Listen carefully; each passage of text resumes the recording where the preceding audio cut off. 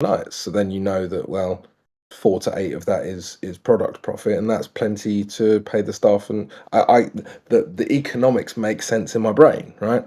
But when it's a bookstore and you don't see anyone in there, you think, what? What's going on there?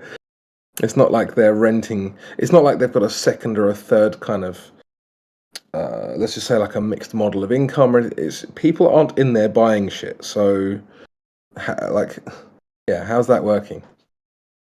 I don't know, man. Some of these places stay in business. I just don't know how they do it. Like, I'll go to the grocery store and they have so many different products, and like, I'm like, how are you selling this product? Like, who is coming in for this one thing? How many of these do you have to freaking sell to even justify it on your shelf? Like, Yeah, how? Like, how is it like this one particular store?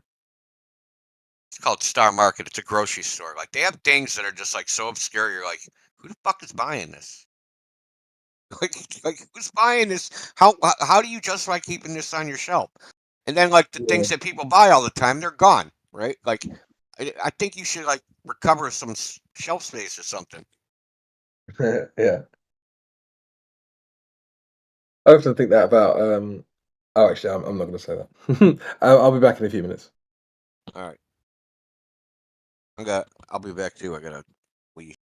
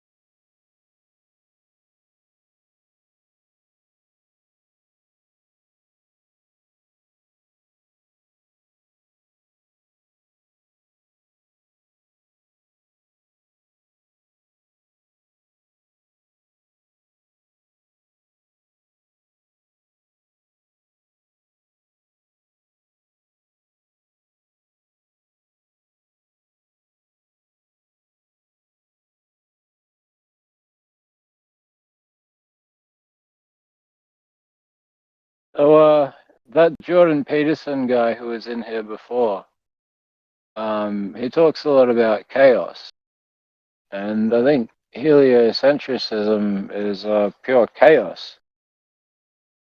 And when I look up at the night sky like I am right now and seeing all the stars in all their majesty, chaos is the furthest thing from my mind.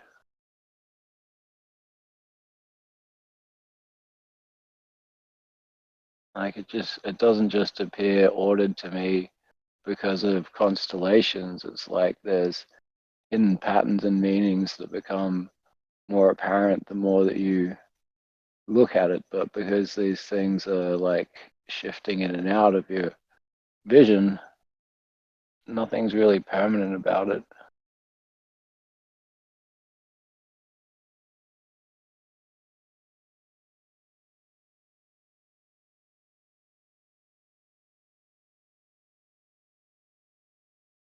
But yeah, it's anything but chaos.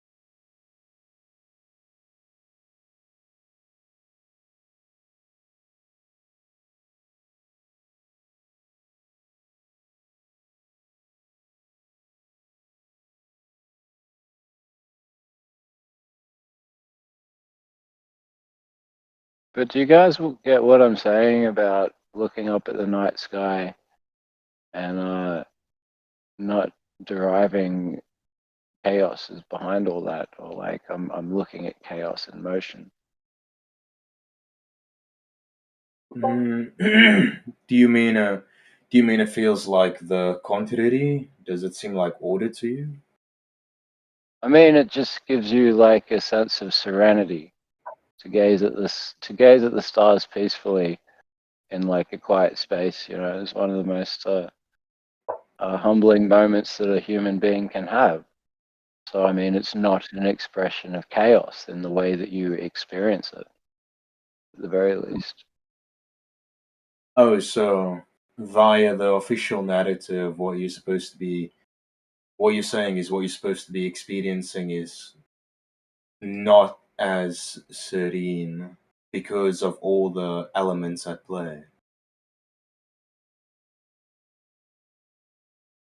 Well, I mean, Like, I just feel total serenity, you know, like I'm pretty sure you tried to have a dig at me a few seconds ago, and like it just didn't even alter my state of like just perfect calm that I've achieved just by looking at the stars, you know, like I don't, beautiful well, thing.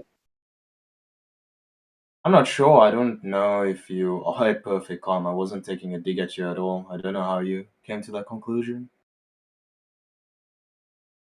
Well, I mean, you could say that staring at the ocean invokes a similar feeling to staring at the night sky, probably because they're both oceans.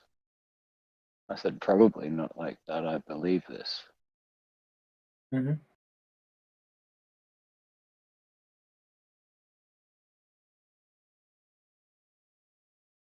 Do you live in a rural area?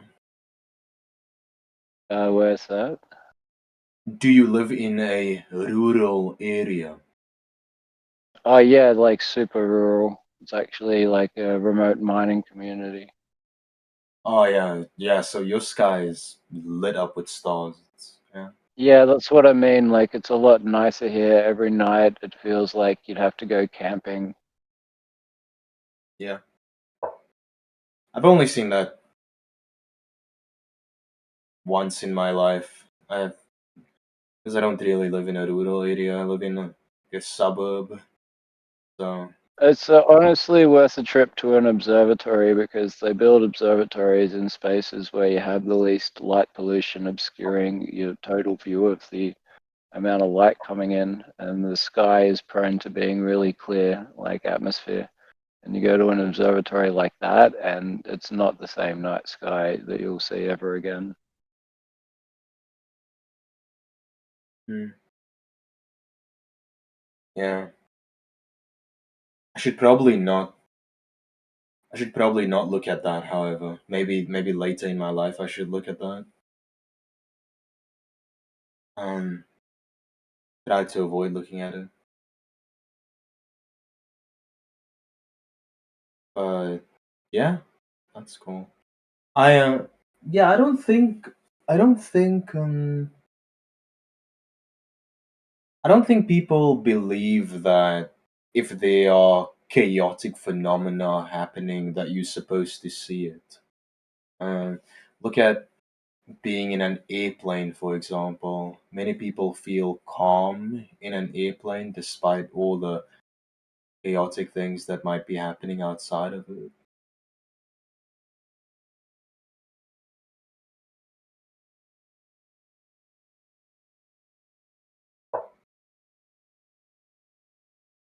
I don't mean to discredit you, please. I'm just telling you my opinion.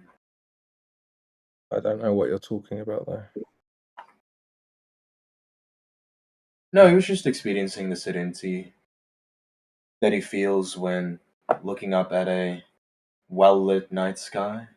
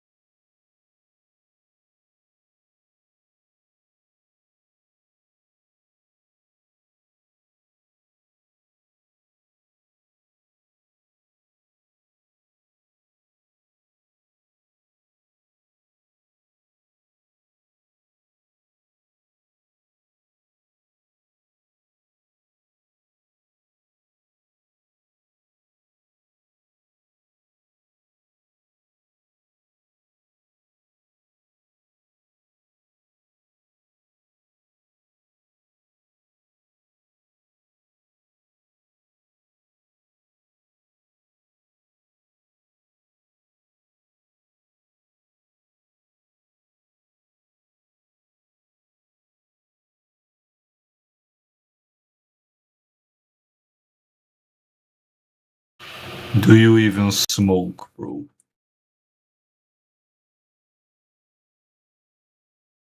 Um,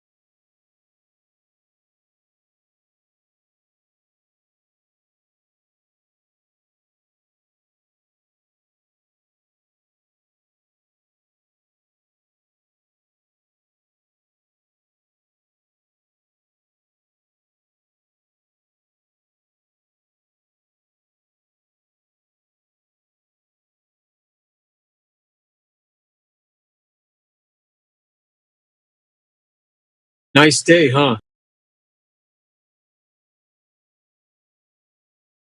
What's that?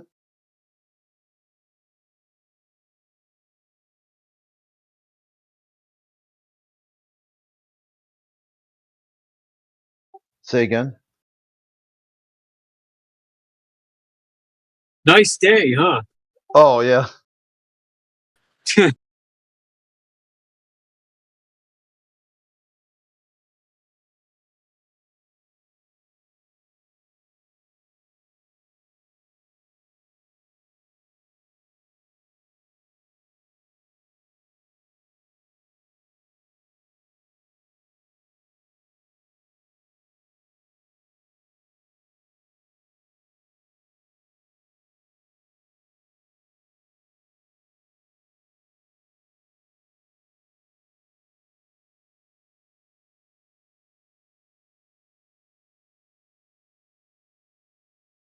Hey, I was gonna type something, but I wasn't sure if it's gonna come across right.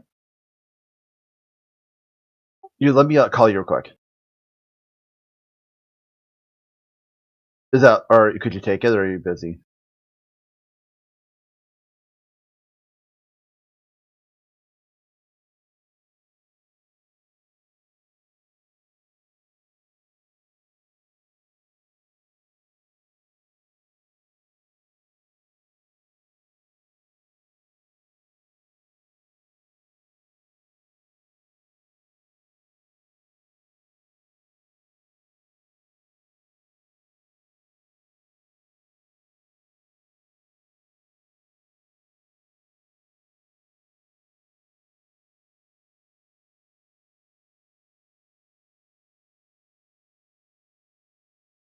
Sorry, what was that, Crit? Oh, I got something to tell you, but I'm not sure if I can if it'll land right in text. So Oh, okay. can I give it a call real quick? Yeah, go right ahead. I'll wait. Okay.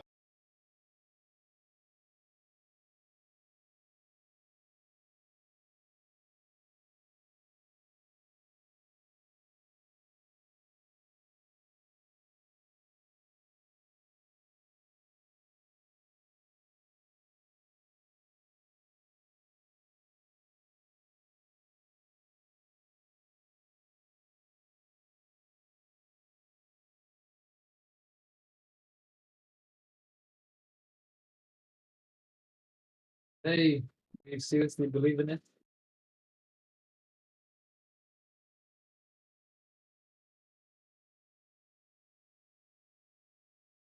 I mean, that would be a pretty big shame on you, your people.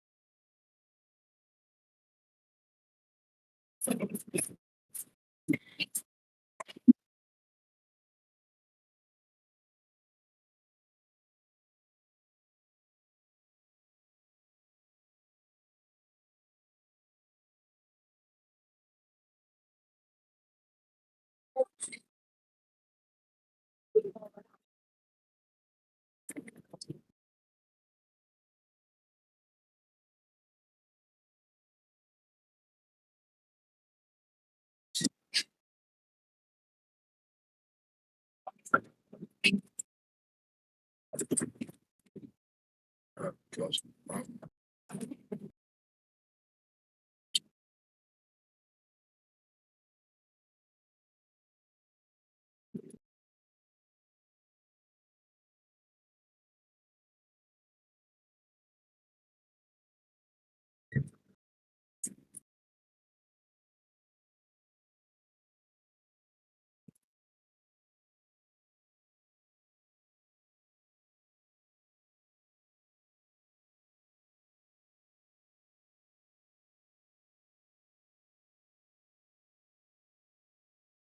I thought I was down here with necklace on. Some girl was telling me, "Oh, that means you're owned." I was like, I don't know. I don't know if that's true.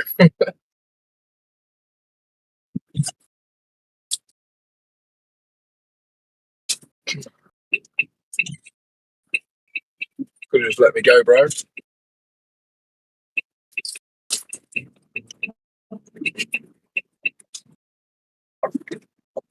Oh shit!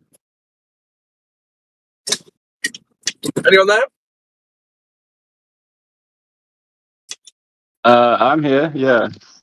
Morning, bro. Who's that? Oh, you're the vegan guy, aren't you?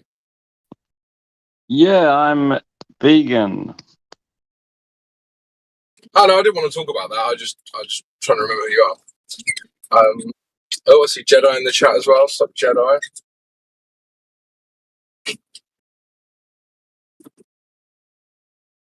It's probably off destroying the globe somehow. No, I was brushing my teeth before I start. Good morning, doing, bud? chaps. Who's that old dude as well? Yeah, What's man. up, old- Hey, guys. What's up, brother? What's going on, guys? Not much, man. It's a lovely day, bit of sunshine where I am. Spring say. sun. Yeah, spring finally got the memo at the end of April. Yeah. Well done. So- First day of May. Well done.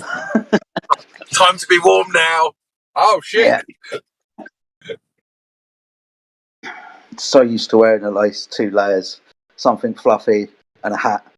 And today is definitely not the day for that shit. Got to break out the shorts, mate, before the sun fucks off and turns into autumn already. Oh.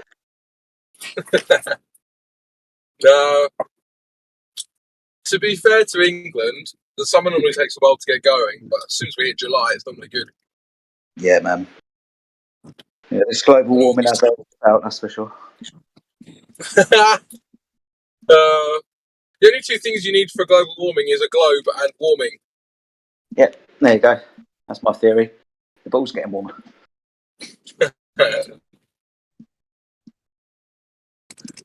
If only you had either of those. So does that mean that if I keep wearing thermals, I'm a globe? I tell you what, mate, that's probably the best argument I've heard all day.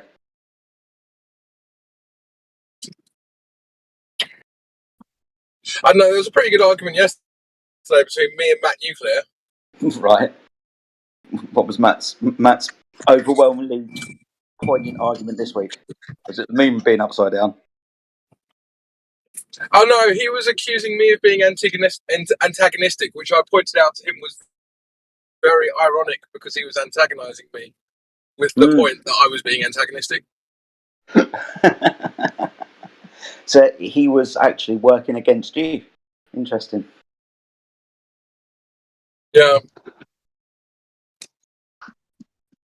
Also, Trigonometry Man is an interesting character because, Gamma No Hack, even though he's a filthy glober, half the time he comes in and he ends up telling the globers that their arguments are shit. That's always fun to hear. That was quite good last night. He kind of took them to task a couple of times on that, yeah.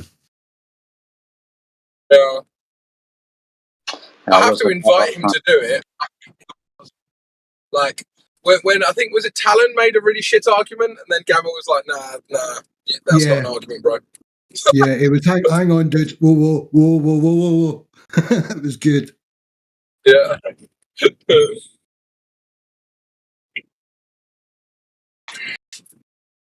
It was funny as well is that one of them, it might have been Rich Evans, accused Trigonometry Man of trying to be the cool glober.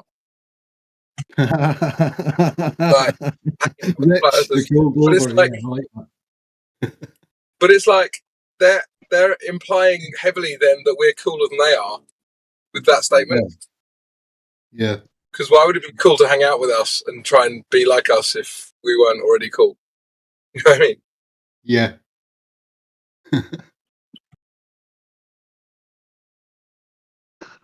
The curse of social standing. What can I say? It's like they want desperately for us to be like idiots and weirdos and nerds, but actually they know that we're kind of mavericks and a little bit rogue, which is actually really way cooler than being what they are, which is bootlicking sheep. Talking about wanting to hang with the cool kids, you remember our friend Britnat Jekyll? Yeah, reached out.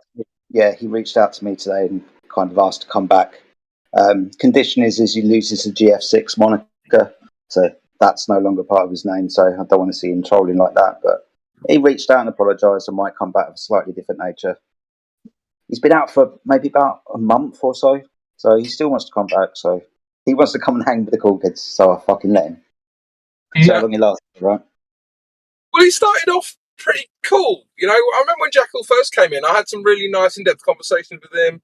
He would concede some points, and it was nice. And then after a while, he just became another like globe death robot, and it was like, oh, okay, that's a shame.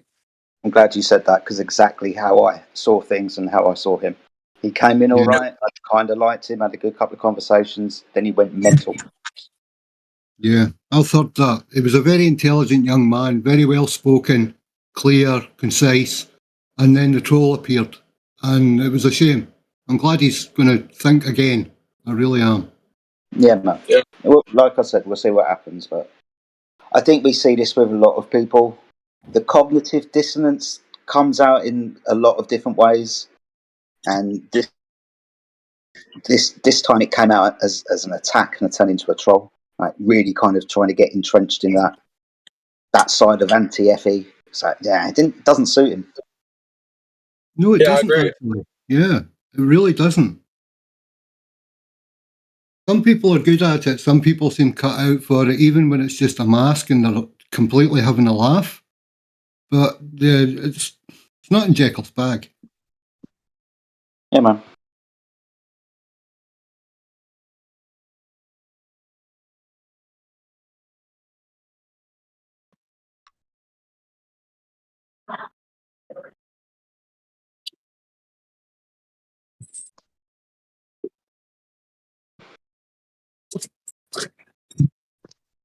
Oh, interesting.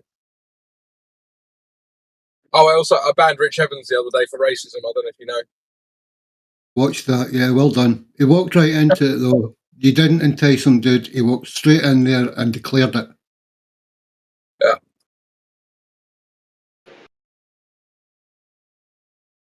I hate having to police other people's voices and freedoms of speech. I really, really do.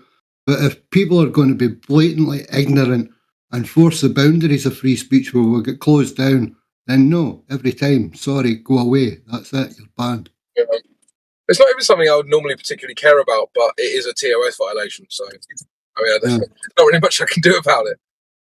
Well, you're forced. That's the thing. We're forced to take their voice or their ability to conversate with us away at that point. We're actually forced by them.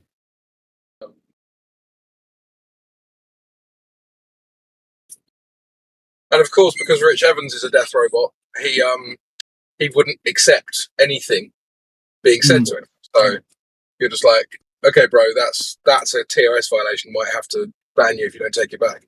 And then he just doubles down on it, and you're like, okay, bye. So that, yeah. So, dude, at that point, you've just signed your own death warrant. Yep. I didn't even really want to.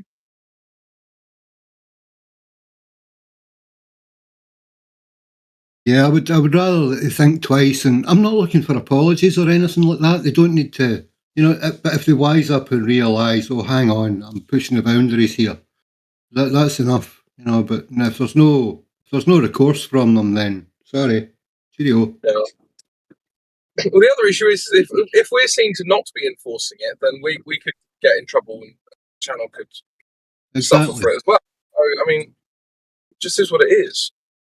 Exactly. We're lucky enough to have reasonably free speech still to a certain extent. And then there's YouTube, so we're still limited to a certain extent. And we can branch to Rumble and other places. But if we don't respect the TOS at various platforms and our own server, protocols and rules, then what's the point? We're only lighting a fire. It's just not going to go well.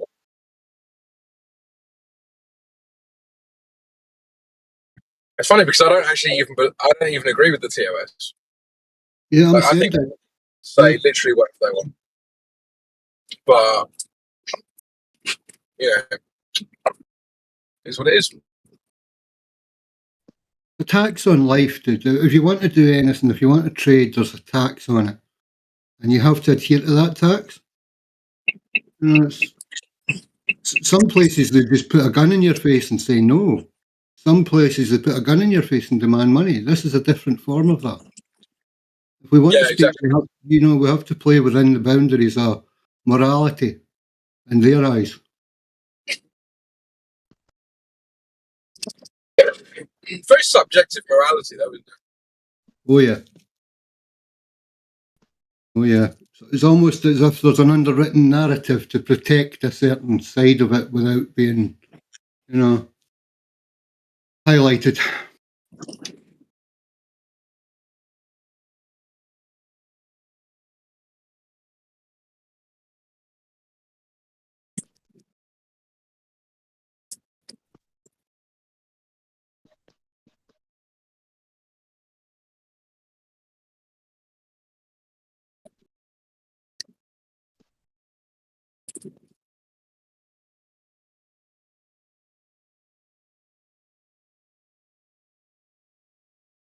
So anyway, have you guys all accepted Scientology as the one true religion?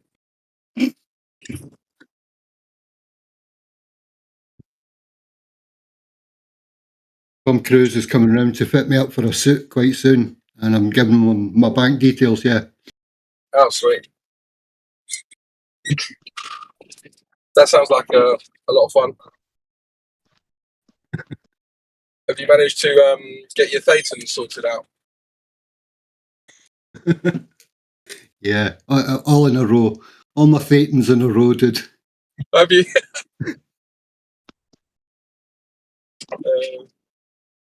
Yeah, you got to have your thetans in a row.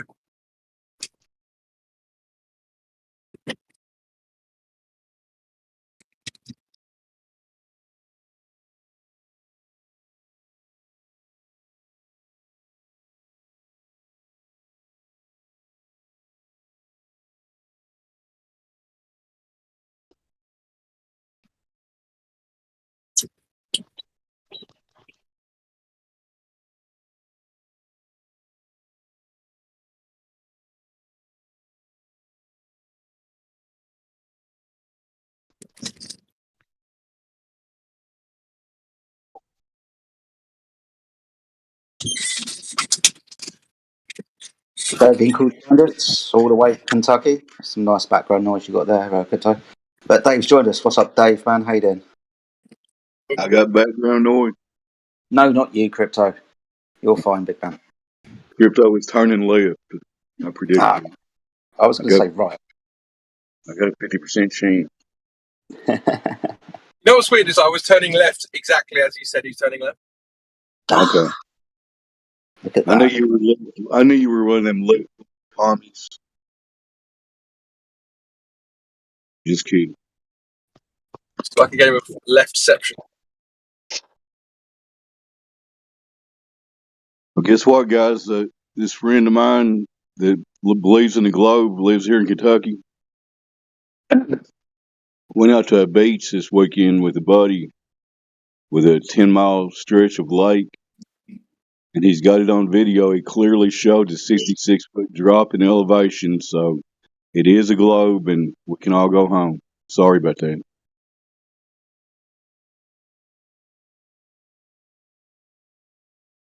And caveat, I just made that whole story up. That did not happen. But if it really was a globe, many of these globe believers would have done that already. Would you think?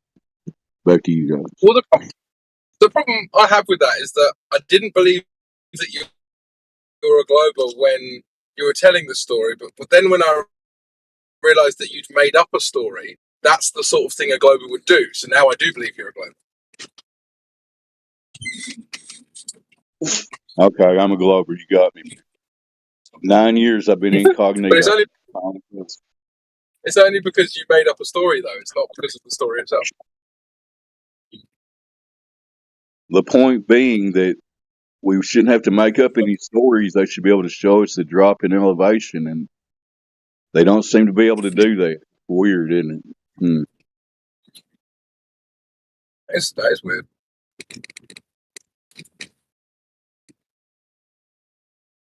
It's almost as if they can't do it because it's not there. Are you claiming that bodies of water do not maintain convexity on the surface? That's weird. Well, I mean, I haven't had that proven to me.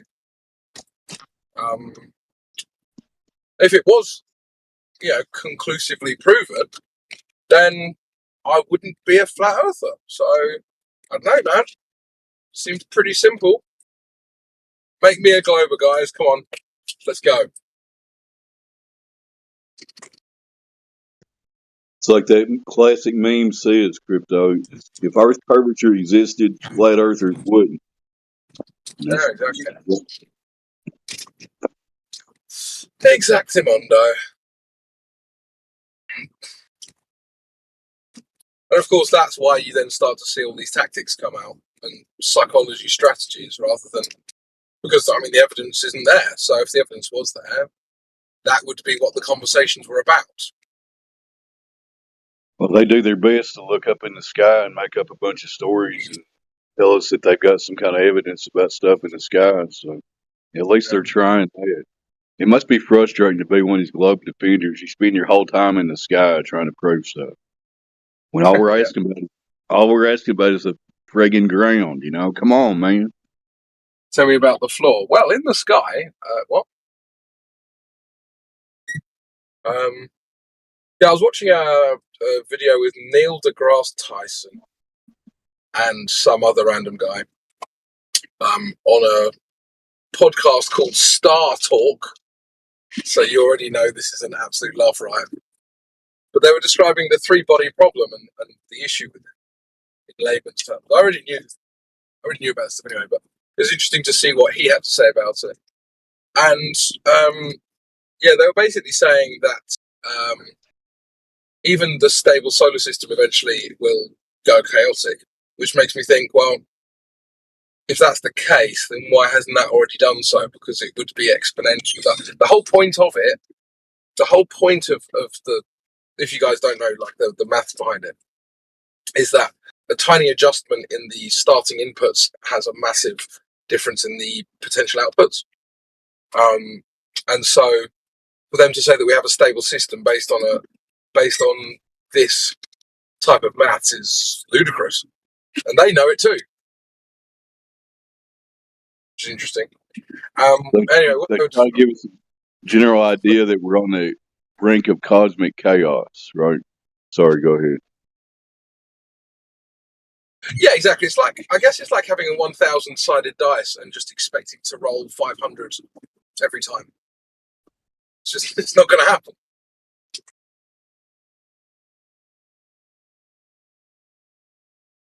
But yeah, I'd probably come up with a better analogy for that.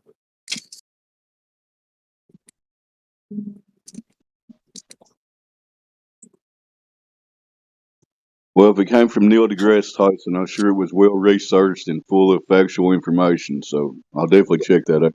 Thank you. Yeah, exactly. But it's interesting because the way they described it gave me even more questions than I already had. So they said, okay, so the Earth's orbiting around the Sun, cool. So you've got that kind of two-body system. And then Jupiter comes along, and when Jupiter gets closer, Jupiter kind of tugs on the Earth. Okay, sounds a bit gay, but let's just ignore that. So Jupiter tugs on the Earth, and then it kind of moves its orbit slightly out from where it was. Great. So when Jupiter fucks off, what is the mechanism for Earth recovering back into its normal orbit? The answer is there isn't one. But then they say, well, when Jupiter's on the other side, it kind of tugs it in. So That's when dark matter, dark energy comes into play, right? No, that's got nothing to do with this. That's another excuse to fix another problem. But of course, the question I was thinking is, well, if Jupiter is tugging on the Earth, then the Earth would also be tugging on Jupiter. No homo. Which would force Jupiter inward slightly, which would then make it pull on the Earth more, and then in a system like that, that would become chaotic very quickly, very, very quickly, like within say 20 or 30 orbits. So why is that not the case? I know. So it's because Jupiter's a giant ball of gas. That's why. But they still say the gas has mass, right? So the excuse is that, well, all of these tugs kind of just equal out in the end, which is ludicrous. It's impossible.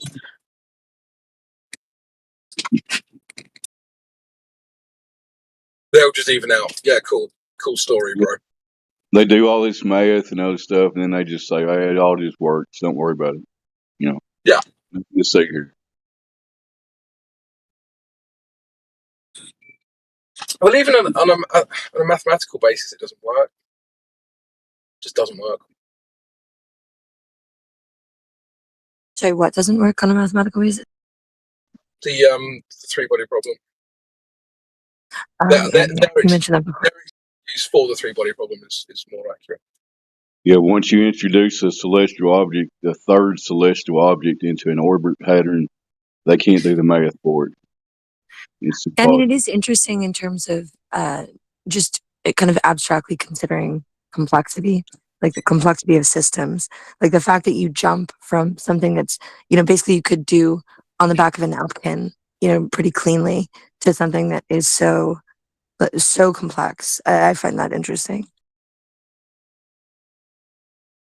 It's not the complexity that's the issue, because you've got supercomputers that can do the maths. It's the philosophical position of having a stable system based on this maths, which is chaotic. Right, that's what I mean. Like within a model that it jumps so quickly within 1 degree. Exactly.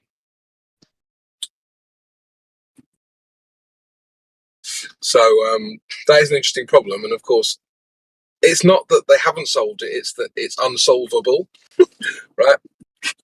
So, see, when you're certain that you've got a stable system, but you've got that maths to back it, that's a big issue. But your hard-headed kind of globe zealots won't admit that. They'll just call you names and Oh, I wonder if you presented to them like an analog of something like a double pendulum or something, right? Where the increase, like 1 added degree of complexity, adds like so much more difficulty in terms of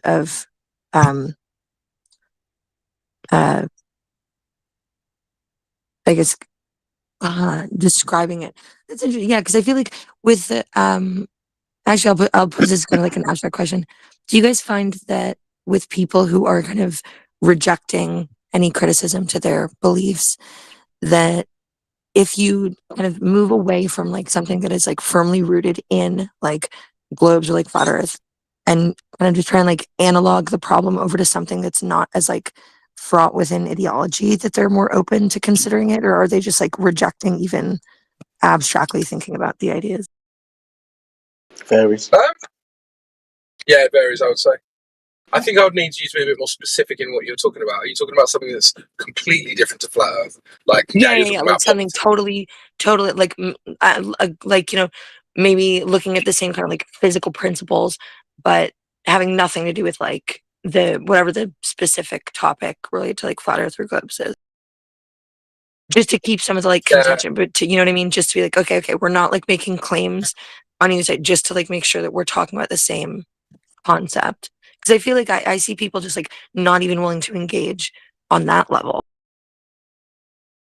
Yeah. I mean, I echo what Jedi said. It varies. Some of them are like, I would say Matthew Loans is a very reasonable person outside of the flat Earth globe Earth debate, and Matt Nuclear is a very unreasonable person, regardless of the topic.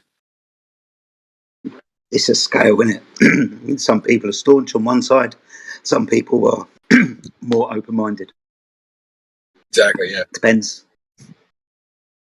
Trigonometry Man as well is very he's actually fairly reasonable even within a flat Earth debate, but he's exceptionally reasonable in political debates, versus someone like Talon, who seems to be unreasonable every single time I talk to him about whatever he's talking about. Oh, actually, that's interesting. I wonder if there are ways of kind of first trying to get somebody to be more open, kind of just like in a more abstract way, right? To criticize, like to thinking critically about ideas, like more open to like engaging with like hypotheticals, or like even just something like physics, right? Or like just like a basic, like just understanding that they might not have all the information just kind of broadly or like abstractly, and then like using that, like once you get them, like they're improving their open-mindedness before introducing any particular subject matter. I wonder if that's like something anybody's developed like a system of approach for.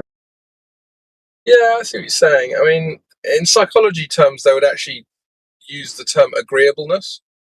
Yeah. And Yes. I was just see that. Perfect. Yeah, exactly. So you would have like people are more or less agreeable, and that's also a genetic trait. So people who are more agreeable tend to have children who are more agreeable, and people who are less agreeable tend to have children who are less agreeable. It's interesting that there's a genetic component to that. Not just genetic component combined with like early childhood intervention, like yeah, like you just said, with parents, like parents who are more agreeable are absolutely more likely to introduce their kids to ways of thinking that prime them to be more agreeable. And then you add in the genetic component as well, so it tends to be like a relatively that's genetic too. So I mean, bear in mind, right? Every single organism that exists, I don't want to go. I love talking about this subject, but I think the room doesn't. But every single organism has both a genetic and an environmental component to it. But which of those two is family?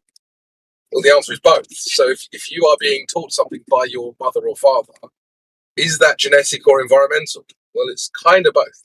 Yes, and that's why people, even in like in development or like education, you know, people don't talk about like nature versus nurture anymore, like even in that paradigm, right? It's like understood that it's such an yeah. So yeah, because it's all about. I wanted to ask earlier before you jump on very quickly away from the point. Agreeableness seems to be more, and I don't mean to offend anybody, but agreeableness seems to be more a female trait than a masculine trait. Since it's got quite a lot, from my understanding, to do with testosterone, to how agreeable you are. Men tend to be less agreeable especially when they're challenged with something that goes against our current paradigm or what they believe in or something that they stand for, a moral value or something like that. Men tend to be less agreeable, whether they're right or wrong, less agreeable on the whole. Well, actually, that's a perfect that ties in exactly with what we were just saying, right? Because there's the biological component on like the hormonal level, but then you also factor in that like partly due to that societal expectations and socialization for women are expected socially to be more agreeable, right? So then that feeds back into that. So it's a combination again of both biological and societal impacts. So you're correct, right? But it's that it takes that biological difference and then elevates that even more intensely, right? They tend to There's be also, more agreeable because of childbearing. yeah, I mean, there's also a pragmatic element to that as well. Like, there are a lot more violent and strong men, so being disagreeable when you're violent and strong is probably less dangerous than if you're less able to defend yourself physically. Yeah. So obviously that's not going to be true for all men and all women, but in a general sense, we are talking about generalities. I think it's worth considering. Yeah. Oh no, I think it's fair to say, like, I think we're all kind of on the same page when we're talking about like broad descriptions of general populations. Like, we acknowledge that these things break down on an individual level, but it's still useful to make these kind of observations and describe things from a broad perspective. That's why I answered your first question with just one word. It varies. It's always going to vary. True. It's just going to depend on a lot of factors. Yeah. But it's interesting actually, because I don't really like Jordan Peterson for most of what he says, but he does understand population analysis very well. And it's, this idea that, not all men are, violent and not all men are aggressive and all the rest. But the 100 most violent, aggressive people in your society will all be men. Oh, that's just how it breaks down. When you look at things like, I think language plays a really interesting role here sometimes. I'll be quick because I know that, like you were saying, I don't want to push the room too far into it. But if you look at something like when somebody says, like, do you agree with this statement? Men are stronger than women. What's really, if you expand that out, what's really being asked probably is, on average, between the two distributions of the populations, are men physically strong? Are most men physically stronger than most women? Right? That's how it's just kind of, we understand that's the intention. But if you look at like the actual kind of the words that are being used and how it's being communicated, just the statement itself of are men stronger than women? There's so many ways that you could interpret that differently or pack in different shades of meaning, and that allows, I think some people are really skilled at phrasing things in a way that people assume that they're talking about the kind of general standardized meaning, but then they're able to take that answer and then abstract out something slightly different and imply something slightly different. And I feel like people can get really frustrated when they feel like they're being kind of misled or like misconstrued, like misinterpreted rhetorically that way. 100%. That's actually my biggest frustration with Globers, when you're talking to them about something that you think is fairly obvious and basic, and you explain the same thing 3 or 4 times, and then you get this deliberately uncharitable understanding of what you've said, and then they stick on that deliberately uncharitable understanding, even when you clarify it, because it's politically expedient to do so. And at that point you realise they're not here to understand. They are here to annoy, obfuscate, obstruct. Oh yeah, that's what I brought this up yesterday. I see it as kind of 2 completely separate modes and goals of engaging. There's the, I want to win, I want to dominate, I want to like demonstrate that like I can, I can be the one that like comes out on top. And that's completely separate from, I want to engage with the ideas and actually unpack the complexities of the topics at hand. Like, yeah, if you're coming in and your goal is to win, I feel like you're automatically closed off to a lot of important considerations. Yeah, it's also kind of a gambler's fallacy in a way, because if you come in and you want to win, then you can end up losing everything, because you're like, oh, I lost, I'm gonna double the next bit, I'm gonna keep going, right? And then eventually you'll lose your house because the other guy will just keep on taking your money, so in an intellectual sense, what I'm saying. So, and you see this a lot of the time when people get super frustrated and they say more and more ridiculous things to back up the previous ridiculous things they said. And that's where we get a lot of our clips from, people saying all sorts of ridiculous stuff, like I can see that happening. saying, yeah, and it happens a lot, and I wish it didn't, but this is the nature of the beast, unfortunately. If you're coming in here to try to quote unquote win, yeah, you might get an easy victory against a less experienced flat earther, let's say, someone who maybe doesn't know all of the arguments. But against the more experienced guys, it's like have you ever heard of a fool's mate in chess? Yeah.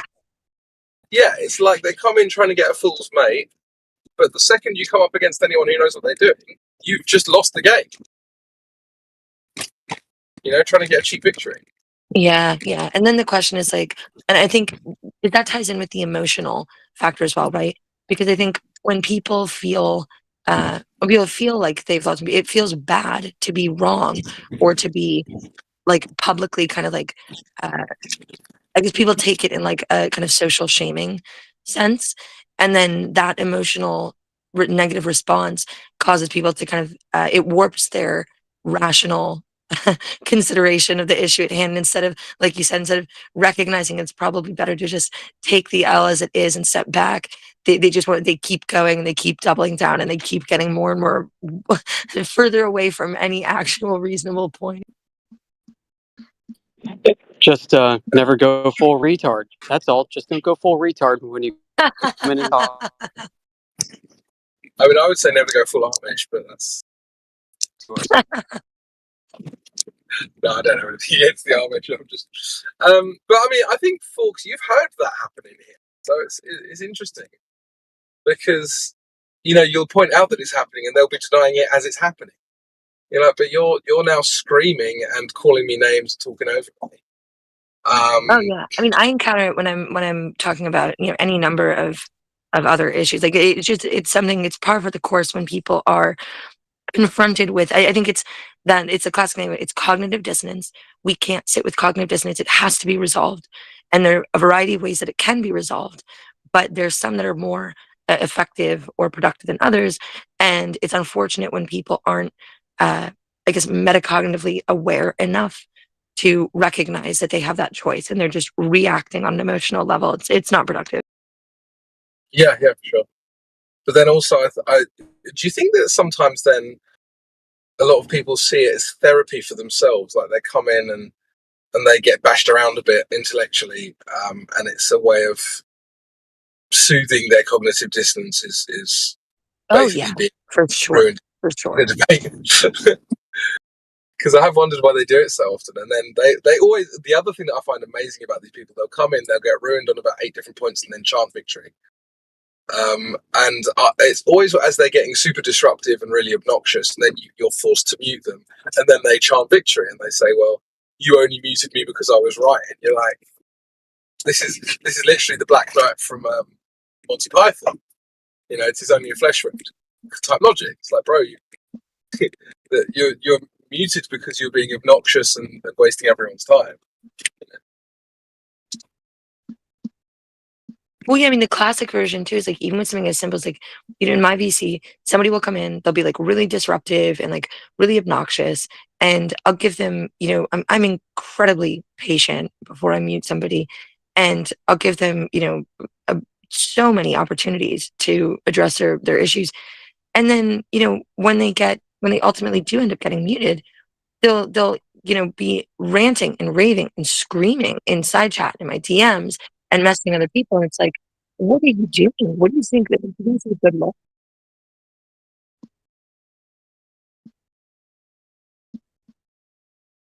Did she cut out for everyone else? Or just... Yeah, sorry, my Wi-Fi just got out. No, yeah, people just end up like getting, they get muted even though they knew that it was going to happen, even though they understood what the behavior was that they were being asked to change. And then they just get they freak out, right? And they're just spamming inside chat and spamming my DMs and like messaging other people in the room, screaming to get unmuted. And it's like, why would I unmute you when you're having a tantrum? Like, no, stop, take a breath, calm down, circle back, and we can reevaluate, be an adult.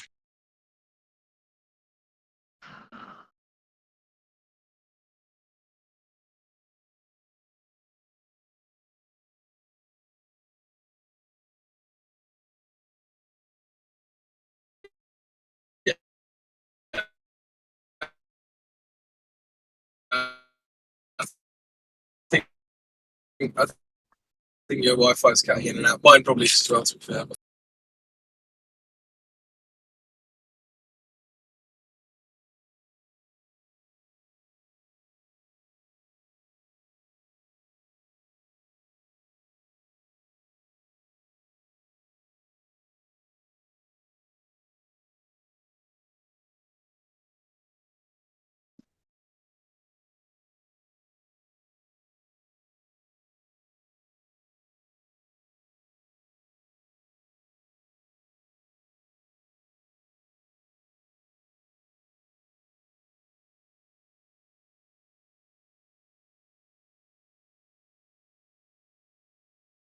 You still here? You roboted on your last statement, Crypto, unless it's just me.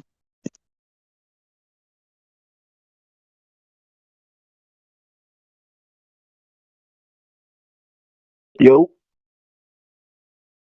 All right, who's got globe evidence? While it's quiet in here, we need some empirical globe evidence. Go ahead. I do. Okay, sir, please provide your empirical globe evidence. Floor is yours. Thank you, sir. Yeah, I just, other planets are round, so yeah, I think our planet's round. Am I back? Mhm. Yeah, sorry for roboting. That was also why I put myself on mute, because I've got to the point now where I've got a rough idea of where my robot spots are when I'm driving. No. Did that guy just say that other planets are round, therefore the Earth is round? Yeah, that's what I said. Oh, sweet. Okay, so do you understand? Just to clarify, the empirical globe evidence that I asked for. Go ahead. I mean, but you probably don't believe in space, so I guess you don't No, believe it in other doesn't. planets. Okay, You believe in space? so that's two fallacies compiled. Do you want to think about this Two logically or fallacies. fallacious? Yeah. Do you want to think Okay. about this logically or fallacious? Do you want to think about So this why don't you logically? walk me through Why it? are you Yeah, why talking don't you- over me? Wait. Shut up, fucking nerd. Anyways, go ahead and Shut speak your up. piece. Wait. You shut up, bro. Wait. Why are you so mad? Calm down. Respectful, It's you round. dickhead. Yeah. Bro, So look anyway, do you want to think about this logically or fallaciously? Yeah, let's think about this logically. Go ahead and walk me through it, you angry fucking nerd. Well, cool. So you understand that calling me names is retarded, right? Because we're trying to discuss a subject.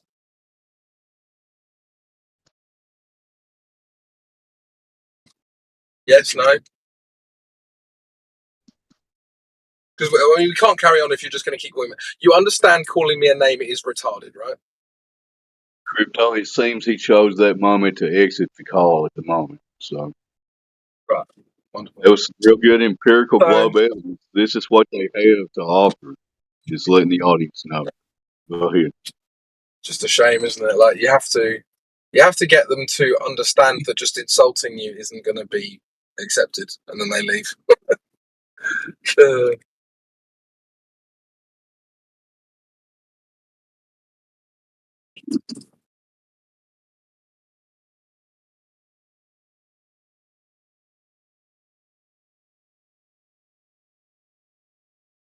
I'll call out to the next globe believer. The floor is yours. We need empirical globe evidence. Please come in and share it with us.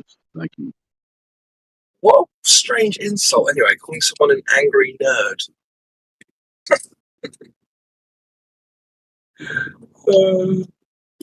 I can think of way better insults than that.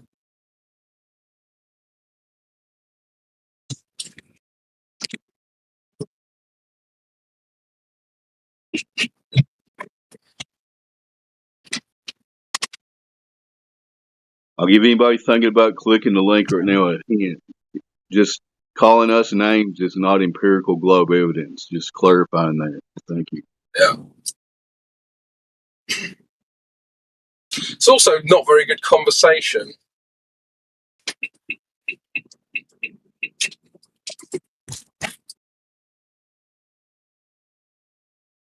That sounded like a right turn. It was. All right. I'm 2 for 2 today. Thanks. All right. See what you did there.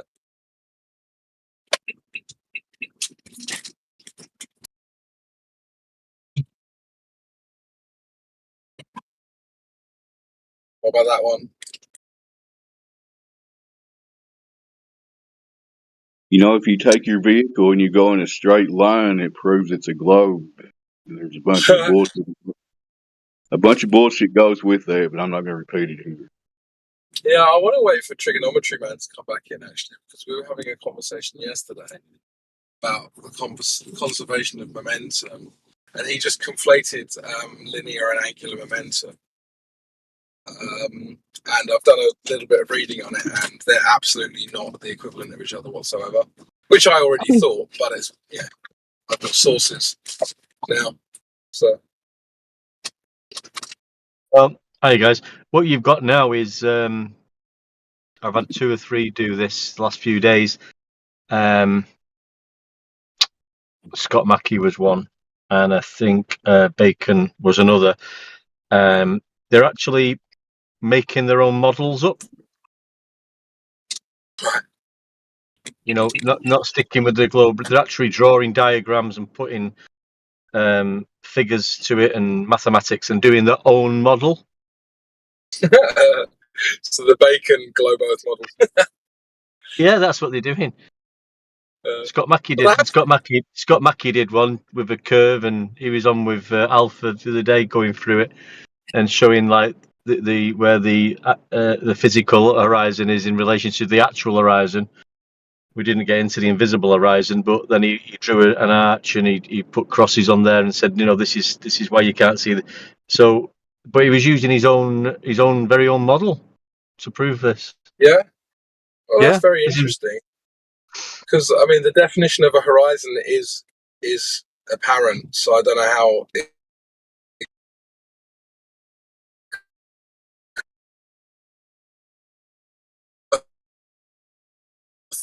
Not a horizon, but I mean, if he went, it's just.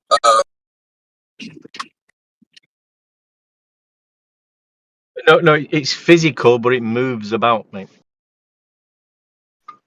Oh, so like a car. A car's physical, but it moves. Yeah, it's physical. So there's a distance to it, but that distance alters depending on the weather conditions.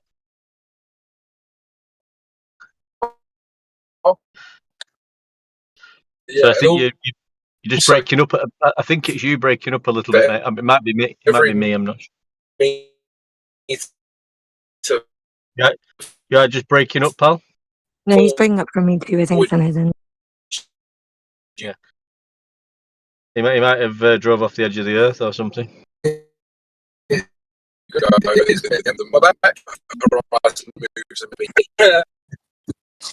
I think he's falling off the edge. He's falling off the edge, must be.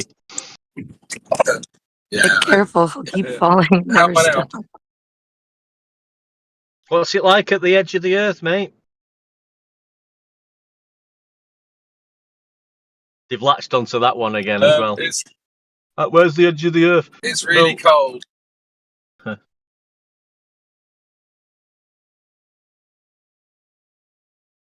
Where's the edge of the earth? That's what another one. They go around in circles with these things. Who cares where the edge is? Not that it's got an edge. I'm just saying, like, we can deal with what's on the ground right in front of us for thousands of miles being measured horizontal, level, and flat.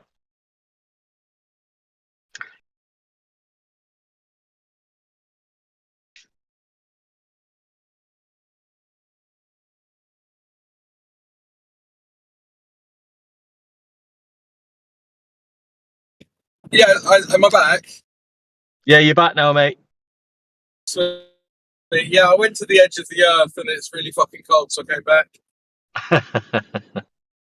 Don't blame you, pal. But yeah, folks, I don't know if you heard that little interaction with that kid that came in, because I saw you on deafened for a little bit. That's exactly what I'm talking about. He comes in, gives a bad argument. I then ask him if he wants to be logical or not. As I'm talking to him, he's talking over me deliberately. So then I say to him, do you want to just keep talking over me because I'm going to mute you? Or something, I can't remember, something like this. And then he just called me an angry nerd a few times. I was like, why are you here? Like, why are you even bothering to come here? That's the level of interaction you're looking for. Yeah, what you get them like that, don't they? They come in and they don't have any real purpose. Because I mean, I've got this. I just get bored of it. You are still breaking up a bit, pal. Bad line you've got there, mate.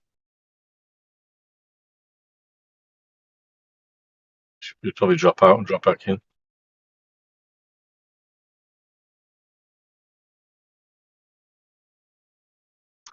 So, is everybody okay today?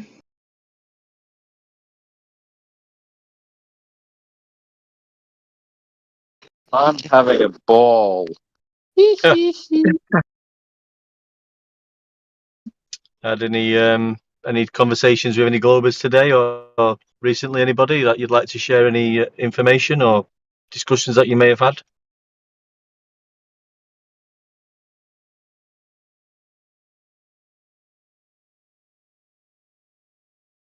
Or is anything that you've been thinking about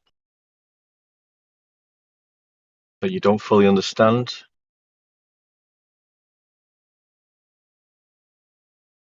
Not that I understand everything myself, by the way. No, I've been poking around a couple of things, but yeah, give me a couple of minutes. I'm in the middle of something right now, but yeah, I'll be back with a question or two. Well, I'm sure if we'll try and help you out if I can't. I'm sure there'll be somebody else who will aim to get to the bottom of the question. But yeah, look forward to you coming back.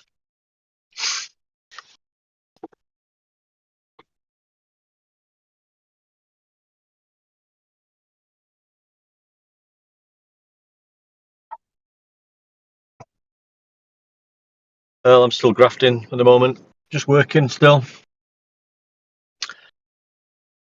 On overtime at the moment, so I'm just dragging it. I thought, well, I might as well, if I'm going to get a bit of overtime, I might as well go a bit slower, get a bit of extra money in for payday.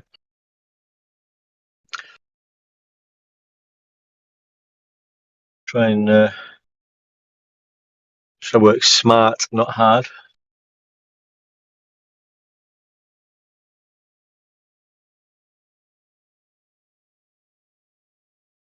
Went on a training day last week. I'm a refrigeration engineer, by the way.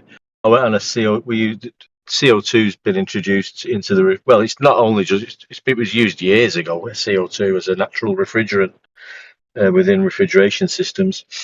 It's just it's quite dangerous in some aspects because the pressures that you have to get the CO2 to in order to achieve what you want to do is quite high, and it's not like a basic refrigeration system. There's different valves and different areas of the system what you've got to consider, and then you've also got to consider the nature of CO2, which is quite dangerous if the correct pressure relief valves aren't in place, and basically you don't know what you're doing. Because if you trap liquid CO2, I think it expands by 10 bar every minute. And if the container or the pipework it's inside isn't a strength test to that pressure it'll raise to, it'll just explode and blow your head off. So anyway, I just went on a bit of a taster course, and they were showing you CO2, and it was quite interesting. They had a big tank with a big sight glass, and so you could see the CO2 in vapor form, liquid form, and then you get the dry ice form. But there's a phase of the CO2. It's called the critical point. I don't know the figures off the top of my head. I've got them wrote down over there. But anyway, if the CO2 hits a certain pressure and a certain temperature at the same time, that's its critical point. And at that point, it will be vapor, liquid, and gas at the same time. It'll have all three phases apparent, and then if the pressure or temperature reduces any more, it automatically just changes to dry ice instantly. and they had this in a tank. We all did it one by one, and we introduced CO2 into this cylinder. There's a big sight glass, and you put it in, and you alter the pressures and temperatures, and you can see it coming in as vapor, and then the liquid, and we get to the critical point, and you can see the vapor, the liquid, and the ice at the same time, and then just do a little bit more reduction, and it's like a bomb gun if it goes, and you can just see the whole thing just like flips and turns into dry ice. And then if you just go back opposite, it comes back again and goes into another. It was really, might sound like a sad old refrigeration engineer here, but it was really good to watch. I think he said most gases have that free phase thing. Obviously, I don't think water does. We talk about water as a liquid because that's its main. That's how it appears to us mostly on at this pressure, on this level ground. But like I say, it's amazing what altering pressures and temperatures do to things, and the critical points and things like that. But I'm waffling on now. Sorry. CO2 scares me though. I mean, I've been in the trade a long time, and I've worked on big systems just using normal HFCs, HCFCs. It makes me laugh really because I've been doing this years before I was a flat earther, and all these refrigerants, they've always changed them over the years and said, well, we want to get rid of that now, R12, because that's got a GWP, that's a global warming potential. So, I mean, this is what I'm dealing with. It's got a global warming potential of whatever. So they're saying, when it's released into the atmosphere, it's damaging to the ozone. So I have to fucking listen to all this, and it gets phased out and it gets replaced with another refrigerant, and then in the process of the phasing out, there'll be a drop in that you can use, which has got a slightly lower GWP, to lower the carbon footprint and all this palaver. Which now I just do not believe one iota of this fucking garbage. It's obviously just a money-making fucking scam. Although it is a money-making scam.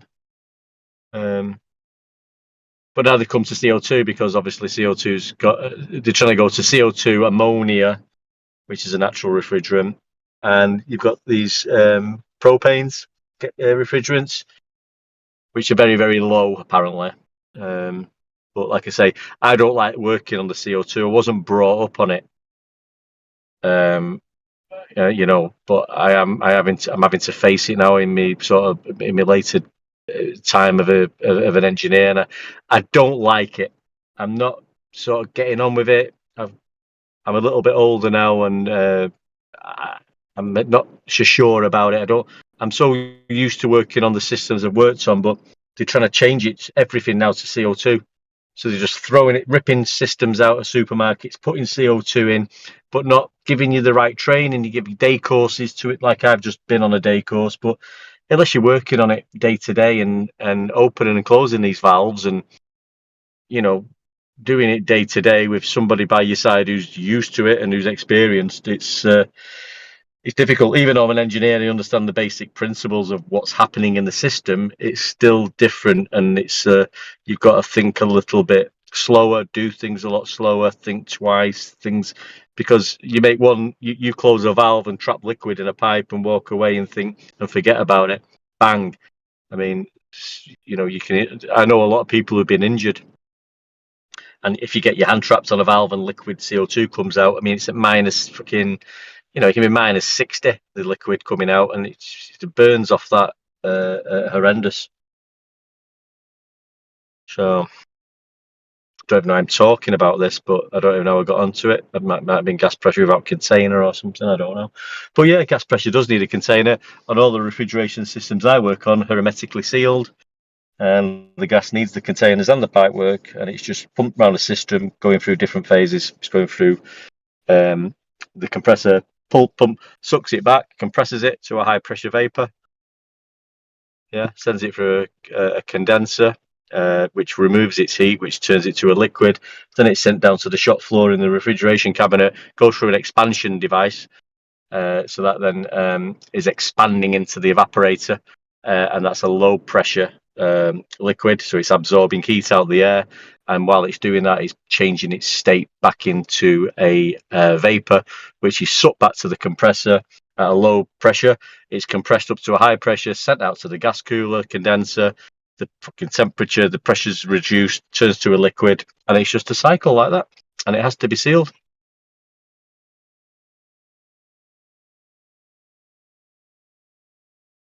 Pressure temperature relationships, thermodynamics. So that's what I'm working with all the time. Even when I was a glober, even when I first realised the Earth was flat and I wasn't really getting into the gas pressure container situation, I should have knew myself, because I've had to vac systems out. You know, we have to vac before you commission a system. You have to vac it out. I've got a vac pump in my van now. I'm sat in my van. I've got a vac pump in the back. So you put a new compressor on a fridge, pipe it up, you vac it out. You've got to get rid of all the non-condensables, pull everything out. You've got to hold it about, depending on the temperature, but you like to hold it about 4 torr. Then everything in there's boiled off and gone, and then so that's in a vac, and then you introduce some gas to it. So then you get your other gas canister out the van with some refrigerant in. You hook it up to the system, open the pressurized gas canister, open the valve to the fridge, and the gas automatically flies into the refrigerated system, which you've just had at 4 torr, and then the pressure will just equalize.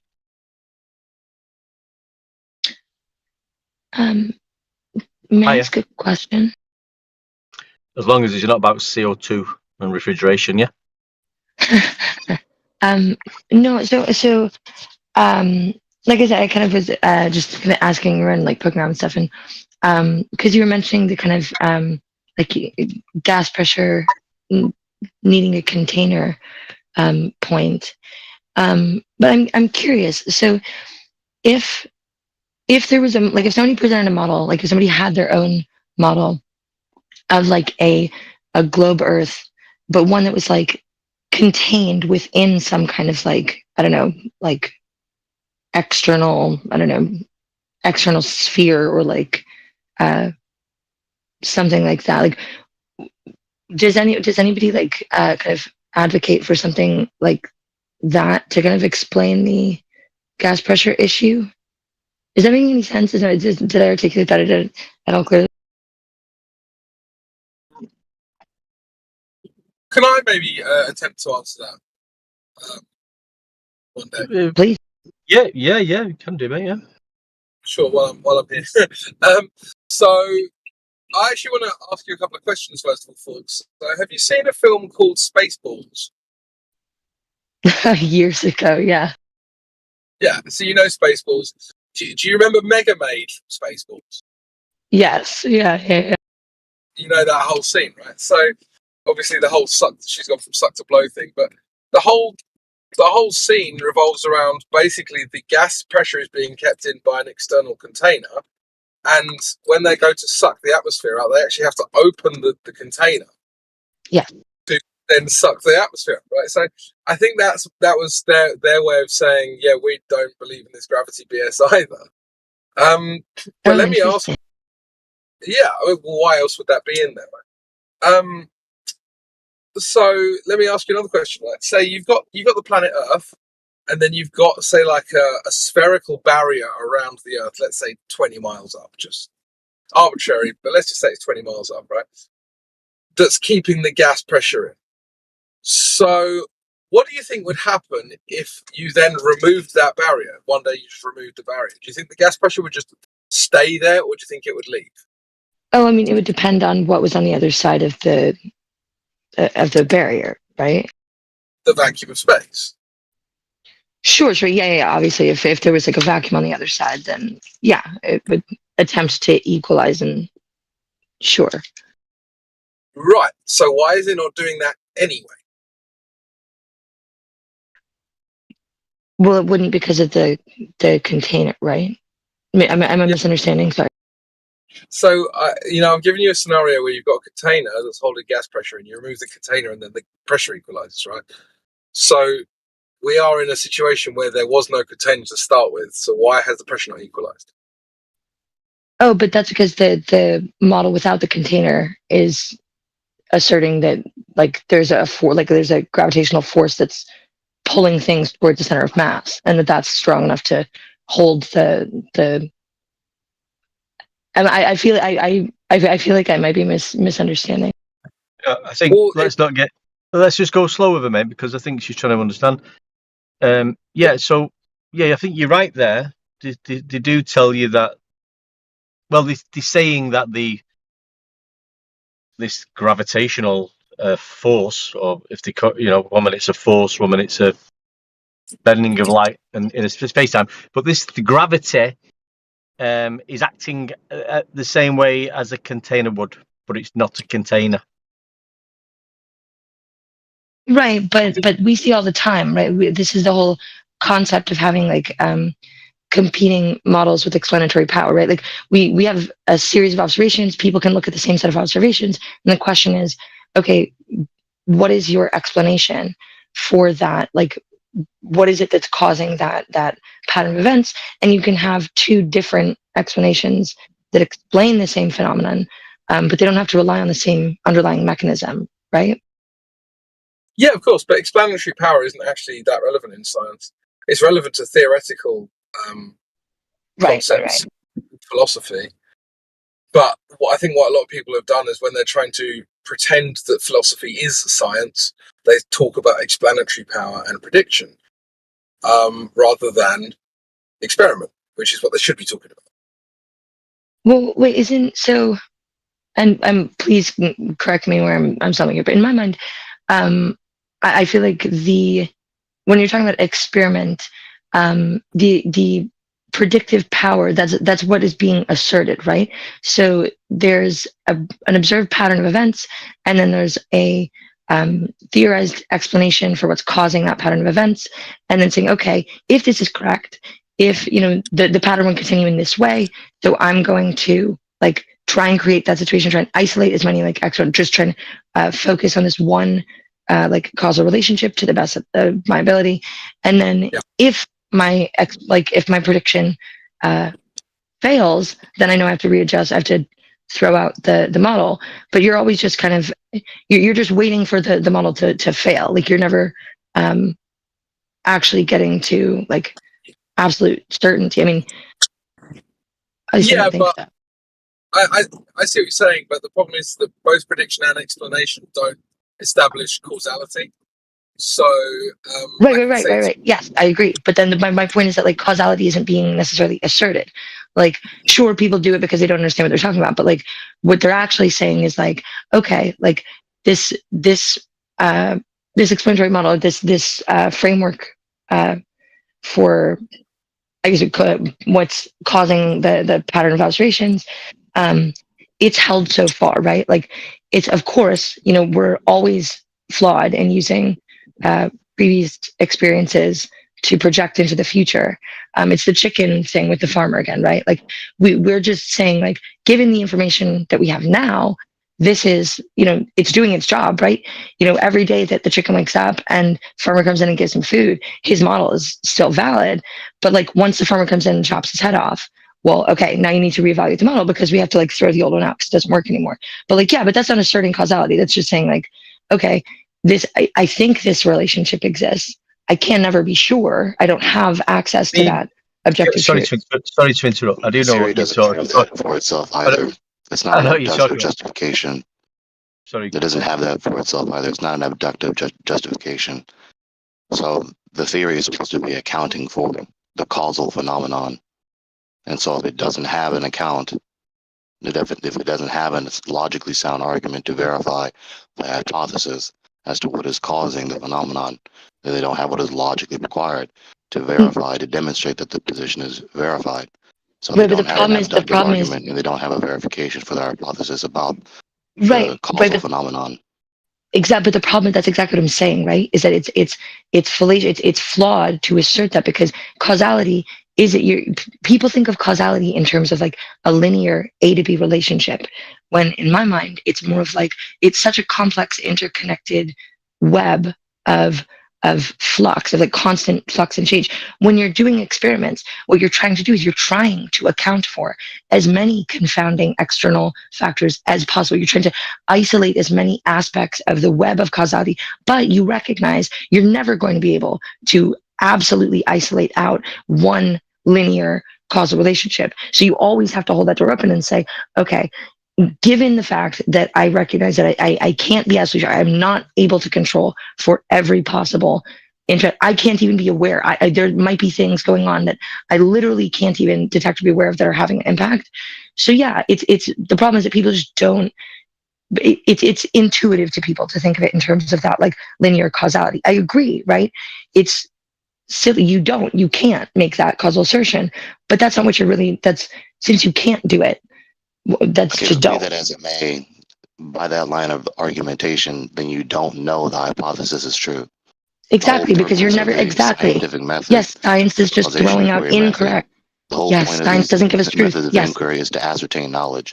So by your No, line of it's reasoning, it's by your line of reject reasoning, you're incorrect. preventing from me replying. You're trying to prevent me from replying.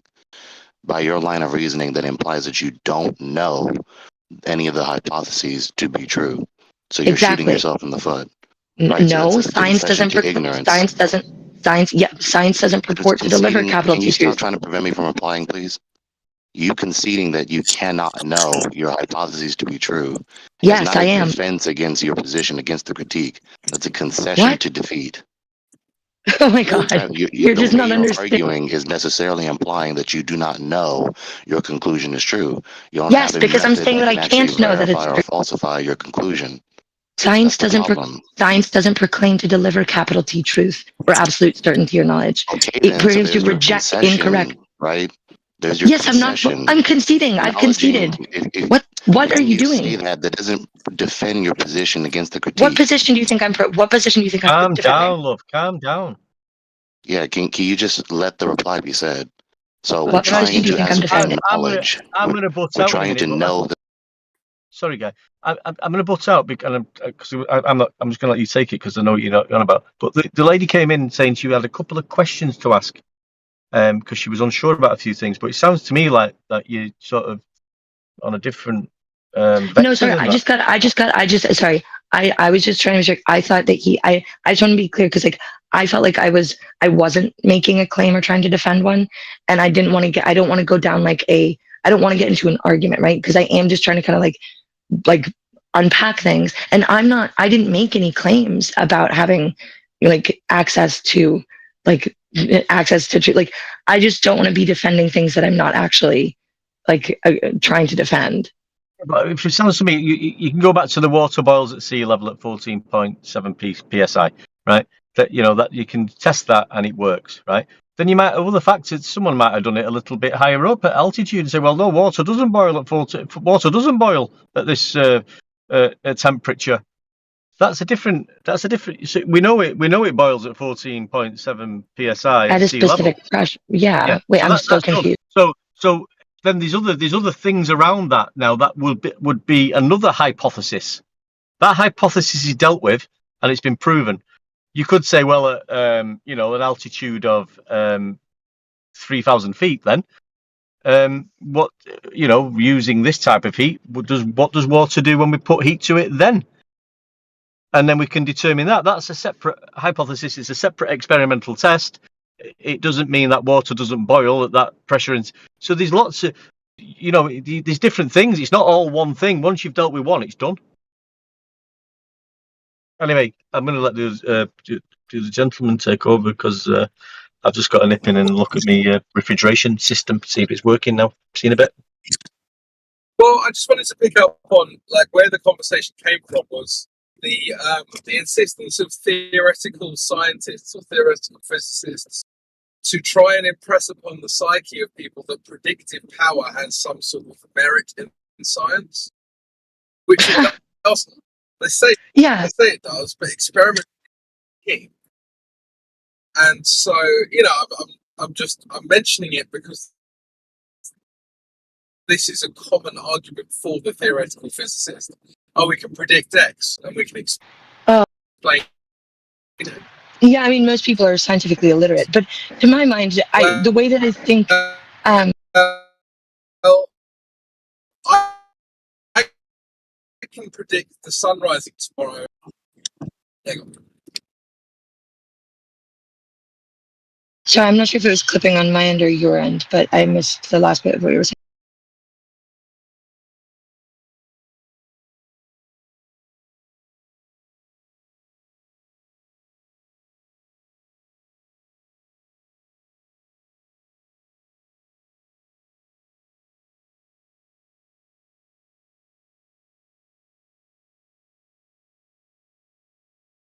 Please carry on.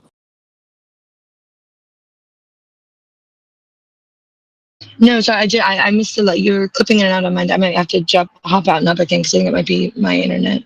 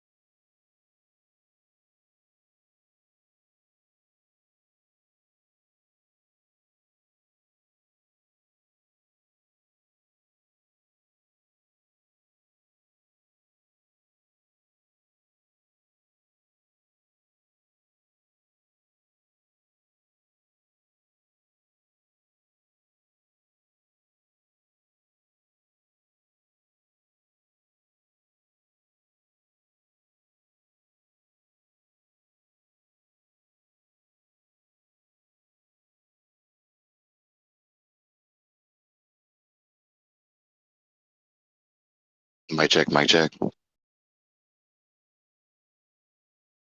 Yes, Gregory. There we are.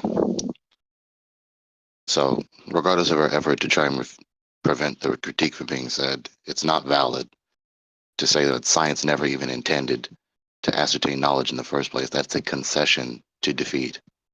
The whole purpose in the first place in the history of so-called scientism, the so-called scientific method, is to attain knowledge.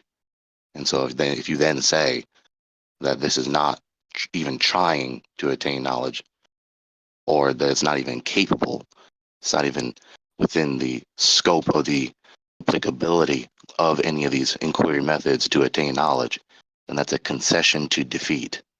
It isn't as though saying that is going to defend the position from the critique that you don't know these doctrines to be true, when you explicitly confess, admit, concede that you do not know these doctrines to be true. You cannot know these doctrines to be true, and you never even attempted to do so. Yeah, so this is really interesting, and I want to try and approach this in a more like I don't know, exploratory manner, because I think it's a really interesting point. Because I do, right? So this is kind of that is what I believe, right? I don't think, but this the crux of this I think is, how are you defining knowledge, right? Because you're saying you can't have any. You're saying that you can't have any knowledge, and I'm saying not knowledge. I'm saying absolute truth, absolute certainty. I think you can have knowledge without absolute true. The only I think that you can't know things with absolute certainty, right? I'm not purporting that I can. Nothing. I'm making no claims beyond the fact that I'm having some kind of experience. That's the only thing that I'm going to assert with like absolute certainty. Beyond that, I'm always holding the door open that I could be absolutely mistaken. I could be completely, absolutely wrong. But what is it? Sure, that's like most people take that and it's a very like quick slip into absolute like solipsism and nihilism. And but the question is, okay, is that functional, right? Does that help me have a functional model for navigating the reality that I experience? No, right? So what I do is I have experiences, right? I observe patterns in those experiences and holding the door open saying, granted, everything is with the asterisk of if everything is as I experience it to be, then X. But that's why I'm saying it's not about knowledge, right? It's about absolute truth. So knowledge is justified true belief, justified in the sense of logically sound argumentation to support the concluding premise. Belief being to affirm or accept the proposition to be true or false. In truth, a proposition that is internally coherent and corresponding to the given reference. So that's knowledge. And so there's a difference between knowledge and certainty. No, but I disagree with that. Just give me a moment. Just give me a moment. Knowledge and certainty are not the same thing. Certainty is simply the maximum degree of confidence in the proposition to be true or false. Knowledge is as I just explained earlier. So certainty would be a part of knowledge. Now, if someone is not certain, then that necessarily, of course, implies that they doubt. They don't have maximum confidence that the proposition is true or false. Yeah, so, and this where it gets really interesting, right? So when we talk about justified true beliefs, so when we're talking about the justification, in my mind, the reason that because what we're saying is what's the difference then between knowledge and belief, between knowing something and believing something? And you're saying that the difference is the justification and the truth value of the belief is what makes it knowledge versus just belief. My question is, are we talking about the justification being the explanation as to why it's occurring? So if I'm looking at something, if I'm seeing some light blink every 30 seconds, right? Just like black background, just like a light blink every 30 seconds.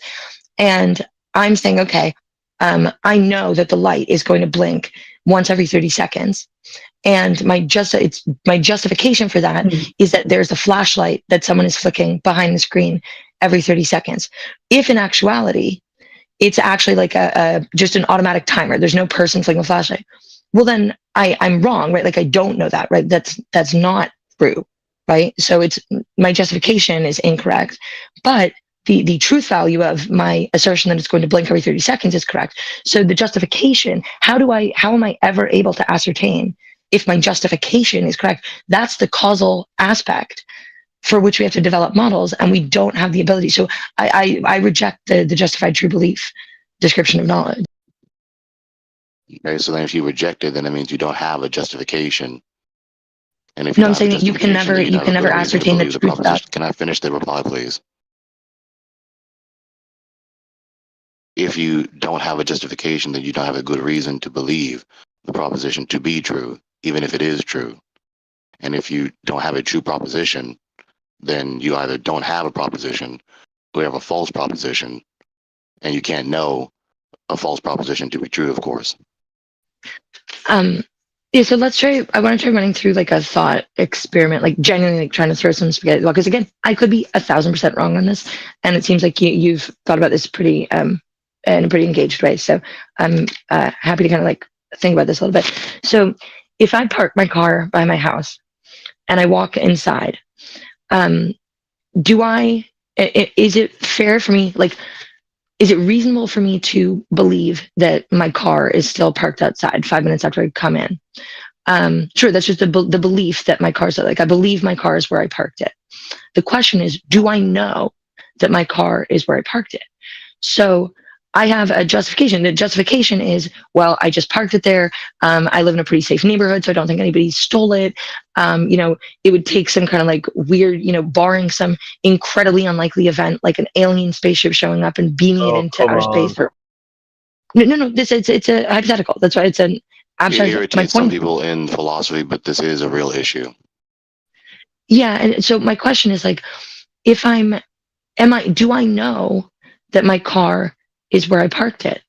So if I'm not looking at it, I don't know that my assertion that my car is still there is true. Somebody could have come up in those 5 minutes and driven it away, right, and stolen it. So I don't know that my car is where I parked it, but I have a justification, and I have like a reasonable model for justifying that belief. But I don't know, I don't have access to the actual truth value of the claim, right? So then the question is, when do I lose that, right? So if I park my car and I step out of the car, as soon as I turn around and I'm not looking at it, right?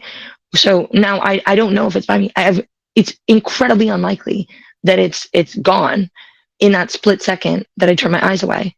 But I can't be sure. And then even beyond that, even if I turn around and look at it, you know, there's the incredibly unlikely possibility that, you know, the government has developed some kind of like incredible technology to project hyper-realistic into 3D space. Right. So the question is like, how then, what does that leave you with in terms of that description of knowledge with justified true belief? So I feel like it fails there. It doesn't fail. You just have this unspoken presumption that knowledge is only a deductive argument where the conclusion is necessarily true and it cannot be false. You don't understand, or you fail to recognize the difference between different types of arguments, aka proofs.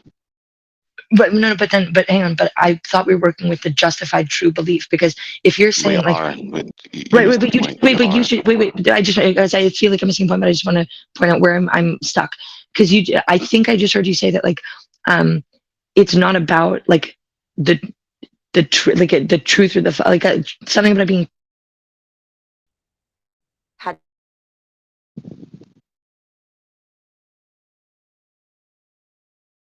If you're talking, I can't hear you.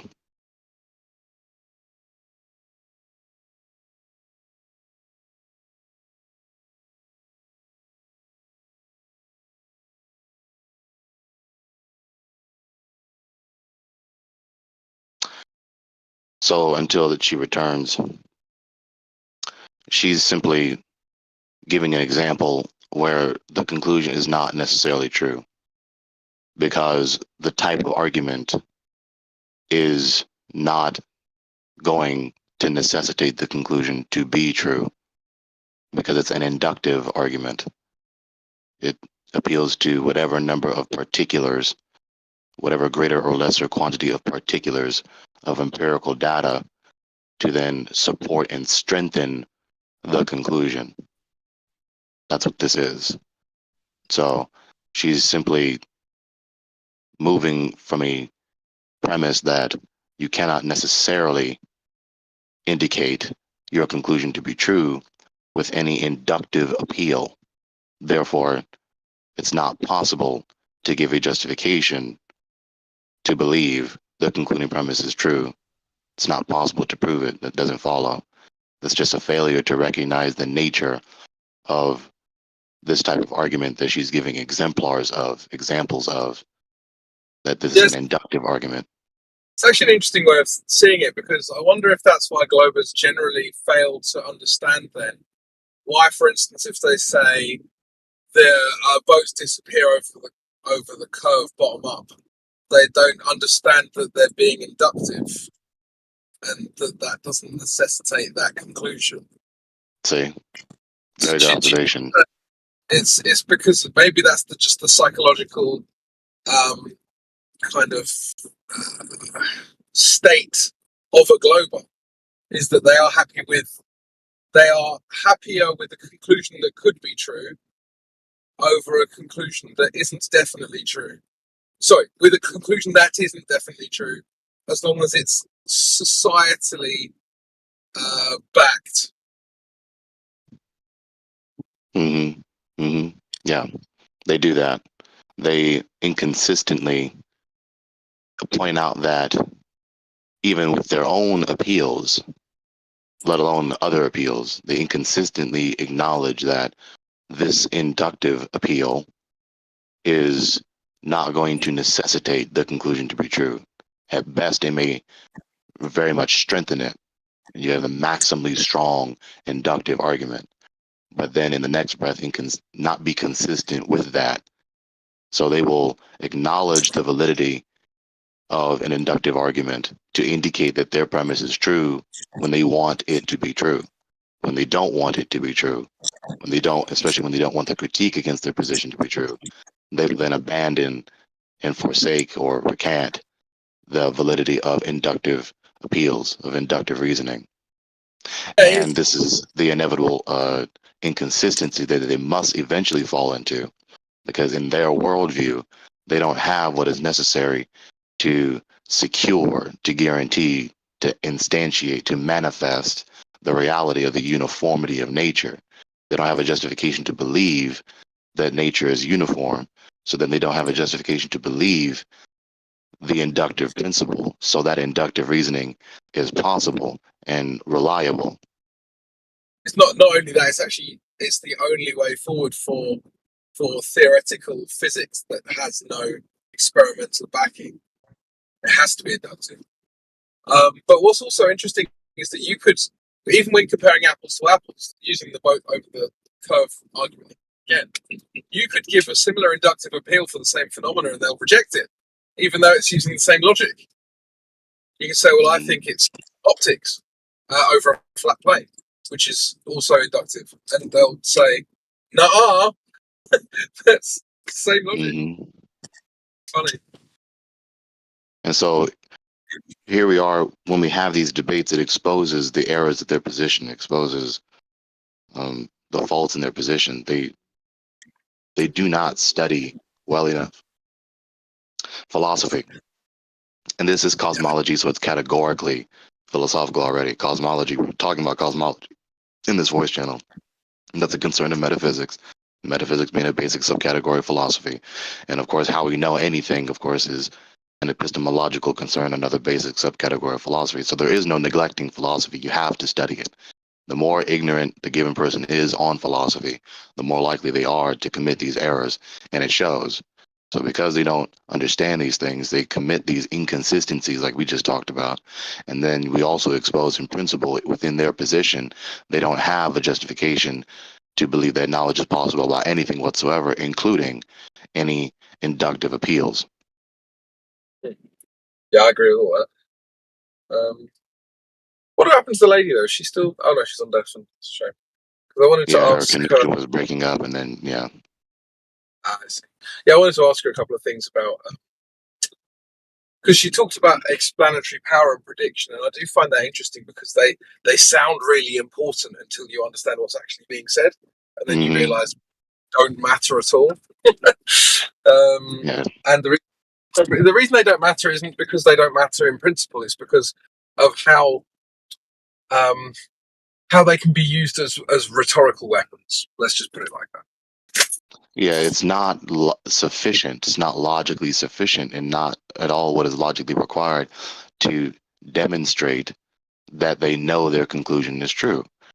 So appealing to, at best, because they barely do this consistency, but at best, they're trying to make an argument that their pattern of reasoning is abductive, where it's trying to supposedly demonstrate this is the most plausible, most likely explanation, the most likely conclusion to account for the phenomenon.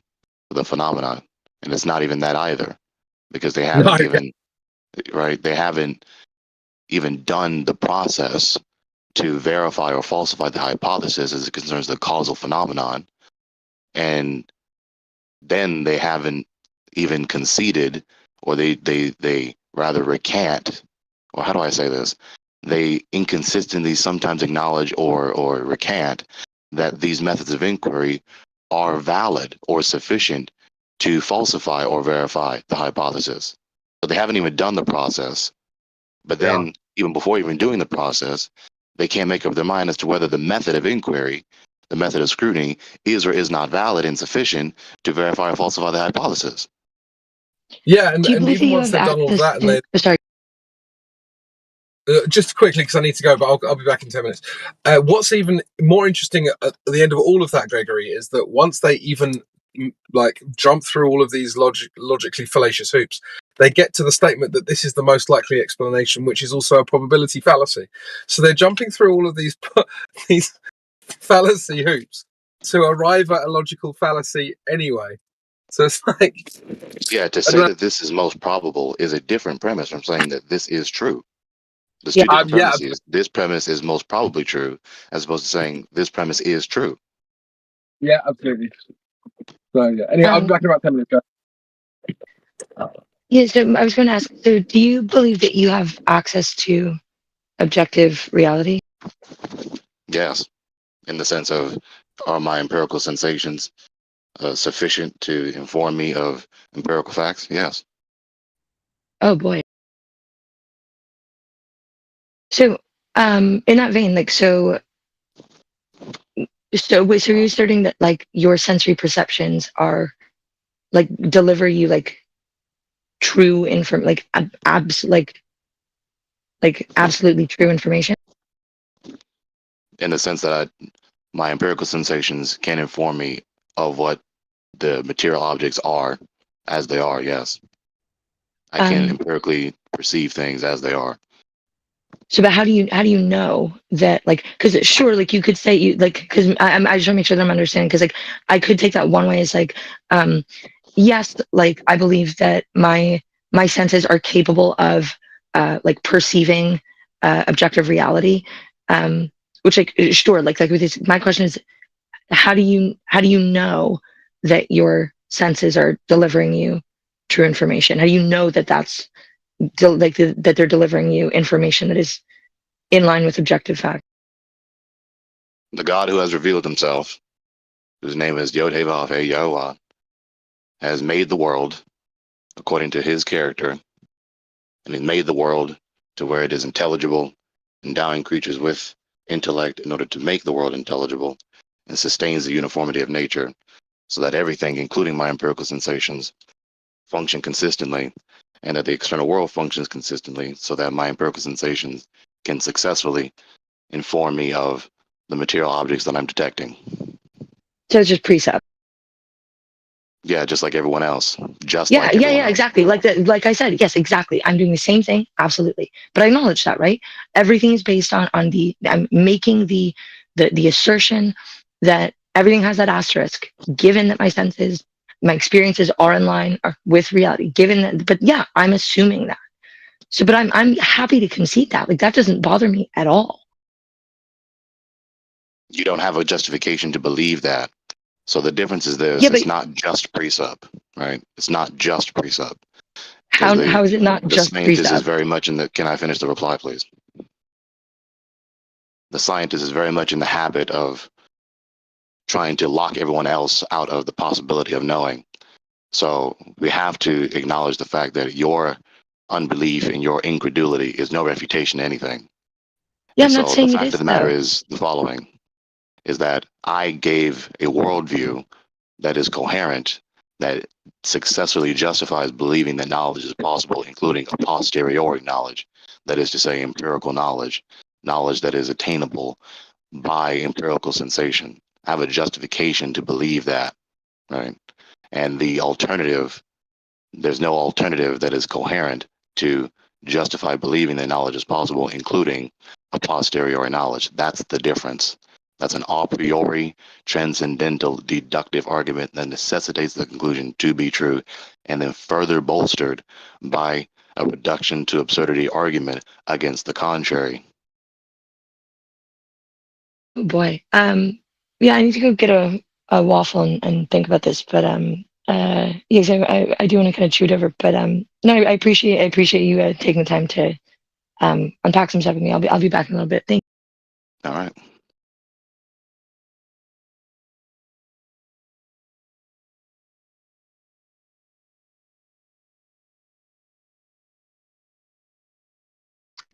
Well, I'm glad you was here, mate, because I don't think I would have been able to handle that. Yeah, with some people, that is what is underlying their whole thought process. What is underlying the dispute about the CIM, the causation inquiry method, aka scientific method. Is it valid? Is it not valid? Is it sufficient to prove things, quote unquote, or not? And whatsoever else that is a concern for the validity and applicability and reliability and consistency of any given empirical inquiry method, what's underlying all that is the problem of induction. That's what's underlying all that. What we just talked about was the problem of induction. So because she believed that there was no solution, that there was no justification to believe that the inductive principle is tenable, that the inductive principle is valid, because she didn't have an account for what makes knowledge possible, including empirical knowledge, a posteriori knowledge. She didn't have that. So that's why she argued the way she did. But I don't have that issue. I have a justification to believe that knowledge is possible, including empirical knowledge, because the God has revealed himself, sustaining the uniformity of nature, including the external world external to me, and my nature, which includes my ability to have empirical sensations to inform me about material objects.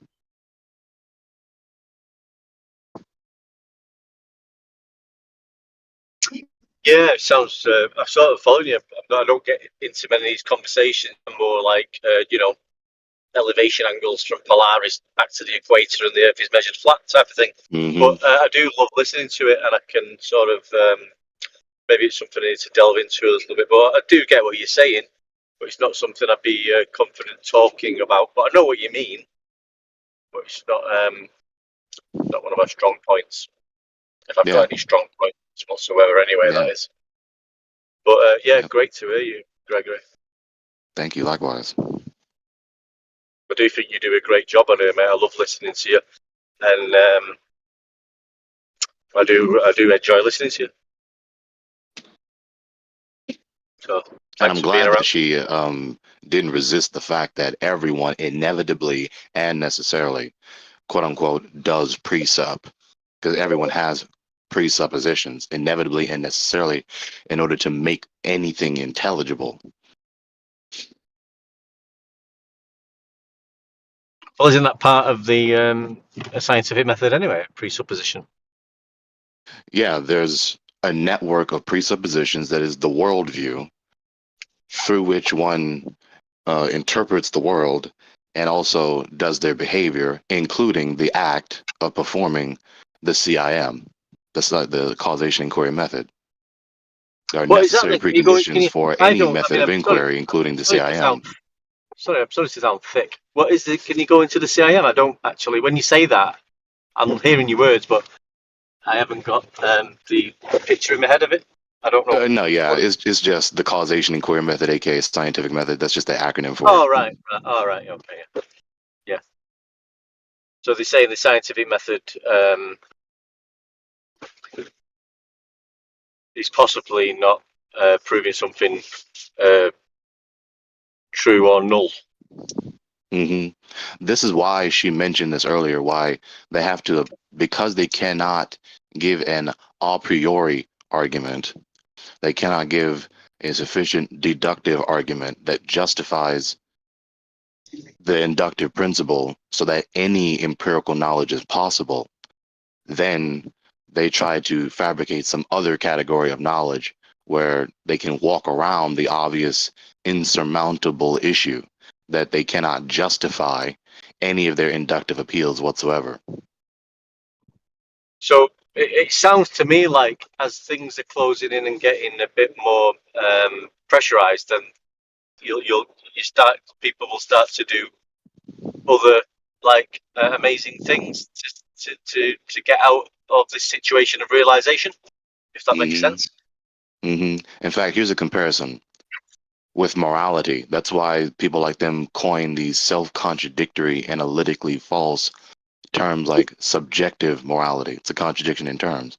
Morality is prescriptions from an authorized personnel obliging the subject to obey it under a given penalty. Right? That's not a mere opinion. That's not a mere taste. That's not a mere preference. So it's not subjective. It's objective. That is what you should do or should not do or permitted to do, given the external, higher, transcendent law from the authoritative personnel who prescribe the obligation. That's not subjective. It's not a mere taste or preference. But they eventually have to do that because they're trying to sustain what they cannot maintain possession of, while acknowledging that all they have is what they have, and they don't even have that when you're being strictly consistent. So you can grant all sorts of premises to them in their own position, and they still don't have a sufficient defense. So just like they do it with morality, they do it here with knowledge in general, moral knowledge and all types of knowledge, including all empirical knowledge. She mentioned the phrase functional knowledge. Well, it works. That's all it really boils down to. Well, we know this to be true because it works, because it functions that way, regardless of us not actually having a logically sound argument to justify believing the premise is true. No. Yeah, I mean, like I say, it was a lot of scientific method that and things like that. But like I said earlier, my main issues, my main conversations with these, well, I don't know what side of the fence. I presume she's a Glober or she's on the fence. I don't know.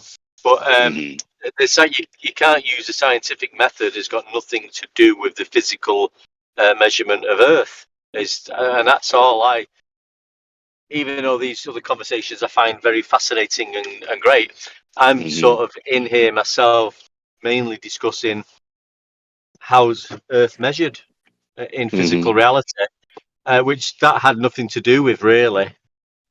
Yeah, it's another worthy critique. It's a categorically erroneous application of the method. This is not a matter of causation. When trying to ascertain whether or not any object is any shape, it's not a matter of causation. So you don't need a causation inquiry method, scientific method, quote unquote. You need a measurement method. You need at least observation in order to identify, right? And then if you want to quantify the geometric properties of the object, then you need a measurement. Yep. But then you do get other people in the arena you can explain how it's measured. This isn't a belief. You can explain how measured. You can talk about latitude and elevation angles to Polaris, out to the equator, sea level, things like that. People do understand that is how things are done, but still, even when presented with the evidence of the physical nature of how Earth is measured flat and level, will still say, well, yeah, I can understand that. I can see what you're saying. I understand it's measured horizontally, but I'm still going with the globe.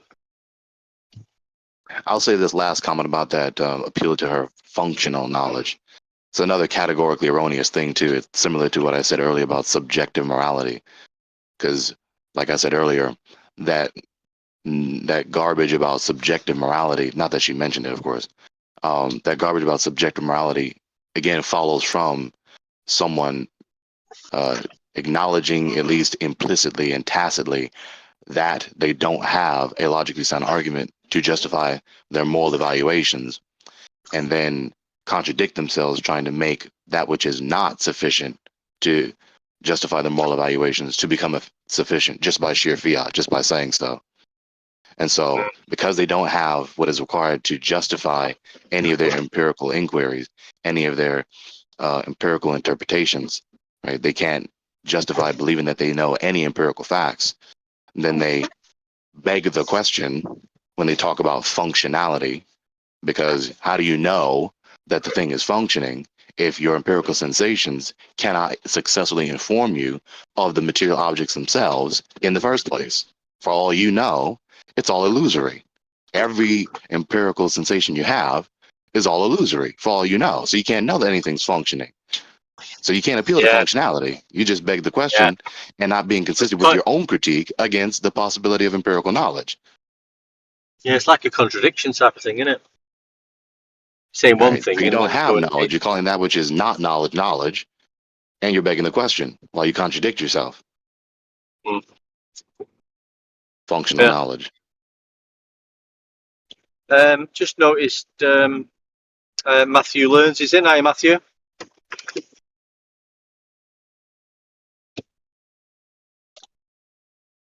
You around, Matthew?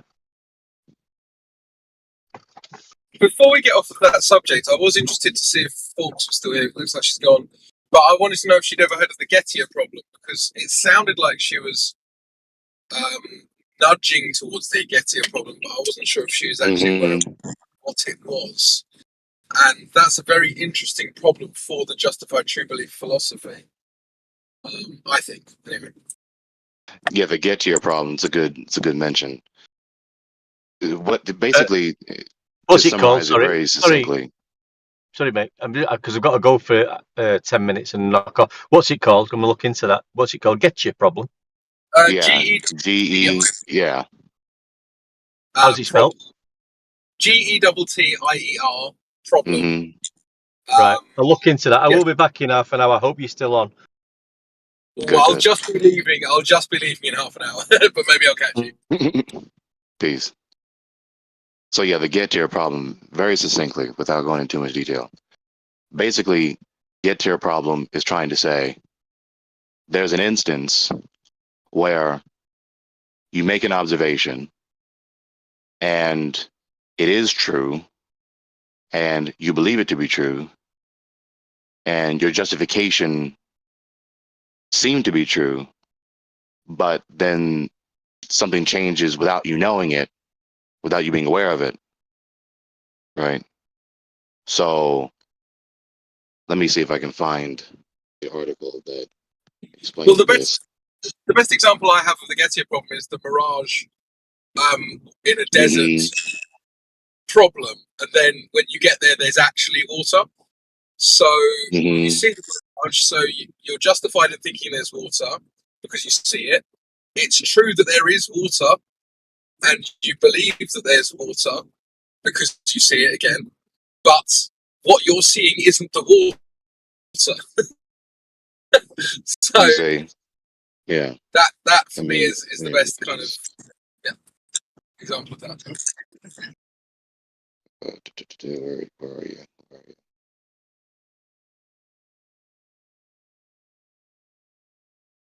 There you are. Okay, let me post the link to this. This is on plato.edu, stanford.plato.edu. There it is in the open chat. So imagine that we are seeking water on a hot day. We suddenly see water, so we think. See, in fact, we are not seeing water but a mirage. But when we reach the spot, we are lucky to find water right there under a rock. Can we say that we had genuine knowledge of water? The answer seems to be negative, for we were just lucky. Okay, so that's not a problem. See, the supposed problem is raised, but in the act of raising the problem, they already said the solution. Notice what I just emphasized that they just said. We suddenly see water, so we think. So this is a clear instance of trying to attain empirical knowledge. And the way you attain empirical knowledge is to empirically detect the material object that you're trying to become aware of and know facts about. So you didn't detect the water, right? Therefore, you don't have empirical knowledge that the water is there. You empirically detected a mirage. So that wasn't an instance of having a justified true belief, right?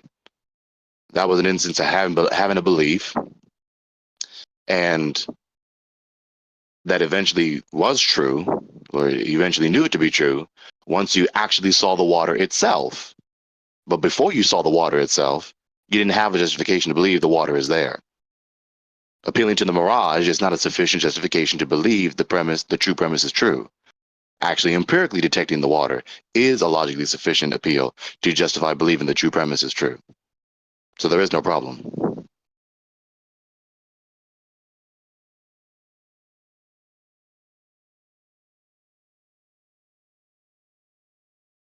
That's the irony with the problem. And I really do enjoy pointing those out. When the supposed critique is raised, the very act of saying the critique contains the solution. You already said the solution when saying the supposed problem. That's why I emphasized, or so we think, in the very example. Yeah, but I think with a lot of these things,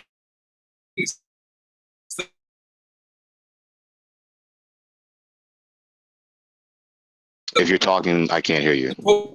You're roboting. Isn't actually with the logic or with them is saying justified truth. Wait, try again, Crypto. You're roboting.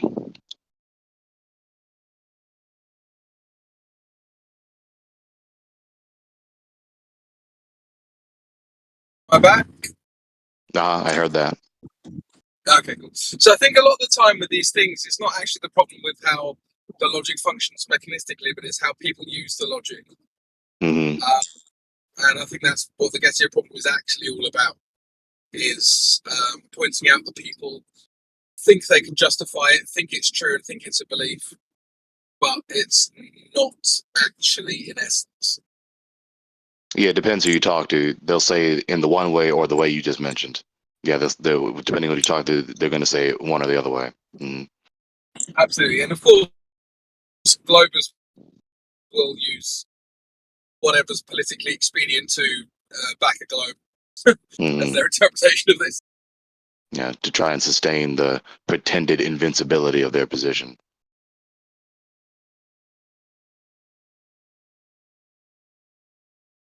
I do like this other example that they also gave. This example, it says, this example comes from an Indian philosopher, de Motora, 770 CE. The 4th century Italian philosopher Peter of Mantua presented a similar case. Let it be assumed that Plato is next to you, and you know him to be running, but you mistakenly believe that he is Socrates, so that you firmly believe that Socrates is running. However, let it be so that Socrates is in fact running in Rome. However, you do not know this. See, once again, when they give the examples of the supposed problem, the problem simply is a insufficient justification, appealing to your mistaken interpretation that Plato is Socrates is not a sufficient justification to believe the true proposition, that Socrates is running when you're all the way in Rome, but even though he's all the way in Rome, it is nowhere near you. So you don't know, you don't have a justification to believe the true premise that Socrates is running, because you appeal to your misinterpretation that Plato is Socrates.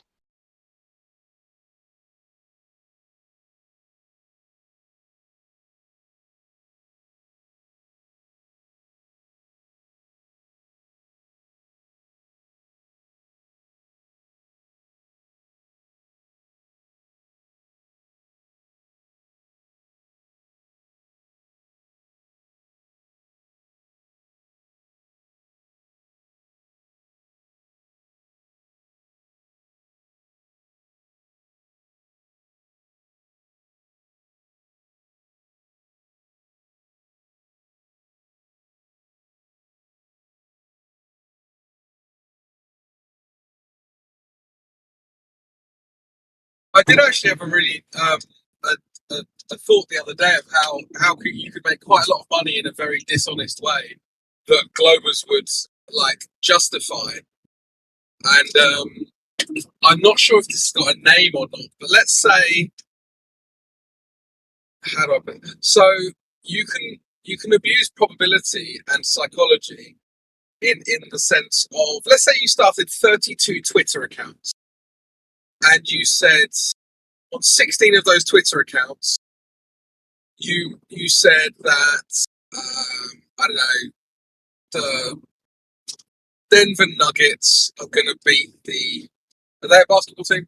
The Nuggets are going to beat the LA Lakers. And then on the other 16, you said that the Lakers are going to beat the Nuggets. Cool. So then the Lakers win the game.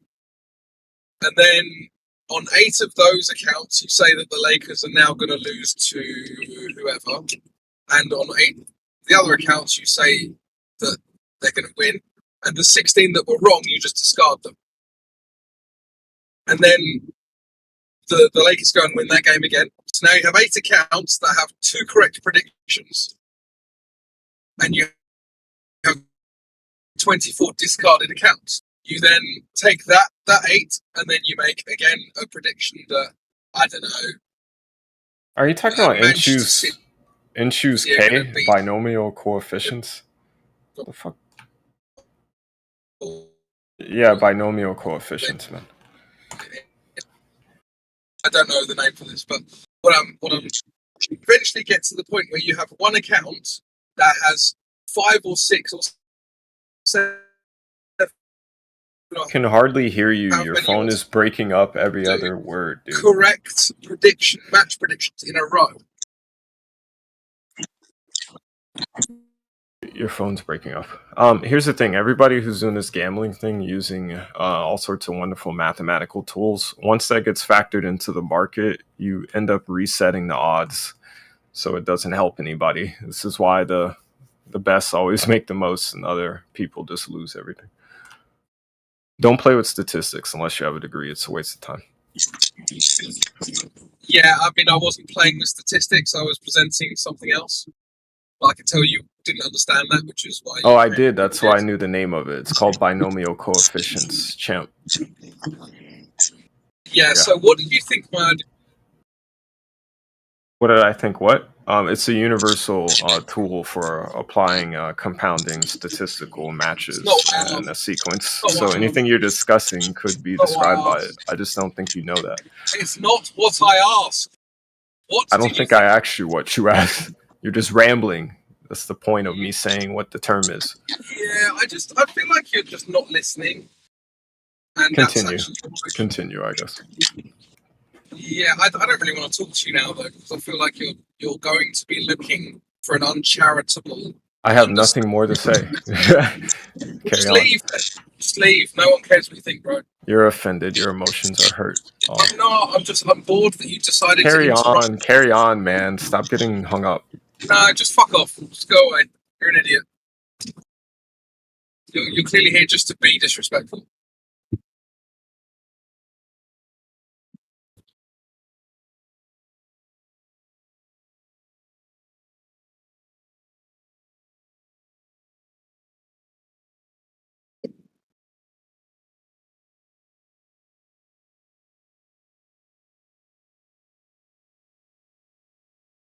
By the way, trigonometry, man, gravity is a container, gravitational lens. This is how you get wave-like effects in a localized area.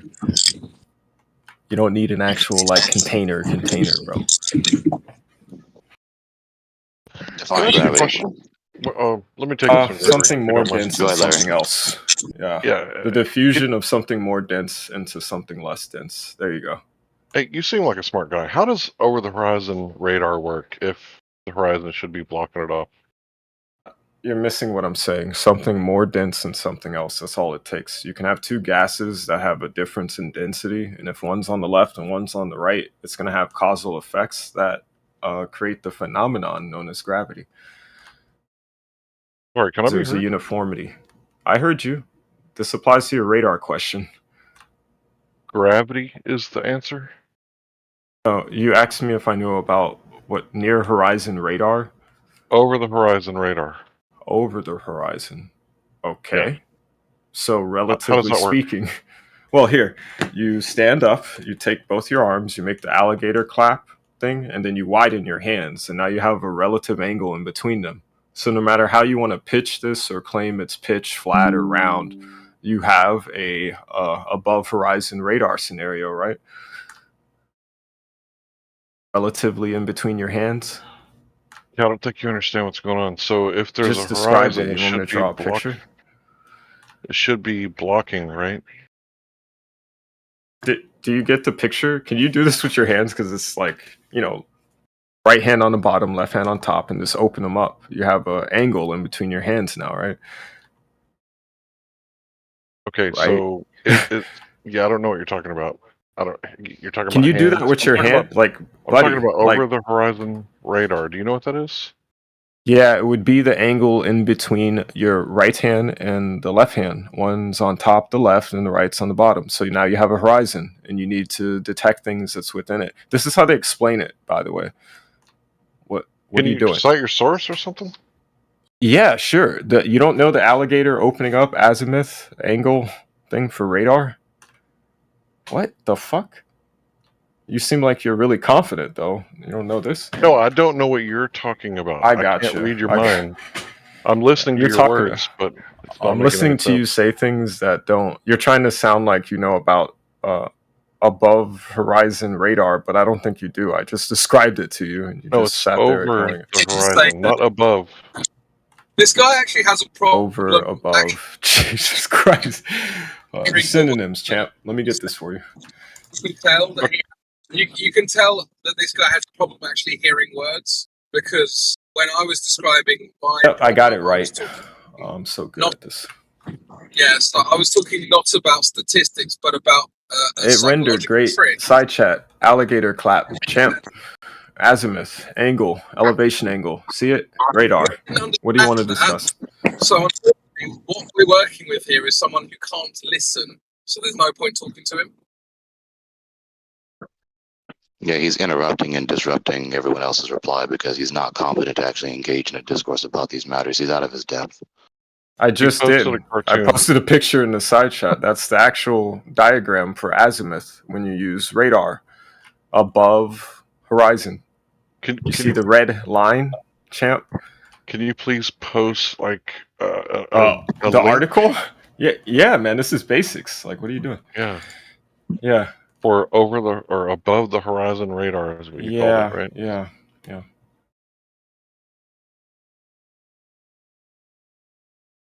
Are you guys stuck on a technicality? Is he confusing above with over? Absolutely not, because I've actually done work in this space. There you go in side chat.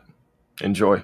Now, please apply your flat Earth ideology to it. The only thing that's going to be a problem, you still have an azimuth, bro. Even if the Earth is flat. I don't see anything about over the horizon radar, so I think he's You right. need me to read it out to you? You need me to read it out to you? Don't play games, bro. Just show me where it says over the horizon radar. Show me. Yeah, I'm on the website myself. So the radar needs 3 pieces of information to determine the location of a target. The first piece of information is the angle of the radar beam with respect to north, called the azimuth angle. That's what I said to you at the start. You're still lost. Has nothing to do with what I talked about. Ouch. I'm going to stop you here. You're not able So to have where this does it conversation. say over the horizon? Can you point out to the, where? Why don't you tell me where your horizon is in the picture? That's depicting Earth, bro, that you live on. So where do you imagine is over the horizon? Have a horizon in your little link here. Yeah, I do. It's called the ground. What the fuck? The ground is the horizon. Are those synonymous too? Ouch. You guys are really cooked in the head, man. I'm done. You're done. Have you told them about the curvature of the Earth whenever you get to a certain... No curvature is needed for this scenario. I know, but I'm asking you, have you noticed that the bottom of the island is sometimes not seen visible because of the curvature of the Earth from a You're distance? not listening to me. There is no curvature needed for this scenario. What's the scenario you're talking about? I'm trying to figure out what this guy is going on about. Is He it can't inside figure joke? his own words out, though. Yeah, dude, it's just basic radar. It's not even that. Like, you don't need that evidence. Just look from space. Images Go from to space Google are and better type than in azimuth space radar. You'll get this. Azimuth space radar, okay. Yeah. AZI. It's in side chat. And how does it prove the curvature, though? There is nothing in here about curvature. You're missing the point. So what are you guys debating then? He can't structure something he wants to say intelligibly to debate, so there's no debate. To be had. So anybody can search over the horizon radar, and it's I just gonna gave pull you up the search obvious terms. This guy is going to avoid it at all costs for some weird reason. Because what he posted had nothing to do with over the horizon radar, and he tried to say that the ground was like the horizon somehow. Ooh, I am Larry. Are you referring to my wait, stop. So, okay. You remember I said there could be gases that are like less dense than others, and then there's this gravitational effect. Over the horizon radar exploits that by bouncing the signal off the fucking density gap versus, I guess, ground-based projection. So either way, what are you arguing spherical Earth? Because over the horizon radar is about a global spherical Earth. What are you doing? Yeah, I'm asking. What are how you do doing? See things that are past the horizon. If it's over the horizon, that means it's down below. You tell me the shape of the horizon. Yeah. Can you just let me finish? Do you think you're Sure, I capable of that? Sure. Okay, thanks. You keep so this little bullshitting first and weaseling picture, though, so it's taking forever. Oh, so that's why you talk over me, is so that I can't I just want you to expose be a man everyone and be that- about what you believe in. Stop playing Okay, games. so if you can't control yourself, bro, I love then I that, can. bro. showing You just everyone that you can cautiously control yourself because you're a lying snake. So of course you I play was this the Yeah, one now fucking he's game, bro. posturing and bloviating because he can't Nah, engage just Larry. hey man, stop being a punk ass. You seem stupid. So He's let's. still doing it. That's why he can't engage Larry.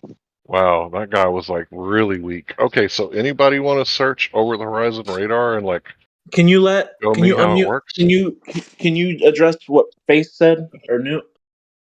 Bro, did you not just hear the conversation where I was talking and he overtalked me?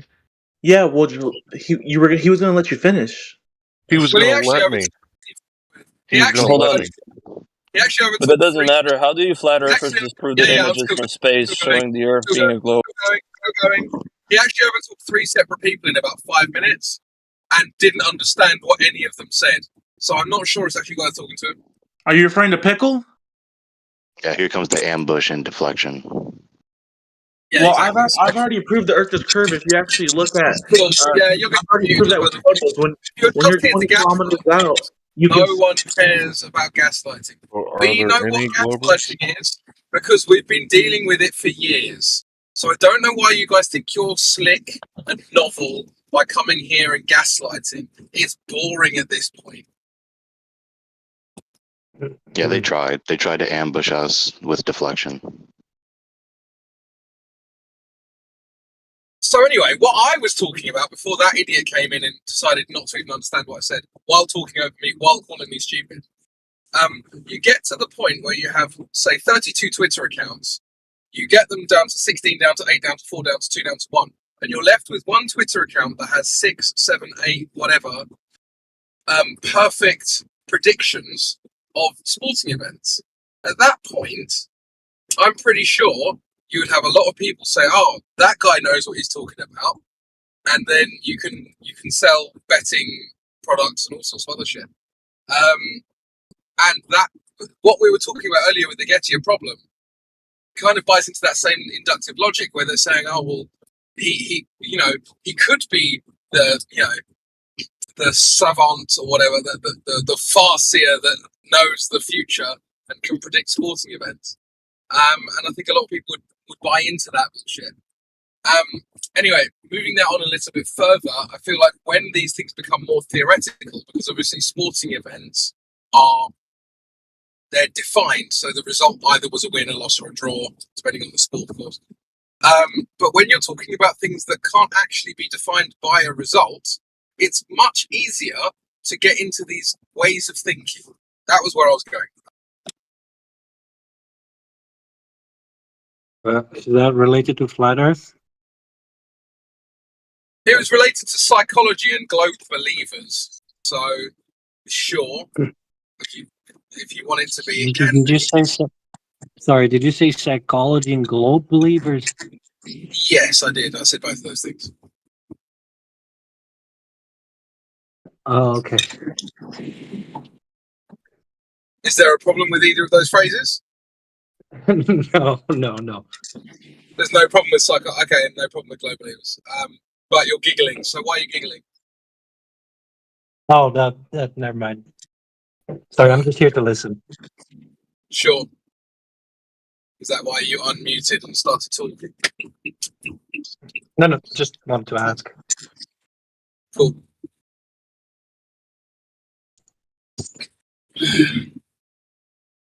If you want to rebut the term globe believers, please go ahead.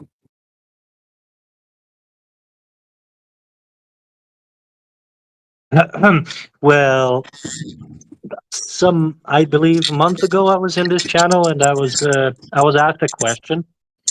I believe the question was specifically, how do you measure the Earth? And I simply answered by using scanners, such as 3D scans from ships and vehicles such as aircraft, because you can scan the surface of the Earth using LiDAR and penetrating radar. And that question was answered, but that wasn't good enough. And then there was the other discussion that was had in this channel, and they asked me, how do you prove that the Earth is a globe? Well, the cool thing about 3D scans is that if you scan the entire surface of the Earth, evidently it turns into a sphere. So yeah, I'm going to need to see that before the post-processing of that data, because it's all post-processed and bent around a ball. I've seen LiDAR scans and bathymetric scans that are flat. Yes, I've had that same question also posed, and the question was, oh, but the data, right? The data is simple. It's just point scan data, just points, bro. And it's just points turned into a polygon, and you build an image from that. It's really simple. It's really not rocket science. It's just points. Well, most people don't have access to that point scan data because the software automatically bends it into a geoid of your preference. Yeah, no, you do.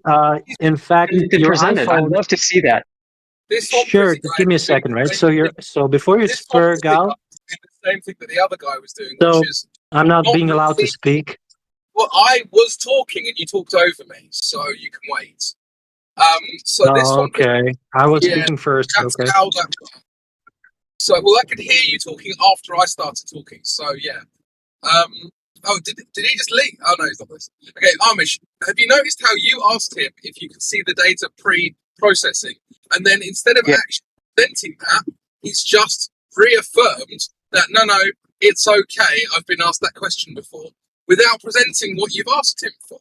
So would you actually be able to present what was asked of you?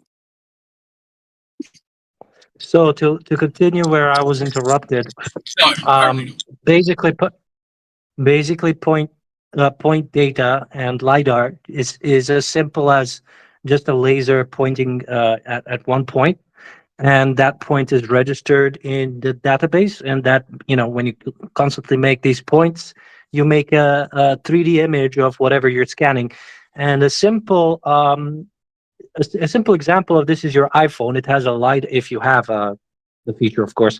It has a LiDAR laser on it, and you can download from. Can you present the data, or are you just going to go into story mode? Can you let me finish? It's so easy to present the data because all it's doing is presenting a point. So, okay, show us.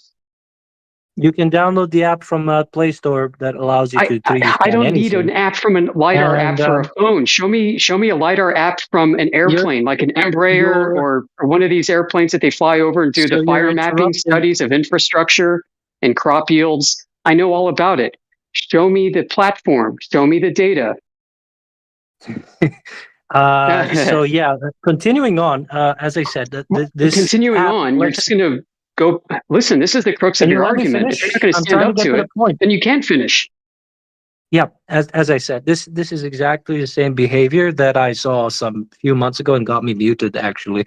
But I'd like to just finish what I have to say, right? And then you can disagree. The thing is about they presume that they're just going to lecture others. Do you have the data to present today, Washington Swamp, right now? Do you have the data to present today or not? I want to know right now. Do you have it? The thing about 3D scans is that it's the answer is no. Simple. It just makes. That's obviously no, dude. You must have said I don't have it. Move on. Yeah, listen, I can educate you on 3D scanning too. I don't need a lecture from you. I'm asking for the data, and I know you don't have it. Yeah. It's actually obvious because if he did have it, it would be the first thing he would lead with that. He would say, here's the data. I do have the data, and it's available everywhere. If you just look up everywhere, great. Do it now. Drop it in the chat right now. Okay. Do I have to? You said it's so easy and it's everywhere, guys. Come on. I'm like, oh, really? Do it. This is going to be pre-algorithm, right? This isn't just going to be like, oh yeah, we algorithmed it, and turns out that once we applied a globe algorithm, it's a globe. That's not going to be satisfactory. You also have to make sure that the mechanism, whatever it is he's proposing that is doing the scanning itself, is not doing any post-processing before it's pitched to the analyst. What do you mean by post-processing? Where the analysts take the data and you can pick the different geoid references, right? You can pick the different datums, rather, that you can wrap it around, right? So which datum is being used? Why does that matter, which datum is being used? Well, you can't perform geodesy, which is essentially what this is. without a reference ellipsoid. You need a reference ellipsoid for your globe that comes out of the point scanning. Why do you need a geoid? Why do you need that reference point? I don't understand. Because what happens is what's called a horizontal reduction to the datum from the data that was collected from the LiDAR scans. That horizontal reduction is a mathematical process that requires a datum to be selected. Does you not know this? What it's doing is it's taking planar data and curving it. And this is why I know you don't have the pre-processed data to show. So if you start scanning from one point and you continuously go in one direction, even if it's a planar, and you manage to get to one point where you get to the first point, how do you explain that? Well, from point to point, let me slow that down. It's over a lateral distance. From one point to another. Oh, wait. One point to another. It's a lateral distance. Lateral distance that can be measured. Let me repeat that. So if you scan from one point and you continue going in a planar direction in one direction, you will come to a point after a very long distance where you find yourself in the previous point. How do you explain that? Who said that? Well, you moved. So here's my contention. Okay, are you aware of the Calypso satellite for studying polar stratospheric clouds? We have from a satellite that NASA uses an electro-optical infrared scan of the horizon sideways. It's a limb view from the satellite, so it's an oblique angle, and it's showing over a 1,000 kilometer swath of the horizon, and it's flat, and it's doing pretty much the same kind of thing, just in a different wavelength. Yeah, but his question is this is pre-processed, and we've got all the imagery from this. So I know that this is post-processed into a datum. When a datum's selected, it then gets contorted and wrapped around it when the horizontal reduction is applied. So why does it get contorted and wrapped around? Because people believe that Earth's a fucking globe, and it's not. And so they reify it with these models that aren't measured and don't exist. Oh, maybe it's because the seams just automatically, naturally. No, this is one continuous scan. This is one continuous scan. Hang on a minute. So, of course, you have scanners and devices that are limited to a certain range, right? So the image you're going to get when you scan a certain region is going to be either a square or something along that line, right? You have no idea what I'm talking about. I'm telling you about a specific device on a platform called Calypso, and you're going into story mode about it. I'm giving you specifics about how it operates, and you're going into conjecture land. Wonderful. You can let me finish my point. So when you do those scans and continuous scans, you are going to have a continuous planar, right? But you're going to have to make multiple scans to connect the seams of this image, of this 3D scan, right? You're going to have to seam it connected together. Each segment is flat. When you do eventually get to that point of, connecting all the seams, you'll understand that naturally, when you connect the seams, it just naturally turns into a sphere, bro. Okay, prove it. Show me the data. Oh boy. Oh boy is right. Yeah, you're stuck. You don't have the proof like the 10,000 other people we talked to over the past few years who said similar shit and couldn't cough it up. Did he say I'm tired of being led around like a freaking lost donkey, okay? So yeah, but did he let me get this right? Yeah, if you would be kind enough not to rush Sorry, I'm and just let trying me to keep up with actually the provide conversation. that for you. Did he say naturally turns into? Yes. Turns into from what? it used to be flat, now it's spherical. Oh, so he's turned into a sphere. He's turned into a sphere then, mathematically.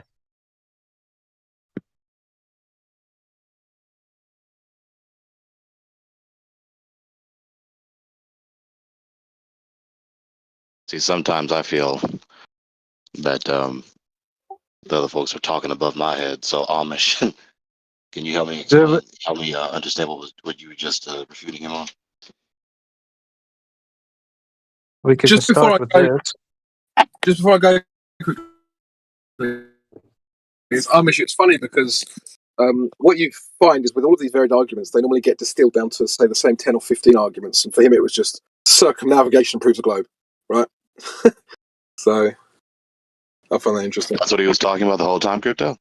With Amish? No, well, he started off with scans and scans of the Earth, and that when you scan the Earth, it becomes spherical eventually, and then that morphed into if you keep going in one direction, then you come back to the same point, and how is that possible, right? which is just the circumnavigation argument. I think you misunderstood, but that's okay. No, I don't think. No, it's just kind of funny. He's right. These arguments tend to go back to space pictures from Hubble or something. Right. So when you said Washington Swamp Critic that if you go in the same direction enough, after a very long time, you'll come back to the same point. How was that not circumnavigation? So here is a model of a scanned Earth. It was made by ships scanning the surface of the ocean. Give me a second. He's not going to answer, so I'll be off. I'll see you later, guys. Yeah. All right. This is what they do. This is what they do. So when you walk in a straight line, Globe Believer, when do you know you're upside down or antipodal to where you was previously? So here's a Hydromagic website that does hydro scans. Must be sick for talking to myself again. And this is just scans made by ships, surface ships. There's also all kinds of other devices. You can get surface scans by airplanes and by all kinds of. Are there ships on sea level by any chance? Doesn't matter. Yeah, because sea level is level. It's not curved. It does matter. Okay. Well, what the point here is that to prove that the world is a. I'll tell you what the point is. That wasn't made with LiDAR scans. That's the EGM96 datum. That's not a scan of Earth's surface. I'm going to call you out, Washington. You are wrong. That's not a scan of Earth's surface. That's Earth's gravity potential. Okay. Yeah, that has nothing to do with LiDAR scanning. He's a liar. This guy's lying all the time. So you don't know what you're talking about. You come in and talk about iPhones and apps. You want me to download your app? Are you trying to make money? Is that what this is? No, I'm pretty sure. I'm quite confident. I know what I'm talking about. And okay, so explain the creation of EGM96 geoid, because that's what you're showing me. You're presenting this as a scan of Earth, and it's not. Yeah, it's done by ship scans. Okay, it's probably sonar or probably whatever. Probably. You have no idea what you're talking about. Yeah, but I don't have this so-called data that you want so much at hand right now. Okay, so it's. Stop trying to sound technical, mate. Is it demonstrating how Earth curve is measured? Drop over distance. No, I'm simply stating that. No, I'm simply stating that there's ships. There's all kinds of scanners, sonar, LiDAR, whatever. Forget all that. That proves that the Earth is. You're trying to run away from the simple fact that, and it all comes down to back to basics, I call it. How's Earth curve measured? Just a basic question. You don't have to talk all this shite you're talking. How is it measured? Doesn't matter. It just proves that the world is round. No, it does. You might not think it matters, but it does. It might be an obloid. It's a spheroid. No. Yeah, but it does matter to you because you think you live on a ball, and now you're in a psychological dilemma. Well, look, if this channel was called Prove That the World is Not Curved, I would agree with you, but this is Flat Earth, and the world is not flat. It is a spheroid. Read all the words there, okay? You skipped a big portion of what this channel is named. You're the guy that muted me last time, by the way, Crit. Okay, and you're, like, just digging up the history, and you're all worried about who got muted and when? Yeah. No, this discussion started here because I just mentioned that I had a similar discussion in the past. I did have the data in the past, and I don't it remember was a long discussion. But I did prove that a few months ago. But I did prove that the world. Yeah, the 3D scans. Yeah, this freak out, like a month-long freak out. We'll stick on the subject, mate. We'll stick on the subject about Earth curve measurement. Well, no, he already answered. One deck, he answered already. Okay. Oh, God, what did he say? Sorry. Yeah, he can't do it. Can I question? Yeah, go ahead. All right. Does Earth have a container? You'd say it's a closed system. Yeah. Does it have a container though? Gas pressure requires containment. All right. So can you show me a container that has a gradient in it, like gradient of gas pressure? Yeah. Well, if it's got a pressure, then it needs a container. If there's a gradient there, it's still got a container. That's not a gradient. Can you show me a container that has a gradient in it? Can you make up your everything, mind? Either the everything. gradient is Yeah. there or it's not in your question. No, where the pressure changes in a change of height. Is that a thing that you can demonstrate in a container? You're saying Just Yeah, no. dude. Just Every container concentrate with yourself. gas has it. You have to get your question straight. Just hang on. Gregory, Get just your let, question straight I'll let first. Gregory, I'll let you take this, but I'm just going to point one thing out. So the gradient that we have on Earth, yeah, the pressure gradient, is all established from a horizontal baseline at sea level. All right. So why aren't you answering my question to your claim? Okay, that's okay. Hold on. Once you've asked a question, if he gives you any answer whatsoever, and you adjudicate that answer as not an answer, that means your worldview is irrational. No, you have a contradiction. But he made a claim. He said, "I claim." He said, "Gas pressure requires a container," and I said, Okay, so you're not disagreeing with him. You're disagreeing with the definition of words. So what you could do next is contact like Webster's dictionary or some other dictionary and tell them to change their definition of gas pressure. Then you could come back and say, you used this source. This source has now changed their words to your words, and then you've got something to stand on. Other than repeating the same question over and over and over and over, each time getting exactly the same answer over and over and over without The thing is, pause. he knows his car tire is a tire, and that's a container, and he needs to put pressure in that container. I mean, how simplified do you need this, pal? Yeah, he needs to make up his mind what he wants to ask, and then once he contacts Merriam-Webster like Crit asked him to, he will hear them laugh in his face. I say that jokingly, that the dictionary is not a rule book, it is a history book. Yeah. So what's your question again, pal? Yeah, he doesn't understand how gas pressure delta X. He agrees with X, but doesn't understand delta X. Right. Yeah. You cannot understand it. Yeah, but he's coming in. We can all talk about gas pressure. That's nothing to do with how Earth's shape is measured. Because he must know how latitude was established, 600 BC, using astrolabes, flat Earth elevation angle measurements. No curve involved. But come. Let's talk about the actual physical Earth curve measurement. Then we'll talk about gas pressure. Yep. You can have gas. You could have gas pressure on a curved underneath round situation. You could have it on a flat underneath situation. But to establish what the underneath situation is, you need to measure it. Now, I know Earth is measured flat. Yeah, elevations, angles from Polaris to the equator, and latitude, 600 BC. Yeah, using astrolabes, is all flat, horizontal, and level. There's no mention of a curve. Curve isn't involved. It's all horizontal, level, flat Earth. That's how Earth's measured.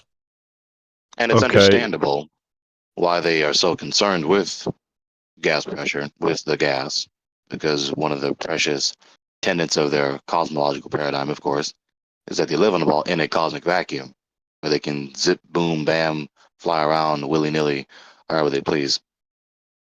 You know, Star Trek. Yeah, that's just all in imagination because they are actually at the moment in a psychological dilemma. Okay, but if the Earth is flat, then why is there curvature in my penis? No, the Earth is flat, mate. It's measured flat. You don't live on a ball. He just trolled you. That's why he turned down his volume at the very end of the sentence, because I heard what he said.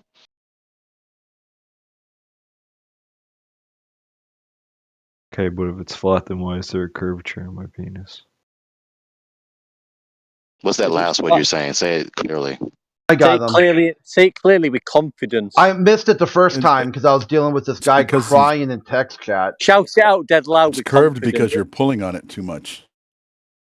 Yeah, like Bowman, I offered you to just simply read the text channel name. Flat Earth, 24/7 Flat Earth AMA, or make a claim to debate.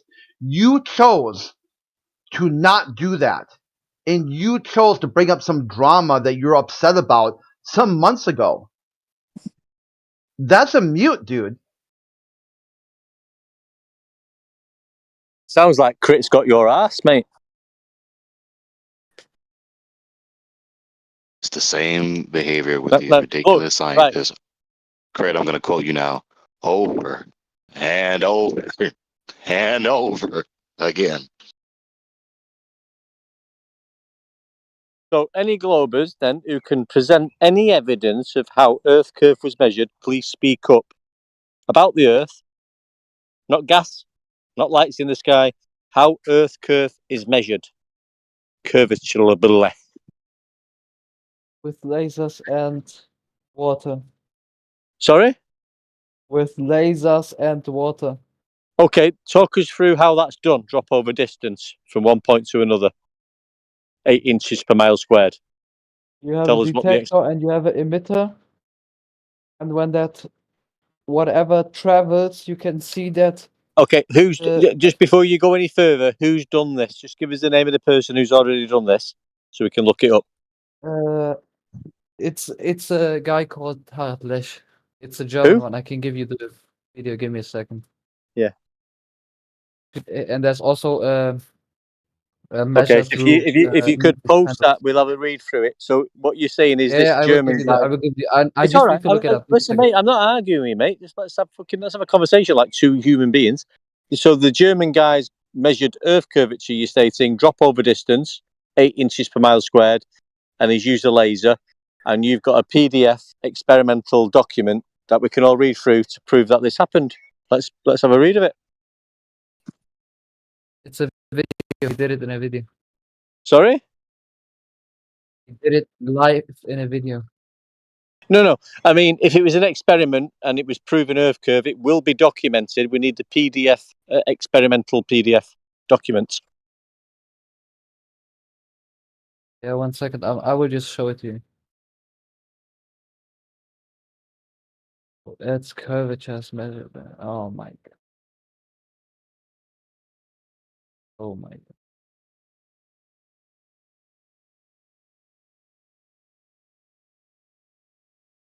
What year did he measure the Earth curvature? Oh, here it is. Here it is.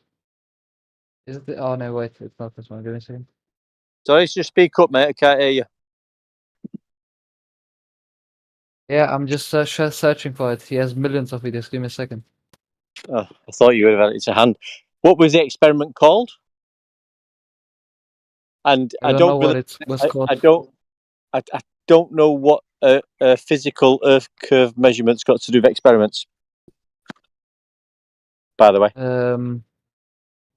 because it's not an experiment, is it? Measuring something. Measuring something's not an experiment. It is. No, it's not. Yeah, but you measure in the experiment. There's nothing to do with that. If you measured your floor in your house, is that an experiment or just a measurement? If I measure a what in my house? The floor, the width and the length. If you was buying a carpet for your room, you'd measure the length and the width of your room, and you go to the carpet shop and say, the length of my room's 13 foot by 6 foot. Can I have a carpet, please? Now, is that an experiment or a measurement? It's an experiment to prove the size. No, you didn't do any experiments when you measured the floor to get the carpet. It wasn't an experiment. It was a measurement. Yeah, but he did the same with the laser, right? Well, I'm just saying, you're saying experiment. Get him away, mate. Right.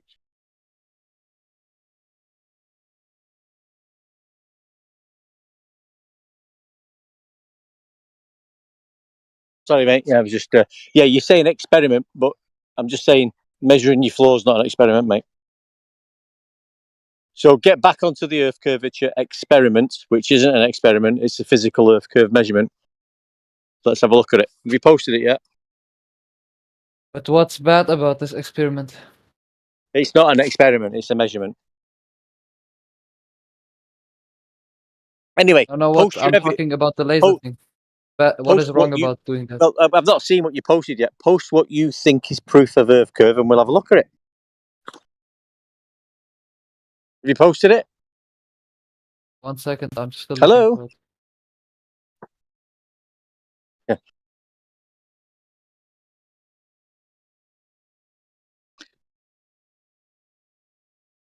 Waiting for Earth curve proof.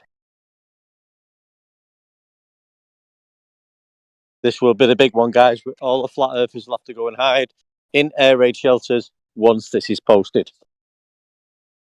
Yeah, 1 second. Yeah. Another 1 second.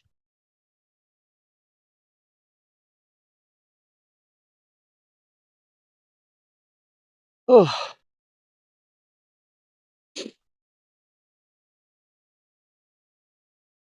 And what we'll do, we'll read through it slowly.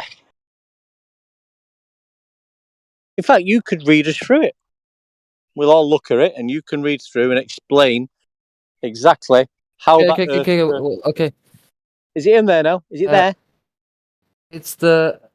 I don't see the video, but I see the experiment. He just recreated the Bathwater level experiment. Yeah. Have you posted anything? I'm just gonna post it 1 second. I'm just gonna make sure. Another 1 right. second. Another 1 second.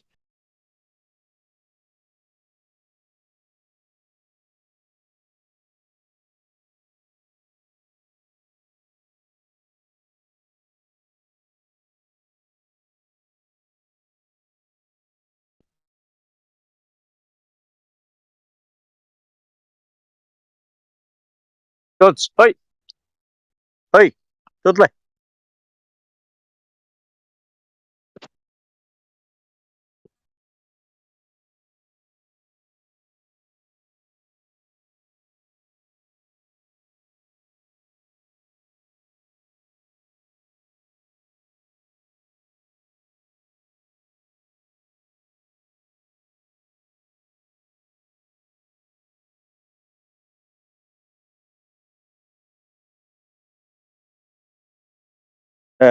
Anything posted yet, mate? Or do you need a second?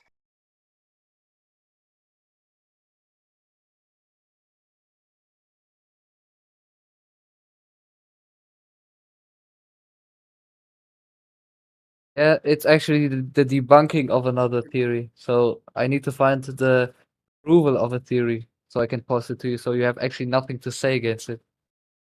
Okay. Well, we're here most days. When you do find it, just pop back in. Tell us you've got Earth curve proof measurements, and we'll go through it with you and have a look at it. I'm very interested in it. I'm yet to see any proof of globe Earth proof measurement. So if there is any out there, which I would be astounded by, and I'd convert back to a globe Earther, I will be really, really interested in that.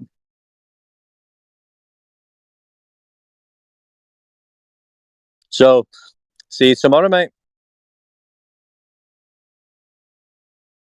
Anybody else got any Earth proof of curvature? That was close. I was nervous. Sorry? That was close. I was nervous. I know, I was shaking a bit there. Especially if I'm thinking, fucking, I've only got another second to wait. I've only got another second to wait. It's going to come soon. Fucking mind's going to blow away. Then I would have realised that I've been in some sort of psychological dilemma situation, thinking the Earth's flat for the last getting fucking ready 5. to burn my Flurfers card. Yep. I admit to the family that I had a psychological problem, and I didn't actually realise that I was, I just trust my senses and I live in reality. God, I nearly blew all that away. Lost it one deck. You lost it now. All right, mate. All right.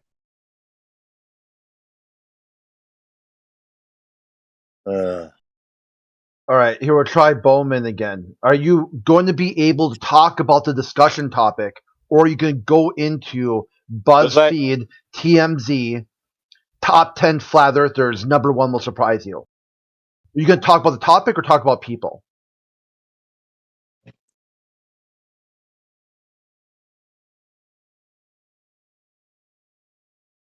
Bowman, you there? Broman, come on. Excuse me? Yeah, are you going to be able to stay on topic or not? Which one? Who's speaking? It's Crit. I was on topic, but I'm not sure why you muted me, but okay. Yeah, you started to bring up some bullshit from like 4 months ago or something like that. Frankly speaking, I don't see a reason I should speak to unhinged, crazy flat earthers. All right. Bye. We're not crazy, mate. Because we can provide you with evidence and descriptions and how Earth is measured flat. Whereas where we differ from you is when you present evidence of Earth curve measurements, that's also flat Earth measurement proof too. Yeah, Or he can't figure out. Just let him think about it. You let him stew for a while. He can't figure out one reason why he'd want to talk to flat earthers, which he's adjudicated as unhinged and crazy and whatnot. And he's upset that he's muted because he can't talk to flat earthers. Yeah. So this is something he's going to have to think about because that is a contradiction. Yeah, it's a contradiction in terms. I got something from Matthew. Are you there, Matthew? Yeah, I'm here. Hey, so now the Professor Dave, how tall is he? Oh, maybe like 5'6" or something. Okay. That's just a guess, plus or minus 4 inches. Yeah, but I mean, you saw him, right, in real life? Yeah, I've met him a couple times. I might see him at VidCon again next month. So they come. But he's a little guy, right? Oh, I wouldn't call him little. I'd call him average. Well, like 5'6" is kind of small. I mean, I don't pay attention to that kind of thing a lot. Well, I mean, was he taller or shorter than you? I guess never mind. Don't hold on. Don't want you to give away personal information. So No, I don't mind. I'm 5'16", so pretty much everybody's shorter than me. You're 5'16". I say it that way so people have an easier time subtracting to see how much shorter they are than me. Yeah. I'm just teasing. I am 6'3", 6'4", and he was shorter than me, but not noticeably. Maybe, 5'6", maybe he's 5'9". I have no idea. Well, because Why does it the thing matter? it matters because Matt Nuclear came in here and he was really upset that people were calling Dave a beta because when he debated Jesse Peterson, and Jesse Peterson kept making fun of him for being a liberal atheist and whatnot, and kept calling him beta. So he said that Dave is actually a sigma, and I had said, "Well, can you be a short man and be a sigma?" And Matt said, no, you have to at least be about 5'9", 5'10". It's a bare minimum to be a sigma. I'm saying, like, I think Dave is like 5'6". I remember seeing him, on stage and whatnot, and he's not a big dude. He is a little guy, and I call it short man. Short man's complex. Why he's so fervent, drama playbook and everything, like just like always on the attack and everything. Like a little dog. Like the little dogs bark the most.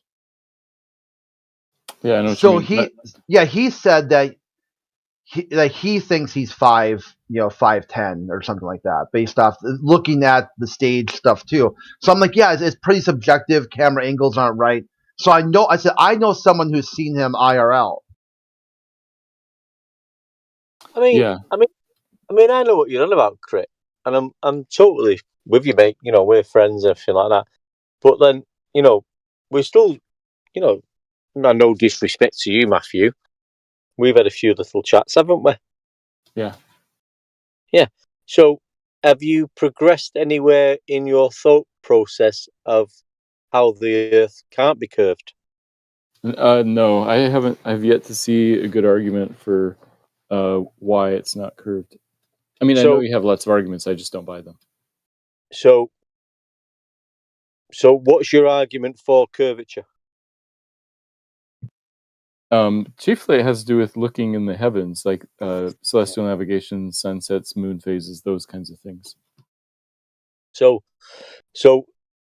I'll just repeat it again. So how has anything changed from, I think we spoke about 3 months ago, maybe? How would you measure Earth curvature? I don't think you can measure Earth curvature. I think you can't directly measure it. I think you can calculate it Well, indirectly. that's fine. You're saying, I mean, I'll take your point on that. You're saying Matthew Learns, believes that Earth curvature can't be measured. But Can't there be is directly measured. direct. So, what's the difference between directly and indirectly? Well, that's easier to defend, I guess. So, like your speedometer on your car is indirectly measuring your speed because it's really measuring the number, how fast your So wheels it's got are spinning. nothing to do with Earth curve measurement, then. Right. I'm talking about example the difference between direct and indirect measurement. Direct measurement would be if you slap a ruler on a piece of paper and directly measure how big it is. Yeah. So if you was going to measure the curvature of Earth, how would you do it? You'd have to get a really long piece of metal. No. Hang on. I'll rephrase that. Not how we're going to do it. How was it done? Oh, it's never been done. The curvature of Earth has never been directly measured. Right. So, okay. Then neither is the height of Mount Everest. I mean, I've not got a problem with you, Matthew. I mean, if you, I have not got a problem. I just posted the link. I know, but what I'm saying is, I'll show up in a minute. But what I'm saying is, I've not got a problem with any glober, really. I mean, because it's just like it's just a religion. If you want to believe that, then that's your belief system, and it doesn't matter what anybody tells you about a false prophet or Muhammad isn't fucking correct and Jesus and all that. So it's all irrelevant. But when it comes down to it, the actual physical curvature of Earth, which is a physical reality, can be measured, and it is measured, and it's not measured as a curve. Yeah, I don't think it can be measured directly. I think you can use other things to determine it. But that doesn't bother me because Mount Everest has never been directly measured. Don't you? You know what latitude is? Yes.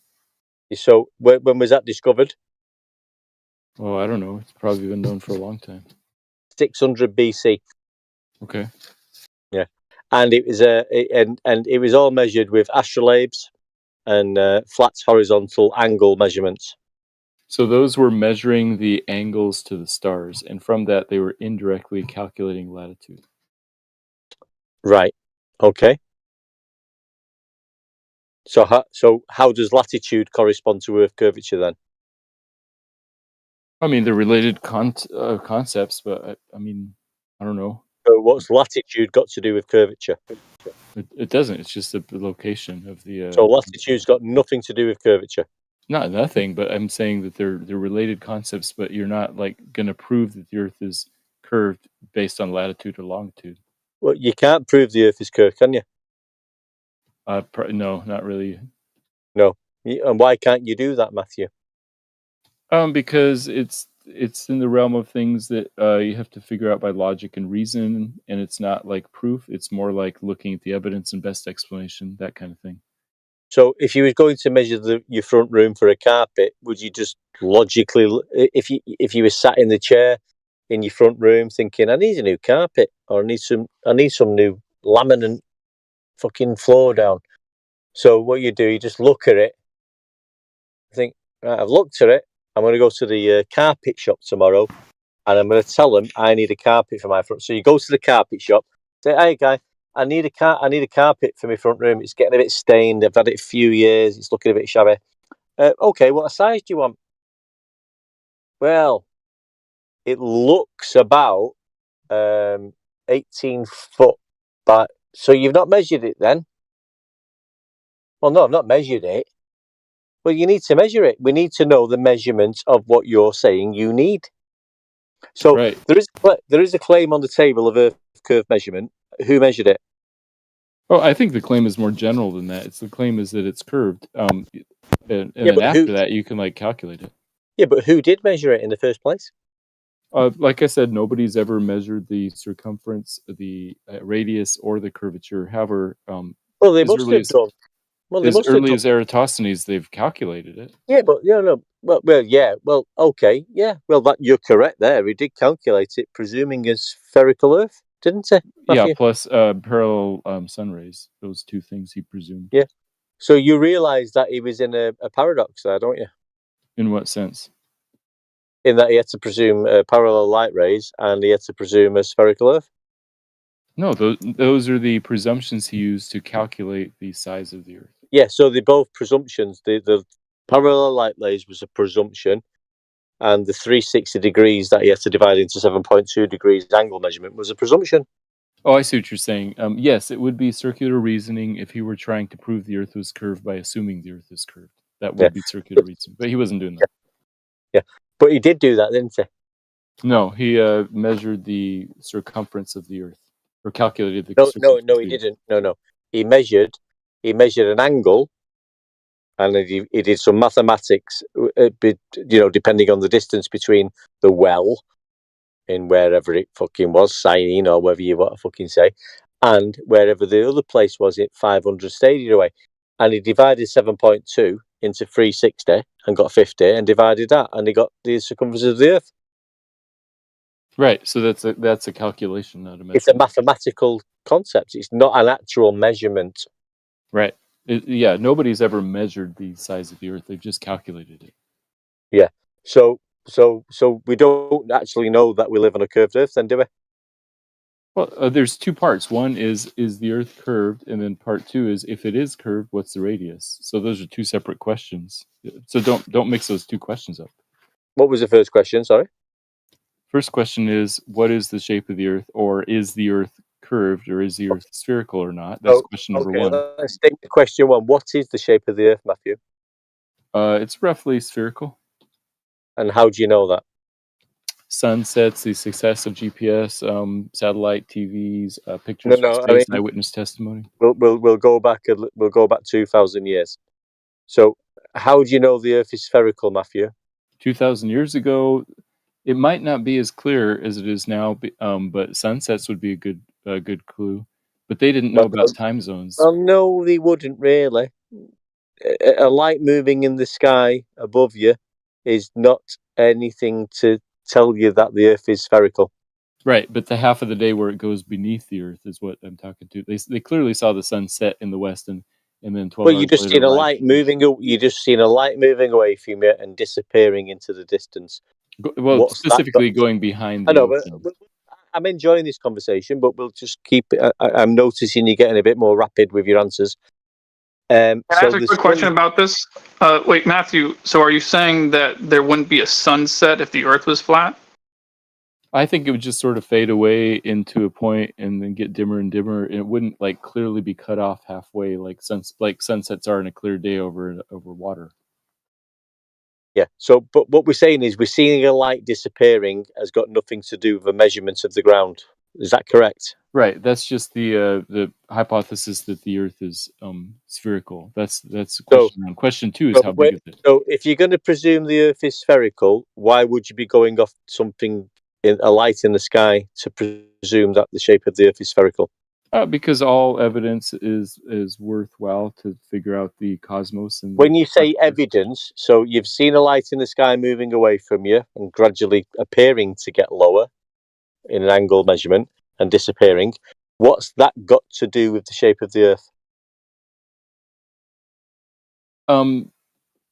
I think it's mainly just because, if you're talking about 2,000 years ago. No, I'm talking about now. I mean, I'm talking about right now. Oh, well, now it's clear because when I see the sunset over the Pacific Ocean here in California, I believe that the sun is up in Japan at the same time. So I know about time zones and the fact that the sun is higher in different places based on your. Well, it's a few mistakes there. You're giving the sun a height. You're talking about Japan. What I'm saying, height, sorry. You brought the facts into the matter that because the sun in the sky is moving away and it seems to disappear, that you've seen Earth curvature. You've not seen Earth curvature at that point, have you, Matthew? No, it's not. Yeah, I haven't seen the curvature at all. It's just part of the thing that leads me to think. So that light in the sky disappearing, what would make you, what would put curvature in your mind of the ground you're standing on at that point?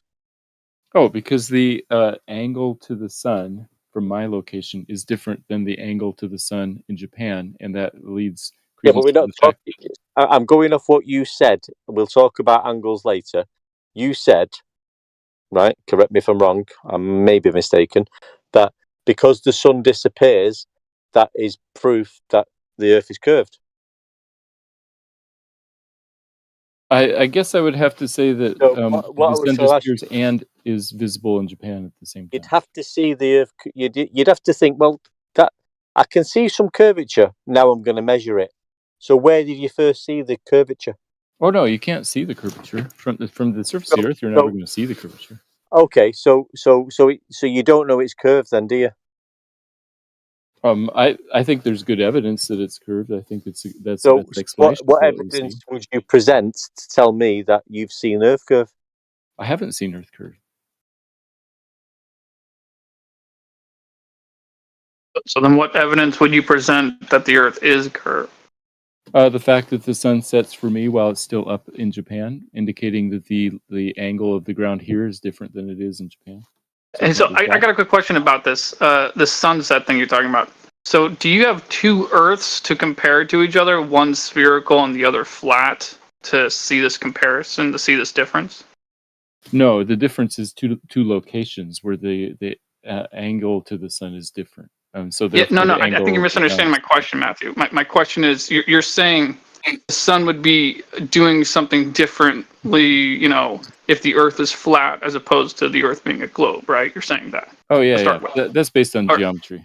Yeah, okay, so like from moving forward from that, do you have a flat Earth with the sun moving over it and a globe Earth with the sun moving around it or whatever to compare? You know, the difference between the two. I'm not interrupting you, mate. I know I've been talking for a while, but Matthew just said that's geometry. What's geometry, Matthew? Oh, the measure of the Earth is where the word comes from. So the guy was talking about the sun, and you said that's geometry. So that you're talking about Earth curve measurement now. So how was it measured? Oh, so the etymology of the word geometry is the measure of Earth. So I reckon we can break this down really easy. So, has the Earth curvature ever been measured physically? No, it hasn't. Not directly measured. Okay, so but then neither has the height of Mount Everest. It's never been directly measured either. Yeah. So but we can see Mount Everest, can't we? Yeah. And so can we see Earth curvature? Not from the surface of the Earth, but 24 men have eyewitness testimony of the curvature of the Earth. The Apollo astronauts. So can everybody see Earth curvature? No, nobody can. Right. So forget Mount Everest, because people can actually peak above sea level at 0 degrees. It's like, an elevation profile from sea level. Yeah. So we can see that. So the curvature of the Earth, we would have to see that to presume or get something in our mind that, wow, I can see this curvature. I wonder what the curvature measures. Yeah, I would suggest that seeing things is not the only path to truth, that there are other things we can do to know truth and see. Even though I don't see the curvature of the Earth, I know it exists based on other evidence. So let me get this straight then. So if I was we just don't know anything, right? We're back in time, we don't know anything. There's a light in the sky that's called the sun now. We know it's called the sun. It's moving away. We know it comes up at one side there in the east, and it goes across to the west, and it moves across the sky. Watching that every day for 10 years, would that make you think that you've seen Earth curvature? Probably not just that by itself, no. If you're just in one location, you probably would. Yeah, so we can get rid of the sun then. We don't need to use the sun then. So how else would we have seen Earth curvature then? Oh, by looking at the sun at different locations on Earth and being. No, but you've already established that the sun is not. We can't use the sun to establish the Earth's shape. You just said that. No. I agreed with your premise that if we're sitting there 5,000 years ago and we're in one location and just observing the sun by itself, that would be insufficient. But I'm saying if you have access to information about how it acts at different places on Earth, like time zones and that kind of thing, then that would be helpful. Well, forget about time zones. Forget we're going back loads of years. We've got no time zones. You're in. We'll just make some things up. You're in Australia. I'm in the UK. You're sat there watching the sun. Yeah. I'm sat in UK watching the sun. It's moving. I won't see it sometimes because it's further away for me to see. When it comes across my vision, I'll see it, and then it'll move around, and then you'll see it. Now, what's that got to do with the shape of the Earth? Well, just those facts by itself probably wouldn't lead you to the idea that the Earth is curved. If you didn't know that it's because if you didn't know that noon was different times in Australia versus London. Well, you're just watching a light in the sky, aren't you, Matthew? Right, that's right. Yeah. So, and we could have 10 people dotted around different places on the Earth. They will see the light at some time in the sky moving. I'll see it at a different time. You'll see it at a different time. It just means, depending on its location, depending where you are, you'll be able to see it or not. Now, what's that got to do with the shape of the Earth? If we know that we're seeing it at different times, then that would indicate that maybe the angle of the ground is tilted with respect to the location of the sun at different places in different ways. Well, that's that. Well, now you're presuming that if it is a globe, that's why that's happening. You've just put a presupposition. No, I didn't say globe. I just said tilted. Yeah, but you've just mentioned a shape. No, I was talking about the angle to the sun. So you're saying then the reason why we're not all seeing it at the same time is because there's some sort of adjustment in shape on the ground? Because the ground is tilted different directions at different locations. So the ground's tilted? Yeah. Not curved? I'm talking about the ground in a specific spot compared to a different spot. So the ground in Sydney is tilted. It's just an angle, isn't it? So you've got a lamppost, yeah? You've got a lamppost in the middle of a street. The street's 10 miles long. I'm 2 miles from the lamppost. You're 6 miles from the lamppost. You're going to get a different elevation angle, aren't you, to the top of the lamppost? Right. Yeah. So that's just how things work. Oh, that's how things work on a flat plane. Yep. Yeah. So, I mean, doing that has got no reference to what you're standing on. It's got nothing to do with the shape of the ground. Yeah, you'd probably have to put together a few things like the angular speed of the sun. No, I mean, let's go back to what we said like 5 minutes ago. So, to presume the shape of something, you'd first have to think, that looks spherical. Like I went to the carpet in your room, yeah? You know, you'd measure the length of your room and the width of your room. And you would have to get a tape measure out and measure it. And when you went to the carpet shop, you'd have to say, "Hiya, mate, I need a new carpet." And he'll say, "What size is your room, mate?" And you'll say, "Well, it's 18 foot long by 10 foot wide." So he'll cut you a bit of carpet. And you've measured it. You know that's the size. And when you go home and you put it down, it'll fit perfectly. Yeah?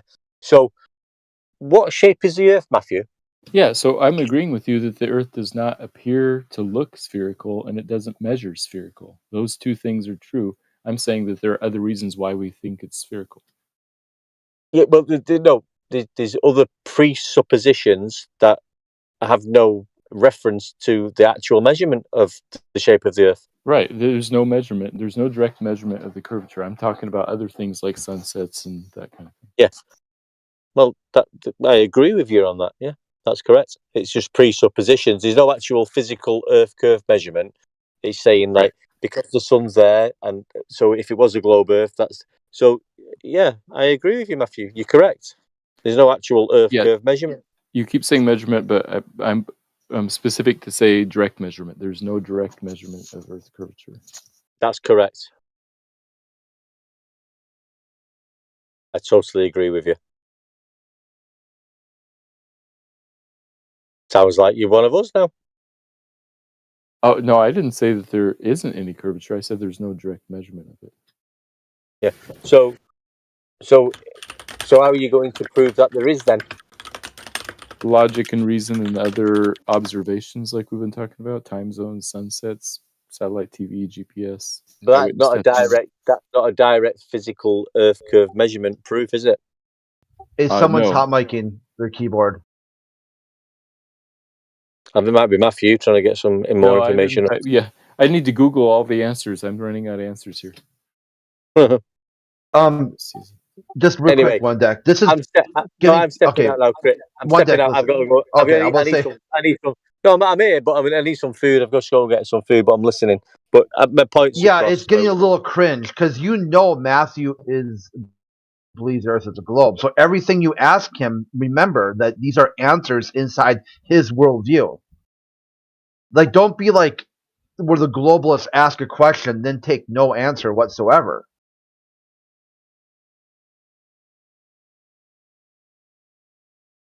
Yeah, I've tried to be consistent, and I think that what I'm saying is consistent with most mainstream science about the globe.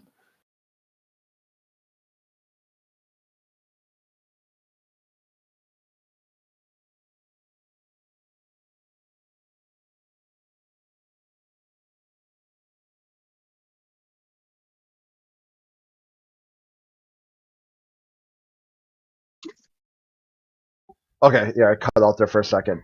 Are you a fan of time travel, like movies and sci-fi?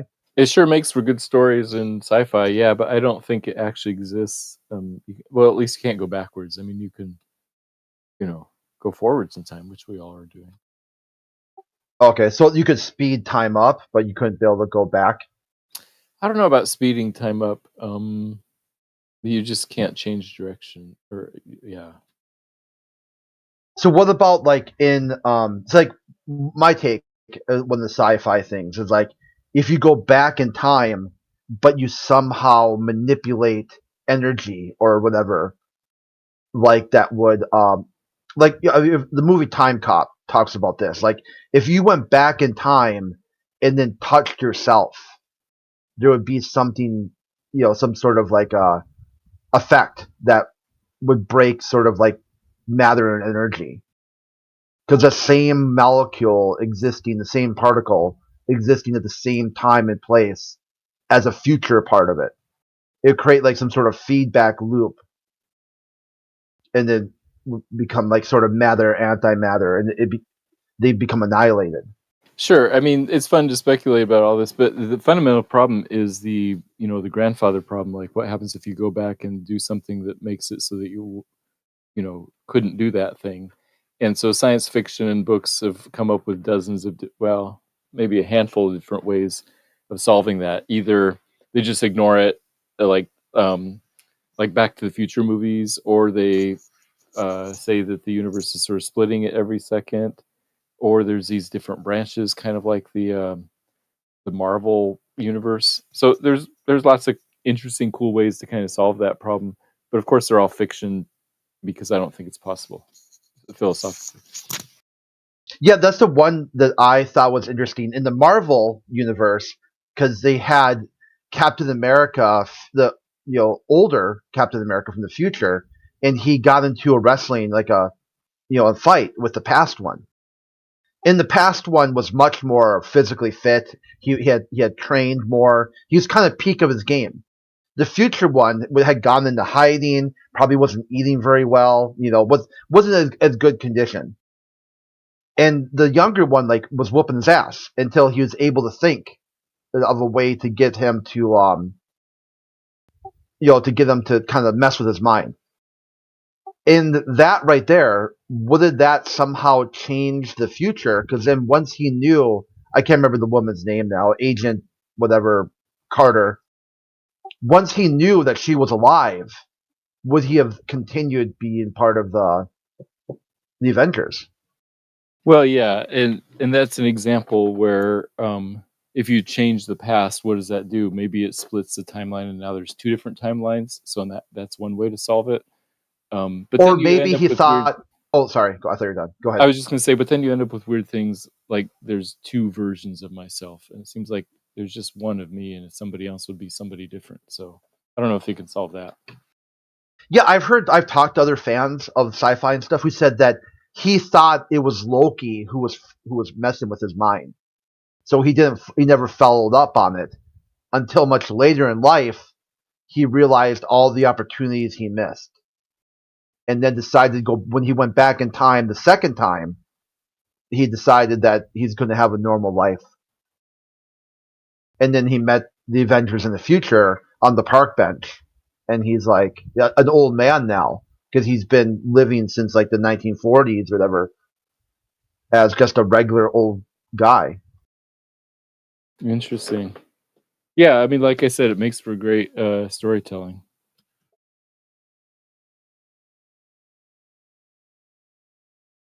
What about like precognition? Someone who can see the future. Yeah, that's a little bit different because you're not changing you're not changing something that has already happened. And so if there's some way to know the future, well, I mean, if you know the future, then you could avoid it. So it has some of the same problems, but sort of from the different perspective from our time looking the other direction. So I guess you could say something like, well, if you know the future, what could happen, then that would make sense. In fact, we live our lives that way, right? We sort of walk around every day and drive our cars with the idea that we know what would happen if we do this. If I turn in here, then I'll go to the store. If I turn that direction, I won't. So that makes sense.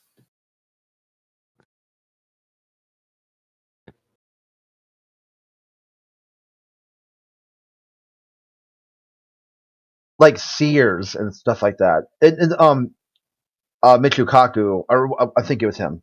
I'm pretty sure anyway. Had talked about where if you crack that code of like the theory he's working on, like the theory of everything, or I'm trying to blank on what he calls it, like chaos theory or something, where if you know the position of molecules or atoms and you know the direction they're moving, you could predict further out into the future over and over again. Yeah, I understand what you're saying. Like if you know perfectly every atom in the universe and can calculate forward, then you would have a description of what physically will happen.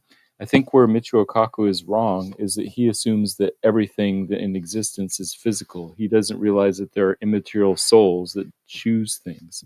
In fact, you can demonstrate it yourself. You can decide, if I tell you, hey, raise your left hand or your right hand, but don't tell me ahead of time, just think about it and then decide in 5 seconds to raise one of the hands.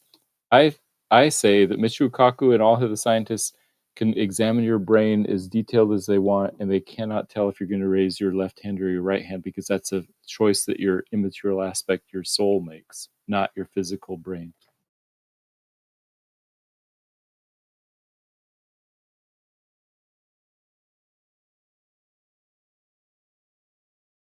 But then Michio Kaku would call me a crazy religious nut for believing in something besides physical matter, but he's wrong. Well, no, he's pretty religious too, though. Is he? Yeah, he's uber religious. Okay, I guess I don't know much about him. Yeah, it's one of those stains where a lot of the globalists like to pretend some of these, big scientific communicators are all atheists, and they're really not. Well, yeah, I know plenty of believers who are scientists and scientists who are believers, but I just thought Michio Kaku, from what he said, I assumed he was sort of a physicalist and didn't believe in anything supernatural, but maybe I'm wrong. People who know science and know religion, there's a separate world. It's a supernatural and natural world. Two different adjudications. And a lot of people who say religion and science. A lot of people who try to say they're going to use the scientific method to adjudicate the supernatural world, they're in like a category error, and they're not understanding what science is to begin with. Yeah, I think there's more overlap than is generally given credit, though. Like, let's say you're inside a supernatural event right now, like just by chance. So I'm just like not right now, but I mean in like the next 10, 15 minutes, right? You hang up Discord and something supernatural happens. What senses are you going to use to adjudicate what happened? I could use my physical senses to see that something supernatural happened. Yeah, but it's outside of nature. I would say the cause is outside of nature. but Yeah, sometimes the supernatural intersects natural. Yeah, so you'd see the effect, but you Right. wouldn't be able to fully adjudicate what was happening. Yeah, I suppose if it didn't follow the normal laws of physics and nature, then I would be suspicious that it was something supernatural happening. Yo, mods, can we look at this whiteboard activity real quick? We got some trolls trolling. Yeah, it's the dude with the no profile photo. He's writing the N-word and stuff. Yeah, definitely me. It's Heval. I'm gonna go get some lunch. Nice chatting with you guys. Heval's racist. He drew a swastika earlier as well. I have a picture of it. Yeah, it's like this is what's really crazy. Heval is like if you guys got access to mod chat, just look at what's going on with him right now. He goes from one chat to the next chat to the next chat, getting banned. You know, it's kind of like at some point, dude, it's not everybody else who's a problem. Yeah, I agree with you. Should go phantom tax him. Let him, okay, just put him in the corner. This is basically my take. He's like one of those kids who grew up with a tablet in his hand. Yeah, I agree.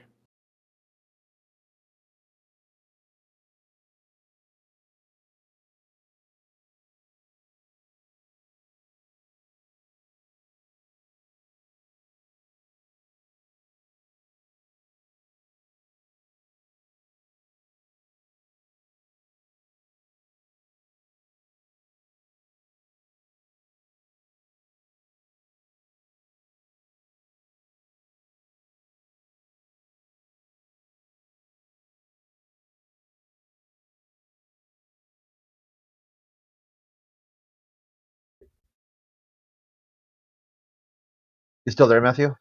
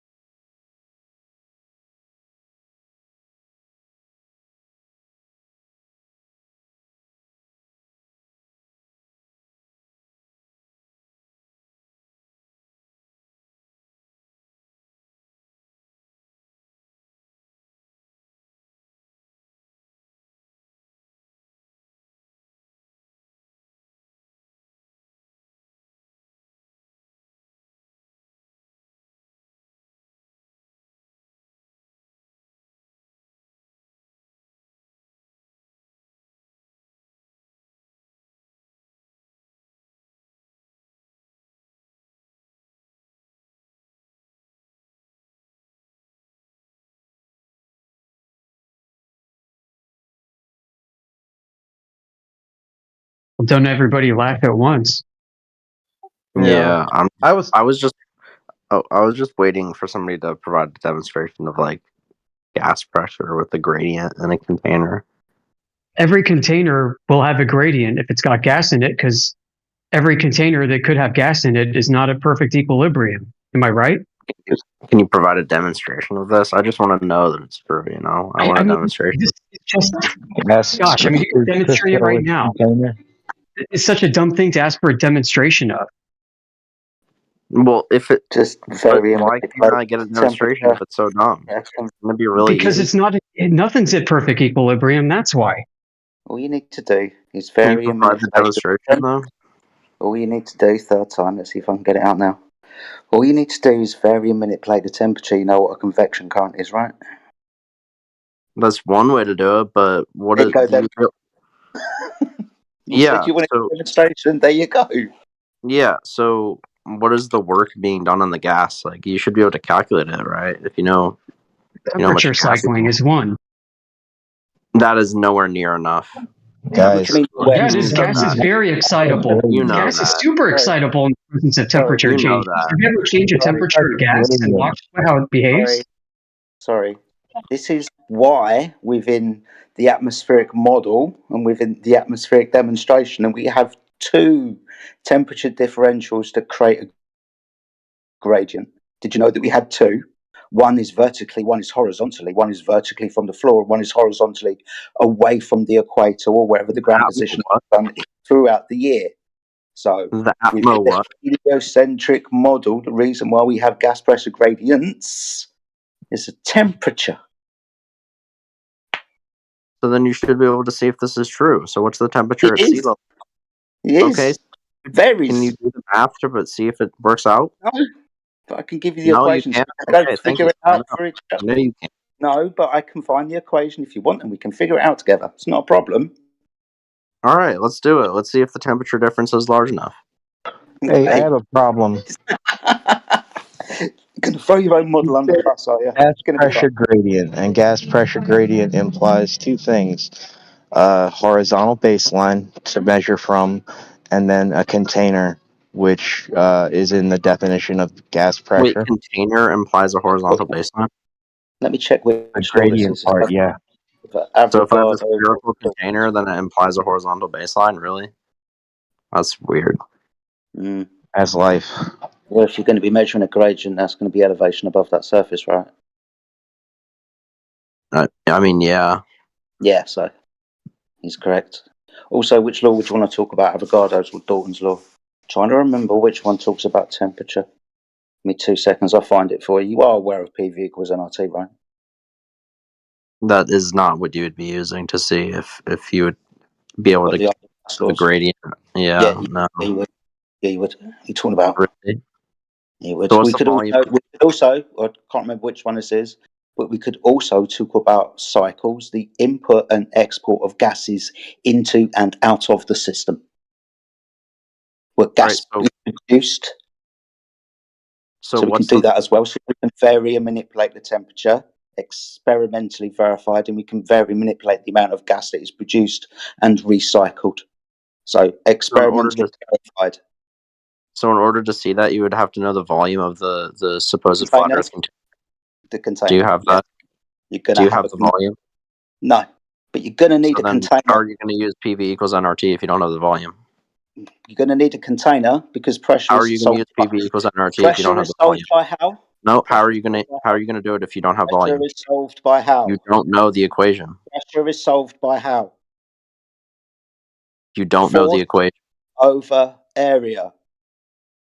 Yeah, and how are you given in feet or meters of physical boundary for the gas to press against? We're talking. You made the claim that the temperature difference is large enough. Dude. You made the claim that the temperature difference is large enough, and I'm asking for a demonstration of that.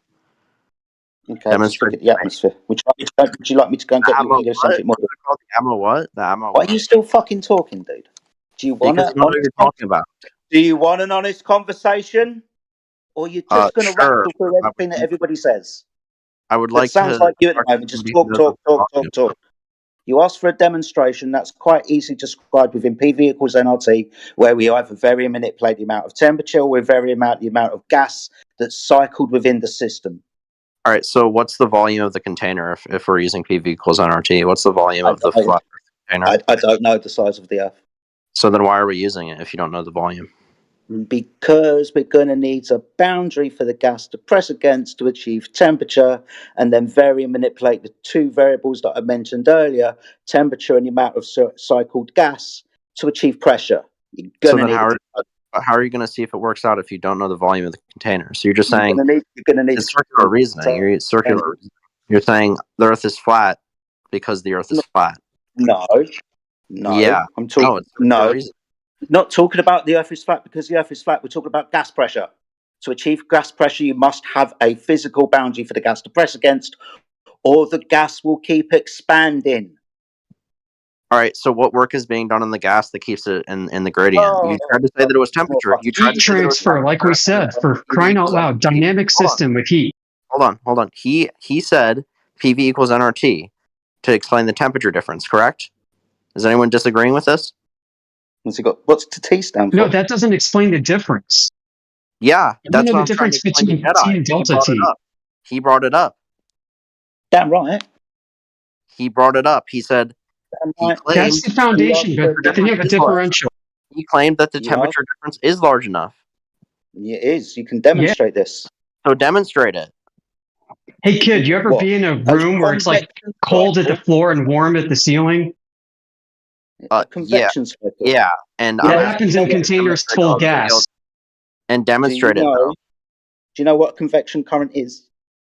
You said PV equals nRT. Demonstrate Do it. you know using what a PV equals nRT. convection current Are you going to is? concede? Will you concede? Will you concede? No, because he's not conceding anything. There's nothing to concede to. Within that formula, you can't use PV equals nRT because you don't know the volume of the container that you're trying to suppose exists. Yeah, V exists. Do you agree? We P exists, but he was trying to explain the temperature difference using PV equals nRT because he doesn't know what he's talking about. Well, that's how you start. Hold on, Amish. Please. I'll back up. So what's T stand for? Temperature. Thank you. All right, so how are we going to know the temperature difference? You said the temperature difference can explain it perfectly, so demonstrate it. What? A temperature convection cycle. Yep, demonstrate it. Yep, that can be gradient that part. I don't need to demonstrate. Excuse me. Yep, I don't no, you're talking about stuff that you don't know. Yeah, okay, I'll just let you make mistakes. You're just a fucking prick. Shut up. I don't need to demonstrate this well documented and experimental fact. You're just hand waving it away. No, I'm not. Yes, you are. You just said you can use PV equals nRT to explain the temperature you difference. know what it is, so why do you need a demonstration? You said that the temperature difference is large enough with that even with the container. Yes, you did. Yes, you did. Where have you got this all you want from? Large enough. Live stream. Never cross my fucking lips, you lying little shit. Let's go on the live stream. Okay. No problem, Sunshine. Off you go, toddle off and go and get it. You wanted a demonstration of a gradient, that temperature then. We did that, you and I, okay. And you said the temperature difference was large enough. You made a claim. Yeah, according to your model, that's why we have two gradients. Two. One horizontally away from the equator and one vertically with altitude. Both of those gradients are caused by temperature. We're not talking about slope here. We're talking about, I'm trying to steel man the flat earth for you to explain that you don't need a container. Very fucking well, are you? You want us to demonstrate a convection current too? You're an idiot. You're an idiot. Steel man it for you. Yeah. You're bad faith. You are definitely not trying to steel man this. You just don't know you're talking about. You're not trying to steel man it. So you're going to need a container for the gradient, aren't you? No, a container would make it worse. You do not need a container to achieve pressure and a pressure gradient. That's your claim. You said we don't. Okay, show me that then. I started off saying that I need a demonstration of pressure gradient. No. See, look, this red herring. This absurd red herring. So I have to follow your little bullshit so you can get a gotcha. Nice. I never should have brought this up because you fucking backpedal from the point of me asking for a gradient in a container, and you couldn't provide it. You couldn't provide it. Your thing provides convection current caused by heat and cooling of gas with altitude away from the heat source. Yes, demonstrate it. Or a Demonstrate. convection current. Yeah, demonstrate it. Yeah. Okay. What do you want me to do?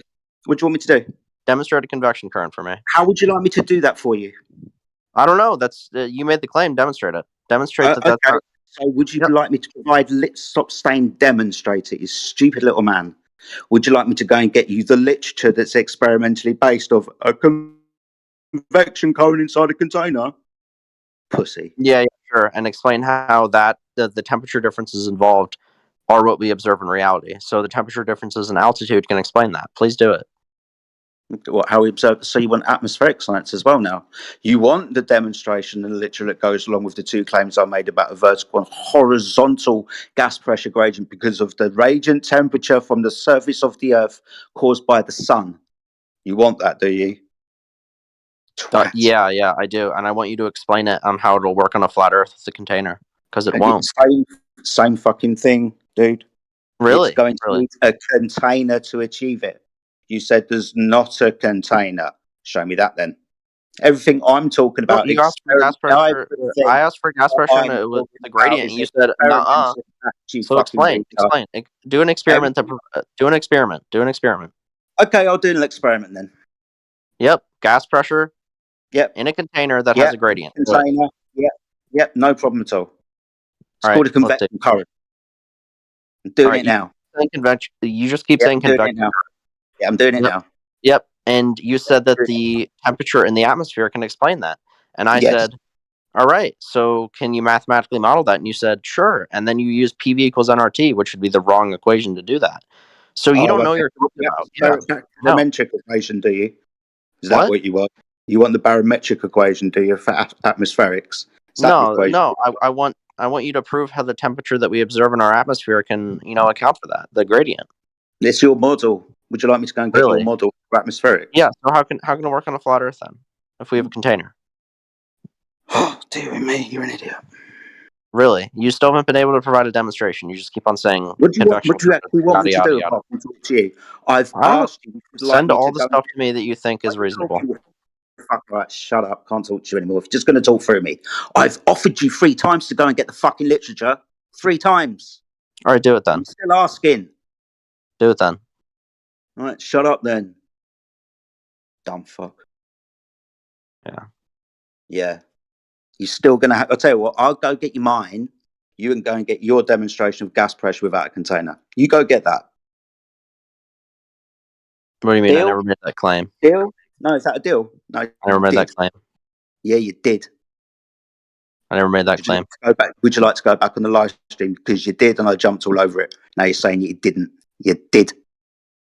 Yeah, that was just your gotcha. Yeah, I misspoke. Sorry. No, it's not my dodge. I'm literally doing this for you. I'll go get you mine if you show me yours. Nope. No. Pussy. Yeah, so you have to include my claim that I accidentally made because you think that's. Oh, you did accidentally make it. So you did make it then. Yeah. So you're a liar. I guess there's people who don't know what gravity is. Yeah, I know. People don't know what gravity is. Yeah, I have to forget that people don't actually think gravity is a real thing, which is you. So yeah, of course I slipped up when I talk to people like you guys. What's that? What's gravity? See, look, yeah, this is why you can't bring up gravity, because it just leads to a red herring. I'm trying to steel man the flat Earth for you. You're not doing very well. You're able to demonstrate anything. You just say, convection currents, temperature change in altitude, account. Shut up. If you want to steel man it, write it down. If you want to demonstrate it, go and get a demonstration. Everything I'm going to get for you within the next 10 minutes will shut you the fuck up.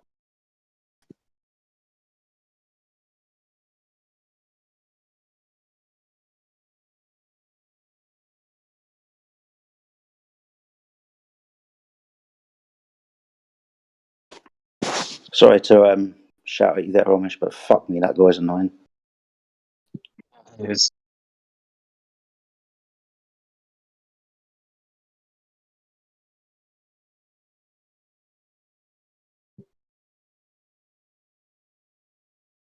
Which one of these millions of citations shall I drop on his fucking head? If you were to talk to him, man, you can unmute him. No, I can't right now.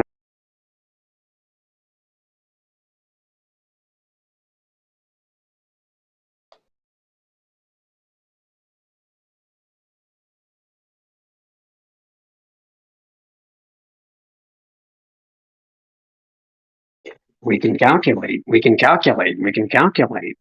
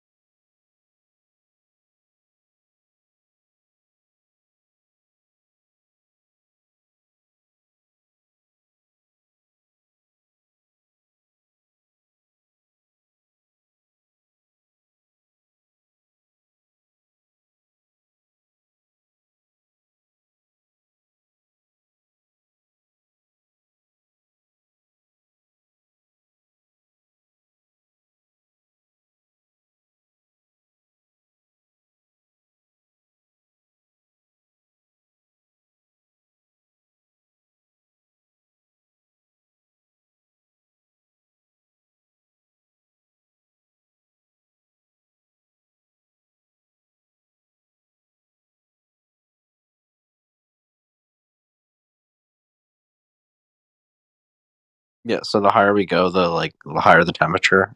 Amish. Do you see the table that I dropped for you just on that very question? Mm-hmm. Do you see Yeah. a perfectly downwards line? Doesn't reduce, actually gets warmer and then colder and then warmer and then colder. Know your fucking model better here before you come and talk to us. I do, yeah, but does the density change? So I like the thermosphere. There's not very much gas there. So the temperature is like just of a couple molecules, like going really fast. Not a bunch of them, like the gradient, like that we would observe on a flat Earth with this bullshit container that you're trying to explain away. What do you mean? What's this straw man that you've got going now? Yeah, it's a straw man. I know.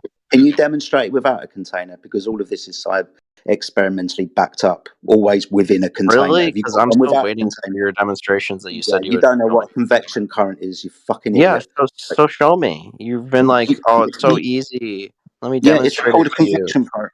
Google. Yeah, let me demonstrate it to you. Why should I? Off you go. It's well documented. It's experimentally backed, by the way. So off you toddle, go and get it yourself. Can't be bothered to do shit for you. Yeah.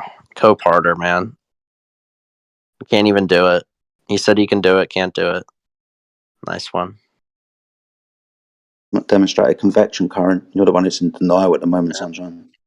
What do you mean? How am I in denial? I'm asking for a demonstration. You just say, nuh-uh. What a convection current? But you don't know what a convection current is. No. Yeah, so demonstrate it. Demonstrate it. Yeah, Amish. Like I said, the density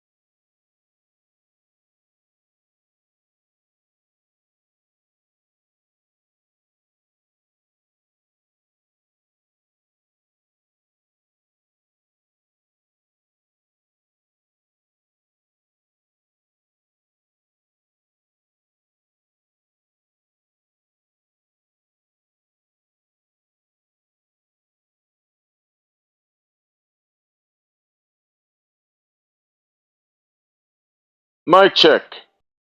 1, 2. 3.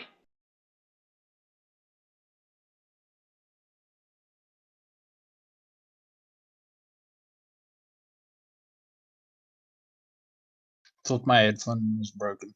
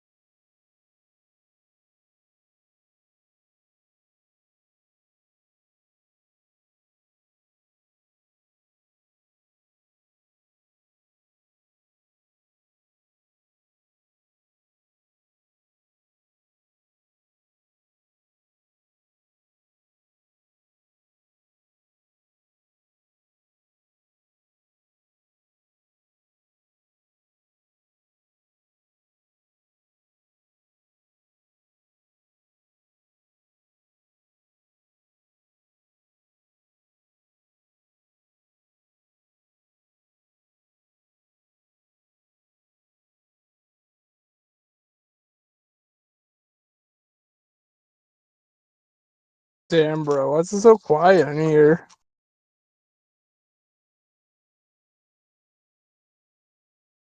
Just waiting for an idiot like you to show up. Oh, are you waiting for me? Does that mean you care? No. Oh, That it? so are you a globey or are you a flatty? What globe? That explains a lot. There you go. He's talking about the one he sees on TV. I don't live in TV.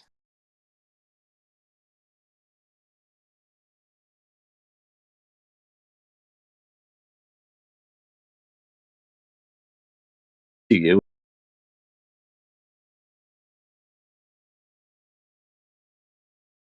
He does. Damn, no. Why is it so quiet? He's not talking.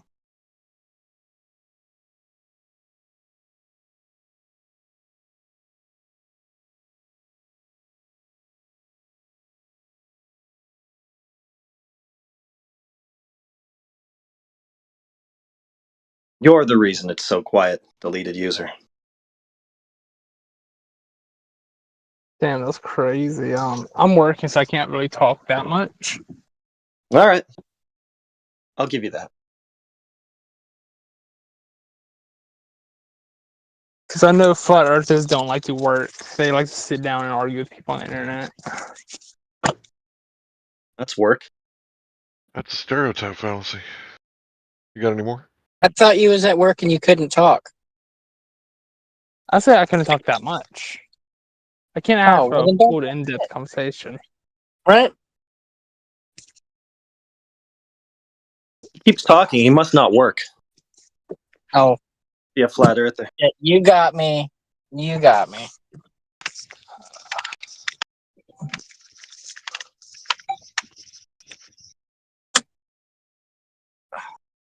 Minecraft isn't work, buddy. No, but Roblox is. See, we have a lot of work to do on you.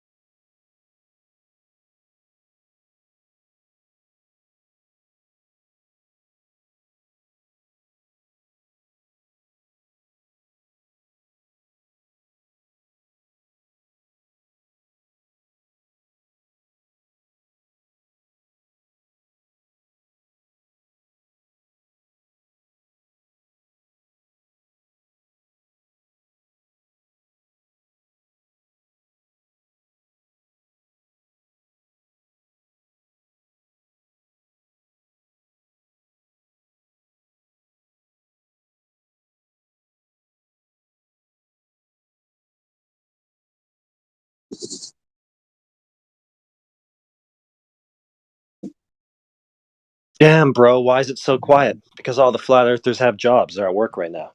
Well, You I don't have just time got to sit over there it. talking all day. I have a whole hour to be here.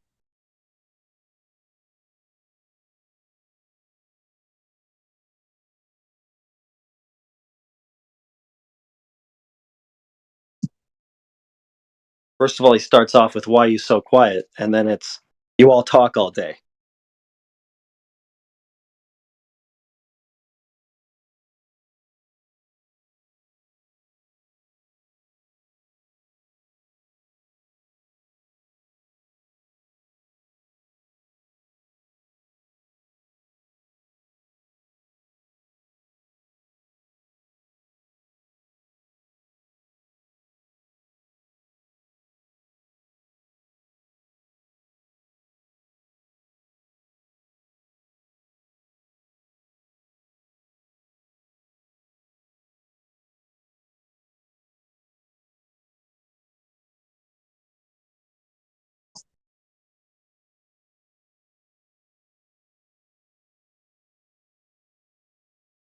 You guys want to run your script against the non-believer?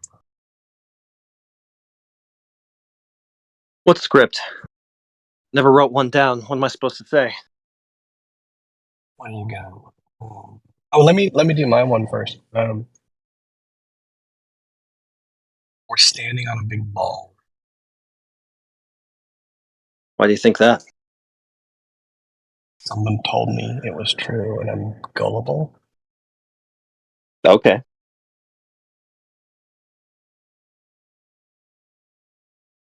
Sounds good.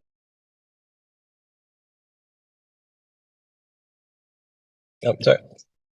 Sorry for the tease. I'm looking for a conversation. Just noticed my buddy's downstairs. I'm gonna pop in to see him. But Bye. Don't leave. I mean, don't come back. Bye. Love you. Mwah. The fuck? That was weird. Hit and run.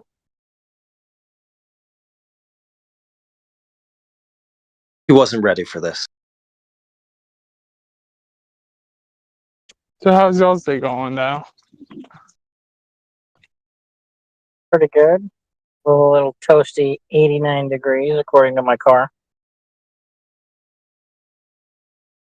About 85 where I'm at.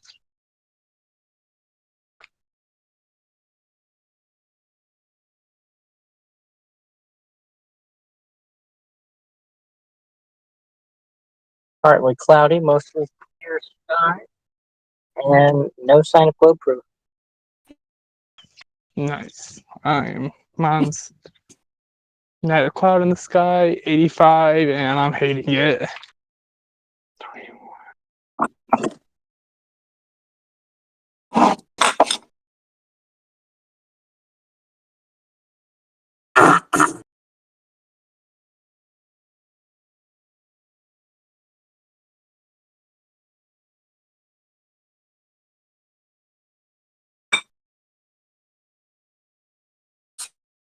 Fuck's sakes, I need to drink tea, I need to drink tea, I need to drink tea, I'm late for the tea today. Felt like a British meltdown. What was that? I need to, no, I need to drink tea, I need to drink tea, chai. I'm losing my Holy fuck, holy tea. It's I'm about to 12:01. go into the bay. All right. I'm gonna be triggered. No, man, I'm from Balkans, man, I'm from Balkans, but I drink a lot of tea, lots of chai. Chai, I'm becoming Indian, man. I'm becoming Indian. Something's happening to you. I'm just...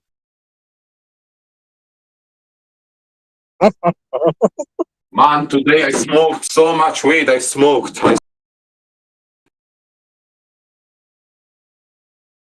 Don't do drugs.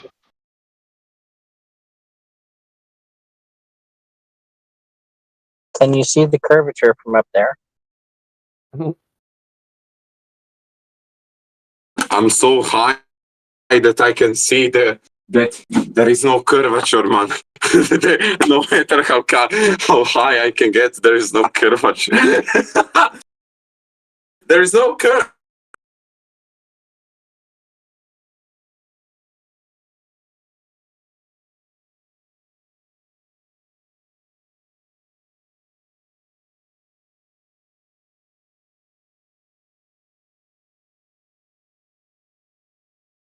Hello?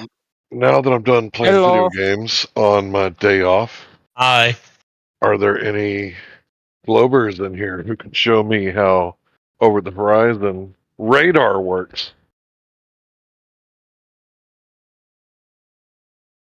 I'm gonna call a friend in to answer that question because I don't know the answer. Do you guys know who Darth Dawkins is? I'm gonna call him. Oh God, yeah, get him in here. What is radar? Like, what principle does it operate off of? So you know how bats like sea?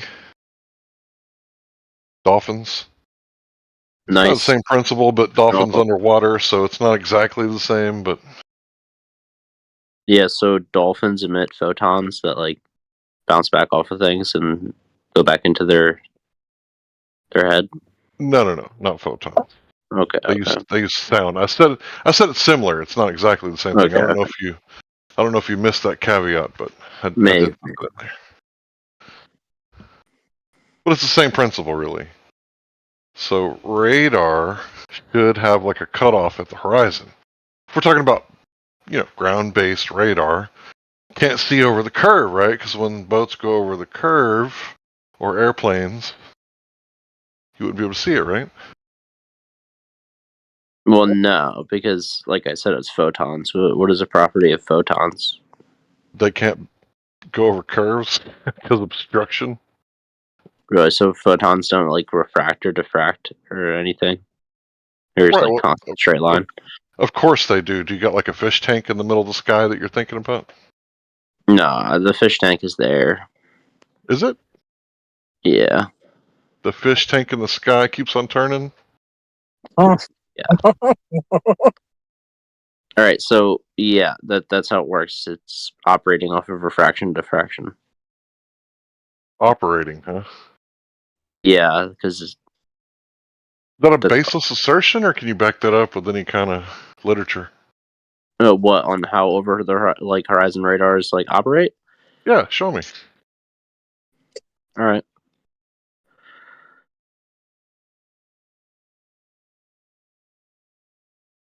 Here's from Raytheon.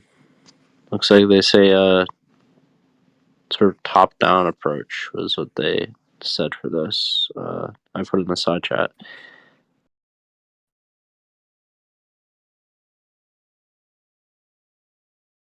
So over-the-horizon radars use high-frequency radio waves and bounce the signal off the ionosphere to look for targets using a top-down approach. Ionosphere? I thought you said refraction, not reflection. What are they bouncing it off? Some sort of dome up there? Is that why you believe in gas pressure? No, I already went over this and I wasn't able to get an answer. I do have a question. Hold on, you're interrupting. Yeah. So you didn't get an answer from me because I was playing video games up until just like 2 minutes ago. No, not from you. I was talking to Jedi before, and I asked how can you have a container and a pressure gradient at the same time?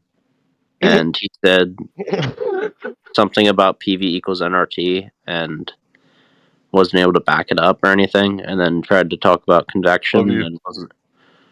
Yeah. So how do you have gas pressure gradient and a container at the same time? Yeah. Is that odd to you that those two things are existing at the same time? Well, I just want to know a demonstration of that, where.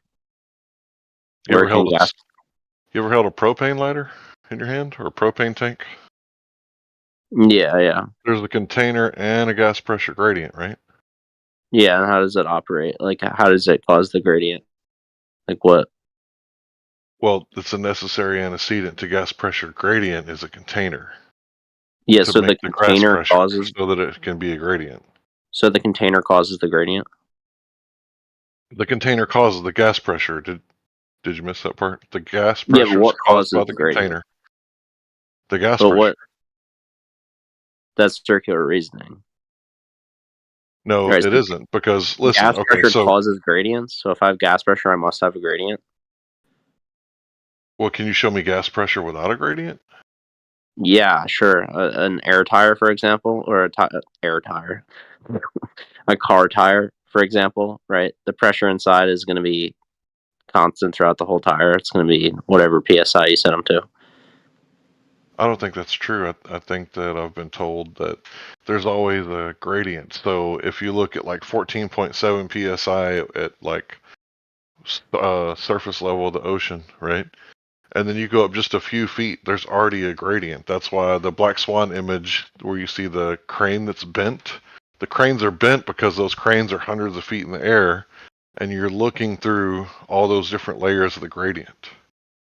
Yeah, and what I'm trying to say is, how can you have a gradient and a container at the same time?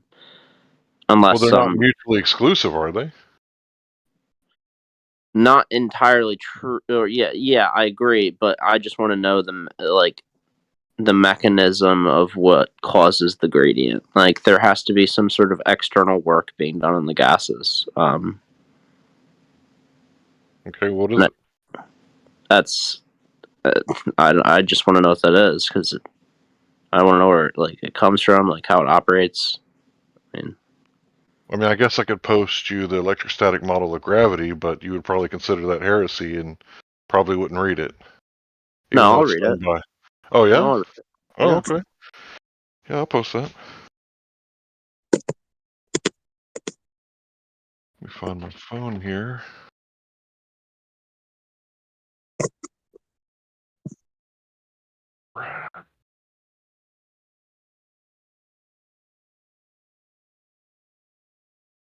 Where are we at? Right here.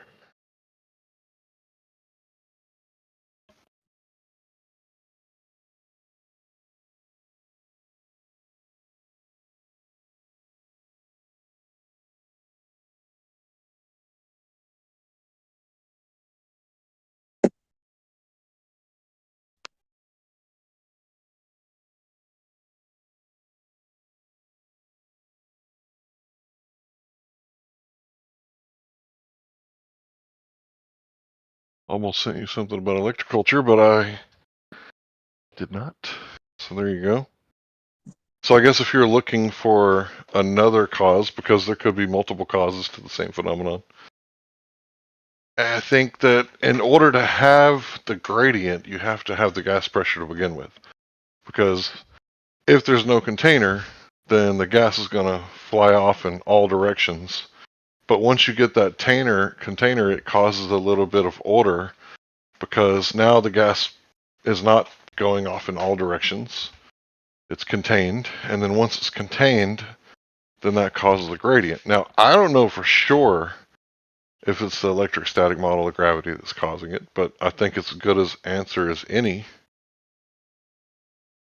All right, so we don't know like the mechanism that causes it, but would you maybe be open to my whole point of this was to like demonstrate the possibility of not needing a container and just having an ever decreasing pressure gradient that just goes on forever, right? Like, would that be a possibility? Like, you know, it would be the simplest explanation. Like, I go up 50 kilometers with my balloon, and the pressure gradient has kept on going. It's like thousands of a time less dense air up there. So what suddenly stops it from not just being a gradient forever, right? Well, I suppose that if you had, say, like a fish tank, and the walls were going up, but there was no ceiling, I suppose, they would eventually fly off, right? But if we don't believe in outer space, which I don't think most of us don't, then that would be the container. Like, what you consider the universe, what we consider creation, would be the container, and it wouldn't have anything to fly off into. Now, you're proposing that there's this really big empty trash can type thing that they call outer space that holds like everything that we see and 96% of things that we can't see, including dark matter and dark energy and all that stuff. I would say that that's just like your belief, bro, that there is no container, that there's giant volume out there. Outer space just exists. I don't know. But could that also be possible on like a flat Earth? Like these aren't like contradict. Like you'd have the same thing happen. Yeah, I mean, I could tell you a story about how one day, your generation's going to get to go to heaven and live on Mars, and this empty container is just out there. You could choose to believe it. But it's not empty. There's still pressure there. I'm just saying that it's like a pressure gradient that keeps on going, like forever. Well, how do you verify that? And I wasn't talking about verifying. I was just talking about the concept of it, right? Well, I mean, it's a concept really hard to demonstrate. So, I mean, yeah, you believe in this deep, dark heaven that goes on, almost forever and is ever expanding, and, this is what you believe.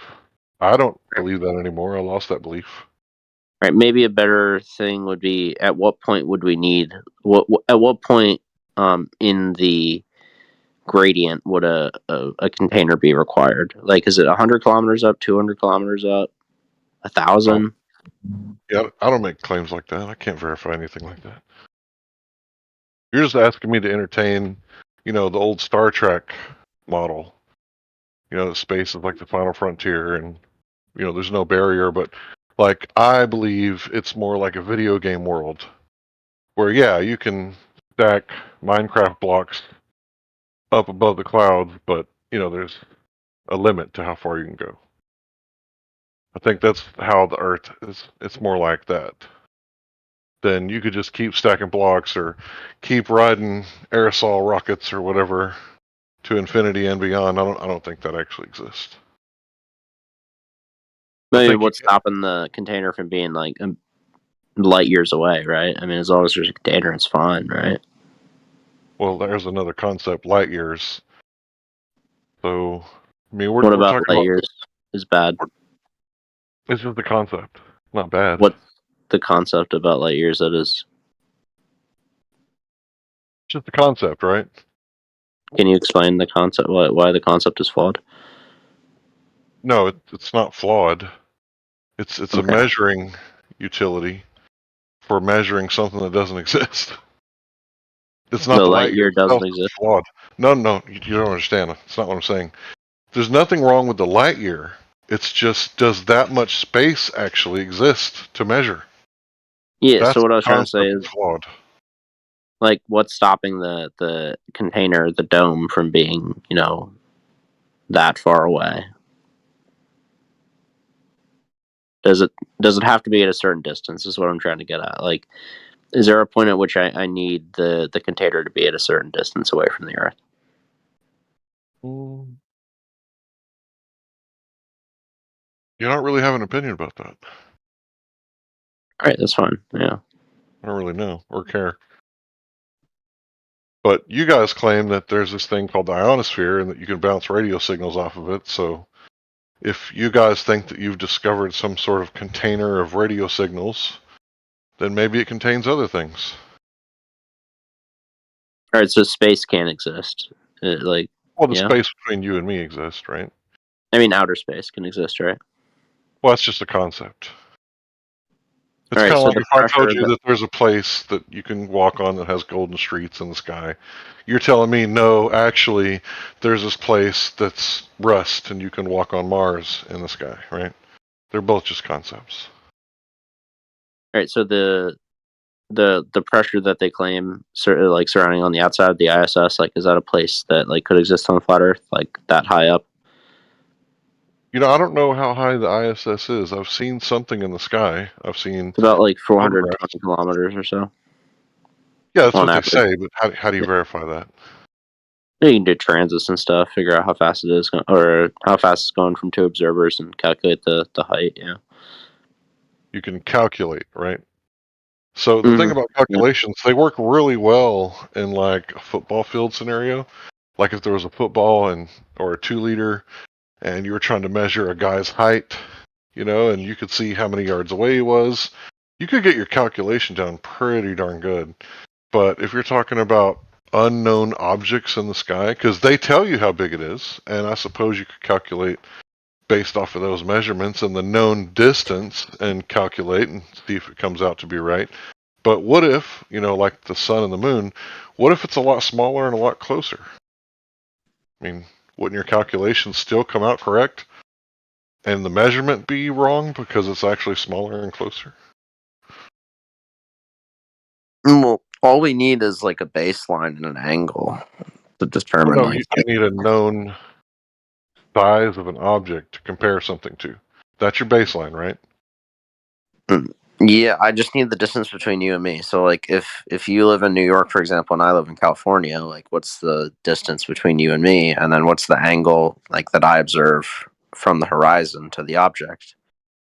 Well, then you would have to know if the Earth is curved or not.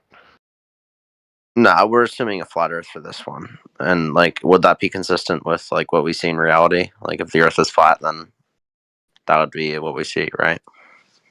Well, your calculation would be different if we lived on a globe, so we would have to do 2 different calculations. Because if you think it's a globe and I think it's flat, then we're just going to do one calculation for flatness. I don't know. That doesn't seem like the way to measure something. But I can explain why the perspective, you know, holds true. But like, are you saying that this is going back to my Polaris height thing. If I have an observer at the North Pole and then I have somebody going down in latitude, the height to Polaris is going to change. So Polaris has to be in multiple places at the same time, like multiple heights. Is that a logical thing to say that an object it is an object. Objects reflect or emit light. No one can deny that, right? That Polaris is in multiple places at the same time, like it's magic teleporting around. So you think that you know what Polaris is? You think it's a giant ball of gas, quintillions of miles away, and No, I never made that claim, actually. Oh, so you don't believe in the standard model of stars, gas collapsing, gravitational collapse? I just said that I never made that claim during this. Oh, okay. Okay, so for this thought experiment, I wasn't saying. I was just saying, assuming that we know that objects emit and reflect light, and Polaris is emitting or reflecting light because we can see it. It is therefore an object. Is that faulty reasoning? Yeah, I don't believe it's a traditional object like an apple or a tennis ball or a person. I think that heavenly bodies are distinctly different from any other quote-unquote object that I've ever seen. Right, they're distinct, but like, are they physical? I don't know. Is light physical? Physical objects can... Right, but is light physical? Like, I have a fluorescent bulb in my kitchen. It's one of them long ones, right?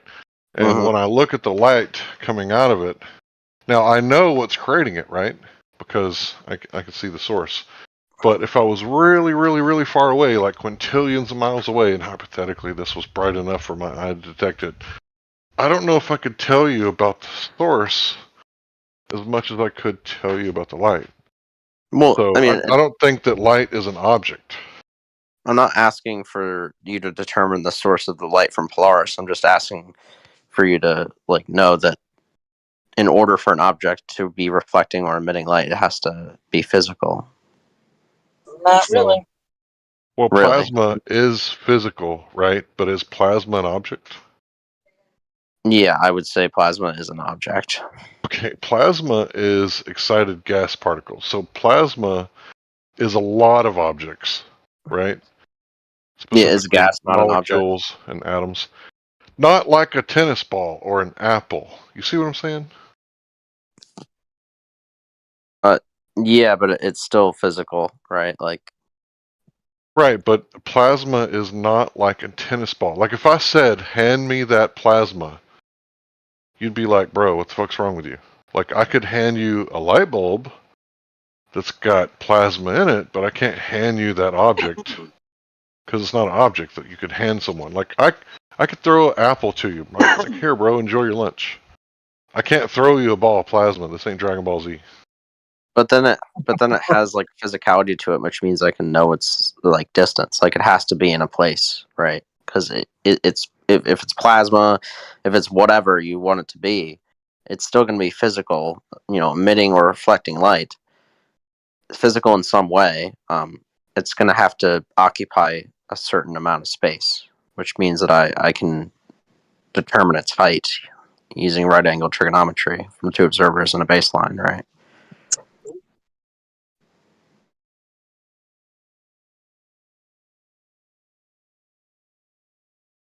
The light's under the water. You know what I mean? Like, and that's kind of what you're asking me. Like, what? Tell me about this object in deep, deep space that's, you know, up there called Polaris. Like, I don't know. It's shiny. Like, what do you want? I'm not asking for the properties. I'm just asking for the distance. Well, I don't know the distance of light. You know, objects emitting light, if they are objects, because that's the thing. Like back 200 years ago, people thought they were the gods, right? Like Venus, Mars, and these are like Roman, Greek gods, right? And like now we think that we got it all figured out. Actually, Mars isn't the god of war at all. It's a giant ball of rust. And Polaris is a ball of gas. Like, we don't know that. And we don't know that they're objects. I never claimed that it was a ball of gas or anything in this thought experiment. I'm just trying to say... I didn't say that you did. Yeah. We think But we can know with right angle trigonometry. You're saying triangles don't obey like trigonometric functions and stuff. Like I can't know the like certain sides of a triangle using trigonometry. So once again, if we're talking about like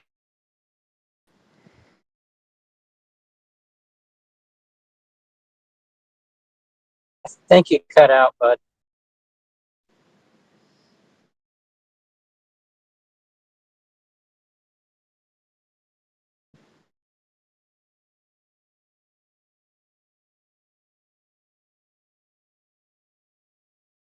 how far is Polaris in miles? I think did you cut out or no? I didn't. I don't think I did. So it's not just me.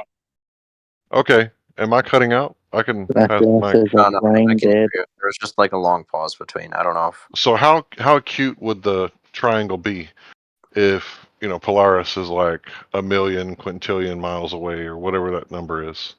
it's going to be a very skinny triangle, but that's not Right. not So what I'm that's trying going to. to decrease the accuracy, right? Yeah, I know. It's what I'm trying to say.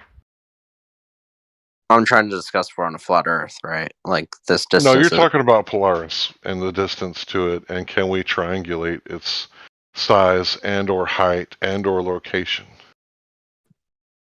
So when an object is really far away and the triangle that we're using to triangulate this object is really acute, does that decrease the accuracy of the calculation?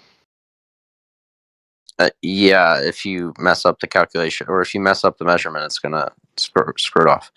But if we're measuring it like we are in a flat Earth, then the distance is going to be really close, actually, like under 10,000 kilometers. Okay. Well, you think that's technically, accurate? if you've got the angular size and that's all you have, you could make whatever size and distance you want. I don't need the angular. Wait, when did I say I needed the angular size? That's the measurement that you're taking. No, angular size is not. Hold on, angular size let of him Polaris finish. is- Let him finish. Go ahead, bro. Said that's what you have. You look at it, it's in the sky, that's what you see. You have an angular size, right?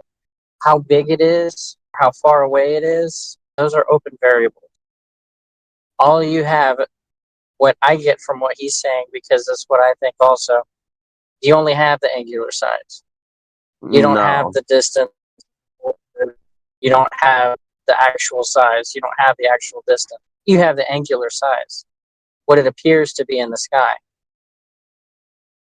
Yeah, because if I have a baseline between two people and an angle of elevation from one observer to the horizon, I can do trigonometry, right? Are you denying that that's something you can't do?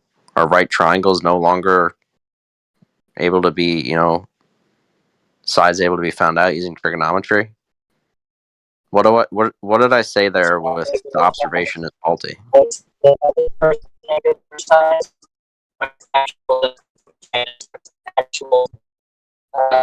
You're breaking up, Kiko. All right. I'm just in that area. I'm going to be breaking up more. All right. Sound better So now. can you get the height of Polaris doing trigonometry on a globe? I never claimed that. So why would you expect anything from? Why would you expect to do trigonometry?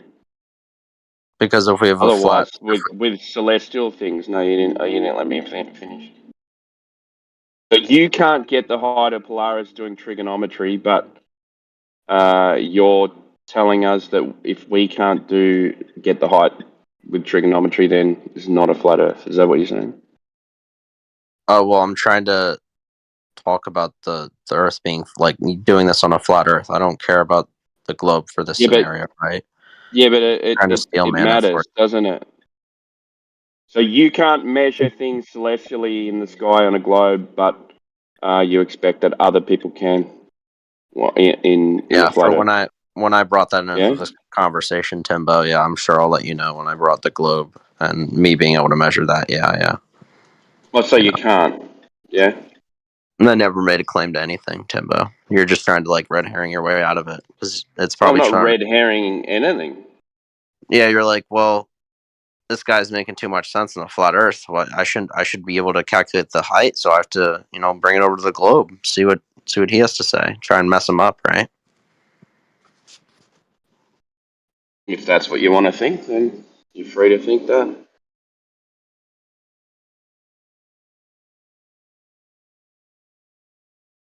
Is there a I don't think you magical can ice wall calculate on it the flat Earth accurately. model? And even if you did, how would you verify it? Hey, So yeah, how are you going to confirm it? Yeah. not only in your model is there refraction, and you can't really tell where it's actually going to be, because the light Is there causes, or the refraction ice causes wall light to on bend down the around the flat Earth globe and all model? sorts of things. Also, No, the ice wall's on a globe model. Can you please be quiet until Larry's finished? No, why can't we observe this ice wall? Did I ask you to be quiet until Larry was finished? I don't give a fuck what you ask me, buddy. Okay, see you later then. That's a Sigma right there, a Sigma glober. On like that. She'll smack you Why in the don't you mouth. fuck your own mother? I can't. Globies, shaking my head.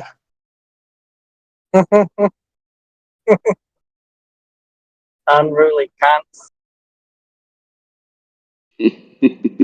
Boy, slut. Where's the magical ice wall? Who is that?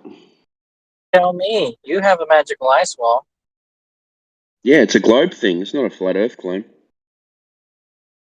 Do you think Antarctica is the magical ice wall that we can't cross? No, that's what you guys think. Why are you guys so delusional? What is your motivation for Why believing such are you nonsense? so delusional that you believe in such a thing? Excuse me? Why do you Excuse think me? Antarctica is magical?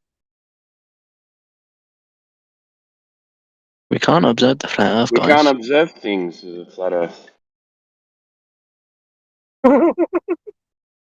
Flat Earth is only Flat ruin your Earth mind. is only ruining. Ruin your minds. No, it'll ruin your minds. It will ruin your mind. It will ruin your This mind. guy, he's got brain This rot. guy, he's got brain rot.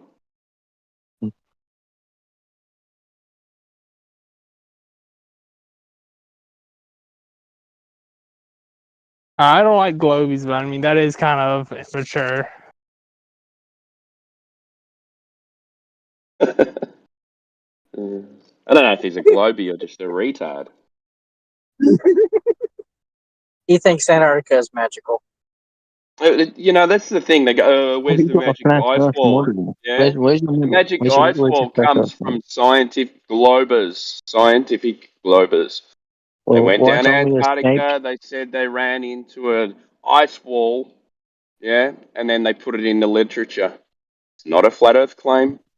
So you have to Globe go Earth to claim. the 18th century or some shit like that to prove flat Earth. Is that the best you've got?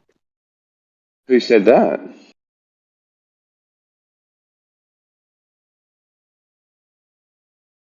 Who said that? You dumbass. When?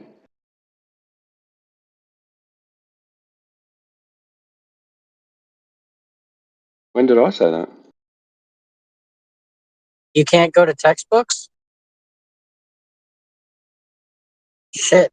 Contemporary How am I textbooks gonna would be learn? helpful, right? I don't think he can read. I mean, what's your main proof of flat Earth? Because I don't think you've got any. Yeah, measures flat. Measurements, laser tests, no curvature, no spin, Laser no gas test. pressure without a You mean the one container. where the flat Earther proved it was a globe by a laser That test? wasn't, That one? that wasn't a laser test. You're talking about Netflix. That was a torch, you moron. What happens with Oh, yeah, torchlight? yeah. So a flat Earther proved that it was a globe, trying to prove it was flat. Yeah, I Yeah, know, it's funny, fucking isn't it? idiot. From What my a understanding, moron. that was a fake test. We actually agree with you You that fucking was a brain moronic. dead little simp. Yeah, I know, man. What a retarded test that was. Yeah. I mean, all Netflix you got to do is proved look up in the that sky. the Earth If you rotates ever get out of 12 your mum's degrees per basement one hour day, just look up in the and Yeah, sky. 20 get degrees out of your per mum's hour. basement. Once you're out of mum's basement, right? That's step one. Step two, look up in the Yeah. sky, which is right Okay, above you. look up in Okay? the sky to tell you that the floor is curved. Good on you, mate. Well done. Yeah, that's right. Yeah, we can do Yeah, that. that makes He's a sense. smart one. Yeah. I often look at Yeah. the ceiling fan to see if my shoes are tied so I don't trip and fall. But if I did that, that would make me an idiot, right? But this Glober thinks that's logical. I mean, if it's a flat plane, we'd also do the same ceiling, but we If it don't. was a flat plane, wouldn't you look down at the plane to see if it was flat or not, or would you look at the No, sky? if it was a flat plane, looking You at the sky, blithering idiot! right, You wouldn't look at the is a sky. proof that it's flat. If we all saw the same stars and stuff and planets in the sky, And stuff. relative to our positioning. Oh, it's Right. all relative. It's all Yeah. relative. Look at the sky; it's the same as the Earth. It's all relative, man.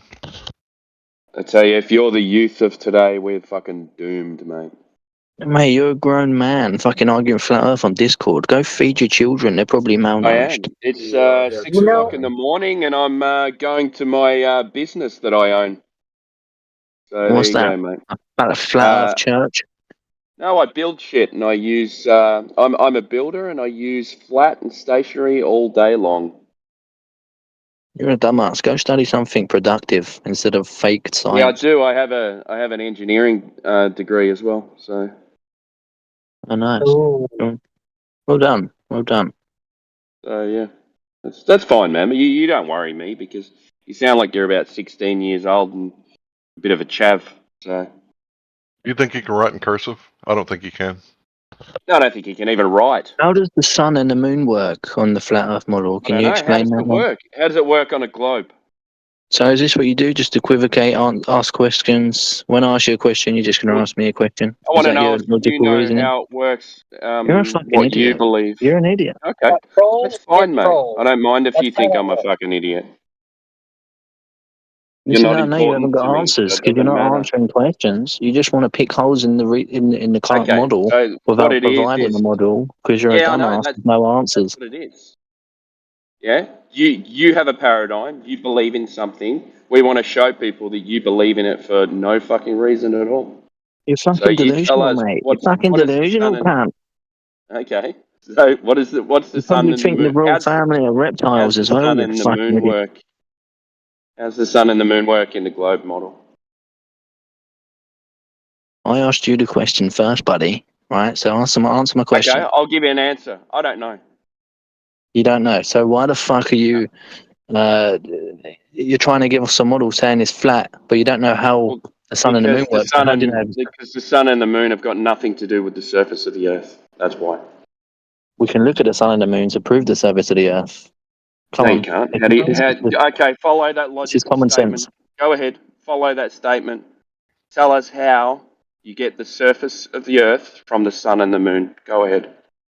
Because when we observed the sun, right, if it was a complete flat disk, the sun would not. We're not saying There it's a wouldn't even disc. be, there wouldn't even be such thing as nighttime if it was We flat. didn't say it was a disc. You made that up. That's a straw man. Okay, so what is it then? A square flat plane? I don't know. Depends what you want So it why to the be. fuck are you talking about on Discord? You don't know, you dumbass. Oh, You're the one that because brought it I up. don't really reserve my time for retards like you. So You brought it up, bro. We're talking about the surface of the I Earth. really hope you don't indoctrinate your children with this stuff because this is just abysmal. okay, no worries, man. That's fine. You're open to your opinion. Why is So it I'm when you driving in observe my the car right sun? now. And as I press the accelerator, the Earth as a Hey, ball Bucko, can turns. you put your heads out of the cloud and put your feet on the ground? Can you show me where the curvature of the Earth is, other than what you've seen on TV? So if we observe the sun, right, and there's no curvature So whatsoever, no, you can't keep your head out of the clouds. would we observe the sun going over a horizon? Hello, we're talking about the Earth. Can you put your feet back on the Earth and get your head out of the Would you clouds? observe the sun going over a horizon if it was a flat disk? Listen, bro, we're talking about the Earth. Can you show You me really the have no curvature? answers, do you? Yeah, you're just not smart enough to understand the answer once I provide it to you. Once I show you Brigham Young University. What was that? You lagged out, you fucker.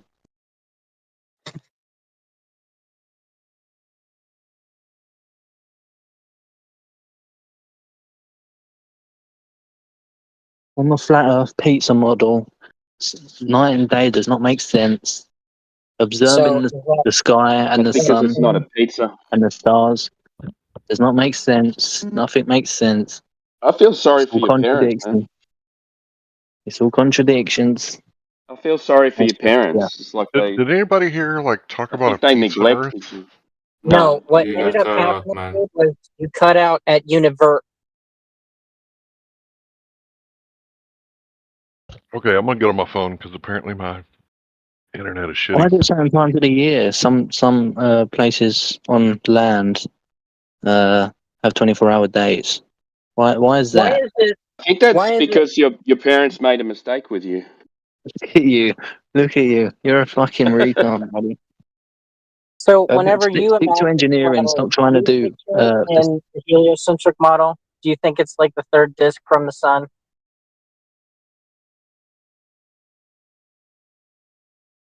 Who are you talking to? You.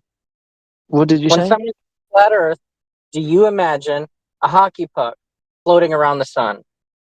Oh, I imagine a bunch of fucking overgrown 40-year-olds in their basement talking shit. That's what I imagine when I think of flat Earth. I don't What are even you doing picture here? a model. What are you doing here, man?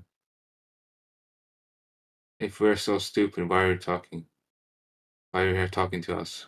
I want to talk to some sense into you guys, you know, Oh, you want to because talk some sense without you're attitude? like Socrates. You're manipulating the young, you know, and you're telling them lies, and you should be executed for that. We could say the same thing about you, man.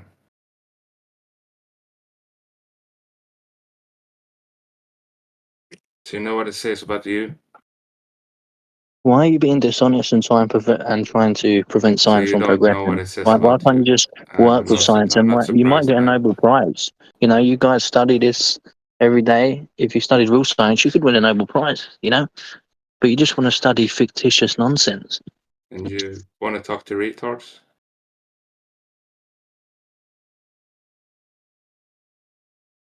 You got no answers. You got no fans.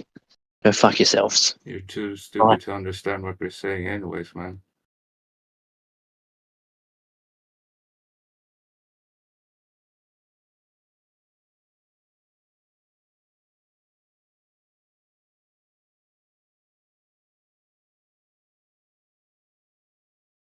And that's it.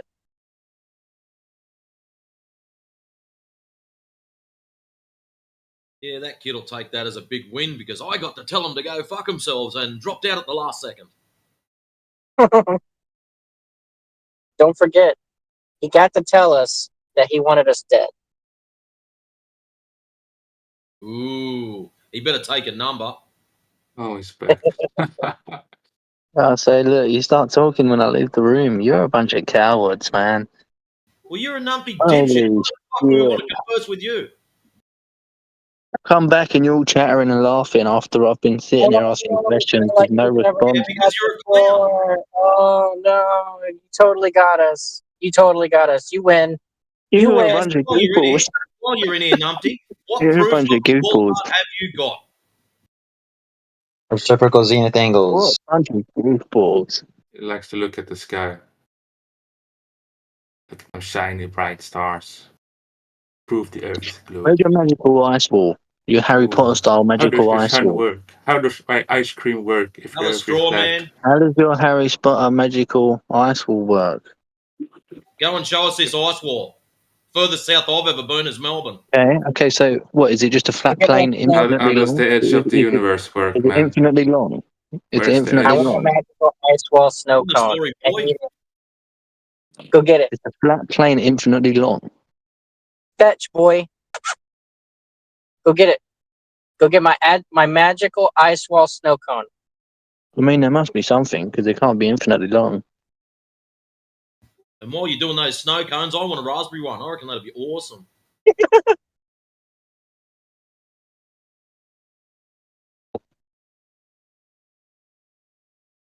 So you've got no proof of a globe. Congratulations, you're a numpty Oh my dipshit. god. And you've got proof of flat Earth. Come on, show me. Show me. It's Show me measured, my son. blown, Show me my sailed, boy. flat. How about that, sunshine? He Oh, it has looks flat. shown you It multiple looks flat. Look times. at the ocean. It looks flat.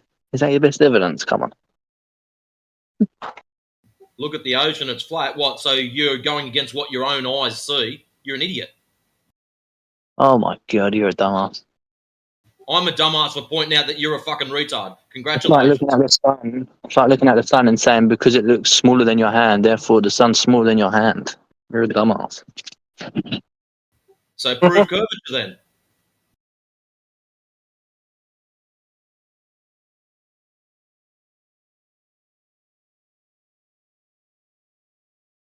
You can measure a curve with You two don't know what theodolites, so theodolites. You yeah. think you're supposed See to when you measure go to an curvature? ocean. Oh, so hold You on see just a when you second. You think you're supposed to measure curvature with theodolites? Is that like the recommended usage No, for a you measure theodolite? it with reciprocal zenith angles using two theodolites. Okay, so what are the limitations on theodolites?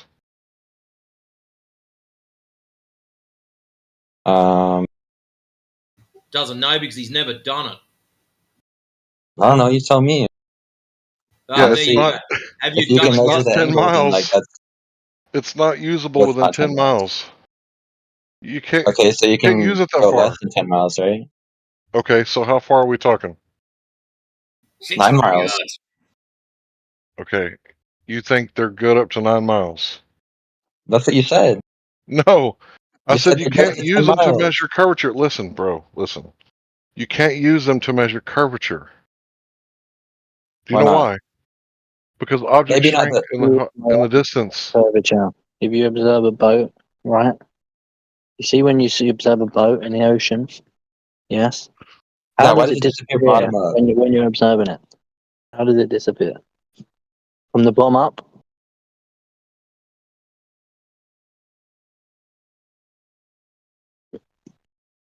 Hello? Yep, hello. Empirical contradiction right there.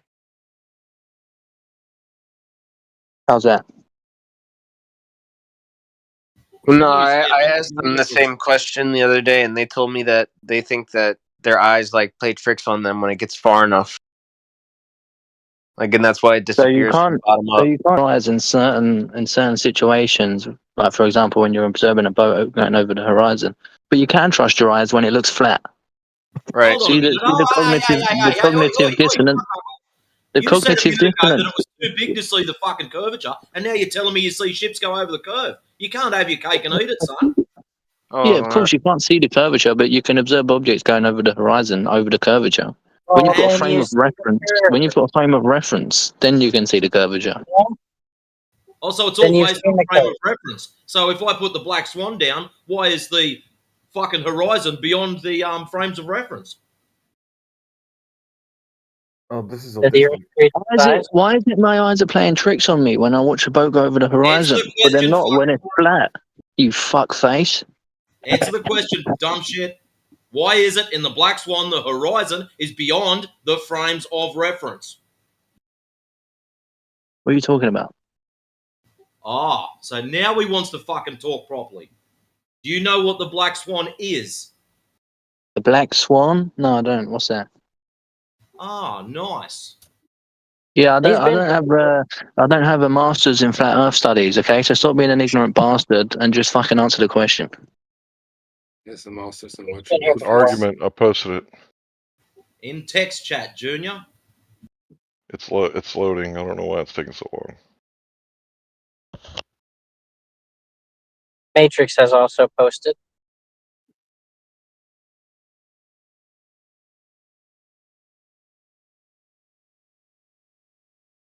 Almost like light obeys certain rules. And some fuckwits put up refraction. Is this the best evidence you've got for flat Earth? This bullshit. Evidence, Junior, breaks Is this your strongest bit of evidence for the mass global conspiracy that the Earth's flat? A picture of 2 oil rigs. Is this your best evidence you've got?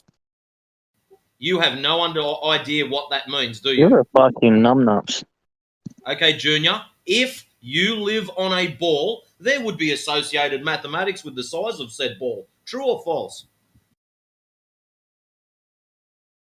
How about us spanking your mother's eye? Doesn't mean For example, there'd be a radius and a diameter and all that kind of shit. True or false? Yes. Right, give me a premise and premise conclusion, please, and let's work it out. Okay, let's work out the mathematics. Go ahead. Premise and conclusion. We'll go and read the Modus Tollens then if that's what you want. And then I got the university that gave us this equation. So if you want to talk to their mathematics department and tell them they're wrong, go for it. We're about to find out if you can read or The not. picture of the two oil rigs. The guy who took the picture of the two oil rigs, why hasn't he got a Nobel Prize? In, Can you not discovering read that the world what you is asked flat? for? You asked for an argument. Can you not read?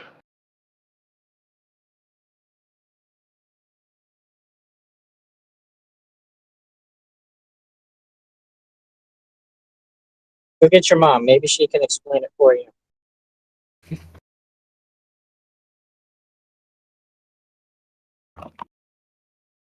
I mean, I'm not wasting my time reading your mathematical Oh, bullshit. so Because there's when we obviously give errors. you what you No, asked 'cause for, there's wait, he's a obviously math errors. denier. He's There's a math obviously denier. He errors. said Of mathematical course there's bullshit. errors.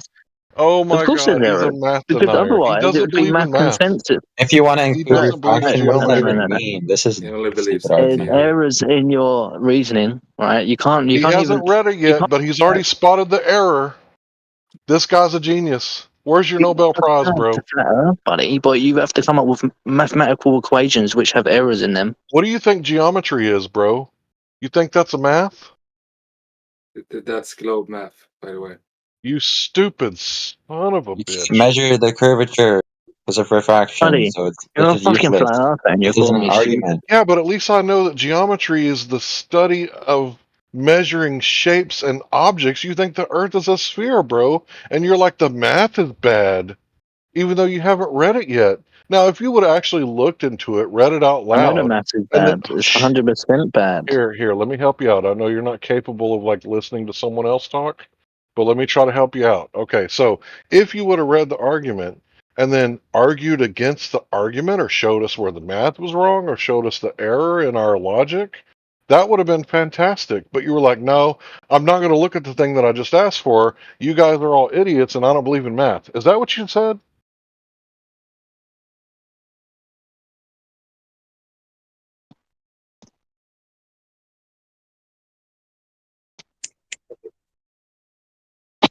Numbnuts, listen very clearly, okay? I'm only going to say it once, right?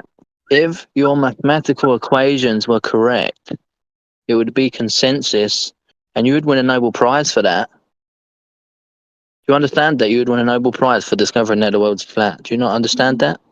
You'd win a Nobel Prize for shutting down everything that has to do with every astronomical measurement ever.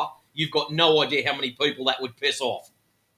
See, it just goes back to the conspiracy theory, though. That's all it goes back to. Your It's whole not a worldview is conspiracy shrouded. theory because all of your astronomical units are built on the size of the Earth, which has never been measured. That's why. But yet the sun goes over the horizon. The sun disappears debunked. out of your line of vision. That is all. Okay. Okay, so where's the sun going? Is it just disappearing into the distance? Correct. You're starting to learn. Good boy. So you think the sun possesses magical powers to just turn invisible after a certain amount of miles? You must be about 12 years old because you keep talking about magical powers, Harry Potter. No, it's not magical powers. It just disappears out of your vision. That's all. So the sun just disappears out of my vision. Yep, that's it. Pretty simple. Okay, buddy.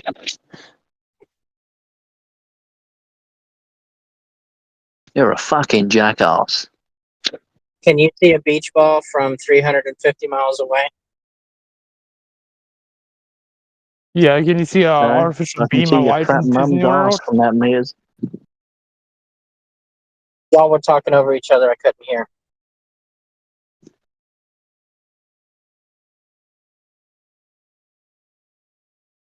Can you see That's a beach ball irrelevant from? to it disappearing bottom up, though.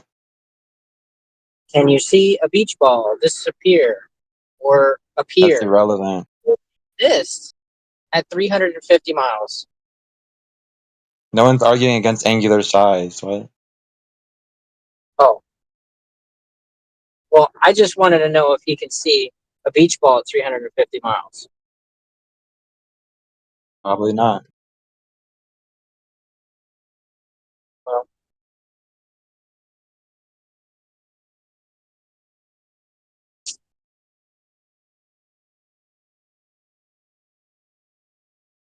dig it.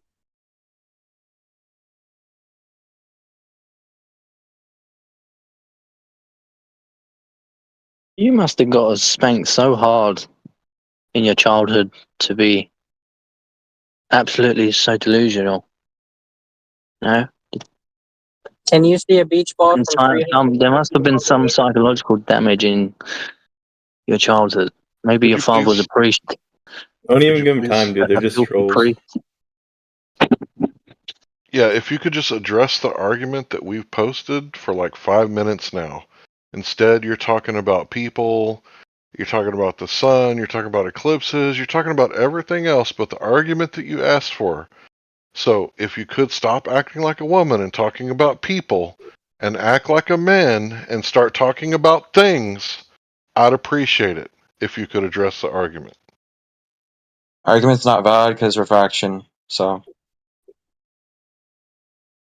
How do you explain You different can't measure, you can't measure the same curvature every time. Alright, so the argument's not valid because of refraction, is that correct? Yep. So that means that we can't measure the Earth being flat because of refraction.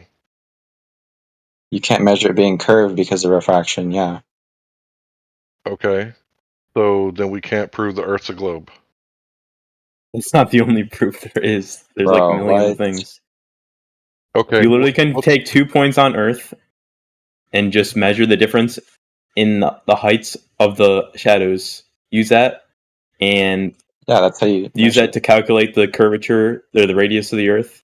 Is a calculation a measurement? Yes, it's by using measurements.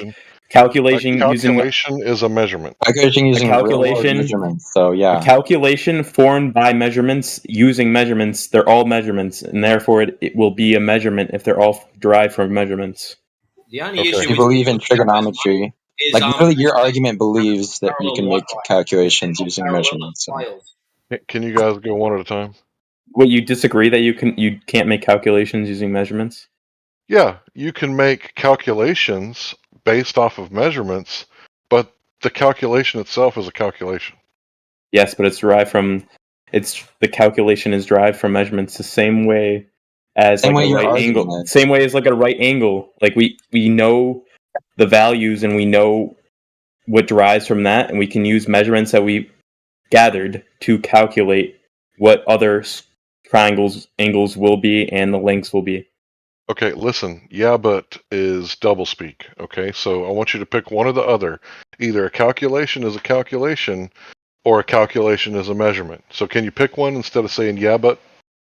They can be both the same thing that, like a square can be a rectangle and a square. Contradiction. What's your point anyway? It's not. Yeah, I'll give you my point. Well, so let's say I got 2 high school friends, right? I'm in my 40s now, and let's say one of them was a computer nerd, and the other one was a power lifter. Well, they both had 5 kids and they're fat. Can you accurately calculate their weight, not knowing which one was the power lifter?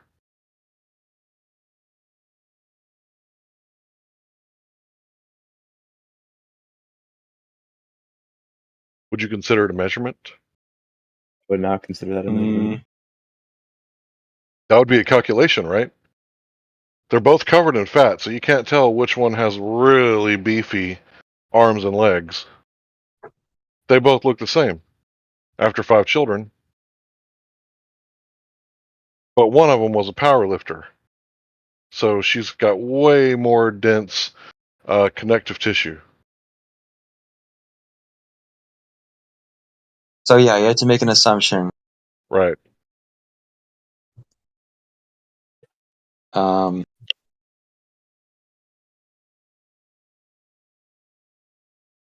okay. It doesn't go against anything. What do you mean it doesn't go against anything? You said a calculation is a measurement. A calculation derived from measurements would mean it could be a measurement too. It's derived exactly from measurements. Okay, can you cite your source for that so that I know that you didn't just like make that up off the top of your head to save your model?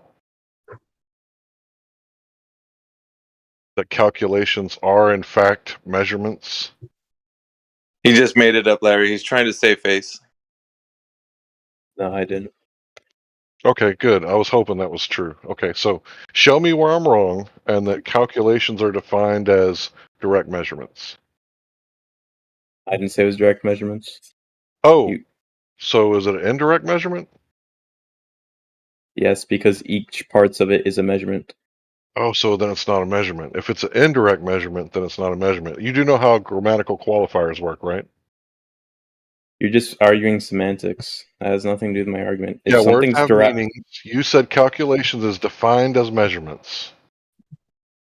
it's not a sole defier, but if it's direct, if everything that makes up a measurement is everything that makes up a calculation is from measurements, therefore it is a measurement. Well, would you be willing to bet your phone on my two fat friends? I actually know which one was the power lifter, and we'll make a bet. We'll make a wager and see who gets it. Now, I have a pretty good phone. I'm betting you don't. But I'll be willing to wager my S22 Ultra against your whatever iPhone 8 or whatever. If, I know which one was the power lifter, you can make all the calculations that you want. But I'm guessing my calculations are going to be better once we have the actual measurement because of my knowledge. What do you think? But that's not ambiguous. If it would be the same thing as saying if you had all the measurements of all the weights of different parts, or all the say the densities, and then you also had the volumes of those different parts, then you'd also be able to measure the weight of them. That would be continuous and analogous to what I'm saying. What you're saying is not analogous at all. It's not analogous to calculations and measurements. Okay, No. so I'm going to put the two fat girls on the scale. Right, I'm going to take measurements, and you're going to take calculations. Now it's more analogous. You're right.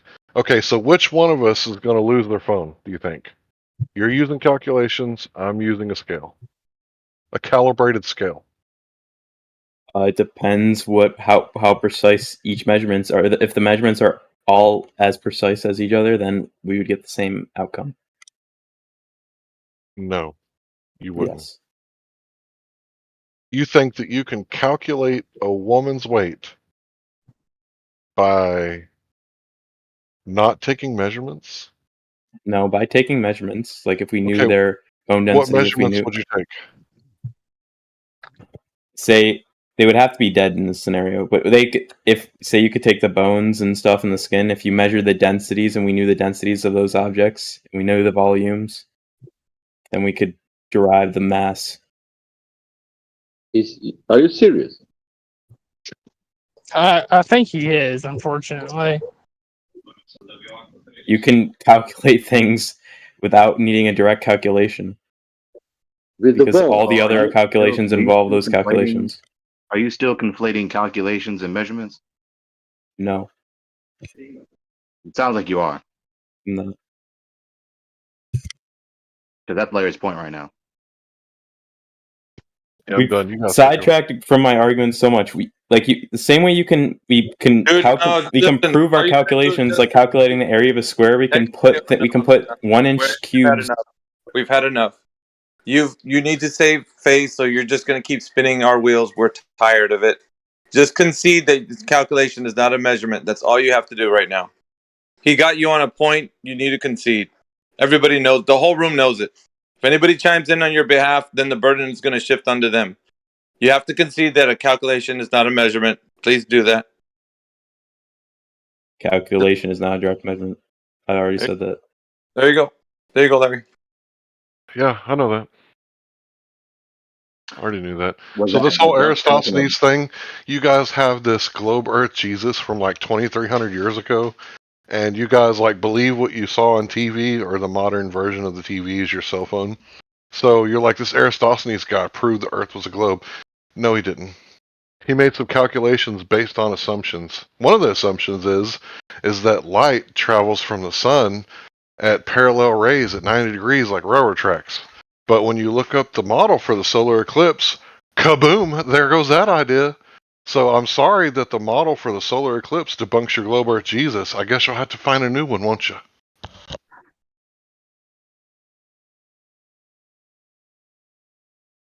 I think you forgot the part that a scale makes calculations itself. Which is a total red herring from the critique he just said against Eratosthenes. He's not capable of looking up the solar eclipse, umbra and penumbra, and comparing it to Eratosthenes, so we might have to do that for him.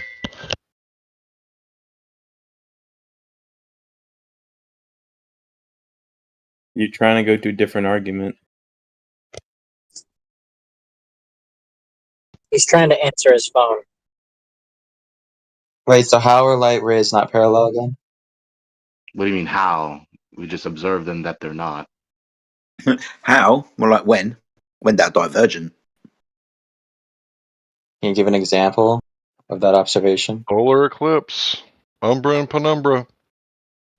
That's the mainstream model for a solar eclipse. Let me just chime in real quick. So if you look up how we see the sun, we see the sun in its apparent position, not its actual position. So your own model describes how you see the stars and the sun. They're not in the actual position. So the light is being, quote unquote, refracted through the atmosphere. And so you're not seeing their actual positions. So yeah, light doesn't come in parallel according to the people that tell you that the Earth is a globe. Now, that's two contradictory statements. They say that light is coming in parallel with Eratosthenes, but it's not coming in parallel when you see the sun. Weird, right? Because you get a 90-degree angle in Eratosthenes to the sun when they're at a well at Syene.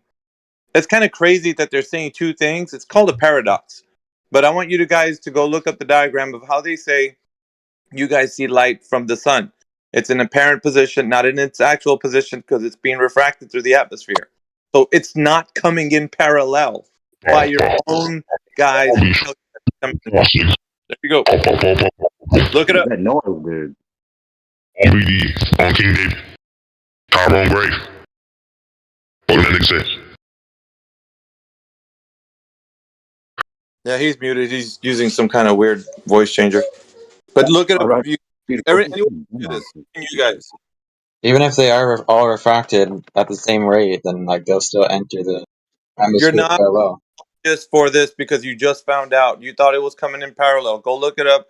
Concede the point. You guys need to concede. I know how refraction works, but it's the globe Earth paradigm telling you this. I posted it for him. All right, yeah. Read Where's it in Wheat Fellas. the? Go ahead and take a look at your solar eclipse and the non-parallel rays, and then look at Eratosthenes. There's your parallel rays. Sorry, guys.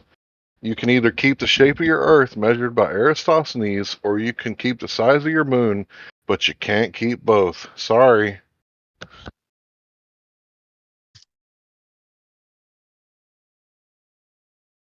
Can you send an actual link? This is just a photo. Sorry, a picture. Okay. So at this rate, you're obviously just refusing to concede, right? Because it's obviously illustrates No, I just want a link. as you continue to talk to the reply. You're just refusing to concede unless I'm wrong, and I would rather be wrong.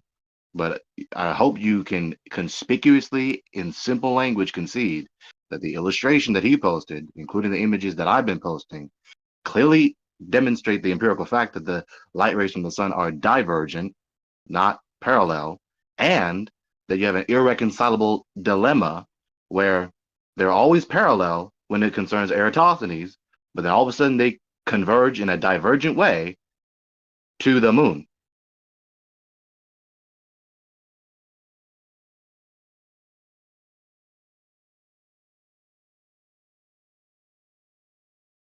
Now you may concede, sir. You won't. So yeah, where's this link that shows the A link to what? Like, what do you think you want? Yeah, just click something other than a freaking photo. Yeah, check this out. Click on the images on Google whenever you search for light coming in to see like the sun or the moon or anything. You see that the light is always coming in refracted to the atmosphere. You can just type in the images on Google and all the explanations will be Wait, there. how are these? How are these not even parallel? I'm so confused. Well, just can you do this little Google search? Because it'll tell you. Look, we can tell you all this information, but you're gonna be like, nuh-uh, because we're giving it to you. I'd rather you go look on Google, and it's all the information's there. The globe Earth paradigm tells you the paradox. The light comes in parallel when you see Eratosthenes, and it doesn't when you see the sun. So that's weird that it's saying two things at once. You need to reconcile that by doing a Google search, man. Or even in your examples, they look parallel. So like, Or you could just get a laser. how is it and not like shine the it? reflection off clouds or something? Bro, that's not what we're talking about. We're talking about the nature of light. Please look up the inverse square law. Please look up beam divergence or whatever you need to look up to understand that light doesn't travel in parallel rays like they taught you on video games. You can get a laser light and shine it 2 feet in front of the source and measure the diameter of the light. Then shine it 100 yards away and measure again. You're going to see that the beam diverges from the center and spreads out. That's why they have laser beams to begin with, so that they can collimate or attempt to collimate the light. So if you got a light that's not being collimated by the laser beam, then it's going to be even worse, like a flashlight. It's going to spread out in all directions. Here, I'll post the inverse square law so that you can see this is the physics of light. This is well known and established.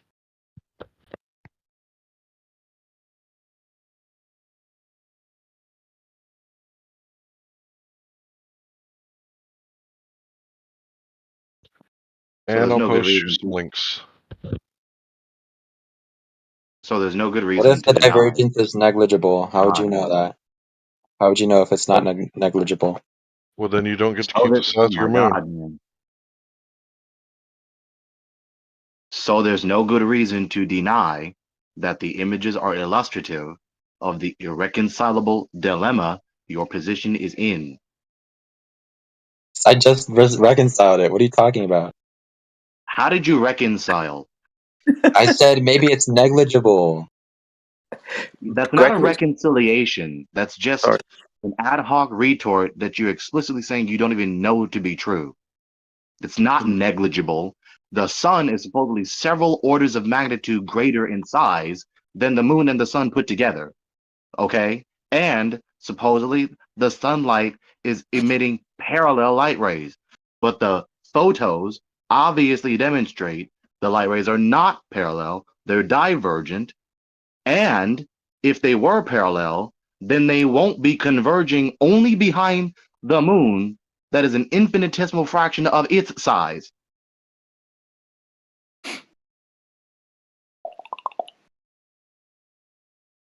It's not negligible. How come?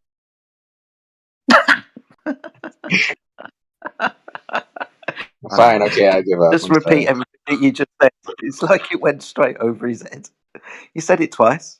Gregory's politely telling you that you're fucked if you hold two positions at once. These positions being contradictory. Okay, whatever. What do you mean? I'll Okay, post whatever. some links for you. No, links. Okay. Inverse Sorry. square law. Okay, they diverge. What do you mean by okay, whatever? You hold two positions that are contradictory with regards to the path of light. You can't have both. What positions are you talking about? He's just repeating himself. We're done. Yeah. No, I'm asking There's a no question. virtue. This is the problem with the scientist. They have no virtue, dude. None. I'm not a scientist. You're assuming my beliefs. No, you're a scientist of scientism. These people have no virtue. He's hearing white noise right now. He's just like, what's going on? What happened? Like he lost all coherency. Talk slower, bro. I can't hear. Yeah, he's just trolling now. I'm not. People have no virtue. Yeah, you are. Cogdis has set in. So, just curious, did you click on any of the 5 or so links that I posted for you? Nice brains melted. No, actually, I'm focused on the pictures because they all show parallel light rays. So. Oh, really? All the pictures. He's blind. He's blind also. Yeah. This is brilliant. And I'm sorry, these light shafts don't show the actual rays. Pretty sure that's different. This is what happens when they don't want to concede a point, Jedi. They turn into this guy. I noticed. So it's like Gregory's saying, he's got no honor, man.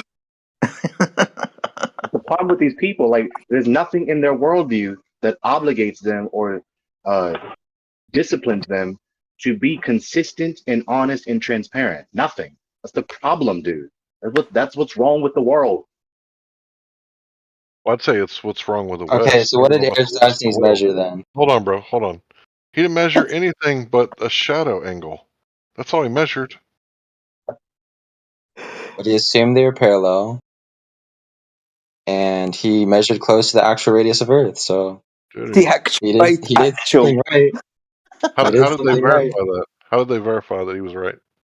It was close to reciprocal zenith angles. No, I mean like the method that they measured the Earth's radius with after Eratosthenes. I don't know. You do understand that a radius is. Do you know what reciprocal zenith angles even are? Like, can you describe the process of obtaining? Yes, you take two theodolites, point them at each other, account for altitude, and you measure the reciprocal angles. And if it's greater than 180, there's curvature. Which angle? Why do you have 180 degrees between two theodolites? Because there's two zeniths. If it was on a flat surface, the two zeniths, they'd both be 90 degrees with the surface. So you add both the freaking angles up, and it should be 180. Okay. All right. Over what distance? Over what distance? I don't know. It shouldn't matter, right? Oh, okay, so you don't know. Well, yeah, it shouldn't matter. You need to be able to prove that you can have plumb level out to the entire distance. So if you can have two theodolites that are plumb to each other, why can't you just account for a difference in altitude? Why can't you just account for a difference in altitude? Yeah, interrupting him can't refute him, Let's guys. stop interrupting Amish. Let him finish talking, and then you, Carter. So you got two theodolites pointed at each other. How do you know that those theodolites are not on a giant swath of land that's bowl-shaped? Because you're the ones that's saying it's flat.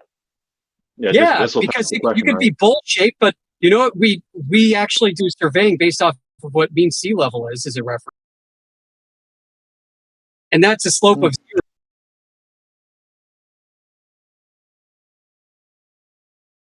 So there's absolutely no way to measure. But you're on a swath of land on the ball that's a bowl shape on the ball, because you know how Earth is supposed to be really lumpy and stuff? What if you're on a flat swath and you shouldn't have reciprocal zenith angles? So then, yeah, there's no way to measure it on the surface. Even flat earthers. Yeah, you have no way to prove it. We know. Thanks. Game over. So why are they saying that like you should be able to measure curvature given this radius of Earth then? Because they're full of shit. They believe they live on a globe and they come up with all these reifications to assert.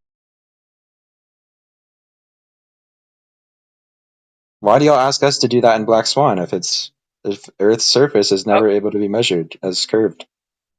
Well, because it can't be measured as a curve. I mean, that's our point, right? You're just kind of reinforcing our own point here. Yeah, you're acting as though the Black Swan. The purpose of it is to identify, right? You have to talk to this supply, right? Because you have to obfuscate, right? Someone has to obfuscate this. You're asking us, why do flat earthers ask us that question as though it's invalid to ask that question? No, it's not invalid to ask you to verify your position to be true.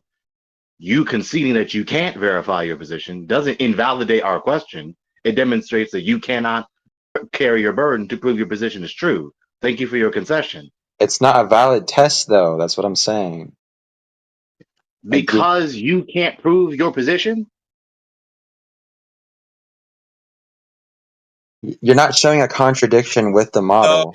That's it. That's it, Carter. You can't prove your position, so you're saying like this is damning to my case. I can't accept it. Of course it is. That's why we're showing you. Duh. It's a line of sight, and you can't get what you have with the reciprocal zenith angles. We know that. Black Swan does not. Yeah, and this is also what happens when you come in here issuing other people's claims, because that's not your claim. Reciprocal zenith angles is definitely not something you came up with. Okay, I didn't come up with math either. What? Right. So you don't know how to represent the, because we've had this claim represented much better than you. Okay. But Our like all question, I'm saying is, you are not the one. validate your position doesn't all I'm become saying invalid is because that you can't carry your burden. That's non sequitur, dude. all I'm saying is that Black Swan is not an argument because it's not a valid test for curvature. Identify the error. Identify the error. We just went over it. It's a priori. I don't need to identify it. It's to You don't even know identify what you're talking whether about. the Identify horizon the is error in the argument, geometric dude. or apparent. If it's apparent, then where's the geometric curve?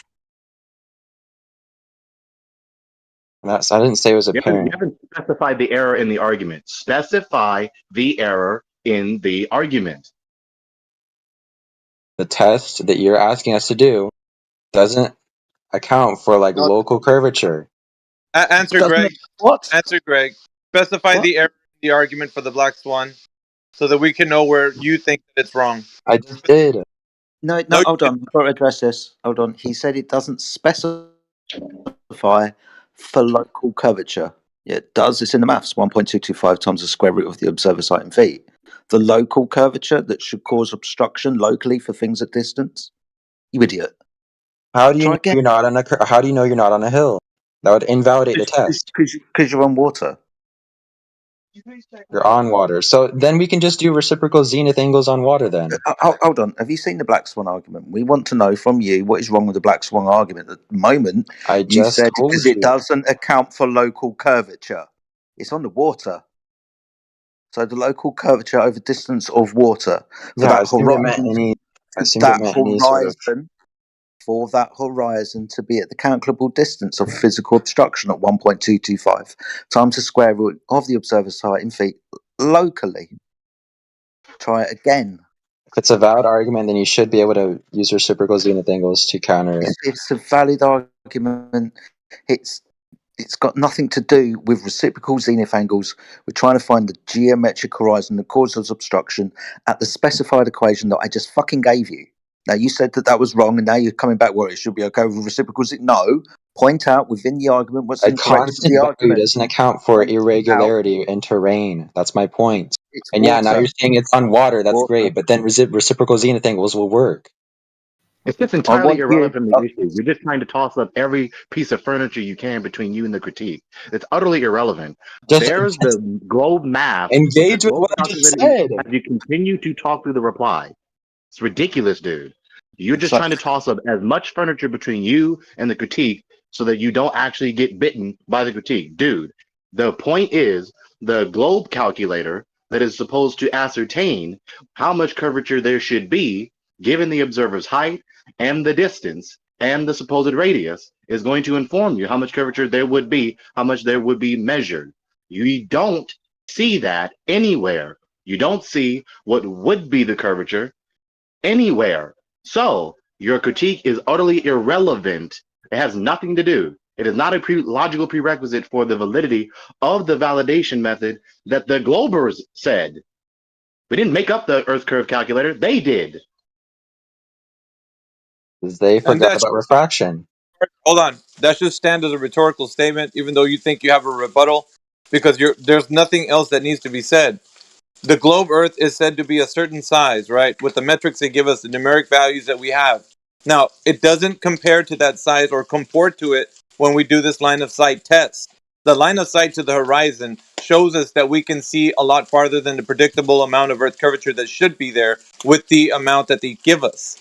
So, yeah, it doesn't comport. So you just have to kind of eat crow right now because you don't have an answer. You're trying to rescue something that it doesn't rescue. Can't rescue. The answer is that your line of sight curves along with the surface to a certain degree. That's the whole point. Your line of sight does not fucking curve. What are you talking about? It does. What? Through the atmosphere, it curves because of refraction. There's no curvature to your line of sight. It's not a physical object, dude. The light ray curves along in the atmosphere along the surface. Oh, okay, all right. There it is. See, there it is. Yeah. So super lumen. The light's curving now, but it wasn't curving in Eratosthenes. How's that? Yeah, how'd you get your radius value again? How'd you get your radius value? You just said light's curving right now by your own admission, and Eratosthenes wasn't curving. It was parallel, remember? It's almost like it curves all at the same rate. That's weird, So you right? can account for it. It's almost like you're being inconsistent with your previous premise about the light being parallel. Oh my gosh. Why are we jumping back to this? This Like guy's literally a coincidence theorist, dude. my whole point was the Because Black Swan argument is dumb because listen, if it's because valid then Not reciprocal done zenith angles. into your head yet. Let me That's talk. why we're back to it. It's It's pointing done out that you don't have. because It's pointing out that you don't have consistency with any arguments. You have no consistency with Eratosthenes. You have no consistency with the Black Swan. There is nothing that can rescue your idea that you live on a globe because it's all a paradox. You have to have curving light rays, and then you don't have to with Eratosthenes. We know that. We're exposing that to your mind, and your mind can't comprehend the fact that it's being shellacked by its own globe rhetoric. So now what you have is this paradox that you're trying to reconcile within one single argument, within the paradox of the idea that you're saying it's bending in the Black Swan and the way that it's not in Eratosthenes. You see what's happening here? Oh my You're gosh. losing because you're being I'm not defeated by losing, bro. paradox. Light refract at the same rate. Not us. We're just Light pointing it refracts out. at the same rate. Light refracts at the same Yeah, rate. it's not your It's so fault simple. that you have all these contradictory claims on the table. These claims were not made by None of you, these are but you're contradictory. You're using just them not because listening. they were given to you. Yeah, they are contradictory. Like No, what? they're not. You got crepuscular rays during an eclipse, but they're parallel when you do I celestial didn't even navigation? talk about an eclipse. See, you're just making stuff up. Like, what the hell? Well, no, we're talking about crepuscular rays, right? So, I mean, the demonstration is that they're crepuscular during eclipses, but they're used as if they're parallel for celestial navigation. And then they say that they bend due to refraction, so they can't be parallel.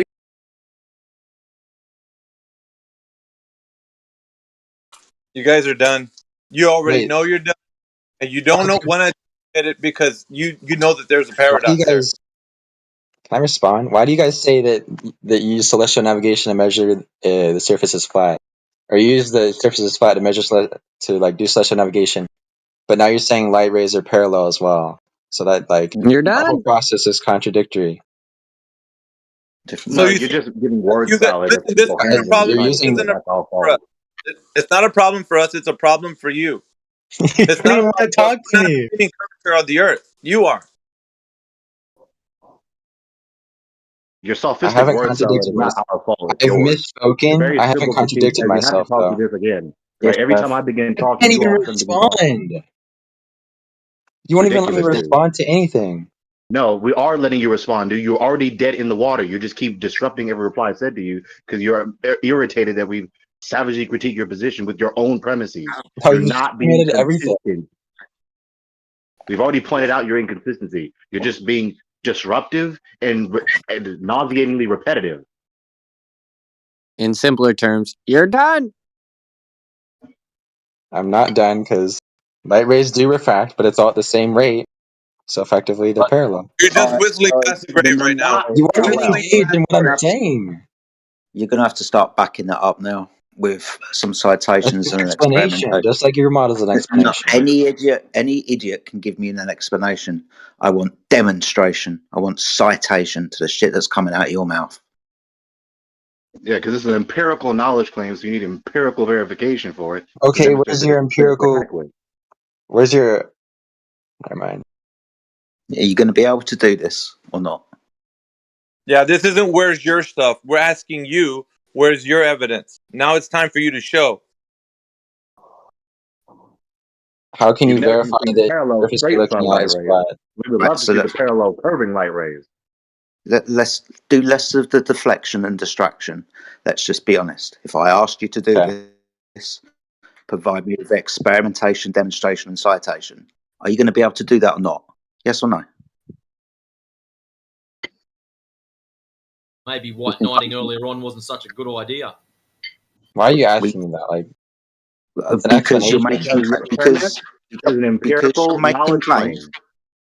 Because you're making Light claims bends the that Snell's law, yeah. my friend, hold on. You're making claims that you want us to take you seriously over, correct? So Yeah. you should be able to demonstrate them. If you have a knowledge claim to this, then you must have seen it somewhere. You must have been educated on this topic somehow. You must be able to refer to something that is a demonstration and experimentation to back up what you're saying. Can you do that or not?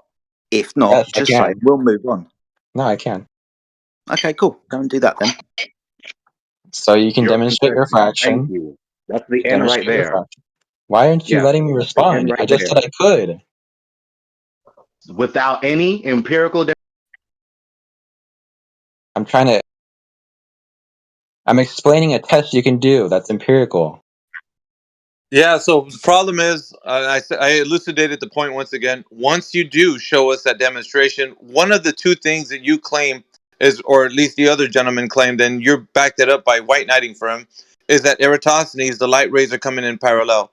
So once you prove that light bends, the other one's dead in the water, which means you don't have a radius value, which means you don't have the Earth being a globe, which means you can't measure the Earth because you don't have numeric values to the Earth's radius. So once you say one or the other, you're dead in the water for the globe. It's almost like it's almost like curves can be parallel with other curves. That's It's what I'm going to go almost like through. as soon as you invoke the path of light bending, you have no physical measurement of Earth curvature using observations. At this rate, we're just repeating ourselves with him. He's just going in circles. Oh my gosh, you're not even understanding what I'm saying. You're not even like trying to understand. We are. Circle again.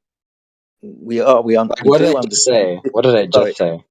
We're talking about the path of light bending in accordance with the curvature of the Earth. Now, as soon as No, that's not what I said. As soon as you say the path of light bends and isn't parallel, which is everything that you've been saying about the path of light. Yes, it is. Nope. This is what I've asked you to go and get. Listen, remember? Light can bend. It can also be parallel at the same time. Bending Why and not? parallel. Bending. Why not? This is what I'm asking you to demonstrate. And as soon as you do demonstrate and back up your claim, you must remember you've got no physical observational measurement of Earth curvature, because the path of light is always bending and refracted. So you have no my true gosh, observation dude! of the Earth. You guys don't want to engage with what I'm saying. It's crazy. We do. That's why I've asked you to go and get What it. did I say? What is my claim? What am I trying to demonstrate to you right now? What is my claim? What, that you're going to demonstrate to me what I've asked you to go and get with experimentation, demonstration, and citation? Or the path of light bending? Yes, but I'm not saying it just because it bends doesn't mean it's not parallel. You guys keep conflating that. What the hell? You can have parallel curves. Are you serious? Do you know what concentric circles are? Like, it's the same thing. That's what I'm going to argue. Curves is not the listen, dude. Parallel curves That's what I'm is going to not try the to. issue. I haven't done it yet, but Hold that's what on, I'm going to try dude. to demonstrate. We're not talking about. Listen, now you just shifted the burden to something else. You made another argument. Parallel curves. This is my Are we original talking? argument. Wait a minute. Time out. Were we saying parallel curves when we're talking about light coming in directly from parallel from Eratosthenes? Yes or no? It has a curved path, but it's all parallel with each other. Answer my question, sir. When we show diagrams from the way light comes in parallel on Eratosthenes, if we were to show you diagrams, are you going to concede your point? The light's coming in curved parallel. Yeah, you're laughing and you think that's a point. Yeah, but no. Wait. It's not that it's not. You're trying to say that that's wrong, but that's how they got the radius value that you demonstrate right now. Yeah. So if you're saying that's how they got the dude. If you're saying that's how they got the radius value, then that means light had to be coming in straight, parallel to each other, so that they can get their angles to the shadows. Now you're saying they're coming in curved, right? Yep. That's not what they're demonstrating with Eratosthenes. So you're making another argument for the way light travels parallel curved. Yep. That they're not saying that with Eratosthenes. They're not. All right. We got a problem. Why does light separate in a prism? Because it is reflected. Wrong. More accurately refracted. Okay. Yeah, that's a red herring. What are you talking about, dude? No, dude, it's simple. The reason why it separates is because refraction's wavelength dependent. That means they're not going to follow parallel curves if they're going through a refractive differential. They're going to take different curves, which means they would be not parallel. So you're just factually wrong, sir. No. So yes, whenever you put a pencil in a glass of water, why are all the Why does it shift all at once? Why doesn't it just deflect everywhere like y'all are saying? What? You sound Do like you my need me best to friend. repeat He what I asks just questions said? like that all the time. Do you need me to repeat what I just said? Okay, when you put a pencil in water, water is a denser medium, so light refracts when you look through the glass, right? Yeah. Mm-hmm. Yeah. So you're seeing the entire pencil shift. It's not going to just be deflected So the everywhere. problem is you have a discrete media. I don't think that and you a discrete understand how boundary. refraction works based on that sentence, but I'm No, not that's going to literally what judge. refraction is, and that's how they came up with that Snell's law. That's great. That's great. So what you have there is you have an isotropic media, a barrier, and a different media with a different refractive index, right?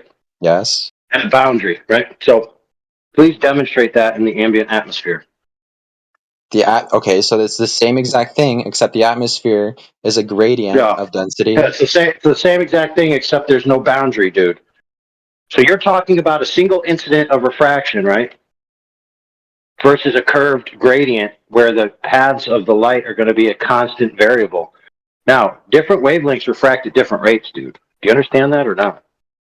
Okay, so that means they're not going to, it's perfectly relevant because every barrier, right, they're going to get further and further apart, for goodness sakes. So they're not going to be parallel, dude. It's not possible. It's so obvious if you just think about it. Yeah, it's so obvious when you think about that certain wavelengths of light, right, have different refractive rates. Okay, it's wavelength dependent. So if you're traveling an arced path, if you're claiming that light's doing so, then at every turn of the arc, one color is going to take a different curve than the other, and they're not going to be parallel. There's no way around it. Well, light is light. I love from the sun's the how I same started color this then, entire right? debate. And look what it's become. I have flat earthers still talking about my argument, trying to make counter arguments for it. I love it. Literally, What's we're next? talking about light from the What's sun. next? So this is not. We're not talking about different light wavelengths anyway. Who are you? You're not? Are you kidding? What? It's light from the sun. We're not talking about what's being reflected off different objects. Is light from the sun one wavelength? Probably. Light from the sun, he said. Okay. Dude, you can't have both, brother. Anyways, it's just that simple. Listen, you can't beat Fata Morgana. I'm sorry to break it to you, but it's clear proof that there is no flat Earth. I apologize. I don't mean to crush your entire reality, but it's just the way it is. Okay. Okay, so yeah, visible light has wavelength between 400 and 700 nanometers. So, it's close enough. Honestly, it really doesn't matter. It does matter. Why is the object floating above the horizon? What object? What are you talking about? That has nothing to do with the shape of the Earth, dude. Man, what is this, clown show day? 400 compared to 700 nanometers. That's such a huge difference. It's totally going to just diffract everywhere. Hey, listen, dude. What happens when you put the light through a prism, dude? I'm talking about light refraction because Fata Morgana deals with light refraction. It basically explains why there's a mirage and how mirages work. And then that mirage basically views your brain using inference. Inference is a tool used by the brain to reason and provide evidence that the horizon, it curves, that there's something over the horizon. That's You guys okay, got though. some shady inferences, bro. I'm sorry to break it to you, but inferences are like a real thing that we use on a daily Rationalism basis. is valid, bro. Yeah, but yours are shady as fuck, bro. What? I mean, you can break them down however way you like, but I joined to hear some intelligent arguments, but since there are none, I'm just going to go back to work. Peace. Hey, man. How do you explain ocean tides, by the way? We can switch How do you gears. explain ocean tides, by the way? Okay, so we're talking about refraction. What happens when the light goes through a prism? I know. We'll get back to refraction. Don't worry, we're it's not not going talking to nowhere. you, bro. It's not a freaking prism. You're scared of me, I know. The atmosphere is not a prism. Has delusions of grandeur. Like Where'd you get that from? The movie quote? Yeah, nobody's No, afraid of you. You're delusional. Your Okay, so then how do you explain ocean tides then?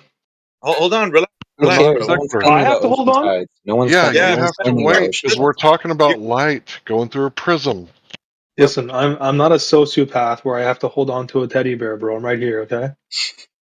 I don't gotta hold on to nothing like you guys do, right? That's not a Never mind. I didn't call you a sociopath. Okay, like, can we stay on topic? How is an atmosphere analogous to a prism? Why do you keep conflating that? Okay, you know what a rainbow is? No. Sure, yeah. Right. So the light, the way that it refracts through the prism, it separates, right? And you can see the different Yes. colors, right? And there's even some that you can't see that are still there, even though you can't see them, right? Mm-hmm. So the light can't be bending parallel. That would be impossible. That was his whole point. So you're saying because we can observe rainbows, then that's like the behavior of the atmosphere. Because that makes no sense. I'd actually like to think of it Happening more as a in the behavior atmosphere. of pure nature. It's happening in the atmosphere. alright. So the light bending through the atmosphere is not analogous to the light bending through the atmosphere. Is that your argument? No, because this is only an isolated event. Like, how is this the same? Dude, you made the claim that light rays bend parallel. Did you not? Yes. Yes. Okay.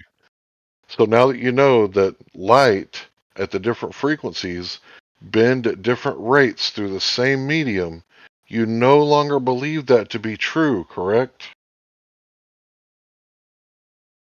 No. Okay, dude. I'm not.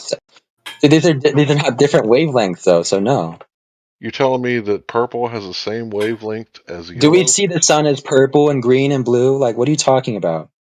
What? Yeah, after it goes through the prism, yeah. No. You Yeah, in gotta the see a rainbow, rainbow yeah. when you look at the sun. It's a single wave. It's a What do you mean? visible You can light. go outside the sun looking purple, red, orange, and all that No, right dude. now? It doesn't.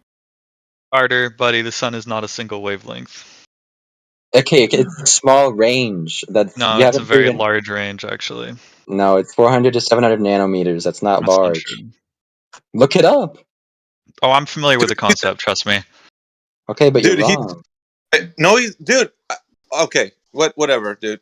This Alright, guy I'll mute. is he's studying to be an astrophysicist. Okay, If I'm you didn't sorry. know that, I take it back. there you go.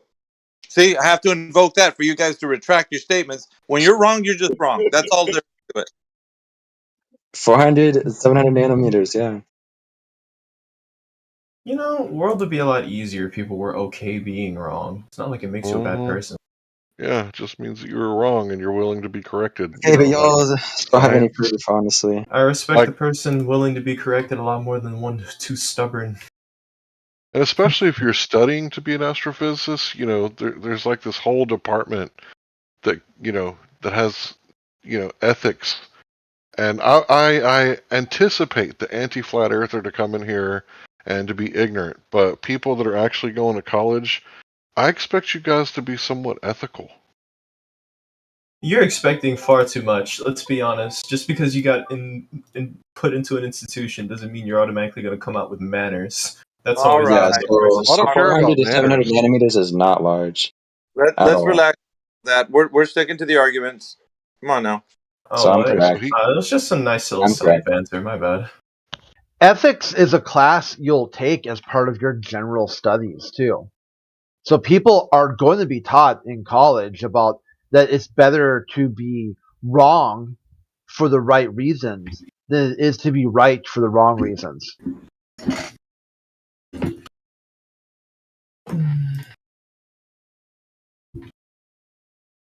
Sabine Holzfeller did a video on this, why flat earthers are wrong but not stupid. Because they're wrong, but they did it the right way. Where anti-flat earth globalists are wrong for also for the wrong reasons.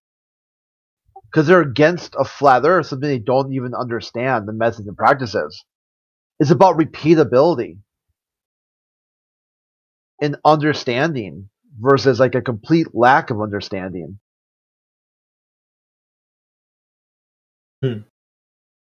Okay. If you're gonna say you disagree with flat earth, you don't have to be disagreeable about it. and also at least know what it is before you start talking about like how bad flat earthers are. They got this. You guys heard about this event, this final experiment? Supposed to like drop here in a couple hours, where they're going to invite 12 flat earthers and like 12 anti-flat earthers to go to Antarctica to excuse me to see the sun. And such a malformed idea, like the sky. So like there's a complete lack of understanding of what flat earthers are talking about. Like, isn't this all just entertainment? Like, being realistic, if you really wanted to convince a flat earther, why don't you just take him to space? Yeah, you can't go to space. That's a problem. There. No, it would cost you $200,000, but you could easily take them to space. No one's selling to space. Yeah, you can't buy a ticket to space. You could buy a ticket to, say, Australia or like, some place to go. You can jump in a plane. People are selling that ticket. There's no one going to sell you a space flight. I will admit that it is possible. In fact, it's very easy. I will admit that it is a very, very, very new technology. But it's 2024. It does exist. No, like, don't say it's Bezos not possible. Didn't even go to space. According to Neil deGrasse Tyson, Jeff Bezos and Elon Musk did not go to space. I don't give a fuck about Elon Musk. Or Yeah, Jeff that's Bezos. Go look up the space balloon. Yeah, that's suborbital. That's not high enough to even be considered space. Okay, are you really splitting hairs about what's considered space? Well, then show us a source. Where can we buy a ticket to space? They told you what space space is. balloon. Yeah, that's not a space. That's not going to outer space. I'd still be suborbital. What do you classify as outer space? Go someplace. You fly. Okay, you get into a spaceship. You'd fly through space, then get someplace else. Okay, for me, you're in space the second the sky is no longer blue. Because once you surpass the sky, I don't really think you're on Earth. Well, that's still completely Earth. on Earth anymore. Completely on Earth anymore. No, you're still on Earth though. Yeah, no shit. Because if your balloon so that's pops, not you fall right space. back down. Yeah, that's not space, then, is it? See, But space your would be a sky place is no where longer blue, and you can see the outer stars. You're no longer being obscured by the atmosphere and so much still other Earth. shit. You can just still see Earth, though, everything. isn't it? See, I would say space is someplace If when you're you're far more enough. focused on it being Earth. I would say space would begin when you stop measuring from sea level and you start measuring astrophysically from the center. Like when you go to the moon, you don't say you're 240,000 miles above sea level. At some point, you stop tracking sea level and you start tracking astrophysically center to center. You're focusing way too much on what is Yeah, or isn't like considered space. if you go to That's not my Mars, point. when you go to Mars, would you say you're 180 million miles off sea level? I'm trying to tell you that this. Yeah, what point do you no longer track your sea level? Mate, I'm trying to tell you that this has nothing to do with my point. This is just a side thing. As I'm saying, for me, I'm telling you what space is. Space would be once you're now tracking the distance to whatever object, you're not counting sea level of where you left off from. All right, look, I respect what you consider as space. I'm not going to debate about it because it doesn't really add anything to the conversation. Look, I respect what you consider as space. I heard you when you said it. The reason I was stopping you in the middle is because I was trying to tell you that what you consider space is not really the point of what I'm bringing up at all. The point is you could just see the Earth in one of those balloons from a very high altitude. High enough where you should be able to quite easily see the curvature. Then mathematically define it. And let's test it. Mathematically define how high you have to be to see the curvature of the Earth? No, mathematically define the curve of the Earth, and let's test it. Mathematically define the curvature of the Earth. Isn't it interesting how everything in Earth, like everything in creation, can be mathematically defined, but one thing There's only one thing in all of creation that can't be mathematically defined. What's that? The curve of the Earth. Really? Like how much it curves? Yeah, how much is the curve? Right. So, in theory, it's a perfect sphere. Okay, so, yeah, but not in theory. The actual Earth, how much is the curve? Mathematically define it. So, in theory, if it's a perfect sphere, then what's the curvature of a perfect sphere? Yeah, it's not a perfect sphere. Right, but this is why I said theoretically. What is the curvature of a perfect sphere? Yeah, it's pear-shaped. So what's the curvature of a pear? Okay, but yeah, I think you're just stuck, dude. No, I'm not stuck. You're not answering my question, and if I can't... No, I told you, it can't be mathematically defined. I'm telling you right off the beginning. Right. It's not... I didn't argue with you on that. All I asked was, what's the curvature of a perfect sphere?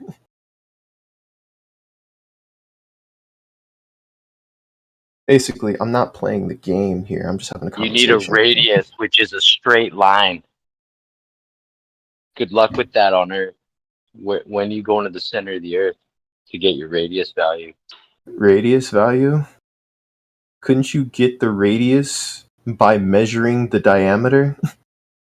How are you doing that? You'd have to, from a distance, using a camera, measure how long the Earth is. No, you can't measure with a camera, bro. You do it all the time. No, you don't. How do you measure with a camera? Because once you have a picture of the image in a scale, you can approximate. It's not perfect, but it's possible. It's literally an app on your phone. There's a ruler on your iPhone, if you have the nearest iPhone, that allows you to use your camera to measure the approximation of how long something is. It's not 100% accurate, but it is pretty accurate. See, when I'm okay not being absolutely right, then I can say things like this without getting my panties in a bunch. And when you bring in science, I'm not going to say you're wrong and start arguing. I'm just going to talk about something relevant. But if I can never talk about it, then we're not having a conversation. That's what I've just experienced here. It's like if we're not arguing, we're not talking, and I don't understand.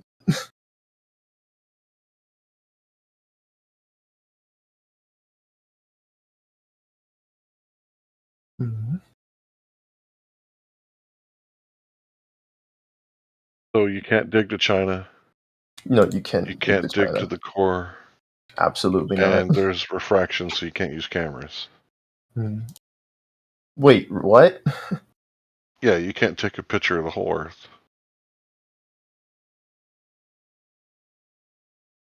We have pictures of the whole Earth. Who's we? Do you got a mouse in your pocket? No, humanity. Look it up on Google. Oh, so you identify as like one of the astronauts, like secretly. No, like it's just that we're a fucking race. My bad, I shouldn't curse because it makes me sound angry. I'm not. Yeah, you're not having an overreaction. You'd have to have ovaries to have that. So, that's a funny joke. Nah, I gotta admit, that was a good one. But yeah, it's really important to understand that you can't go halfway to the moon like the NASA people said that they did. Like, you're never doing that. So you're never going to see the Earth as a globe unless you turn on your phone or TV. Ever. Are you talking about physically with my eyes? Yeah, you're never going to see the Earth as a globe. You should never say never, my friend. That's not even the hardest thing in the world to do, especially if I'm willing to give up my life for it. Okay, well, I also saw that cartoon in the 90s, and that was just a song. Sometimes you can say never, and you're never going to space. Once again, never say never, my friend. If I wanted to, but I don't. I do, but I'm not that. It would be a Darwin Award if you ever tried. I feel like you guys are living in a paradigm where things are still either impossible or possible. What's the third option? Kind of pregnant? No. The third option is that with enough time and dedication, you can make anything possible. Because, you couldn't fly until you made that possible. And you couldn't...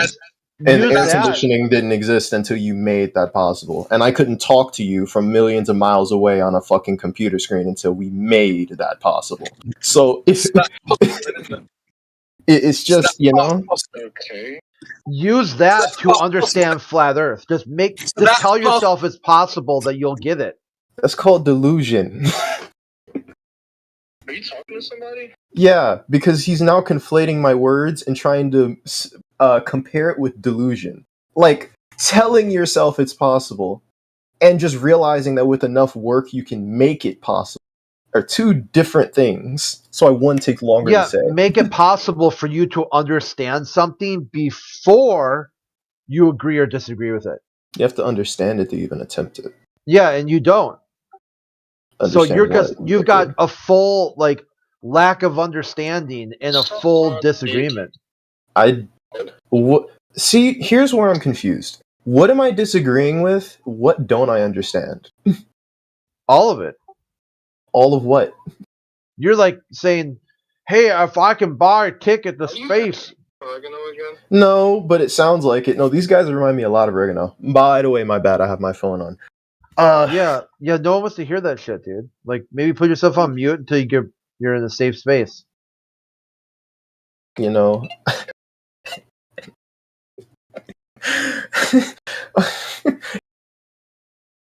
Or just hysterically laugh. Okay, that too. He reminds me of Tu Apri. You guys know who that is? Yeah, the First Amendment auditor. Yeah, when he wears the mime makeup and he's like doing the gothic thing. I'll post the video. Oh, that's too good. That's like he's one of the characters. Maybe it is Tu Apri playing the goth gal or goth dude or.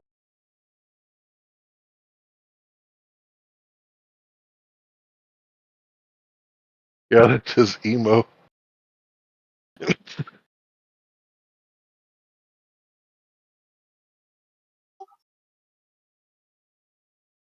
I would really appreciate it if you guys would click on the link that I'm posting right now and think about this guy that we just talked to.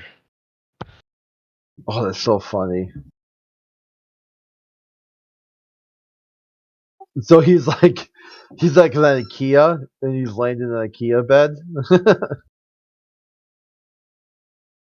Yeah, I think this is right when he was starting to do the auditing thing, but he wasn't like real sure what he was doing yet because he's doing it on private property instead of public property.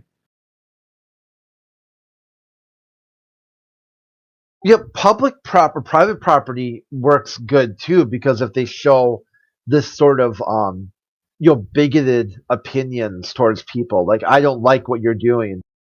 Okay, and I'm a customer, right? Yeah. See, with private property, public property, sorry, they can just make their own rules because they just call the police and the police just do whatever the fuck they want to do. Yeah, if you start the video at like 2 minutes.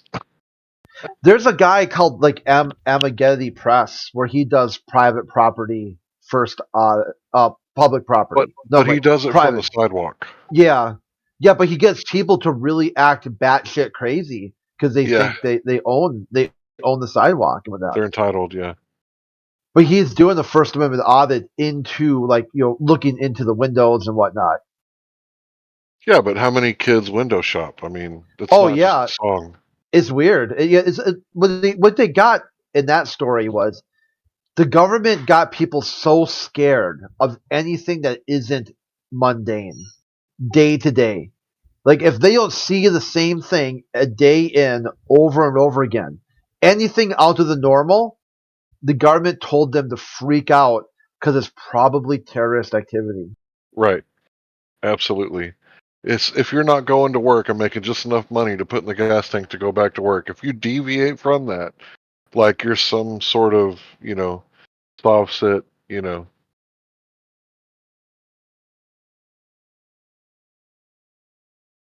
crazy. It's really crazy.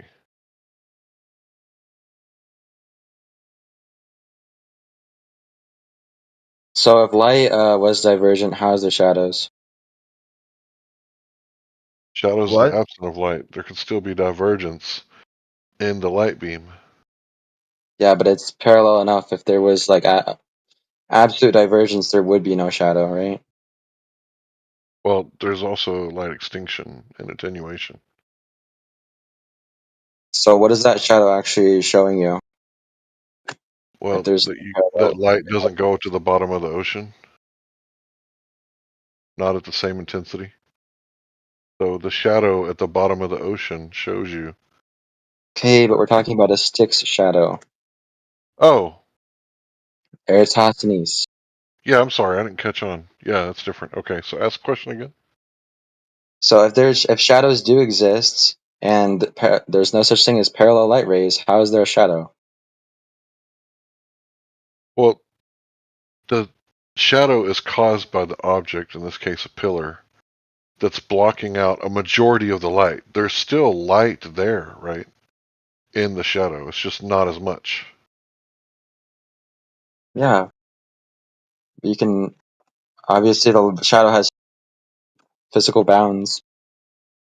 Right, but there's still light in the shadow. It's just not as much as on the other side of the shadow. Yeah. But what does that have to do with actually using shadows to measure the light coming from the sun? The thing is that I can post a picture of 3 beer cans on a table, and you can measure the shadow of those beer cans. But it doesn't prove that the table is a sphere.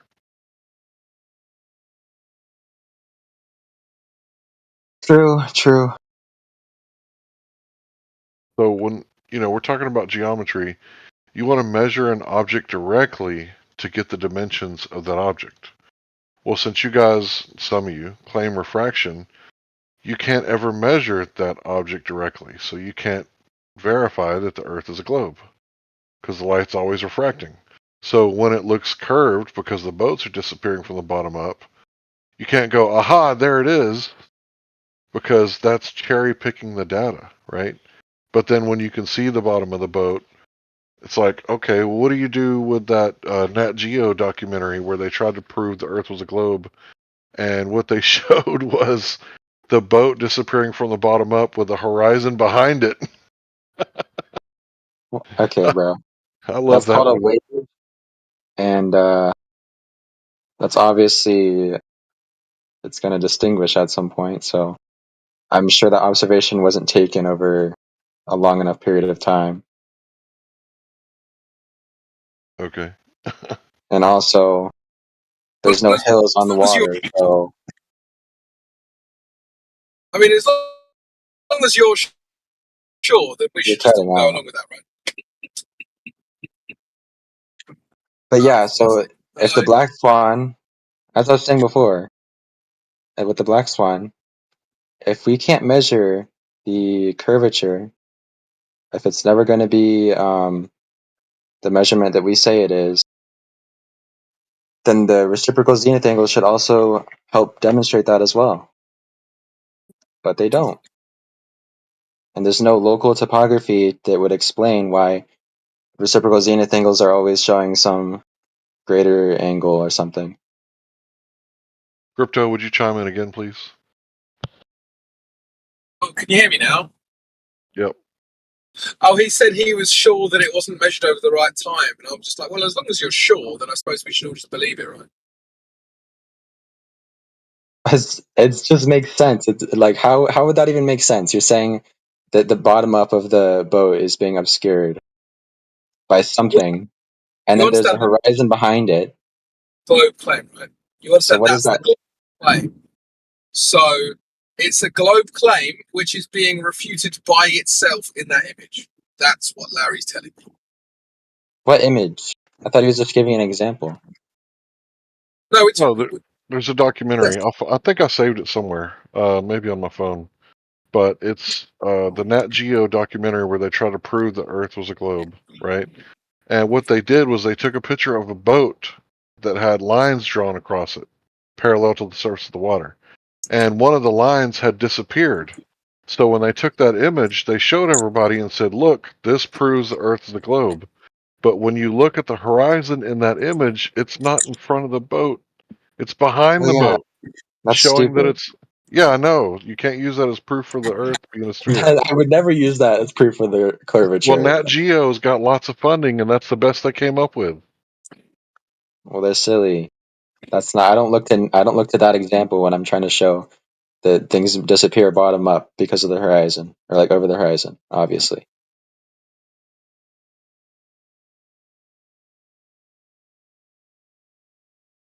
And even in all these examples, all these photos, you'll never see a photo of something past the horizon that hasn't disappeared bottom up. That's what you would expect, the Rayleigh criterion.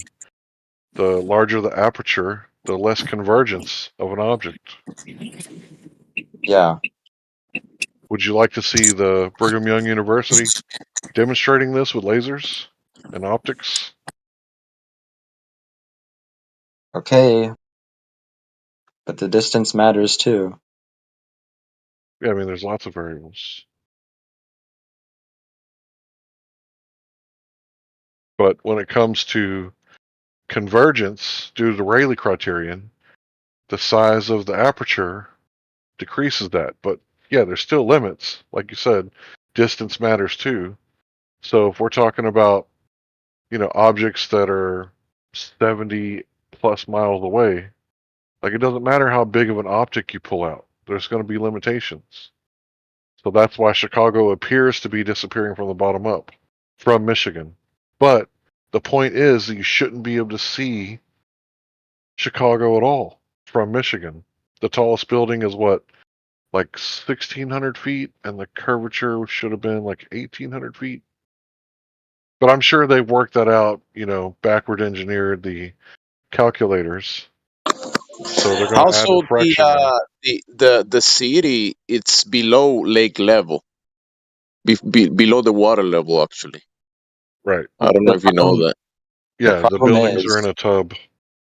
The problem It's is below lake level. Globe Earth has an explanation to why things disappear bottom up, while Flat Earth doesn't. The They Rayleigh just ignore the criterion is not a observation. globe Earth explanation. Well, that's It's wrong on independent. about 3 different levels. Sorry, I didn't mean to interrupt. But that statement's wrong on about 3 different levels. How so? Well, first of all, the flat Earth does have an explanation. Second of all, the globe Earth explanation isn't exclusive. And third of all, explanations aren't proof of causation. So Fine. which one do you want to go for? Okay, what is the Flat Earth explanation for why things disappear bottom up? Well, he just told you optics. Optics, okay. Can you elaborate? Yeah, I'll send you the video. Yeah, you can demonstrate this. Because I really hope we're not going to conflate a difference in angular size with disappearing disproportionately bottom up. Those aren't the same. Yeah, but it's a flat Earth explanation that you're just ignoring. It's not an explanation, though. It's inaccurate. Though. How do you define explanation? It has to make logical sense, and things disappearing, like a circle decreasing in angular size, is not going to disappear bottom up. But that's not like the argument is that this occurs on a flat surface.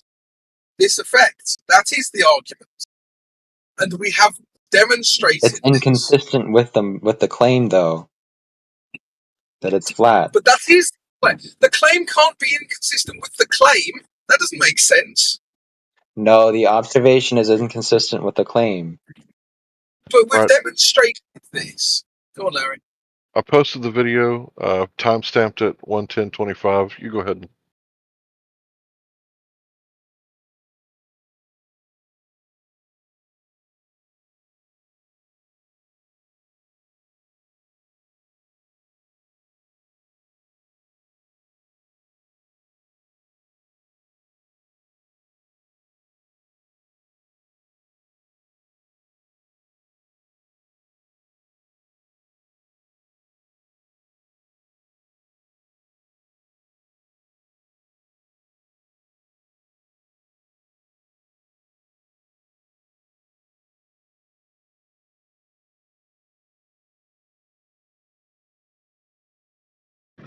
Mic check 1 2.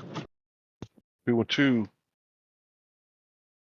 Oh, thank you. I didn't know if he had a rebuttal or he just went radio silent. I'm watching the video. Oh.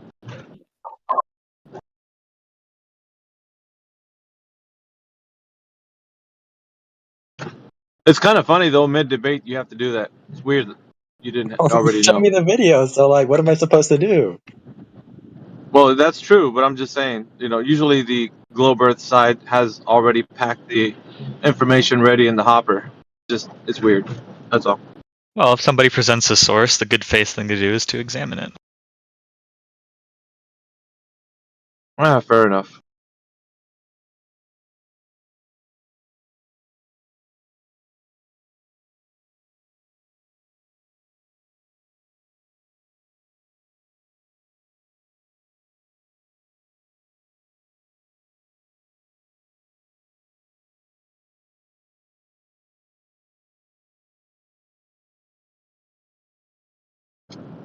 So who we got here today? I got Waz in the house. Joanna's Mitigard at the bottom. And you changed your name to Trigonometry? What's up, Crypto? Everybody's doing the trigonometry name thing. Yeah, man.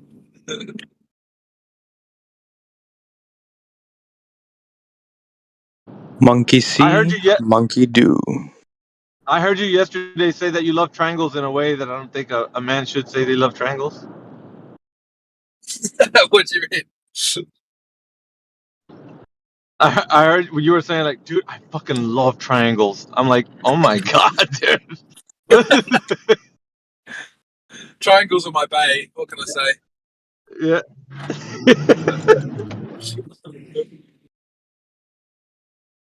Although Trigonometry Man was saying he likes bench triangles, which makes me worry about him.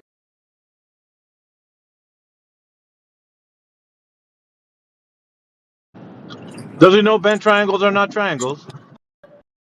No, he thinks they are.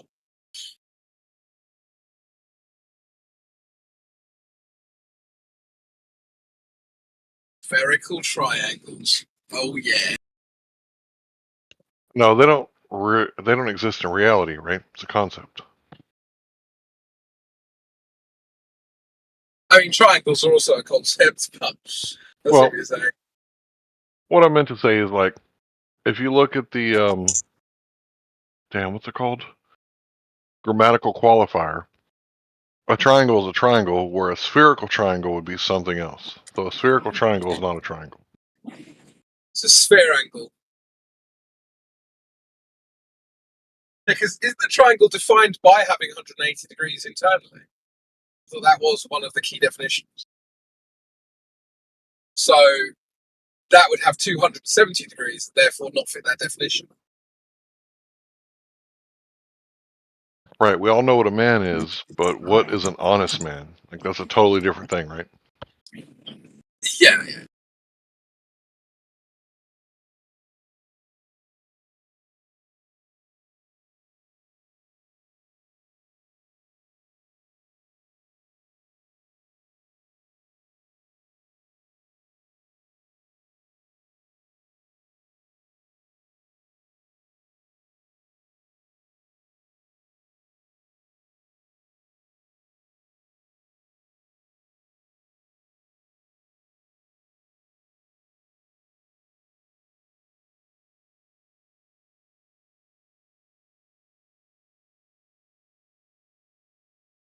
How come QE doesn't come in here? Did somebody put him on mute? Probably. Yeah, he's Bansky's. Server Bansky's. Well, he comes in with Nathan Oakley's lot for the Nathan Oakley show, so but not individually anymore. I don't actually know the story behind that, but yeah, whatever. He just takes over the whole conversation. It's kind of I think that's why he got muted.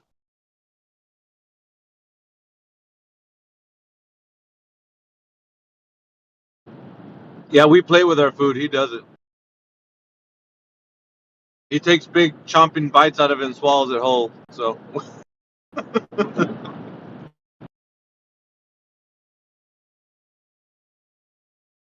Yeah, I don't think anyone would ever accuse QE of being subtle. It's a scientific experiment.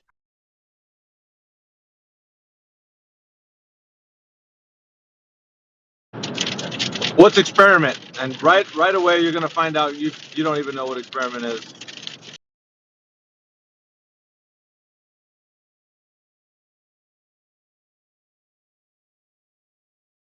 My favorite QE moment of all time. This guy came in 24/7 in the arena, having a one-on-one with QE, telling QE that he's a fucking idiot, blah, blah, blah, don't breathe, drink, please, all that stuff, right? And QE says, okay, you got science, give me the science. What's your dependent variable? The guy said the moon. What's your independent variable? He said, I am. Me. It's me. He said, oh, so you're the cause of the moon? I was like, man. What do you think the longest QE has ever talked to a Glober without muting them is? Like 2 minutes? 1 maybe? No, it's actually longer, but it just depends on the person. So the Yeah, I'm sure it depends on the person. I'm just curious what the record is, you know? Oh, you talk about like. Sorry. There you go. 2 minutes is probably the average. The thing with QE, right, is that he used to be super respectful back in the day, and you Globers broke him.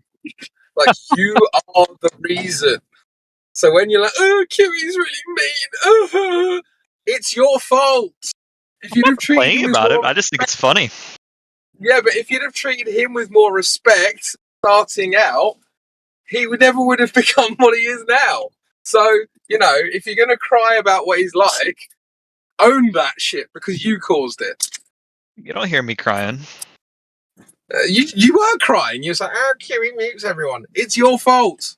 Oh, is that what I said? You literally said he mutes everyone. That's not exactly what I said. Can you try again? I'm not going to dance around your bullshit.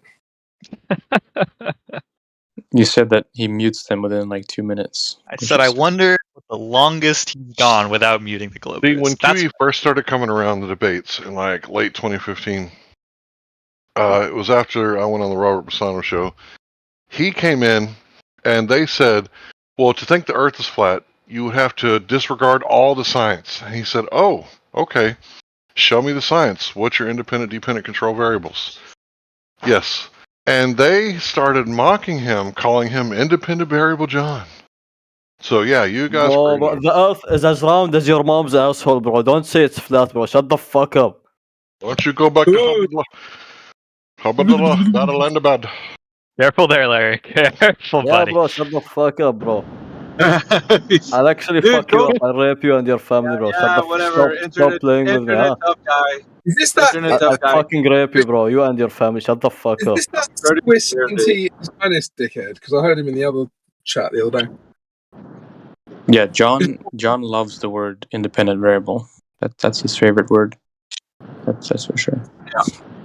Yeah. He also likes your sister. Yeah. That maybe. he does.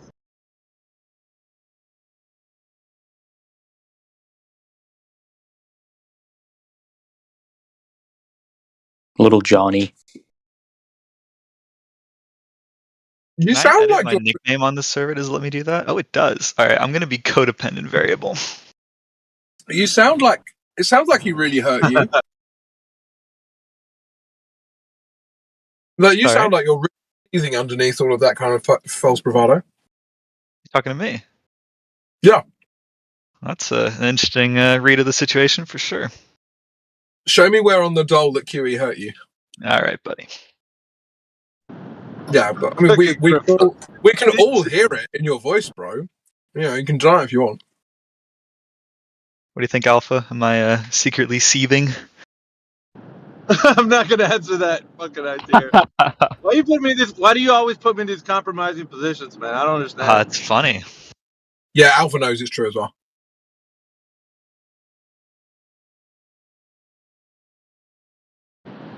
Look, man, I'm trying to keep ITR here as long as he can, man, because like the Globers are always like, nah, and the moment ITR speaks, it's like, dudes, you're wrong. Okay, like what the fuck, dude? I also think just that's say, like, extremely funny. Yeah. Yeah, but you don't think that's ITR? Come on, bro. Like for you and your perspective, you didn't really say much that we didn't say, but obviously you said it because you you're studying to be an astrophysicist. And the thing is, when you say something, they capitulate, and we're like, what the fuck? Like, that's weird, right? It You is know what? weird. It's definitely weird. Yeah. I noticed that the other day with Trigonometry Man was having a conversation with, I think, Talon. And Talon was getting all upset, all in his feelings. He's like, why are you siding with the flat earthers? You just want to be one of the cool globers. It's like, he's just telling you that your argument sucks. He's not even saying the earth's flat. He's just telling you, stop using shit arguments. Which should be what globers tell each other when they're making shit arguments. Yeah, well, I'm just trying to be honest about it, right? If someone's saying something that's wrong, tell them that they're wrong. I'm not on a side here, right? I'm not fucking team globe Earth. Certainly, I think the Earth is a globe, but if someone's saying something wrong, it's wrong. It's just the way it is. Well, don't you think if a glober makes a shit argument, it makes you look bad? No. No, not me. Maybe them. I think that you can take the argument and the people separately. If someone makes a shit argument, it makes them look stupid, nothing more. Yep. It does make them look stupid. But once you get a ground of every glober is making shit arguments, or maybe not every, but like a critical mass of globers are making shit arguments, that does make the community look bad. Like, there's no two ways about that. Not really. Yeah. I think it's per person. Otherwise, I would be bringing up Witsit a lot more. Yeah, I don't really care how many dumb people are on my side as long as I'm the smart one. Yeah, but when a flat earther makes the argument that you can see the building tilting... Sorry, I'm sorry, real fast. I didn't hear any of that, I'm sorry. Sorry, just real fast. When a flatty makes the argument that you should see the building tilting 1 degree per 69 miles, so 69 miles away you'd be able to tell if the building you're looking at is leaning 1 degree backwards because of the curvature rate. I hate those arguments. But at the same time, you get globe earthers saying that if they do that, right? It's like, oh, well, I thought the flatty was stupid for saying that. I think you're stupid for saying that. So if it does lean back 1 degree, how the fuck did you measure that, bro? Well, I think we can all agree that making stupid arguments is not the exclusive province of flat or globe earthers. True. No, we actually said that. That was yesterday's conversation. We were talking about that. It's funny that you mentioned that because of the fact that yesterday, while I was at work, I was fucking pulling my hair out, and I don't have that much hair in my head. I was pulling my hair out. I was like, why the fuck are we talking about what's beyond the dome and all the globers that you were here, ITR? Come on, bro. Was I? So I'm like muted half the time because I'm at work right now, so I don't necessarily catch everything. You were kind of like on. I imagine myself and the argument, you were just like on a floaty, sipping like a lemonade, like going down the river in a slow. You were just like enjoying it, bro. Like it was like this is definitely possible. Wonderful. Like we need more. Definitely possible. Yeah, I think so. While me over here was like, dude, shut up, and I couldn't get him. When I open up my mic, I'm at work. There's loud machines, so it's like, yeah. Fuck, dude. I had to just listen to it, like fucking writhing. It's cringe, bro. When you hear them say these things and they're just like, so sure, yeah, but beyond the dome, there's this type of water that's. I'm like, how the fuck do you know that, dude?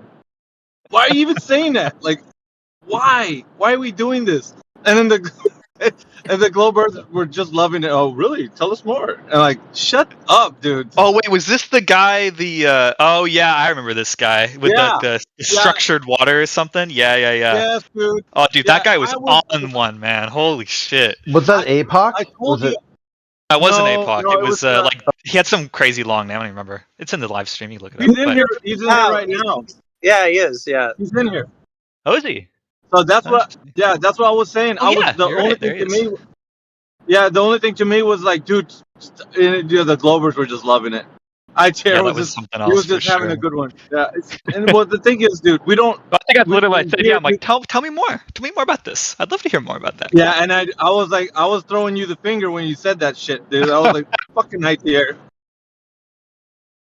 Can't blame me for asking, man. You can't blame me for asking. No, listen. This is related to the conversation I was having with a glober about 5 minutes ago. Well, the idea that you have explanatory power isn't really that relevant because explanations can be bullshit. You can just make them up and now you have explanatory power. And this is the problem with kind of theoretical and philosophical ideas, because if they're not backed by any kind of experiment, as long as the explanation sounds sciencey and plausible, people just go along with it. Right. Like, why were you late? Well, I had a flat tire. But why were you 30 minutes late? Well, I had a flat tire and I was late, so then I was speeding and then I got pulled over. Right. Yeah, and that's the problem. This usually happens. Usually happens when people can't like see the difference between concrete and abstract, like knowledge, belief. But then you get caught up in explanations. But the point I'm getting to with that is when you have when you have an adherence to, say, like actually, me and Gregory were talking about this earlier. You have like an adherence to like an inductive logical process, like a lot of globers do. And they say, well, it could possibly happen this way. And that's what they're trying to explain to you. They're trying to explain that this could possibly be an explanation. And you're saying, but you don't know that it is the explanation. And so there seems to be this talking past each other. But even when you explain it to the glober, they can't get themselves out of this. Oh, well, it could be the explanation. And because clever people told me it was, I'm sticking with it. They can't get themselves out of that mindset. That's deep. I assume that was sarcastic, but if not, thank you. Oh, I'm sorry. I wasn't paying attention. I apologize. I'm trying to make a joke. I mean, they even say this, right? They even say that science just like some people say that science just explains stuff. Like I've heard people say that. Yeah, that's retarded. Like fundamental, like worldview. Is a process that by the end of the process you can explain stuff, but like science can be done wrong, and then you just explained it poorly, and then where are you? I mean, just people have this mindset that you don't need to do anything like manipulation or experiment. You just have to like make an inference and explain stuff. That's science to most people. That's philosophy. Like it's not science. Yeah, right. That's why I say they're shady inferences. Yeah. I think so. If someone makes a good inference, hey, more power to you. But most of them I hear on here are shady as fuck. Larry, you doing the Tool lyrics again? Yeah, I'm stuck on that. That changed my life. I'm telling you.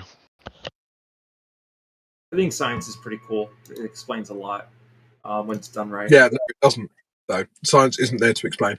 There we go. I like science. I'm a fan. Speak of the devil, eh? You're a fan of science, but you don't understand it. I think I understand how it works, and I think I'm sometimes good at identifying when it goes wrong, but I'm not like an expert on everything science. Like there's a bunch of sciences I don't get. How does science work? It's like a scientific method that you have to follow. Like you have an hypothesis, and then you like test it, and then you like have someone else test it, and then How do you test it though? It depends on what you're testing. Cause and effect relationship, right? What else would you be testing?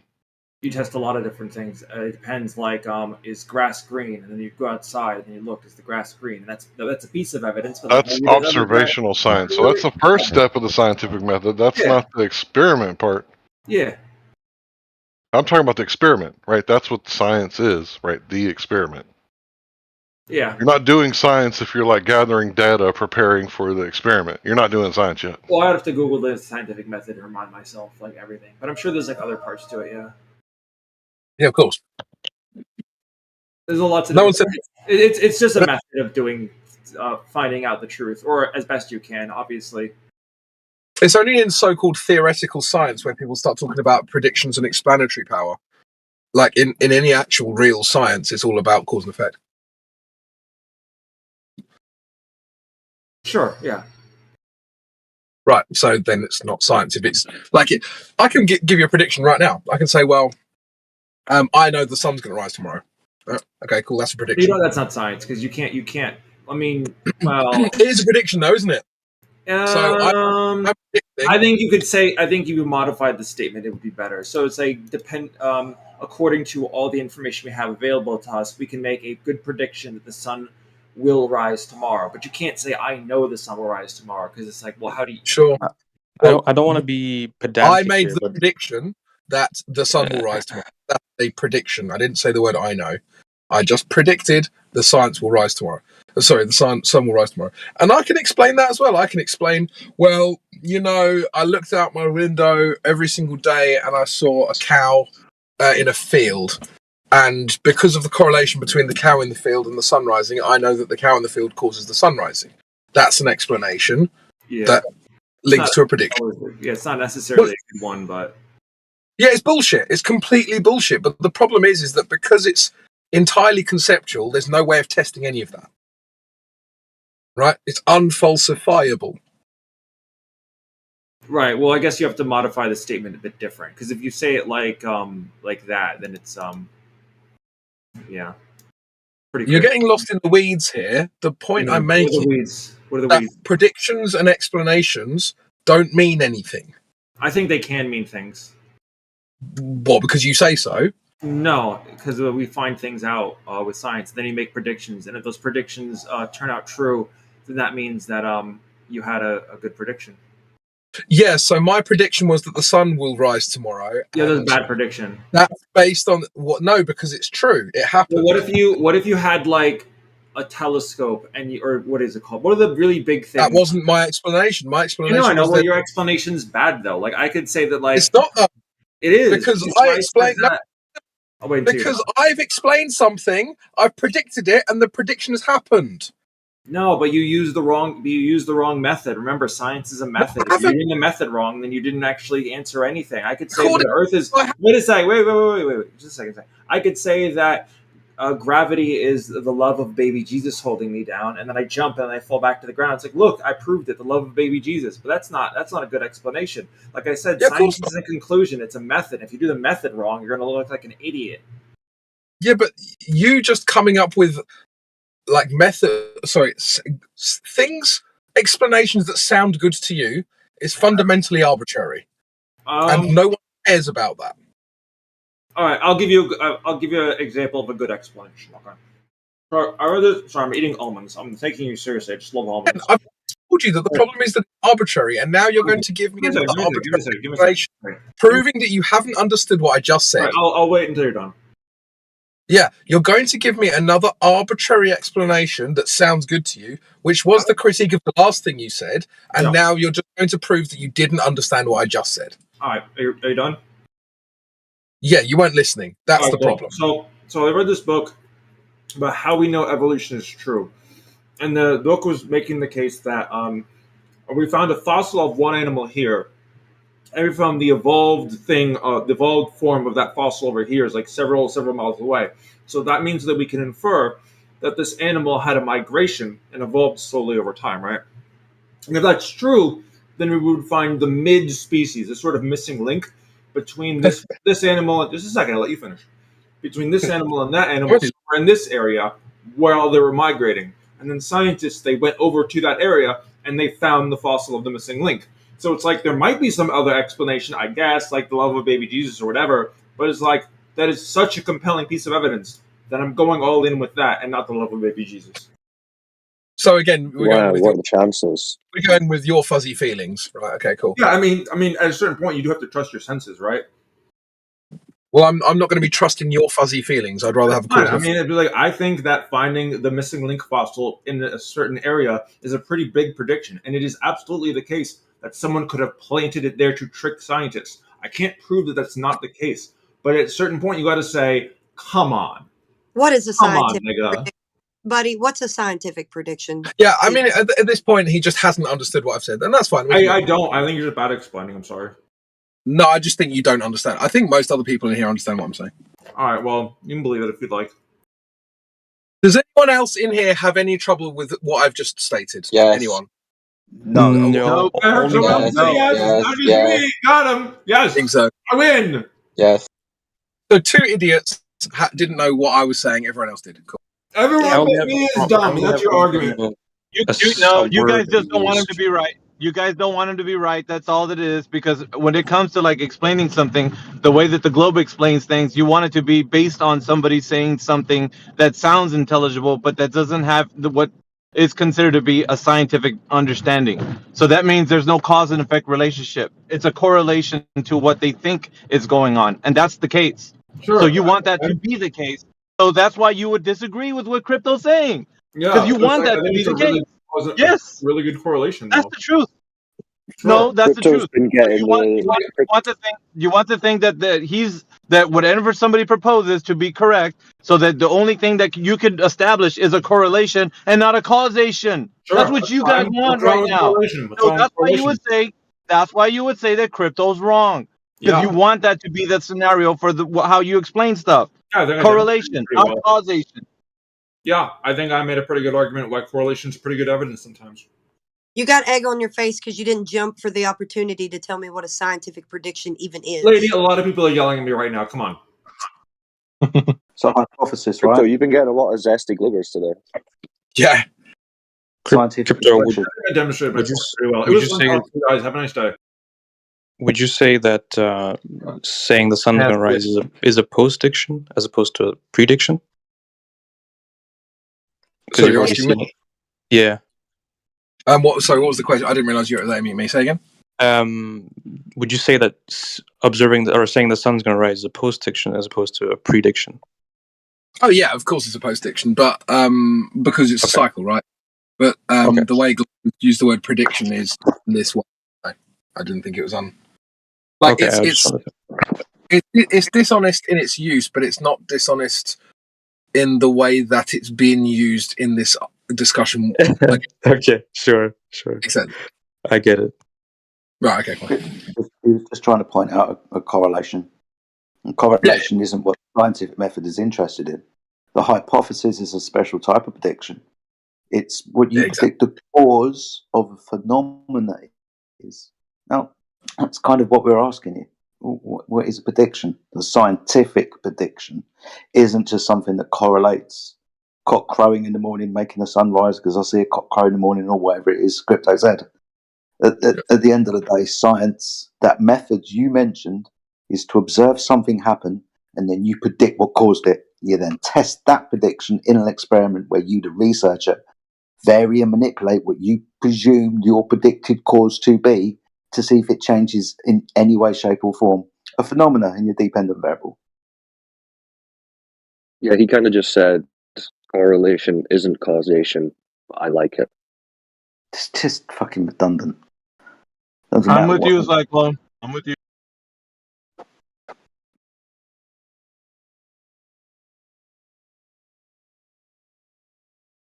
It's so annoying as well. I've heard this so many times when crypto's been speaking today. Like he's gone and explained something to someone, and then at the end of it, they're like, "Are you done?" It's like, oh my god, I'm going to speak to you. Yo, Mr. Codependent Variable. Yeah, what's up, man? Alright, that's all I wanted to hear. Okay. Oh my god, dude. Are you serious? You got fans now, A-tier? Jesus, a little, dude. little groupie club. You got a little club codependent? Alright, that's fine. Whatever. That just helps us along a little bit further. So when we need to call upon you, be like, okay, so there's right here. Alright, I'm wrong. Okay. Alright, cool.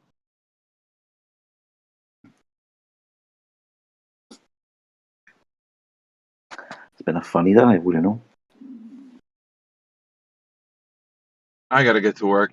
Banging machines, I won't be able to open my mic. Don't say anything stupid while I'm gone. You're banging machines? That's kind of weird, man.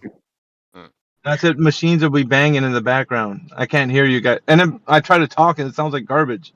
So I got bad news, man. I think the odds of nothing stupid being said in this chat for the next 8 hours are essentially 0. Right. Fucking hell, dude. Somebody's going to come in here and bring up that Aristophanes thing again. Do you believe in the moon?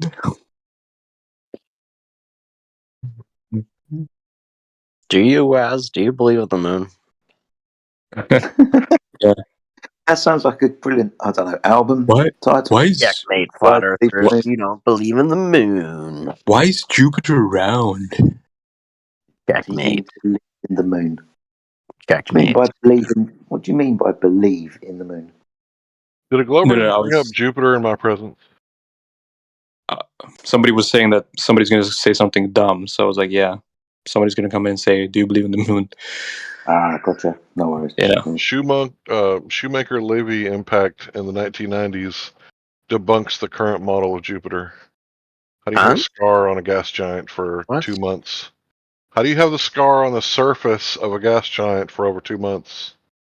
I love you, Larry. I was talking about this the other day.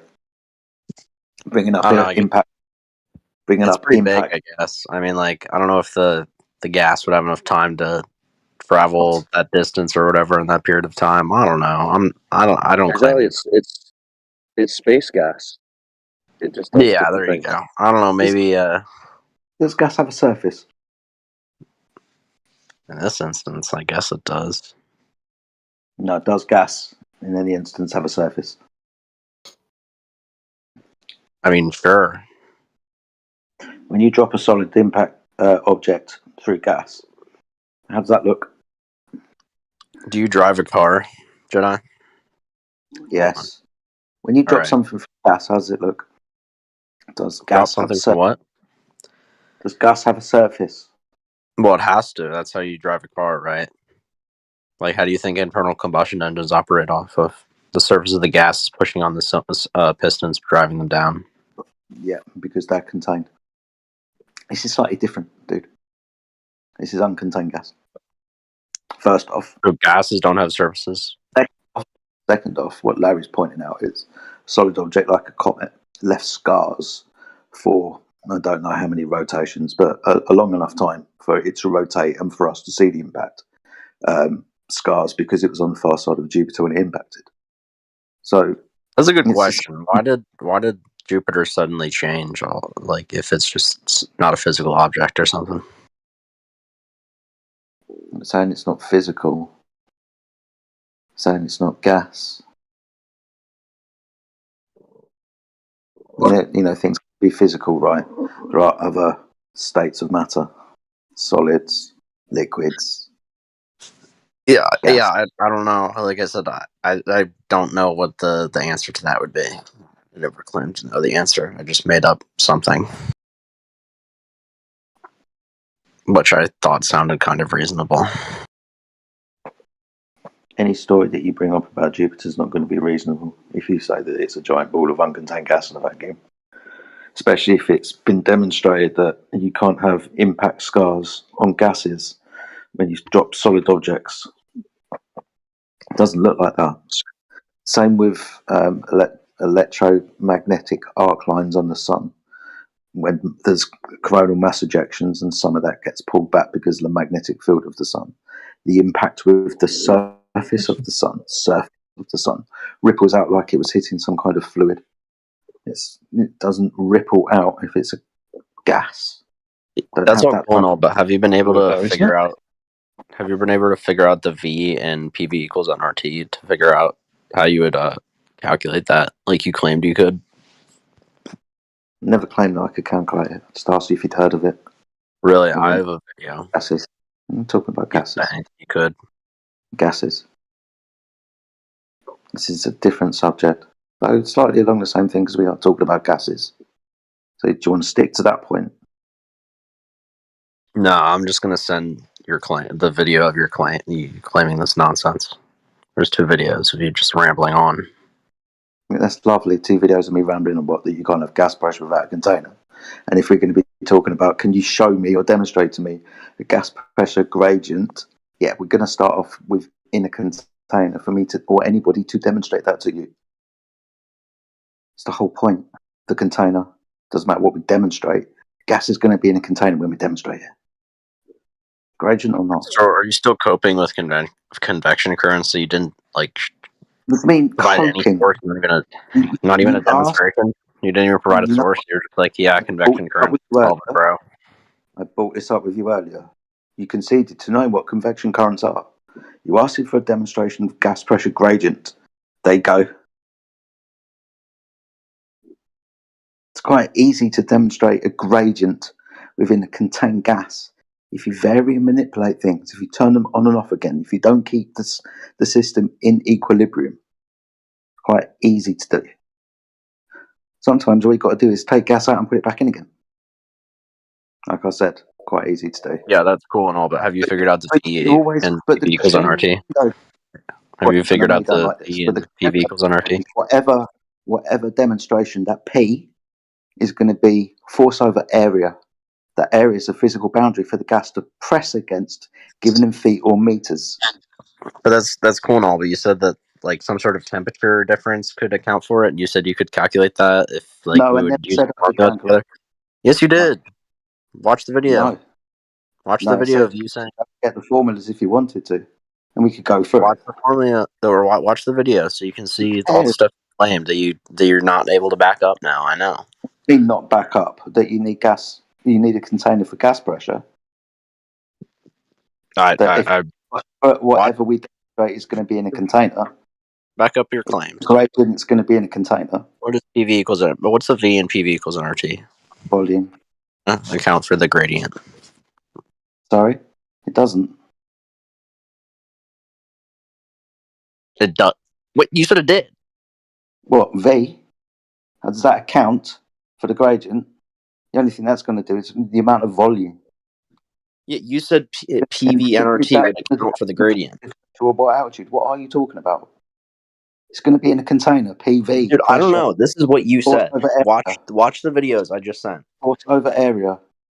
Area given in feet or meters of physical boundary for the gas to press against. I'm not going to dog to you anymore if you're not going to watch the videos. If you want to demonstrate with gas, with a gradient, vary manipulate the temperature. You can put gas in and take gas out. You can do lots of things, but it's going to be within a container every single time someone demonstrates it to you, which is the point.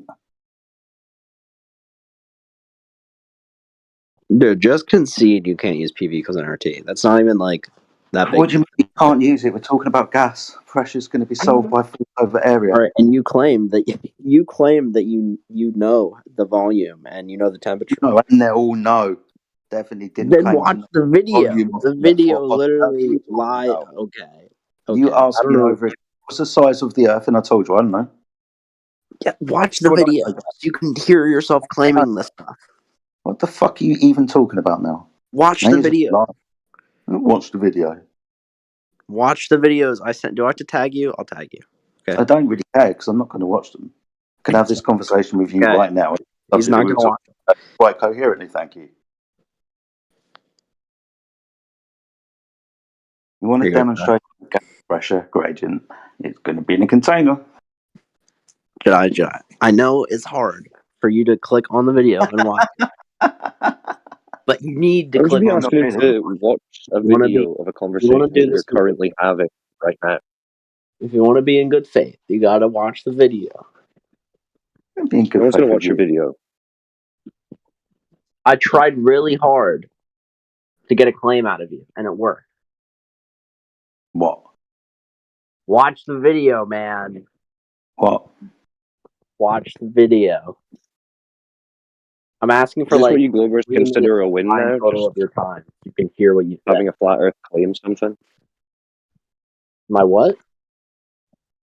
Is this what the Globers consider a win now? Having a flat Earther claim something rather than actually proving? Yeah, because whenever a flat Earther claims something, it's just completely wrong. So we don't claim anything ever. That's not a win. What did you claim? A win would be presenting. A win would be presenting some evidence to back up your position that gas pressure doesn't require a container. That would be a win. Nice. Making a flat Earther claim something isn't a win. What was the claim, Trig? Please watch the video. Can you just say it in 5 claim. seconds? Yeah. He claimed that using PV equals nRT, that we could both do the math together to figure out, if temperature could account for it. And he said temperature does account for it. And that he knows the volume of Earth, because that's the only way you could use PV equals nRT. Why would you bring up the equation? Why would you bring up the equation? Why would you bring up the equation if you don't? Now you're being deceptive, Trig. Now you're being deceptive. No, I'm not. Watch the video. Yeah, you are. You haven't even watched the video yet. Should I say he didn't claim that? Take the gas. You haven't even watched the video yet. How can you say that that's not what he claimed? To watch the video because right, he never claims he knows the size of Earth. No one here claims to know the size of Earth or the volume. Right? No one claims that. You're just making it up. So don't lie. Egypt. In fact, you're lucky he doesn't hold you to that, because you would be obviously caught out for lying, which we don't tolerate. Definitely stopped you when you asked me the size of the Earth, you fool. But Jedi, you can Google the mass of the Earth and the mass of the Sun and Jupiter and the stars, and Google has an answer. They can explain everything. You can't verify it, but that's why it's a religion.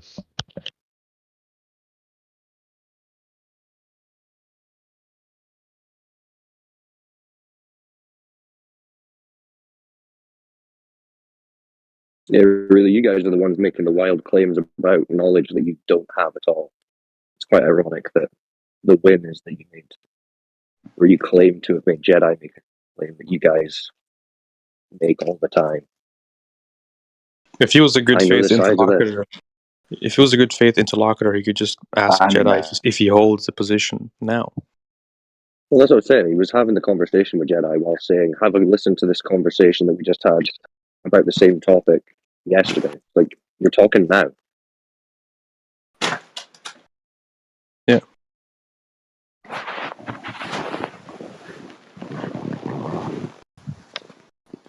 Anyway. Anything more interesting, Globies? Some good Is evidence? anyone watching what I was streaming, or is it just me who's like listening to Jedi say shit that's demonstrably false and then say Like it what? again? Yeah. Like what? Like what? Watch the video with me, man. You've just watched it, so tell us. Because no one's bothered to fucking look. So come on. Okay. So then, why are we even doing this? I don't. Because, I'm just gonna because I'm go right on here mute if asking you you to can't. have the conversation with me now. If we can't Let's do it involve. again. Okay, so then I can just say whatever I want. That was your claim. No, I'm not gonna do that. Why don't you We should invoke, dude? Why don't you invoke the claim and then ask him if he holds the position? All right. Do you think that, or do you concede, since this is what you held true before, that you know that PV equals nRT can demonstrate that you can have a gas pressure gradient on a flat Earth? That's what you were trying to say. It was that you could use PV equals nRT to demonstrate it. We're going to be using that, or if that's not satisfactory, before you probably interrupted me, we can use non-ideal gas. If we're talking about atmospheric or pressure gradients, we can use barometric.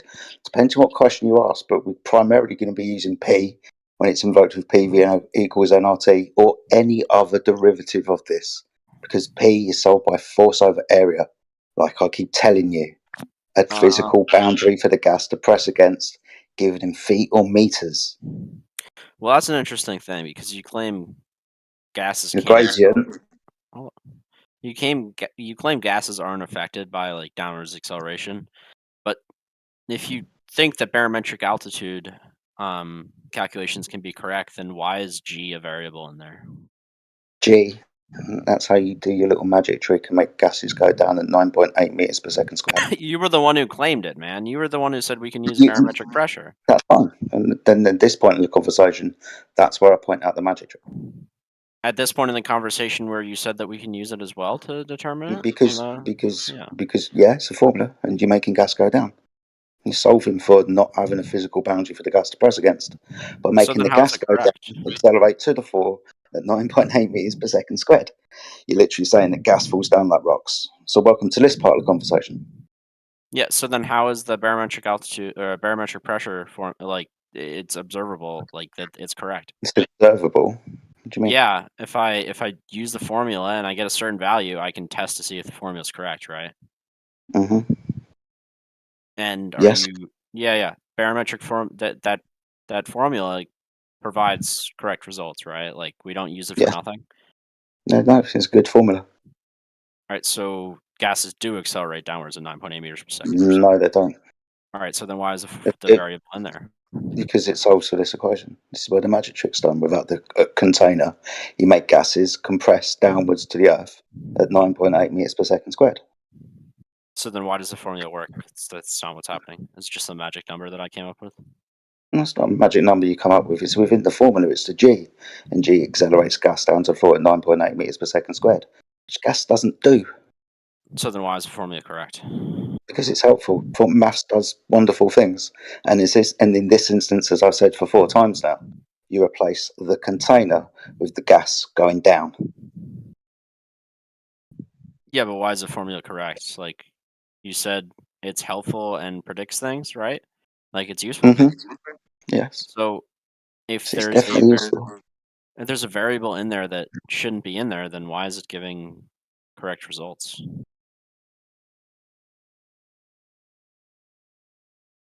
Do you want me to repeat myself for the fourth time? Because that's all I'm going to do. Sure, because I mean, we can keep going. I just don't understand why. Because this is where the magic trick is done. This little G here that accelerates gas down to the floor, which it doesn't do, is in replacement of the physical boundary for the gas to press against to achieve pressure. You say within the mathematical formula that gravity is pulling the gas back downwards and compressing the gas to the earth. The pressure at surface level? I may need to. I'm going to be honest. I may need to hear it a fifth time. I think. You don't need to. They're not going to have this conversation with you now. It didn't help me. Then being as you're a fan of going back and watching videos, you can go and clip me out and repeat it to your heart's content. All right. Yeah, I think that's what I'm going to go do now because I'm still not getting it. Okay. Does gas accelerate to the floor?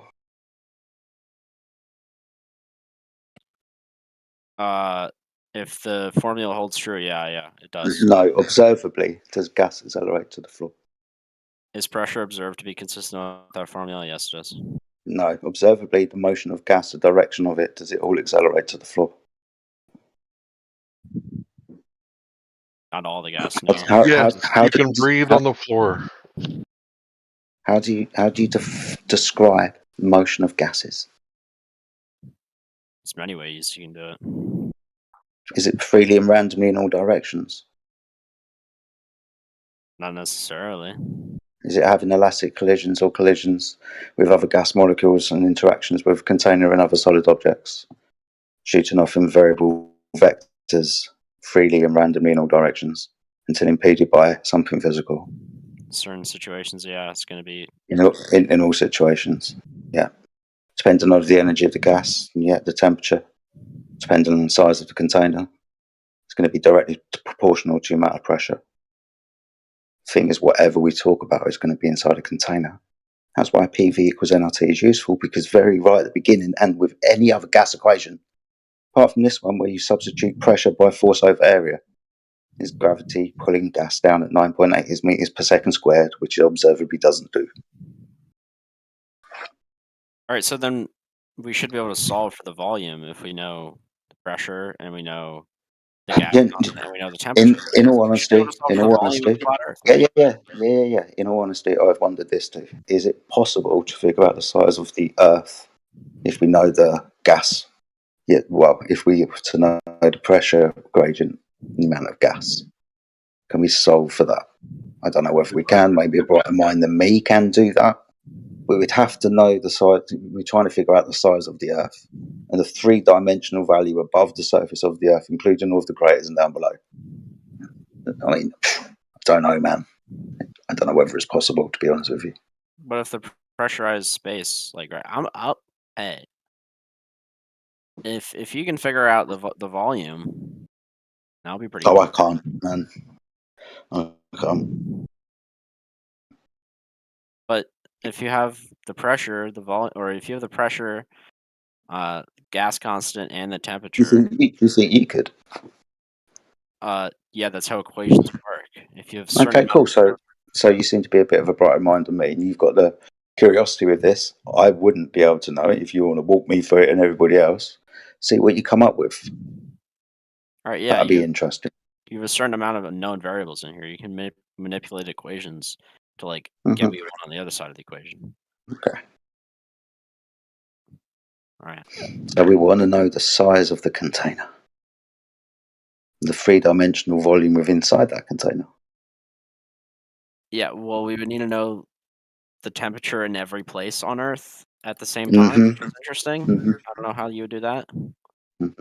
There is one guy who comes in here called Brendan, who's a meteorologist.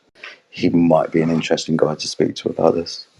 And in all honesty, mate, I know we've had our to and fro with it in a few moments, but that is a question I've asked myself. Can we actually figure out the area of the volume of our environment just because we know the gas pressure gradient?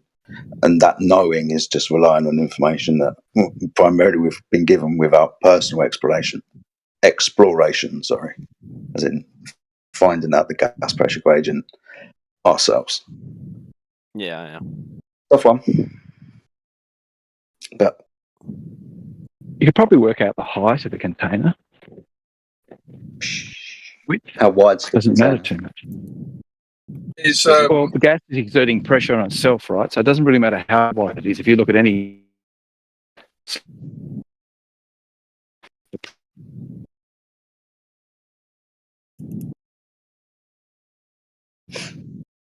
that's deep.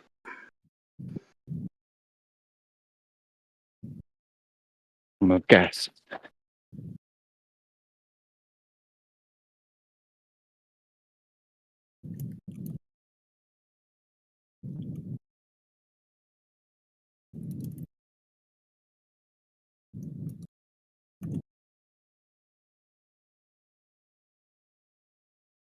At least we're all in agreement that we need a container. Good. It needs to be contained, that's for sure. I was just wondering if Trigonometry Man is being wrong about the Earth again. Huh? I was just wondering if Trigonometry Man was being wrong about the Earth again. No, he's not. He's not talking about the Earth crypto. He's talking about equations. Fair enough. Yeah, I'm sorry for appealing to video fallacy, as demonstrated before, as Big said. I'm sorry.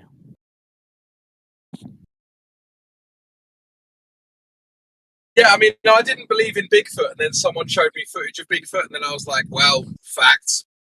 You know what? You're right. Yeah. Fuck. You got me. I guess I just got to trust government too now. That's what Scott told me. Yeah, Scott doesn't believe that the American government lies at all. So No, that would never happen, of course. no. Yeah, I mean, I personally think that the government is wonderful, and I definitely think that the more beneficial I am to society and the more money I make, definitely more of that I should hand over to the government. That sounds fair to me. That sounds like a good idea. Yes. And I should be entered into that contract without my consent as well. I think that's a great idea. That sounds moral to me. That sounds like The government wants the best for you. Right, exactly. That's for sure. Yeah. Come on, guys. Who would build the roads? Oh, yeah, true. You can't have roads without government. Oh, yeah, because That's an ancient dilemma. see, the problem is that nothing's ever happened without government doing it. Nothing. We're in the 21st century. Why do you still make this dumbass argument? It's just hilarious to me. Which dumbass We're not living in the 1700s anymore. Bro, we're not the ones quoting Eratosthenes. I don't quote Eratosthenes, actually. I never actually brought him up here. I never brought him up, believe it or not. So what Well, you didn't. Just out of interest, which argument was dumbass? Huh? Well, you said that it was a dumbass argument, but you didn't say which one. Oh, your argument against government. What was stupid about it? You were just mocking it. You were just mocking the idea of government and being able to live your life without it. Not being taxed.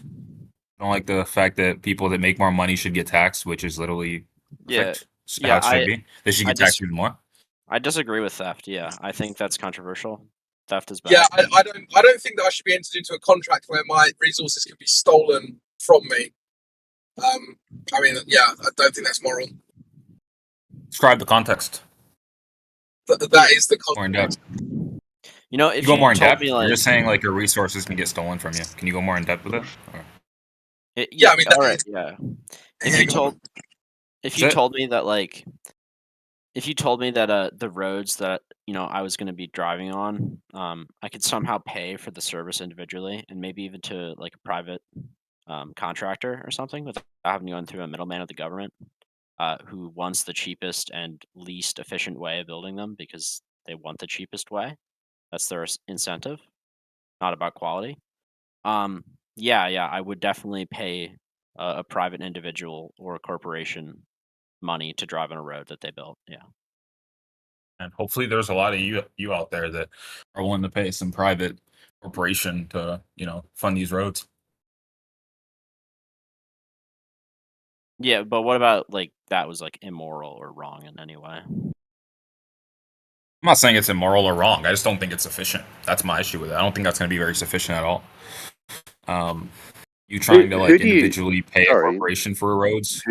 Who do you think builds the roads though? The government gives the private corporations money to build the road. Yeah. From Yeah. your No, taxes. But they have an Your incentive. What's the problem with that? down there. What's the problem with that? They have an incentive to choose the Well- least expensive option. I think just grabbing money from But they basically don't. everybody and They then don't just choose the least expensive. evenly, and just like using it They to don't pay for choose roads and the everything least else is fine. expensive. They give their mates the contracts at inflated prices, and they get Come up with a better kickbacks plan. from it. Just come up with a better plan and it'll work. You're Go ahead. the one saying, "Oh, I love the government." If your plan was sufficient, then it'd be up there. It's just not.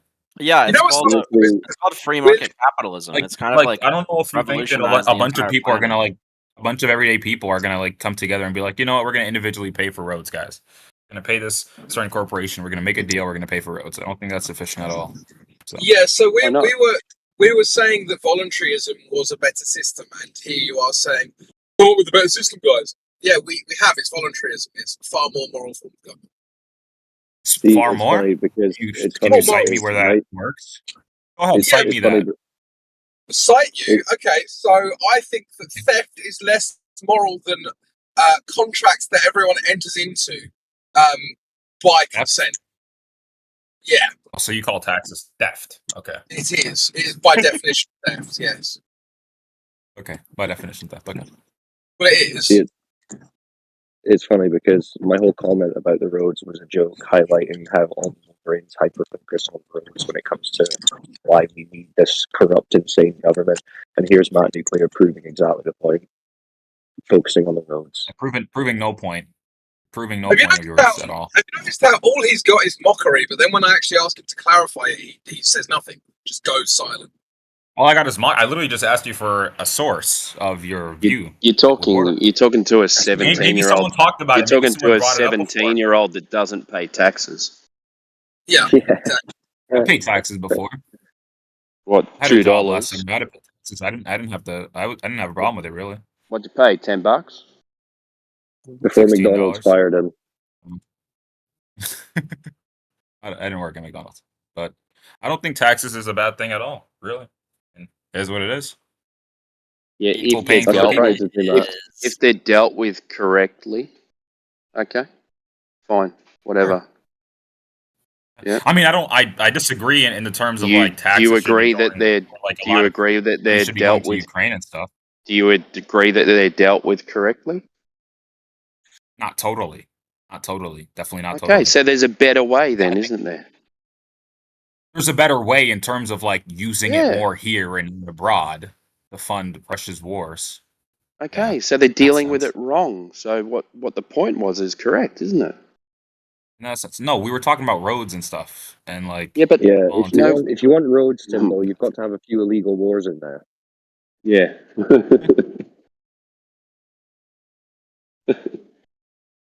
How can you argue with someone that doesn't pay taxes about taxes?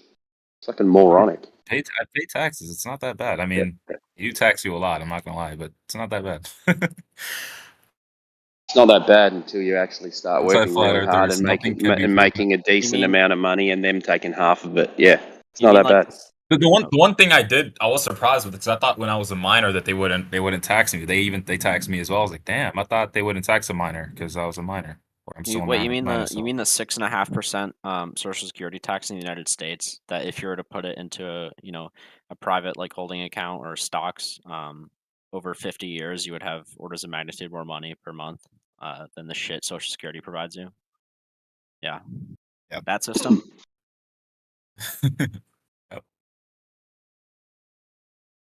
I do find it interesting that someone will literally say, yes, I think an involuntary agreement where you are forced to pay money that you never agreed to pay is totally fine.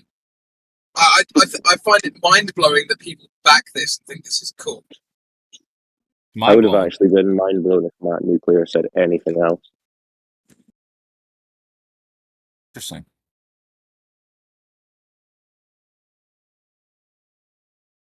Oh, Larry said something. Taxes only go to pay the interest to the Federal Reserve. The government prints money, charges it to us. Okay. That's what inflation is, so I don't know why you're laughing. That's literally inflation. Yeah, again, it just sounds like you don't understand. It sounds like you don't understand basic economics. that the expansion of the money supply causes inflation. If the money supply wasn't expanding, there would be no inflation. You understand that, right? That's fine. Your voluntary spending thing is still bullshit. Change it at all. But that's a different. I'm still waiting for a source where that works, or like someone that has a PhD or anything in economics, like says this is a good view and this is a good way to. Now that you're using your misunderstanding from the last point to obfuscate your misunderstanding of this. Do you that agree? was actually way before I asked you and you never gave it to me, so that's unfortunate. But yeah. So anyway, do you agree that the expansion of the money supply is the cause of inflation? Yeah. So why do you think the money supply is expanding?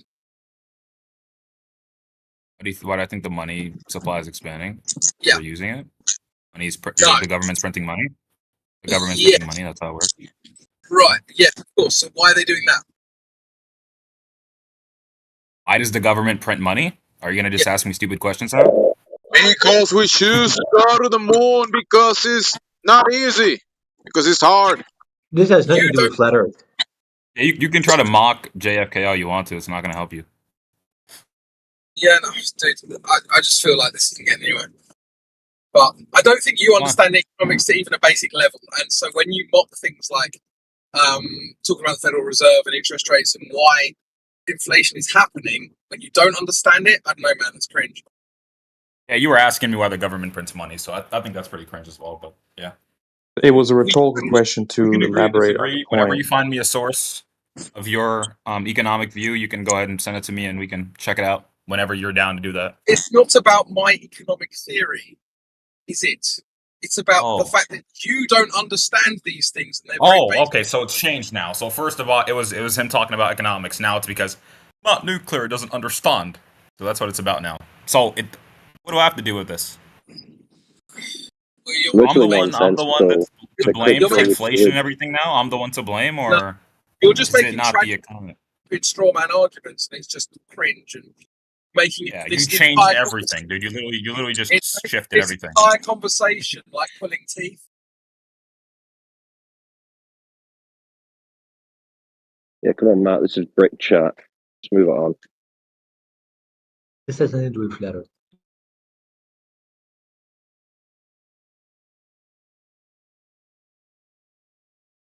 Anyway, who keeps unmuting this guy? He brings nothing ever. I don't know why he's unmuted. You never bring nothing ever, other than he's just a chirper, really, to be honest. I'm a chirper. You're the one that said that one dumb thing in the chat one time, and you always keep yourself muted. So why don't you start talking more and become more confident? You just chirp most of the time. Yeah, this guy, all he does is brings this silly, obfuscative bravado. I don't know why we bother with him. Genuinely. Yeah, I just put him on mute. I wonder how many years you're going to embarrass yourself like this, Matt. Quite astonishing. I don't think it is at all. I mean, if you look at his track record, like, he's totally a statist. And people, and you know what? I'm going to go ahead and do some stereotyping, right? So, yeah, I admit, in the beginning, this is fallacious.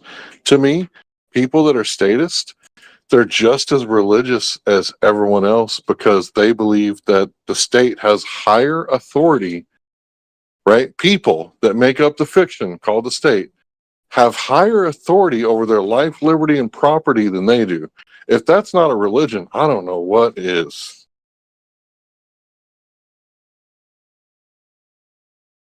Yeah. This is real talk right now. I mean, the Romans literally declared a state religion like back in the day.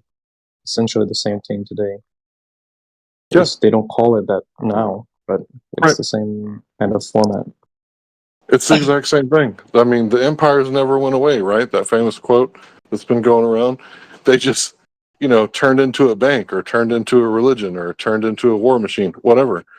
Right. But it's obvious to me that the perfect state religion is atheism because that makes them God. How many Globe Earth volunteers have you met? Well, the state religion wasn't based on atheism back in the day, so I'm not too sure about that, but maybe there's something to it today.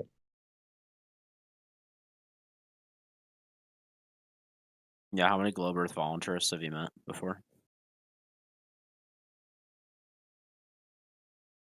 you say that again? Sorry. So how many Globe Earth volunteers have you met? And I would say in here, like Most anti-flat earthers are very like pro-government. What I've noticed. Oh yeah, like super left, yeah. Like, yeah. They're into, like, they believe in the moon landing, they believe in 9/11, like everything the government says is just the truth, essentially.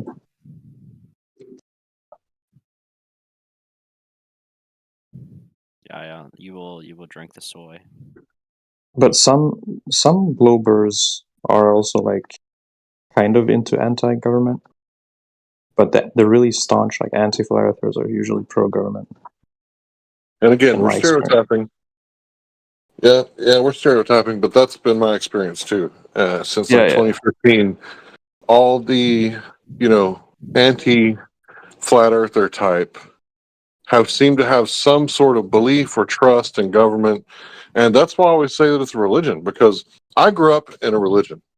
I admit that I'm religious, but people that are also religious can't admit it, and that's why the pot, that song from Tool, rang so true with me the other day when I was listening to it. I was like, these motherfuckers come in here every day. Where's your model? Like, bro, whatever you do, don't Google crisis in cosmology because you think you got a model. And if you do that, you're going to find out real fast that you don't. Then they come What's in that here. What's that got to do with government, though? Being pro-government? Bro, if you're not following along, I don't know what to do. I mean, I think I sometimes get told that maybe the government don't know that they're being lied to. Maybe it's someone else. You're saying it is the government, I assume, that's lying. Do you know the government lies? I'm just asking you the question. Yeah, so I'm not pro-government. I'm skeptical of government, but I'm just curious as to why you think being a globe earther implies you're pro-government.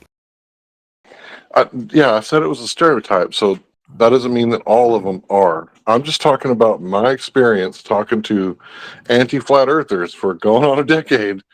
Like, a lot of them are extremely pro-government, believe in the government, believe in the moon landing, and when you try to hold their feet to the fire and say, hey, doesn't the government lie? They're like, well, only when it's absolutely necessary. And you're like, okay, can you tell me the 3 ways to lie? It's like, I swear the truth, whole truth, nothing but the truth, right? Everybody knows about that. The 3 ways to lie, surely, right? Well, when you do a FOIA request, why is there always redacted shit? It's always something redacted, right? Even all the way down to the local sheriff's office or police station. They always redact shit to make themselves look good. That's called a lie by omission. So when people are like, why would the government lie? I'm like, what, you been living under a rock? No, they don't say that. They say, why would the government lie? Assuming the government do know, right, which is the big assumption you're making, why would they lie about this topic? It doesn't seem to... Oh, you're the one doing the red herring. We're not talking about this topic. We're talking in general, anti-flat earthers are pro-government and government lies. Well, then you're strawmanning them, because I don't think they say, why do government lies, and they think government never lies. There's not one person on this earth who thinks that, Larry. Bro, you That's got wrong. We wrote a song about it. There's a song about it. Why would they lie? You heard of it? Yeah, about this topic. Yeah. Not okay, Larry, remember what you said, right? I said that yes, Globers will be confused about why would they lie about this topic. And you said, no, this is general. Globers generally think government never lie. I mean, that's not true. So why would you say it? It's saying anti-flat earthers. There's a distinction there. Not any Glober. I'll put it to you that nobody on this earth thinks that government never lies. Dude, Scott Mackey, he literally said the American government does not lie towards its own people. He said that. Scott Mackey did not say that. Right, where's Scott Mackey? I swear to God. He didn't say my mom's life. I would believe that, honestly. I asked him, does the American government... I said, does the American government engage in disinformation towards its own people? He said no. Literally, he said no. About this topic? No, in general. Okay, I know, for instance, that Scott Mackey has political persuasions. I know he thinks Trump is a liar. So how could he reconcile... This is why I'm skeptical. No. Why would he have said that? Well, that's just... The thing is, he makes a discrepancy, right? So I was saying the government in general. So he might say that Trump as a person will lie, but not the government. So so he thinks elements of the government lie, but not the government as an institution. He might say it's an institution that the people and the government lie. Larry's saying that some anti-flat earthers say the government never lie. I don't believe anyone thinks that. Yeah, I don't think let me ask you a question, buddy. Have you ever been like to an actual political rally and met a self-proclaimed communist, someone who identifies that? Communists, look, there's two kinds of communists. You get communists who think government is generally good, but they will accept that they lie for like national security reasons. Any communist will tell you that. Or you'll meet a communist that thinks that they will lie about some of the things that are bad for good reason, right? I don't like whether or not they accept they lie. It's just whether or not they think the lie is worthwhile.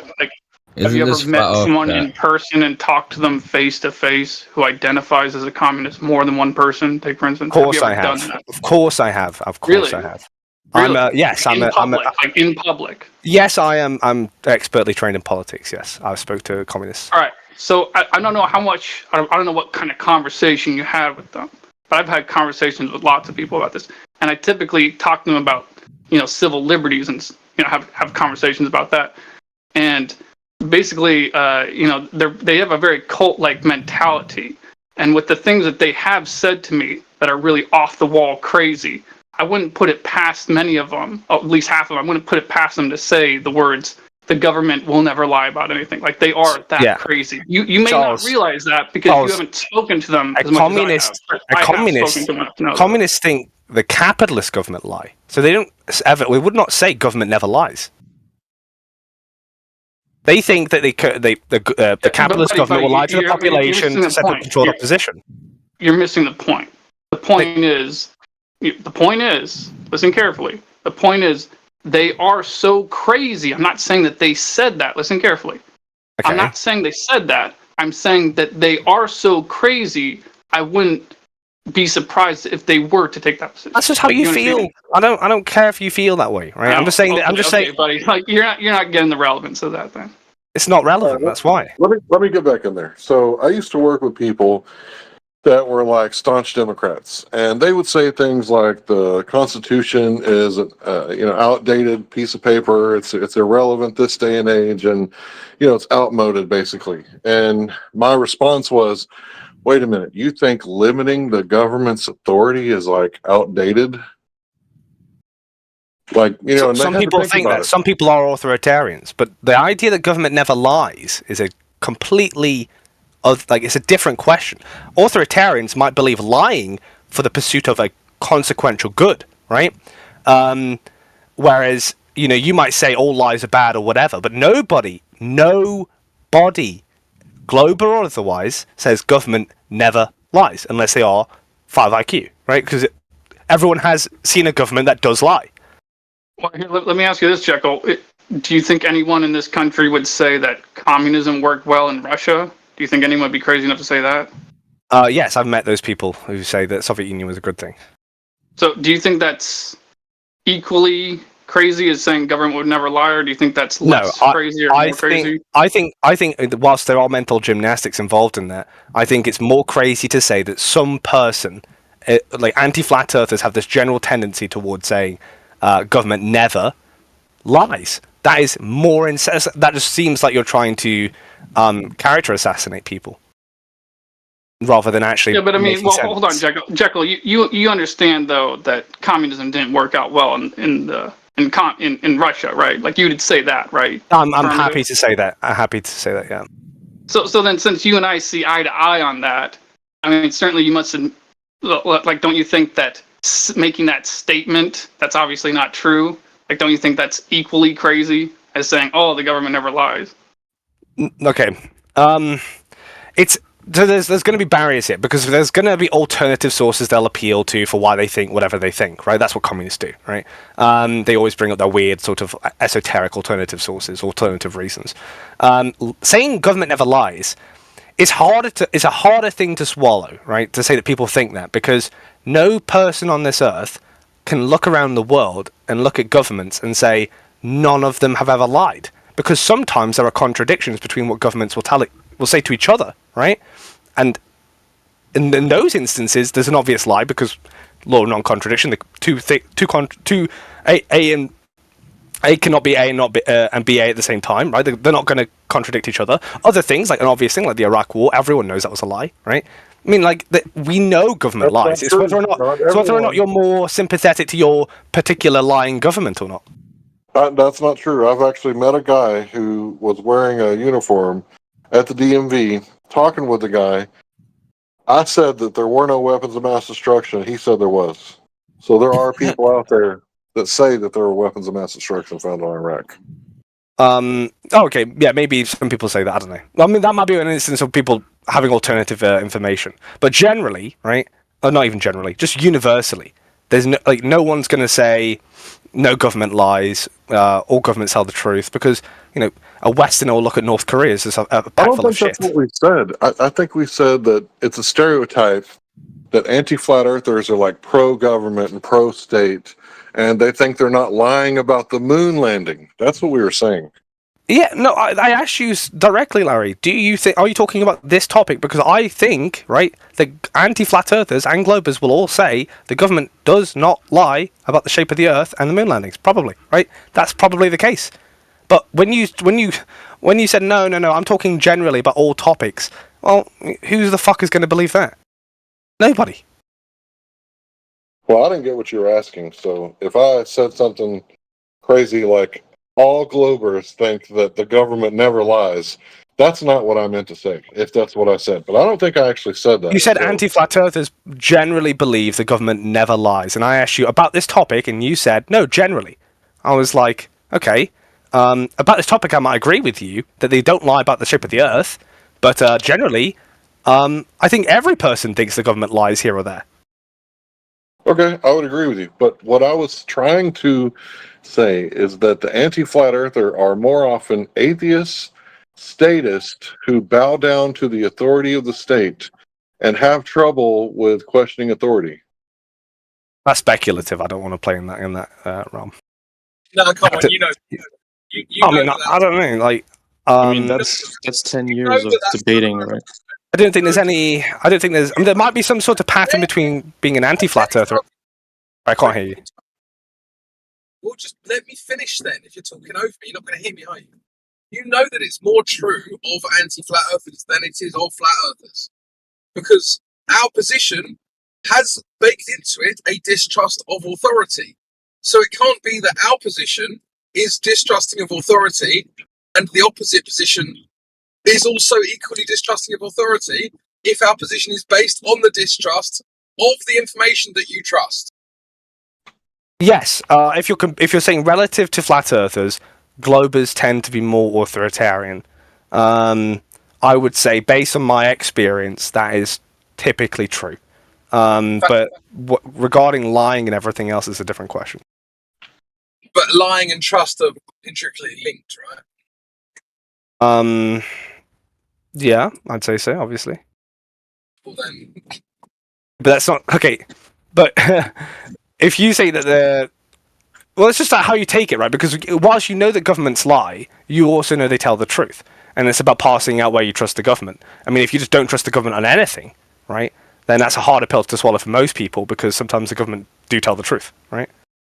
Yeah, but it could be in whole or in part, like Larry said. So, for instance, if the government tells me there are green goblins and they're going to invade England, I don't believe any of that. But if they were to say you're being invaded by, I don't know, Arabs, that's at least possible, right? And then if the lie could be more subtle and more subtle and more subtle to the point at which you can't discern it. But then if they've already told lies, then you shouldn't go into anything they tell you trusting it blindly. You should have that skepticism and say, well, they've lied before, so they could lie again. Oh yeah, no, everyone should be like I said earlier, I'm a skeptic of government. I would say, as a normative statement, everyone should be skeptical of their government. But as for, I mean, we're not going to find any disagreement on that front.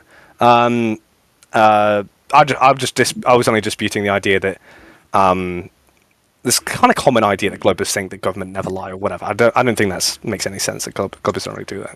It's not never lie. It's Larry already clarified it. That's what I was just telling him what I was disputing, not so much disagreeing with whatever Crypto's saying. I agree with what Crypto's saying. People should be skeptical of government.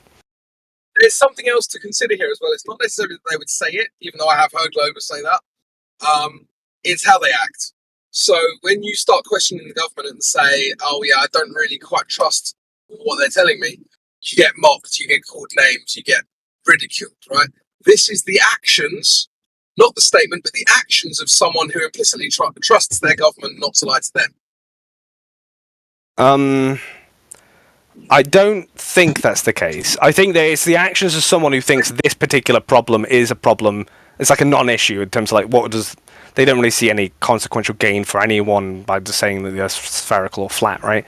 Like, you know, in the same way that if the government says, you know, we're about to go to war, you know, like we're going to do conscription now, I think few people are going to think the government aren't going to do conscription. They probably take them, you know, as for their word on that one. So it depends. Like, I think I'd measure about what the reasonable man would think, right? I don't want to overdo it. I don't want to overstep what is reasonably expected in society to say the government, you know, be skeptical of them to the point where you always think they're lying, because sometimes they're not, and sometimes it's important to actually know when they're telling the truth and lying, and be able to like parse out those two facts. But that wasn't what I was saying. So the way people act begets their trust of government. And then you said, oh, but that's because they don't take this conversation seriously.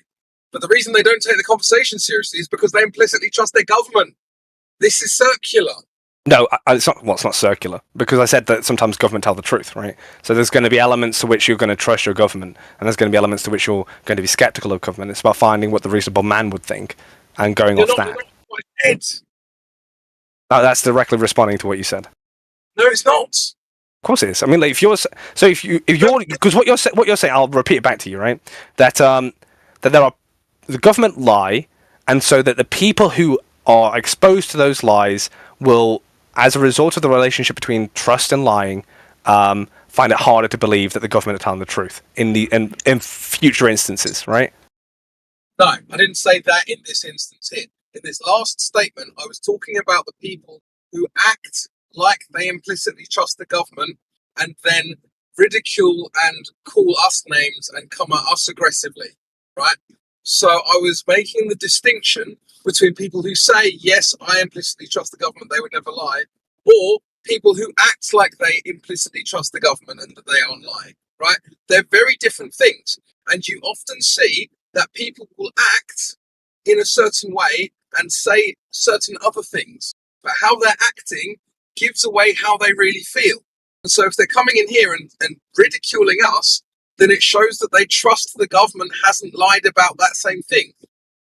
Yeah, okay, so when I said, I mean, I did respond to that. I was confused as to what you were disputing, but the response to that was just that those people aren't implicitly saying government never lie, even about that topic. They're just saying that on balance, they think they're telling the truth, and if they support the government's position on that, or even if the government, some people don't even think the government are aware of the flat Earth or globe Earth problem. Maybe the Earth is flat and they were lied to, right? But those people are just by happenstance taking the government position. They might think the government are telling the truth about that matter. Generally, they might think there's some lies in there, but they just go along with it. Not wholesale saying that government never lie. They're just sort of saying that the reasonable expectation based on other things, other bodies, other institutions, independent stuff, will lead me towards that viewpoint, not based on the government at all. I've never heard anyone say the government is the reason why I think the Earth is spherical. That doesn't explain the hubris. The hubris implies heavily that they have no doubt that this is true. Yeah, but that's not based on what the government's position is. I've never seen a glober say the Earth's a sphere because the government said so. But the government is running a lot of, for instance, the BBC is virtually a government mouthpiece. Surely you would understand that, right? So, what's the government mouthpiece, sorry? The BBC. Yeah. Okay. Yeah. Right. So, and America has its own state broadcasting as well, but when you start to understand how news is presented, and it's generally presented through centralized news networks like Reuters or Bloomberg or a couple of these other places, there's a very streamlined funnel of information, and it generally comes from the top down, and that generally is from government. So you might say, oh, well, actually, that piece of information came from ITV News, but fundamentally it came from the same place. It's funny because These consensus they have a cuts are monopoly of always information. Yeah, Well, not so much in the second. future. Sorry, go on, Larry. Give me just a second. I'll be quick. These consensus cucks are always telling me that I need to bow down to consensus. And where do you think consensus comes from? I mean, who's got the printing machines? Okay, well, it is the 21st century, Larry. We've got to remember that information is becoming more decentralized. It was maybe 50 years ago the case that the government had a very strong monopoly on information, but in the 21st century, the whole problem that the governments are trying to deal with is disinformation spreading. You know, and so it's I'm not going to say to you that government don't have power over the media, but I'm also going to say to you that the 21st century government media isn't your only option these days. I don't think the government gives a shit about disinformation at all, right? Because they're the number one purveyor of disinformation. I think they're worried about malinformation, information that may be true but makes people look bad. So true information that makes them look bad. For example, what happened to Julian Assange? Was he like a really bad reporter? Was he wrong a lot? Or was he like 100% accurate? What happened to him for that accuracy? Well, Larry, when I say disinformation, I mean, like, for instance, whilst Russia might be quite happy to say, well, they don't really say it, but they'll be happy to participate in disinformation to the ends of promoting their state. They'll do it at the expense of another state which is trying to stop that from happening. So it's not like all governments are like, let's all do disinformation on each other and we'll all be happy about it. Disinformation can harm a government as much as it can aid it.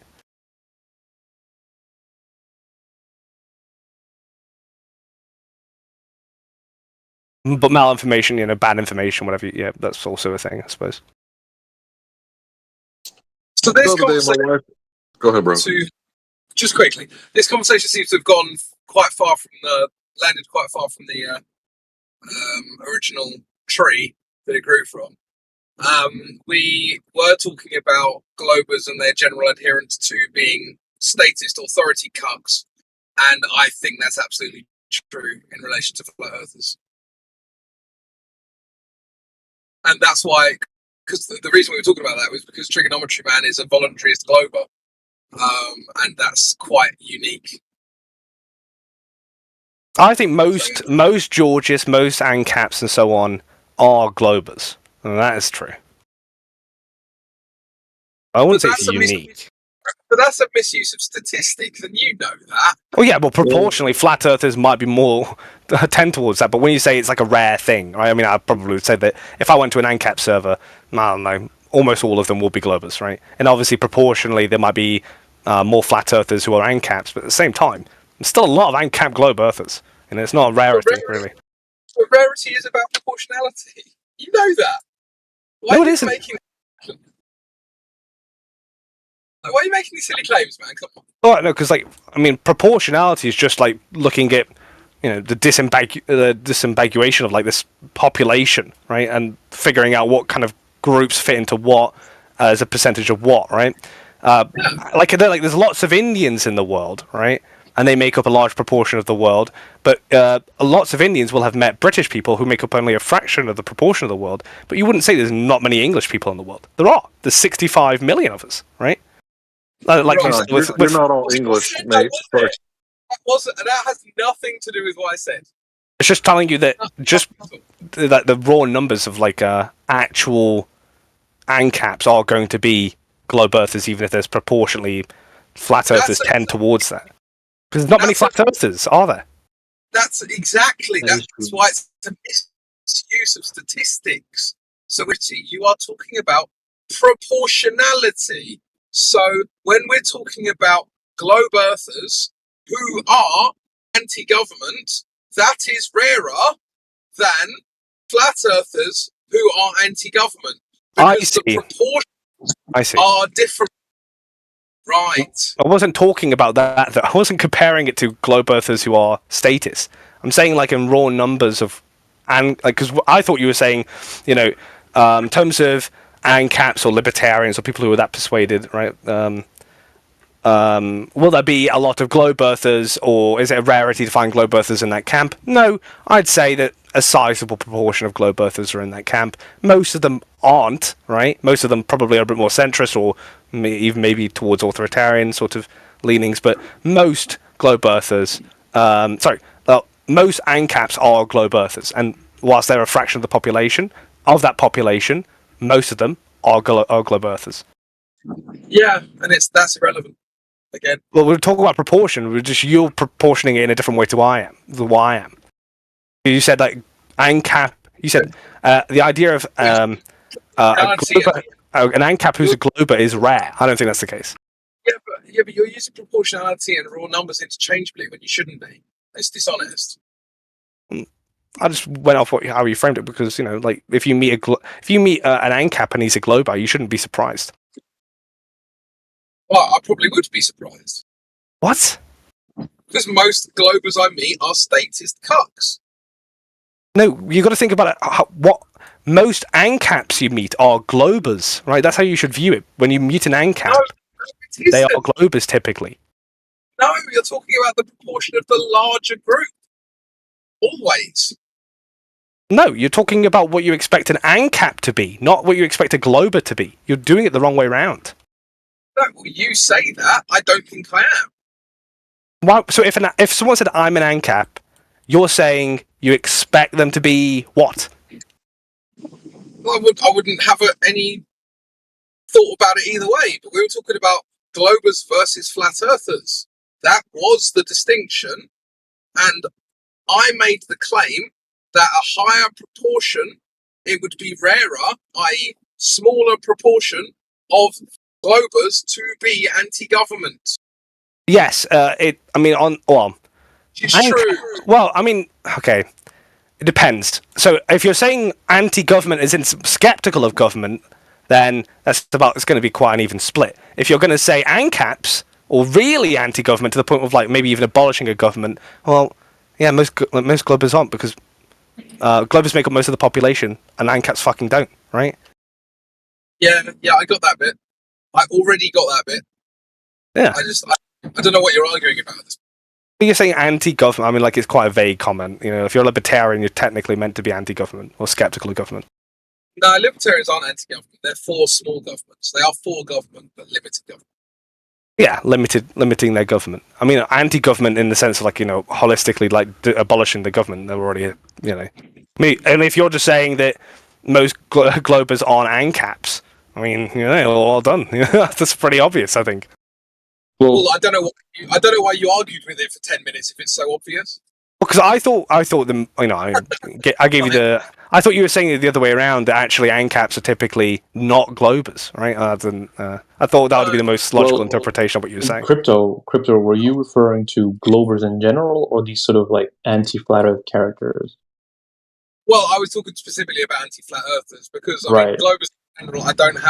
I've got more access to the people who access these rooms, and they tend to be more anti-flat earth because they are motivated to come here, if that makes sense. So I already know that the globers I interact with are an elite sample of globers as a whole, and that's why we've given them the term anti-flat earthers, because they have a different set of psychological characteristics. Yeah, I'm aware of that. I'm just because Jekyll keeps saying globers as in a generalized sense, right? But you're actually referring to these characters. Yeah. Oh, we can't speculate on anti-flat earthers because we don't know what they view.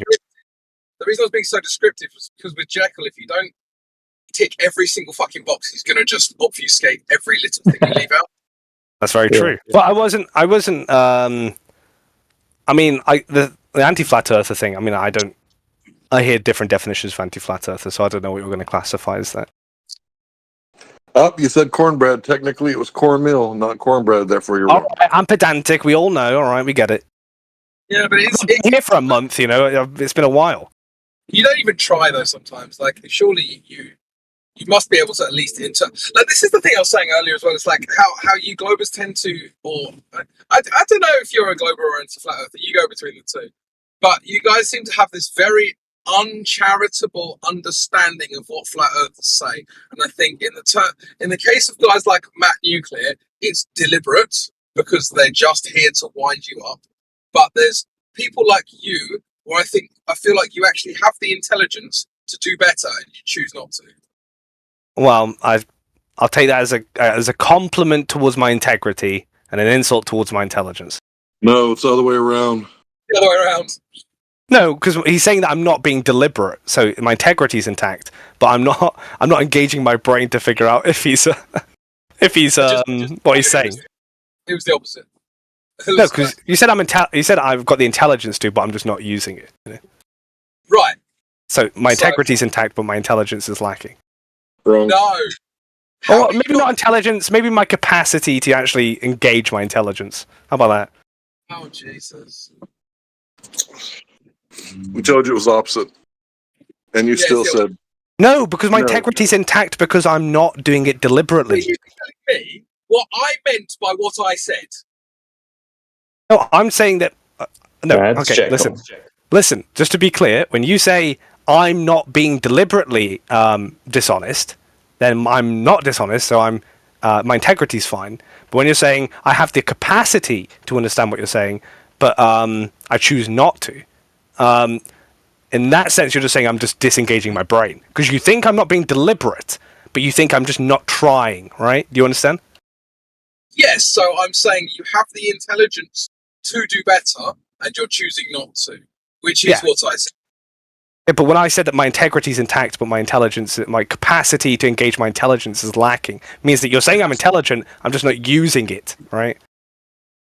Oh, God. What is confusing? It's not confusing. I don't know. Let's spend the next 5 minutes trying to clarify this point. Let's just leave that there. Let's just leave that there. Jekyll. What's up? Can we hear some globe proof? No, I told Jedi I'd behave, and I wouldn't be cocky or anything. I don't care if you're cocky. Jedi can sit on it. Bring the globe proof. You sneaked your way in here, eh, Jekyll? Jekyll, come on. I've been waiting. Rusty, you know? I've not done it in a while. I'll wait for someone to say something and maybe I'll step in. The ionosphere is the container. You know, I've got to listen up. The ionosphere is the container. Maybe we can talk about my container thing. Go on, tell me your container thing. I'll see if I can bounce off it. That's funny, right? That was a pun intended. So I see what you did there. Yeah. I didn't even intend that. I was like, pun unintended. Well done, me. Yeah, I was just wondering if you can have an ever expanding gradient, like if that's something that could fit, where you don't need a container, or if there is a container, it can be like super far away, like so far away. He's made this argument before. He's made the argument before that the container is at the edge of the universe. Who? Now, a question that I have for both of you guys is this: if the volume of the universe is constantly expanding, then why is the gradient of the Earth not also constantly expanding? The gradient of the gas pressure on the Earth. Well, that's easy. The container's it's elastic, right? So, while the universe expands, the container's kind of like just elastically moving around, but the actual volume's the same. No, but the volume isn't the same. That's actually the opposite of what I said. No, because I'm saying that. Okay, you know what? Let's say that the universe is whatever the universe is expanding into, right? The container. Actually, no. I'm going to change the argument a little bit around. Let's say the universe. I'll do this, right? The universe is expanding, but the container is static around some 13 billion light years away. So the universe is expanding beyond the container. How about that? Cool. So not what I said then. So what I said is that the volume of the universe is expanding, as we're told it is. How is the gradient not expanding proportionally? Yeah, but so it was engaging with what you said, because if the containers... I'll tell you how, right? If the containers... I'll tell you how, right? If the fixed... If I could just tell you how, right? If there's a fixed size of a... Wonder how you get muted. How do you wonder how you get muted? Can you tell me what I was going to say? I've absolutely no idea. Yeah, so why are you protesting then? But you started with, yes, I was referring to the previous thing, when I know for a fact you weren't. So don't lie at the start of your sentence. Well, there's a confusion about volume here because the volume of the universe might be expanding. I was talking about what's within the container, that volume, right? Did my original question involve a container? Yes. No, it didn't. We're talking. Wait, so we're saying there's a container far away, right? And you're saying that we're not talking about a container that's far away now? No. My question. Let's see if Trigonometry Man remembers the original question. Maybe he can answer it. Maybe, I don't know. Maybe I was mishearing all it. right, yeah. Maybe Jekyll's just lost his mind. I don't know. Maybe. Trigonometry Man, do you remember what my question was? Yeah. I would say that your question, you said something about if there was, or if the universe is expanding like they tell us it is, then why is the gradient not expanding with it? Right. Did I mention container at any point? Well, I thought the assumption was because we say that there could be a I'm asking Trigonometry Man. Did I mention the container at any point? No, but when we were starting with this argument, I would say we were being... Thank you for demonstrating the ability to listen. Well, listen to what he's about to say, because he's just going to say that this was under context of us talking about a container that's far away. Yeah, we were. But it's like obviously the context is important here. I didn't say that either. I said that you made that claim, and then I moved on to my question, which didn't contain a container. Why is it so difficult for you guys to follow conversation? It has nothing to do with our argument, then. Is that the case? Nothing to do with it. Yes, what you said had nothing to do with what I asked. No, correct. Your question has nothing to do with the idea of a container being far away. So it had nothing to do with our argument, right? I never asked about it. That's the context of the conversation. I do have an answer to it anyway. Even if we go with this being under a globe Earth or flat Earth, whatever. The gradient is, of course, going to be the strongest near whatever body that we're on, because we observe 1 atmosphere pressure, and as we go up in altitude, it's going to be decreasing. So it's not going to, for some reason, it's not going to warp the gradient. It'll just keep on. It'll just keep on decreasing in pressure, like we observe it to. Even if it's expanding, it'll just decrease as it's expanding with it. Right. It's just creating new volume for it to decrease into, really. But the gradient is relative to the volume, surely. Yeah, but it's just creating new volume for the gradient to decrease into. So therefore, the gradient would expand proportionally to the volume, because that's how you define the gradient. Yeah, but the gradient's just expanding, decreasing, or decreasing into the new volume. It's creating the volume. You don't just create new gradient. There's only a set gradient which must expand as the volume expands. But if it's creating new volume, then what's stopping the gradient from just decreasing into that too? That's my point. So you've got a set amount of gas, right, or atoms, or atmosphere, however you want to define it. You're creating new volume, and the gradient will carry on into that new volume, correct? Yes, but it'll never reach zero. It'll never become a vacuum. I never said that. But the gradient would have to expand proportional to the expansion of the volume. Yeah, and what's wrong with that? Well, we don't measure that on Earth. How would we prove that to be true anyway? I would say that that's an unfalsifiable thing to do anyway. I agree that the expansion of the volume of the universe is completely unfalsifiable pseudoscience. However, it is the claim, and if that's the case, we need to look at the consequences of that claim, which would include an expansion of the gas pressure gradient on Earth. I would say we were arguing this for a flat Earth perspective. The globe Earth has other things that can explain it, but we're trying to talk about the steel manning the point of having space on a flat Earth, right? Without a container. So you don't want to engage in that. That's fine. No, I do. Well, let's do it. I think there's some context confusion here, because if you wanted to ask the globers what the globe thinks, that's different from talking about anything about gas pressure and how you understand it, right? Because it's not the same thing. Yeah, I really want my space. Okay, come on, give me my space at least. I'm joking. Cool. So no one wants to engage with the question. That's fine, but like, it is frustrating because I think it's a fairly pointed question. It's a fairly honestly asked question, and neither of you want to actually engage in this. Well, to be fair, I was confused because I situated what you said in the context of what we had just talked about. But I think trigonometry is right. I mean, like, if you're going to ask us to talk about what's happening at the edge of the universe using only flat Earth logic, I mean, I'd rather just say I don't know. If you want me to say what happens at the edge of the universe in globe Earth logic, it's a different story. I would say that this would be a reasonable thing to discuss if I was saying, well, whatever explanation on the globe Earth, you also have to apply onto the flat Earth. But I'm not even asking that. I'm just asking for what.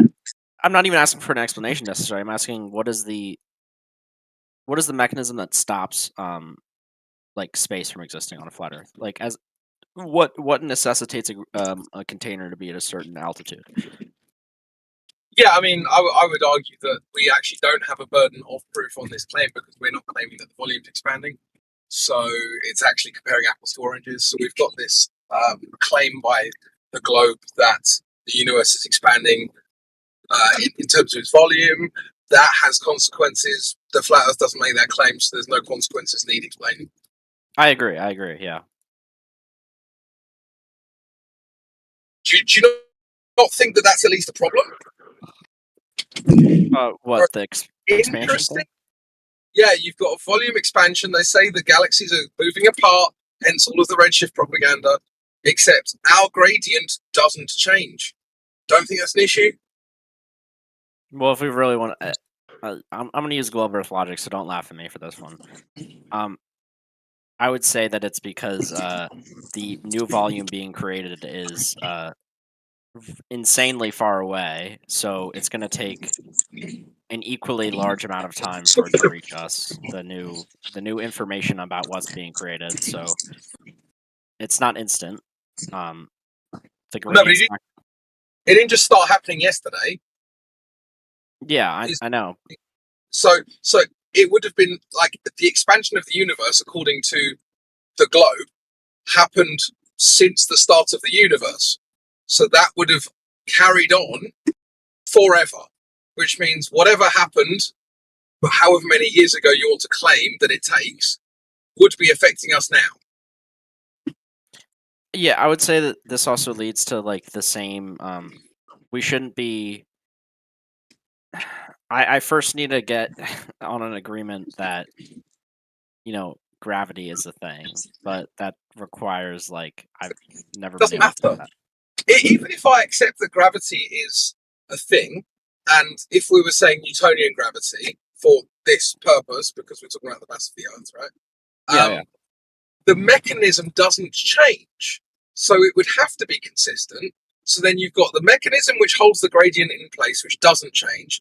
You've got the volume of the universe, which is changing, which is my argument, that those two are proportionally changing and that the gradient would proportionally change along with that. That is my argument already. But the volume of the Earth or in the Earth's atmosphere doesn't change, even though the universe is expanding, right? Yeah, exactly. So the same volume of atmosphere is being spread out along a larger distance. That's my argument. But even on a globe Earth, like I said, the gradient of our atmosphere can just keep on keep not expanding, keep on decreasing as new volume is created. Right, but then you're either adding new atmosphere which didn't exist before, or you're taking the same atmosphere and stretching it further. Well, that's a misunderstanding of what you can do to it's create not. that gradient. What's the third option? All right, so I just have 1 light year away. I have 1 molecule of oxygen per light year, like cubic light year. Like that's to the absurdity of reduction of the gradient that we can get to. Like, what density is that? I mean, but if that was already there and then you expand it more, then there's a greater pressure on that gradient. Like, I don't know what you don't get about this. But then the density can just keep on decreasing. If the Right, volume's which leads to an expansion of the gradient that we don't measure. Why is this so hard to understand? Are you expecting us to measure the Earth's atmosphere up to a light year away? I mean, I guess No, here.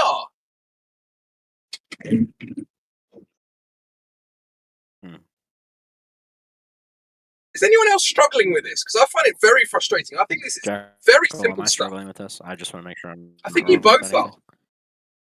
No, I don't. I don't think you are. I think this is simple stuff, man.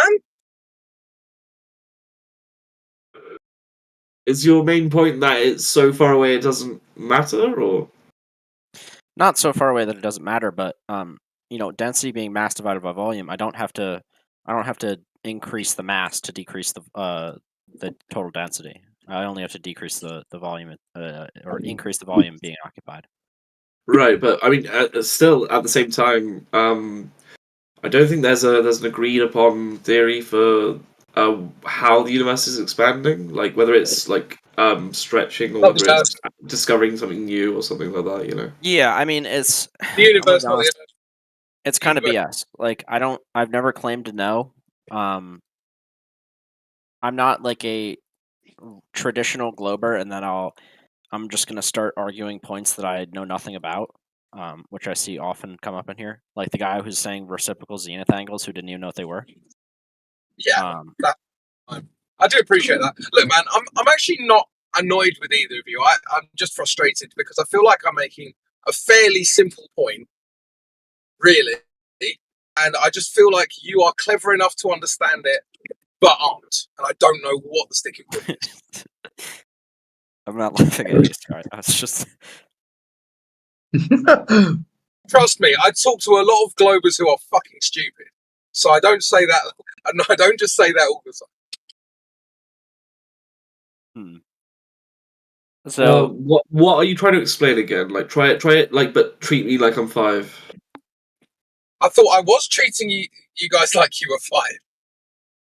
So you've got a gradient, right? And you know what? This might be easier to actually draw.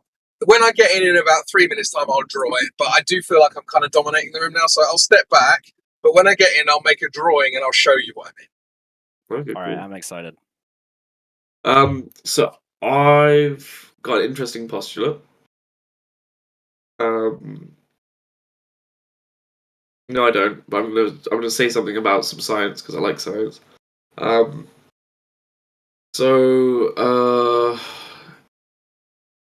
What do we believe? About things like being circular. Like, is circular still allowed? In the flat Earth kind of spectrum of understanding? No, there's a very strict rule against circular. Yeah, I would say I'm not a flat earther, but I would say that they don't claim a shape; they just claim a surface. Oh, okay, that's cool. So, no, what are you referring to? Like the celestial bodies, like why they're points, or why the sun is circular, or why the moon's circular. From our perspective. Well, it could be that they're circular, but the Earth is not that. You know what I mean? Yeah. So they could be circular, but the Earth is something completely else. Speaking of shapes, Waz, you're a flat earther, right? Sure. All right. So, can the Earth be a right triangle? Shaped like a right triangle. Sure. All right. That's all I want to know. I mean, you mean like a 2-dimension, like a flat triangle, right? Yeah, I just want to know if I can have my right triangle shaped Earth to complete my trigonometry like arc. Yeah. Yeah, just to be clear, you're talking about like a flat or leveled flat triangle. Yeah, I'm just joking. I'm not actually trying to do like a gotcha or anything. Oh, okay. Yeah. I mean, it's plausible. Obviously, it's. Yeah. I mean, get it? The trigonometry man's asking if he can have a right triangle shaped Earth. Oh, I didn't see your name. Sorry. Yeah. I'm on my phone. Trigonometry man, fighter of the square man. champion of the 180 degrees. I agree. He's a master of right angles. And has Now I know. Now I know why you ways. distrust the government. Now I know why you distrust the government, trigonometry man. Because of the Pentagon. Okay. That's brilliant. Or because you're always going back at yourself, because when you look internally, you always go 180 degrees. Oh. Yeah, buddy. That's a solid zing, that is. Oh, you're going back at yourself again, man. Oh, jeez. Oh, no.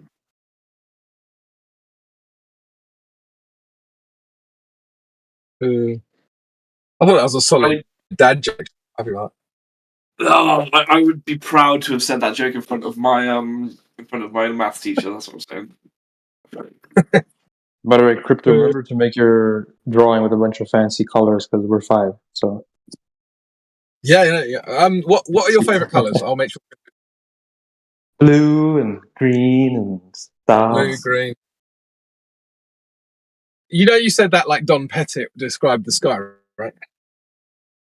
There is moons and planets. So seriously, does anyone here think Don Pettit isn't fucking retarded? Anyone? Dude, he's a genius. Yeah, good one. I couldn't say that without laughing. He's the best of the best. He's a cream of the crop. There is only a few people like him in the whole world. God bless America. True. Who's the guy asking me to use blue and green again? I just want to see your name. Was. I was kind of just joking, but yeah. Oh no, where's he based? I'll use blue and green for sure.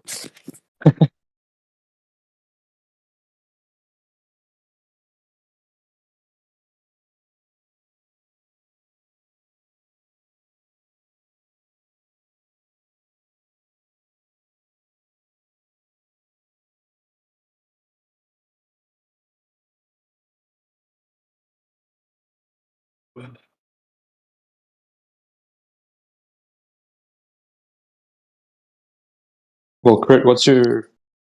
Oh, he's muted. Fuck, I was going to ask him about the science guy. Bill Nye, the science guy. Bill Nye, the science guy. Mate, that voice triggered me. I don't know about anyone else. Fuck.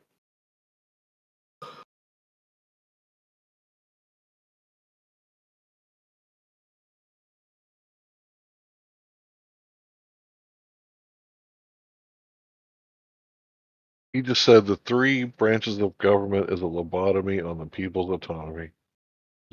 Based. Who said that? Johnny Silver. Man. Oh shit. How do you like Cyberpunk, Larry? I'm loving it. I'm in the process of modding it right now. After I beat the game. Although I don't know what I'm doing right now. Kind of stuck.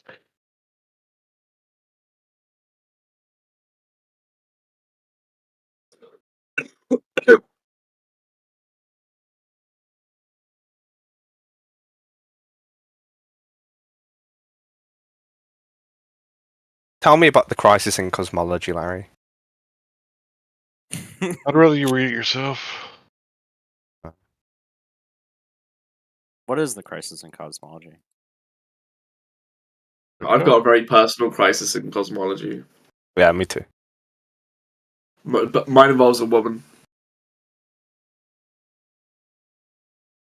That's unfortunate. Yeah.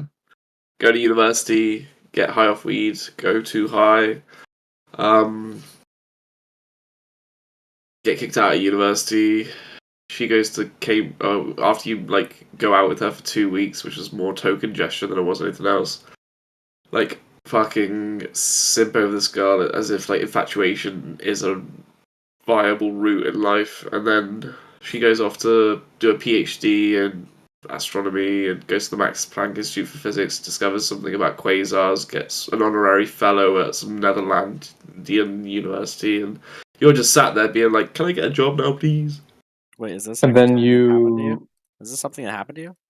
Yeah, dude. Wow. And then you got together again, got married, and have kids, and yeah. Right? That was the end of the story? No. That's why it's a crisis, dude. I don't know if you're joking. Did this actually happen to you? Yeah, dude. Yeah, I got stories, man. I'm 31. Wow, you're so old. That's I'm the universe. That's what Bill Nye told me. I'm No, that's so what Neil old. deGrasse Tyson told me. Yeah, anything after 30 is just like death, basically. I feel it every day.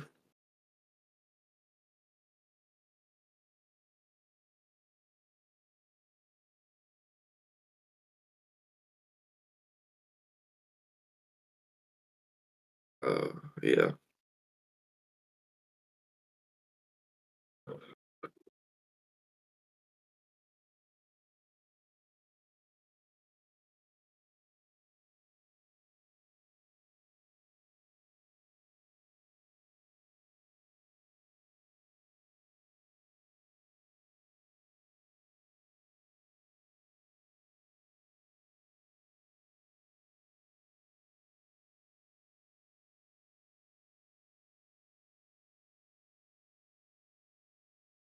All right, so I'm really interested in the people who say that like nuclear reactors can exist but not nuclear weapons. Does anyone here agree with that statement? I don't. Not really on topic, but how do you know nuclear weapons exist? All right, do we know nuclear reactors exist? I believe they do. Yeah. So then nuclear weapons must exist, right? Well, I mean, if you say it that way, then yeah, but does that mean that everything that everyone has ever said about nuclear weapons is automatically true? I guess not, but I would say that nuclear weapons must therefore exist, yeah. Okay, so if I were to take, hypothetically, right, and if I were to take some C4 and strap some plutonium to it, and it was a big enough amount of C4 mixed with dynamite, mixed with nitroglycerin, just really big enough to make an actual mushroom cloud, would the scientists, like, examining it detect nuclear radiation? Yeah, but they would know it wasn't an actual nuclear detonation. How would they if it's nuclear radiation everywhere? Because there would be no daughter products of the fission events of the plutonium, right? So you wouldn't be able to detect any of those radioisotopes in the fallout or anything. It would just be like a bunch of plutonium, and they would say, "Well, this didn't fission at all. This was like a dud." Okay, so that is a very good answer. I didn't expect that. So if nuclear weapons are true, how would we verify that, they do exist and they have existed since, the weapons that they showed us with the film back in like the 1950s and 60s? So like the Trinity tests and everything. Yeah, Bikini Atoll or whatever. Yeah. Well, considering that they are footage put out by the government, I would say that's unverifiable. Yeah, I wouldn't trust the government on anything really. So how do we know that nuclear weapons exist? Because we know nuclear reactors exist. But that's like saying. The thing is that nuclear reactors operate on the same principle that nuclear weapons operate. Yeah, it's the same mechanics. It's just about whether or not the question is, would the government have weaponized that exact mechanic that we know exists? Larry, would you be skeptical the government would weaponize a mechanic that we already know exists? Is that crazy? Well, there's that, and then there's also this amounts to not free energy, but sustainable energy. Do they want the everyday person having these in their backyard? No, because the government hates freedom. Yeah, I understand, but I would 100% advocate for personal nuclear reactors in your basement. Hell yeah, go all the way. You you think the government are benevolent, Larry? Now you're like a pro-government. You think government would never use a nuclear weapon because they're so benevolent, aren't they? That's Larry's view now. Well, I So mean, I don't. technically, he's not entirely wrong. They would never want to use nuclear weapons because that would just. Well, that's the principle of deterrence. Yeah, obviously, it's the main Yeah, principle of so deterrence. it's technically true. So going into history a bit more, like the historiography of flat earthing and history of flat earthing, as a concept, at least, or like whatever. What is your guys' like view of the government in terms of disinformation and stuff like that?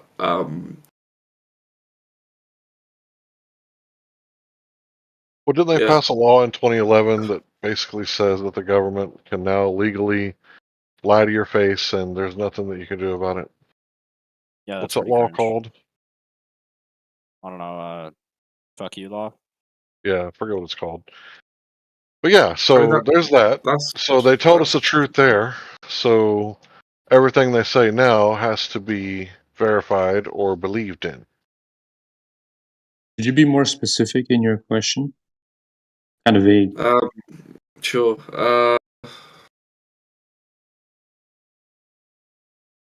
Like, yes, the government are engages in disinformation. But okay. What do you mean? Okay. I mean that's perfect. Perfect answer. Like I think he answered the question quite well. My follow-up question is, what would a government's purpose in Principalium be? Like, what is it? What axioms does it work under? Want to be tyranny? Okay. What axioms does a government work under? Or what axioms would you think a government should work under? Is what I'm saying. Like, it's more of a personal question. I don't. My opinion is kind of PG, so maybe ask somebody else. PG's good. I like a good mid-answer every now and again. I mean, not PG. I mean. All right. You asking me what should the government be doing? Yeah. Only what we ask them to do. Right. And nothing more, nothing less. When a government is run by representatives, how does that function? They're supposed to represent us. Okay.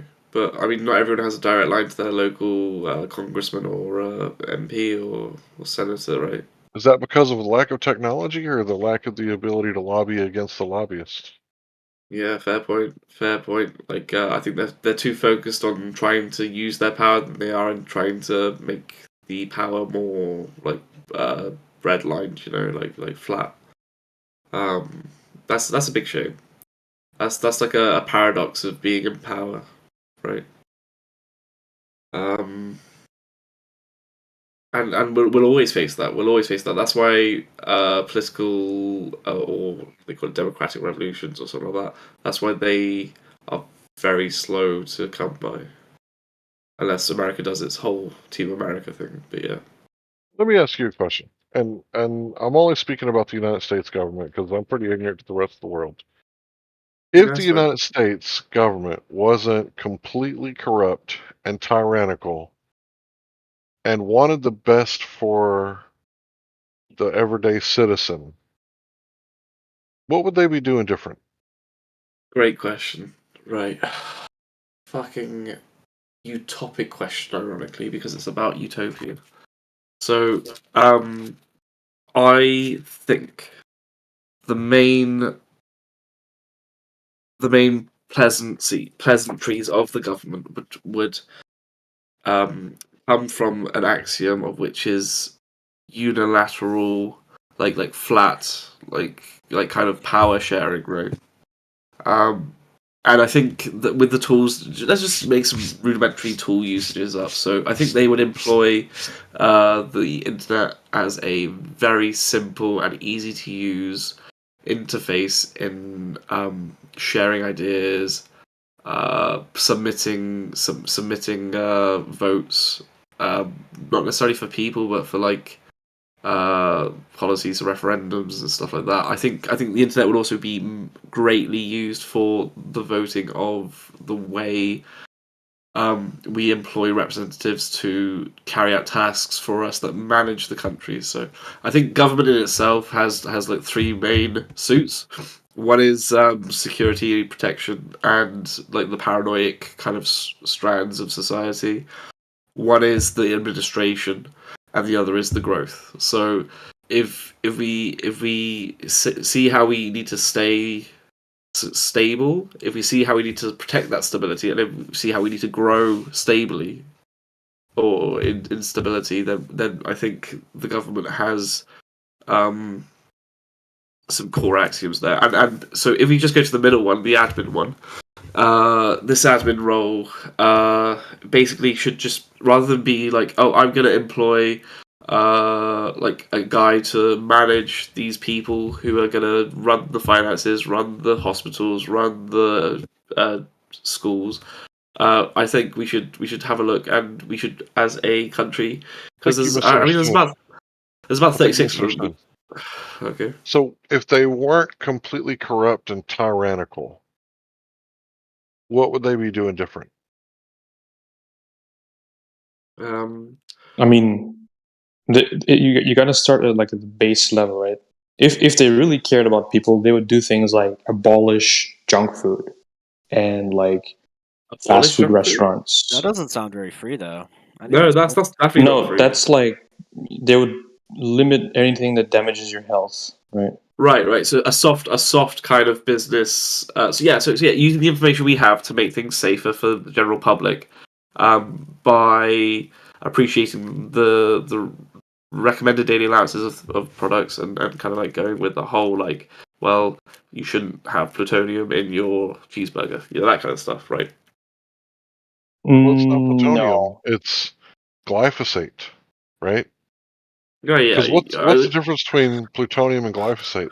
When people see plutonium, they know not to eat it. But they see bread, which was grown with glyphosate, and they think that it's okay. But what's the outcome? Yes. So it's the meta of the topic, which is also though going into that, which is basically that we need a freedom of information flow between knowledge that we accrue and the governance of the country, right? Right, because I have to be careful. We need that to be not lobbied. We need that to be free from business interaction. We need that to be free from industrial interaction, and we need that to be streamlined. So, private schools, universities, all that kind of stuff. People with agendas that make money and have agendas, to go against the freedom of information being passed on because they have their portfolio and they have their stability. Could be stabler, but it's not as stable, so they have to employ lobbyists. So I think that's your first answer there. Who's talking, by the way? Who was asking me that question? Larry. Sorry, Larry. Larry, thanks, Larry. I'm Gabs. You call me Gabs. But basically, nice to meet you too. Basically, I think the first answer is freedom of public government, and public information. Like, it has to go both ways. Right. So my problem with the government right now is it's completely illegitimate, in my opinion, because in order for the government to govern, according to our founding documents, they have to be governing by consent. And I think a lot of the people, in fact, a majority of the people, are not consenting with what's going on in Ukraine, Israel, Yemen, and other places too. Probably soon Taiwan. Yeah. Because if we weren't involved in that stuff and it was just like, you guys do whatever it is that you're going to do, like it's none of our business, I think that would give more legitimacy to government. But in reality, what's going on is that we're arming Ukraine, making more war. We're arming Israel, making more war, and we're arming Saudi Arabia, making more war possible. And let's define war properly, shall we? War is when the maggots crawl out of the eyes of children. I don't think anybody here wants that. I 100% agree with you on like 2 or 3 things you said then, and I just want to add like an addendum, which is basically that I also would have the opinion that a government is illegitimate if it doesn't allow the free flow of information between government and public and government. Whether my government does that or not, I'm not sure. But like, I would say the illegitimacy starts there, because if you can't talk without some form of distrust window, that is built on like as an axiom, or is like law, or is it intrinsic, like in that infrastructure. Is it right if I finish? Yeah, I'm sorry. Go ahead.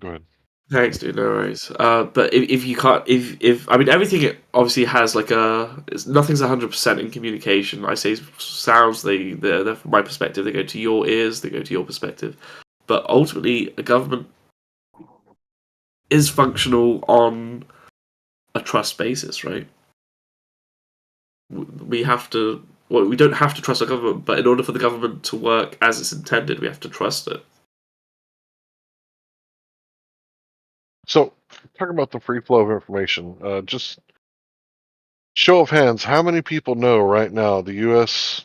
government is building a barge off the coast of Gaza, and they planned on creating a beachhead? They're going to build this barge so that they could, deliver supplies. And if they get shot at, they'll shoot back. How many people here knew that? I didn't. I figured they would just like bring aircraft carriers over. That makes more sense. You know what a beachhead is, right? Yeah, it's to start an invasion. Right. So how many people here knew that was happening right now? I did not. Anybody else know?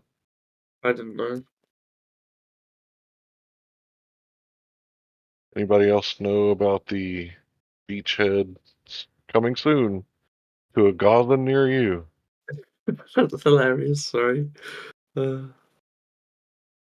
You somehow made it Disney. You ignited all the VHS tapes I used to watch when I was younger. Yeah. Coming soon. So think about it. Think just if we had a legitimate government, wouldn't the people have voted on that? Because what happens if the United States gets shot at? Everything looks like a nail, right? Unfortunately, national security is like the one thing that any democratic regime will take exclusive power over. Like regime, so what I'm trying to say is like power devolves in wartime, right? Like you have people making quick decisions, and you have to make quick decisions in a war. Either way, your point is still valid. Like, like the government making a high risk move, like trying to set up camp, basically, like in like a war territory. Yeah, that's. What do you think Russia and China and Iran are going to think about this? Do you think they're going to be like, "Oh, goody, now we can do all those things we've been wanting to do," like Taiwan and all that? Yeah. Yeah, I mean, if I were playing chess and I saw someone stack all of their pieces on the right side of the board, I'm taking a left. Right. So I don't think this helps us at all, any kind of way possible. We're more worried about Israel's borders, Ukraine's borders, Taiwan's borders, even though they're an island, than one thing that our America borders. does well. The one thing that another thing that America does well, like one of the things America does well, is make wars end quickly. I disagree. Okay, I mean, but you disagree. Yeah, because the whole thing about Vietnam is it was never meant to be won or lost. It was only meant to be sustained. And when you talk to people who fought and they tell you the rules of engagement, it's stupid stuff. Like they weren't allowed to fire on a North Vietnamese missile silo until it was fully operational. So they can't attack it until they shoot the load. I mean, that kind of makes sense, though. Why? Because if somebody sets up a missile silo, that means they can't like deconstruct and move it as quickly. So you could destroy as many targets as possible if it's fully set up, right? Oh, No, I see what you mean. That's like they kind of using the couldn't. missile silo as bait. Yeah. No. They couldn't shoot it until the missile had launched. Well, that does make sense considering the fact that they used like semi-active radar missiles back then. They weren't able to actually shoot the SAM sites because they weren't emitting any radar. They weren't able to track them. Your child has a fork. He walks towards the outlet. Do you grab the fork before or after he sticks it in the outlet? Nice Before. equivalency, but sure. Yeah, before. Yeah. Actually, see, you guys aren't thinking fifth dimensional. What you actually do is you do a triple backflip gainer into your basement and turn off the circuit breaker. Is this before or after the Coriolis sweeps me away? Well, I mean, I bought Coriolis insurance. People so, just pray you know. really, really hard. If you're one of those hardcore like religious people, you just pray really, really hard. Yeah, when you did the backflip, did you account for the spin of the Earth? Yeah, so I could land in the spot in my basement. Coriolis, right? Oriole.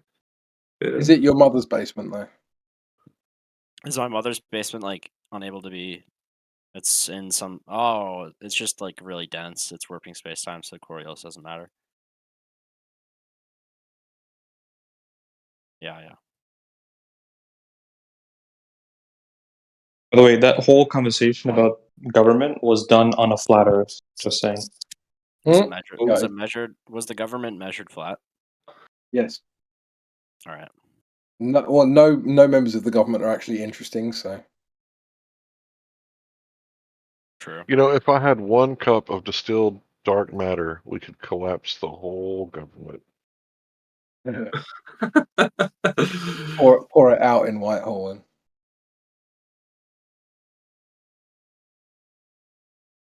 So Just a joke, by the way. trigonometry, Just a joke. trigonometry man. Yep. There are 3 of us. There's me, you, and triggerologist. So let's go. All right. Paint has been opened. Oh shit! He's got his crayons out. Am I about to get Microsofted? All right. I need to get a bigger brush. Oh shit! He's serious.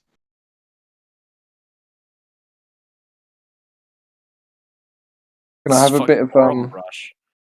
Can I have a bit of appreciation for the trademark on Edge of Existence? I really do like it. I think it's great. Thank you. It even includes the Earth as a globe, which is accurate. Well, that is your idea of it, yeah. Yeah. It's a portrayal. No, it's flat. That's a flat Earth. I was going to portray the new volume with an amp, but I just couldn't find a really cool amp, and I couldn't be asked to draw one. It looks like a sphere. We've all seen that GIF, haven't we? All right, so the new volume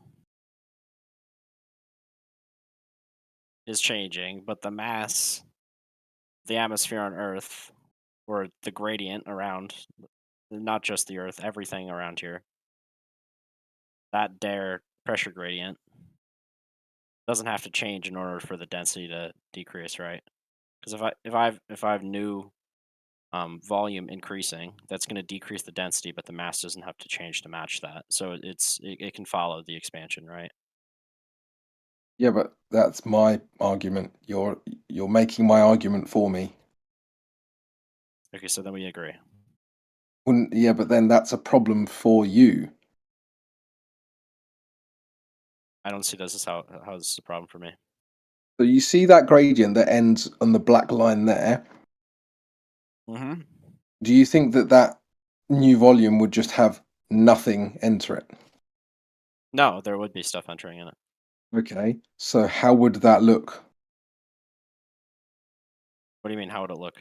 Like, Well, the mass that's already there would then have to be divided proportionally by the new volume relative to the old volume.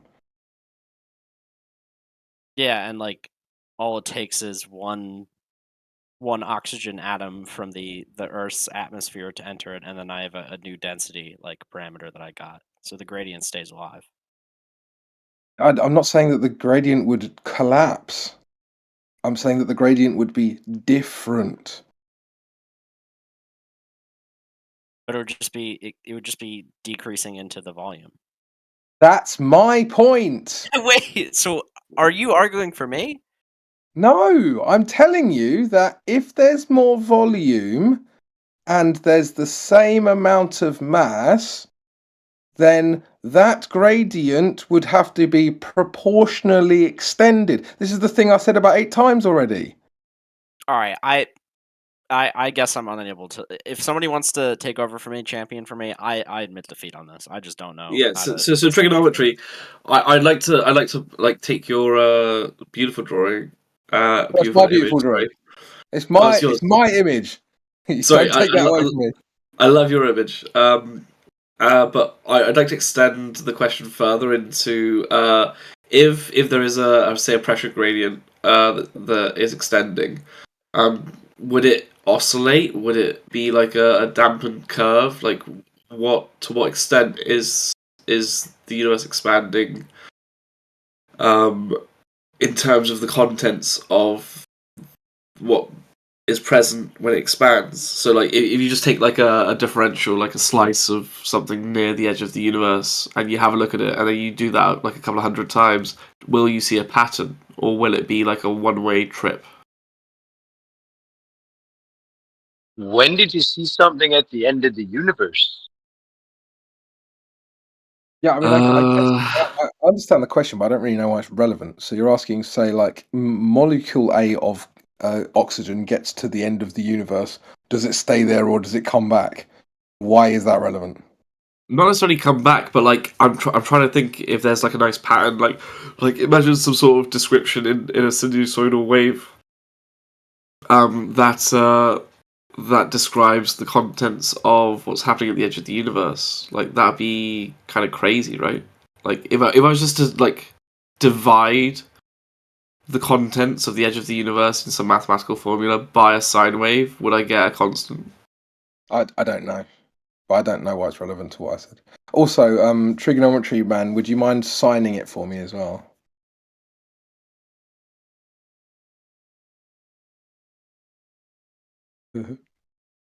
Just like squiggle crypto in like a really squiggly line. That's beautiful, thank you. Like honestly, man, I don't know why this is hard for you guys to understand. You're dividing mass x by volume x 1.5 or whatever, right? You're increasing the volume. The mass stays the same. Therefore, the gradient that's already there must be stretched out.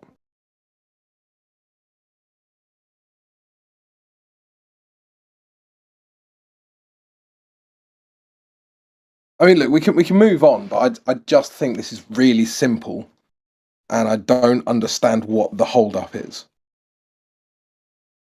It's because it's a big topic with lots of theory around it and hard what do you call it? Like it's hard to thought experiment it, you know. Theorize. Let me go in there real fast. Okay, so let's say you got a bunch of balloons. Let's call them planets. I understand it, Larry. But like, I'm just saying, like, you know, it's a lot of phenomena, and it's a lot of theorization. It's not all about you for the rest of the class. Yeah, it is. Yeah, it is. So as you expand, you know, the big balloon that encapsulates all the other balloons would automatically expand because that's how gas pressure works. It always seems to expand until it reaches its equilibrium. So how could there be any atmospheres at all? Does that sum up your question pretty good, Crypto? No, it's not even. I've even granted them a gas pressure gradient based on gravity. This is what's so nuts about this. I've actually granted them loads of stuff I don't need to. All I'm saying is that the gas pressure gradient would have to extend proportional to the new volume. So let's just say that 10 miles up, it's 1 psi. I don't know what the exact is. But now, let's just say that 10% new volume was created. Now it would have to be 11 miles up. That's all I'm saying. Oh, so you're wondering why it's such a complicated thing to discuss? Well, that too, yeah. Yeah, I got an idea. Religion. When you're going into territory of questioning one of the fundamental tenets of your religion, you get a little nervous. You know, what if your religion, God, doesn't like you anymore? What if your family disowns you? What if your religion is false? Right? So you have to have in the back of your mind, is this kosher, what I'm about to do? Is this approved in the religious paradigm that I'm in? That's my idea. What do you think? I never think that. If somebody says something that's not true, I call them out for it, no matter who they are.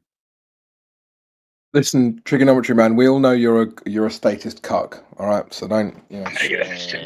Dude, what you said had nothing to do with what I just said. No, you just said like that I have some sort of bias in the back of my head. Like if somebody, like, are you trying to say if? Well, let's Dude, say what I'm trying to say is I've been dealing with this topic for the better part of a decade, and I've seen all comers, and the majority of them, the way their brain works is religious devotion to the paradigm first. Now, that may not be you. You may be an exception to the rule, but that's just my idea about why the topics that challenge things that are synergized with the globe's explanations about the way things work. So, for example, you know, like gravity forming things into balls with aggregate matter floating in free space, and it just coalesces through gravitational accretion into a massive lump of doody boop. Like that right there, that is a creation mythos in the globe religion. Without that, then your creation story falls apart. Right. How do I get Newtonian gravity to be a thing? Like, how do I get I'm already granting you it. It's very simple. You just name it Newtonian, and problem solved. You have Newtonian. Yeah, that's not what I meant. By the way, just so you know, trigonometry man, seeing as you're King Glober, I'm going to tell Matt that my name is King Flat Earther. See if he refers to me as that. But wait, I identify as the King Flat of Texas. Earther. I think that has to go to Jedi right now. I think Yeah. Jedi is the most well-informed Flat Earther. So. Wait, what? Yeah, but I mean, your opinion literally doesn't matter. So. Yeah. Baby Glober. We were. I mean, for sure, he's way smarter than you. I had better conversations with him. Yeah, that's sassy. Yeah, no, Matt's just very stupid, and because I've destroyed him multiple times in conversations, he's now salty about that. Wait a minute. So we were talking about this thing here, and what AI said specifically was about religious devotion. I agree. I think it has to be a religious devotion because it's like they can't even understand what the critique is. So, and I think that, and it's not an intelligence issue with guys like trigonometry man. It just isn't. There's something else going on, and I think AI. I think you've nailed it. I guess it's just like my Neuralink chip is like just turning off the neurons on my brain. I just can't get it because I legitimately can't get it with this one. Maybe my bias is just that strong. Maybe.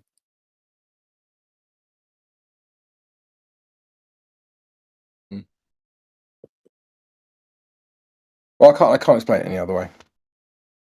I don't know what's going on. But if it wasn't expanding, like that's the original thing. Like if this is going on a flat Earth where we don't ascribe to even Newtonian gravity, like this doesn't need Newtonian gravity anyway, really, to work. This could. Yeah, but I was already granting you it, so it's not even a point of contention with this. Yeah, I mean, I didn't really use it either. Like. You can have space-time if you want. It's not a point of contention. Yeah, but like, there's no reason I would need to use that for this. This is just about like. No, I don't care. Use whatever mechanism you want. Whatever the mechanism is that's causing the gradient is granted to you. I already gave you. That's that Deer density equals mass divided by volume. Right. The then the new ratio to volume the is new created. Yeah, the ratio to the new volume created with the existing Deer pressure gradient is the density of the new pressure gradient, which will always be lower than Yeah, I know. what was before it. So it Yeah, continues. exactly. So therefore, the gradient would extend. Yeah, I agree. The gradient would extend. Yeah. Well, that's my point, and we don't measure that extension. What are you expecting to observe, like on a globe Earth? Well, if the volume increased by 10%, then I would expect that the gradient and therefore the pressure differential at each point of elevation would increase proportionally to that. And it wouldn't happen instantly, sure, but it would happen. All right, if we're assuming, if you're granting me Newtonian, I'm not going to use Einsteinian because it's useless for this. It's useless anyway, but I kind of agree. Wait a minute. Can we call it something else? What? Besides Newtonian? What? Well, the reason I'm asking is because I like to pay respect to the dead, and Newton didn't want it attributed to him. So, I'd like to respect him and not call it Newtonian out of respect for him, if that's okay with you.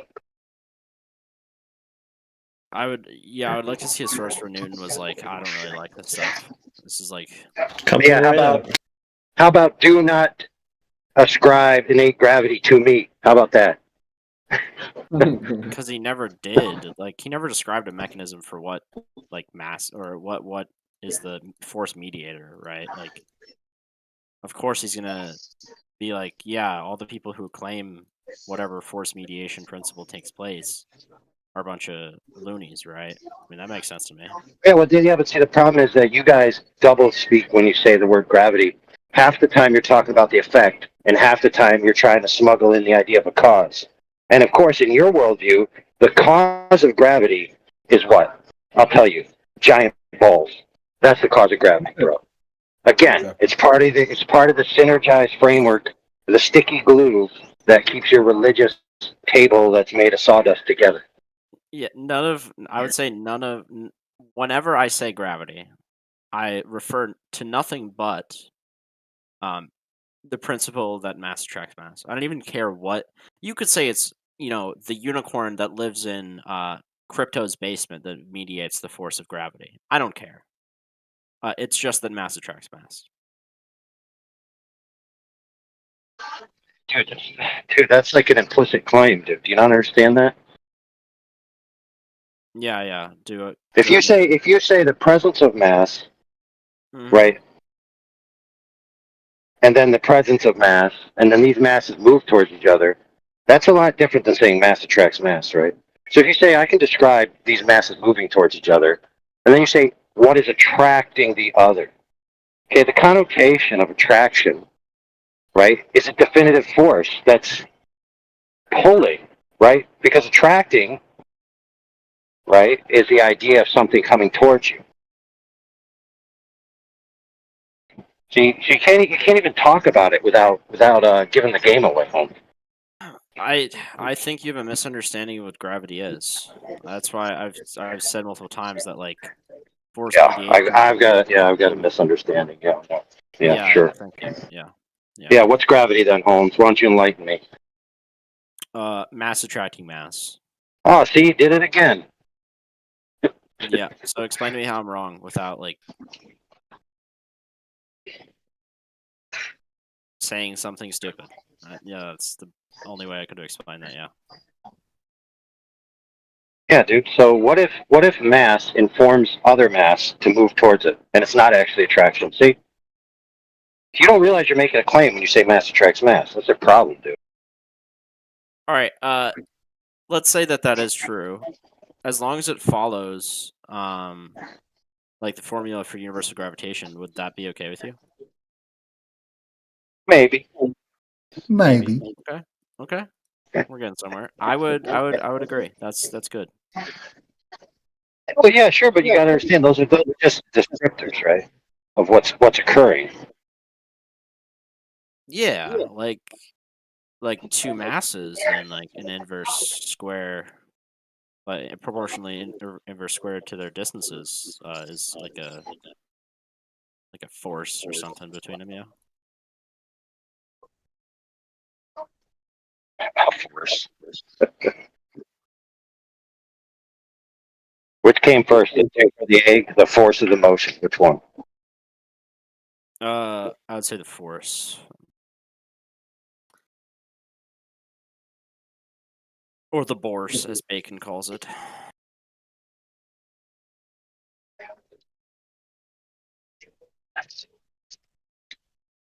Don't let me hold things up. Continue, by all means.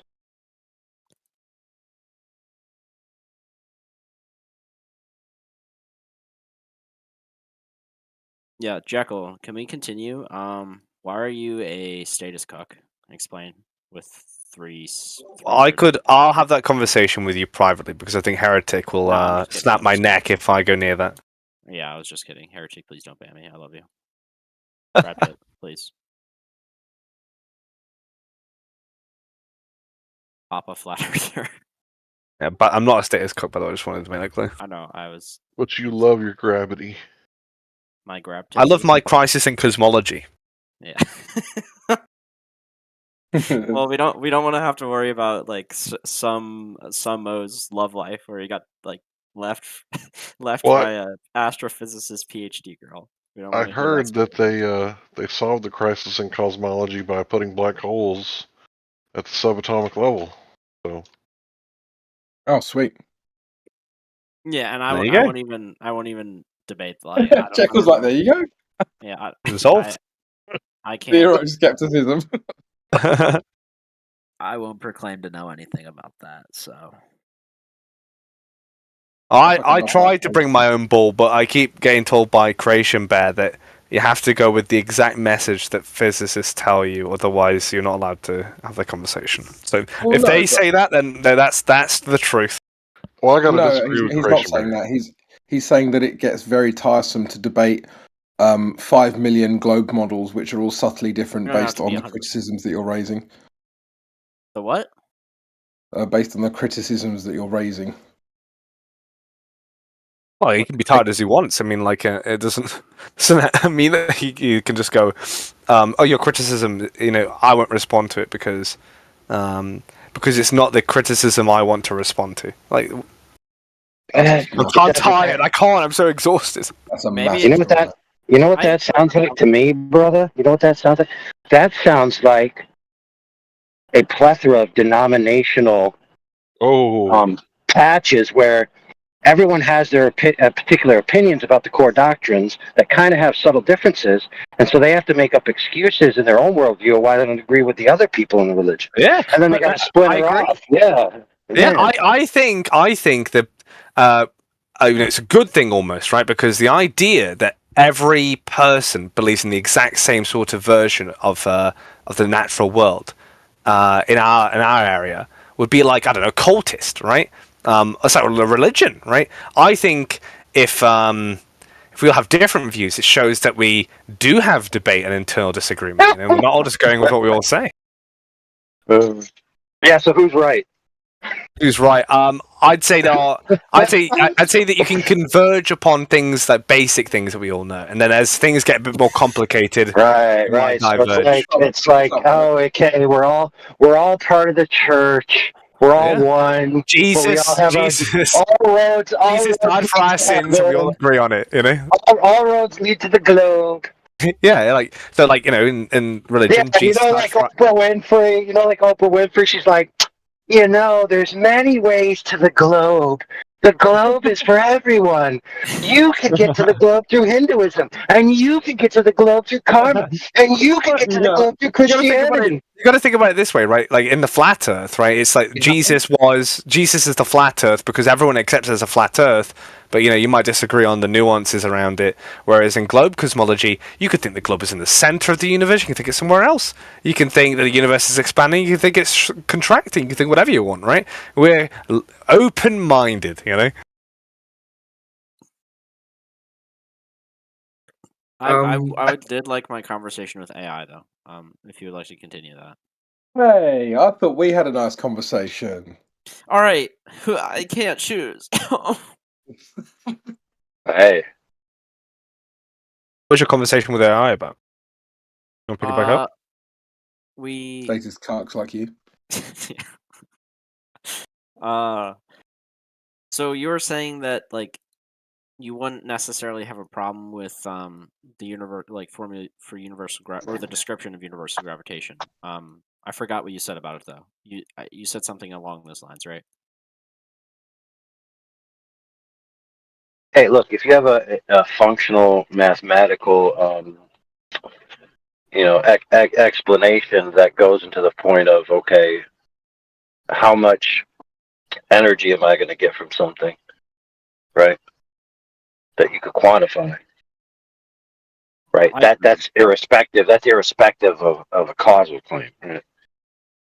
Yeah. So something like for example, if you put something on a scale, and the scale reads 10, then it's reading 10. I don't need to know why. I just know it's reading 10. Now I do need to know if I'm using it for any practical purpose that's going to be useful. Like, in reality, I need a standard to know that if my scale's reading 10, that it's not just reading 7 and telling me 10. You know what I'm saying? So would you say that something like knowing how much power like a nuclear reactor would output, for example, is pretty like a useful thing, or just amount of energy something can have?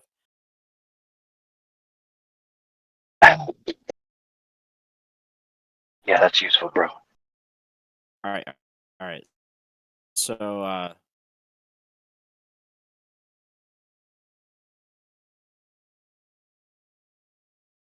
yeah. E equals MC squared. No, don't say it. I do it. Damn it. Shit, I just said sorry. Fuck. I'd actually, guys, I just wanted to let you guys know I've actually converted to the globe, and I'm going to be starting the Church of Space Travology. And if you would like to join my church, then it's just a small donation of $100 a month. Sounds like making his Patreon. Yeah. So I'm going to open my Patreon, and I want you guys to join my church. It will be really cool. I want to talk about E equals MC squared.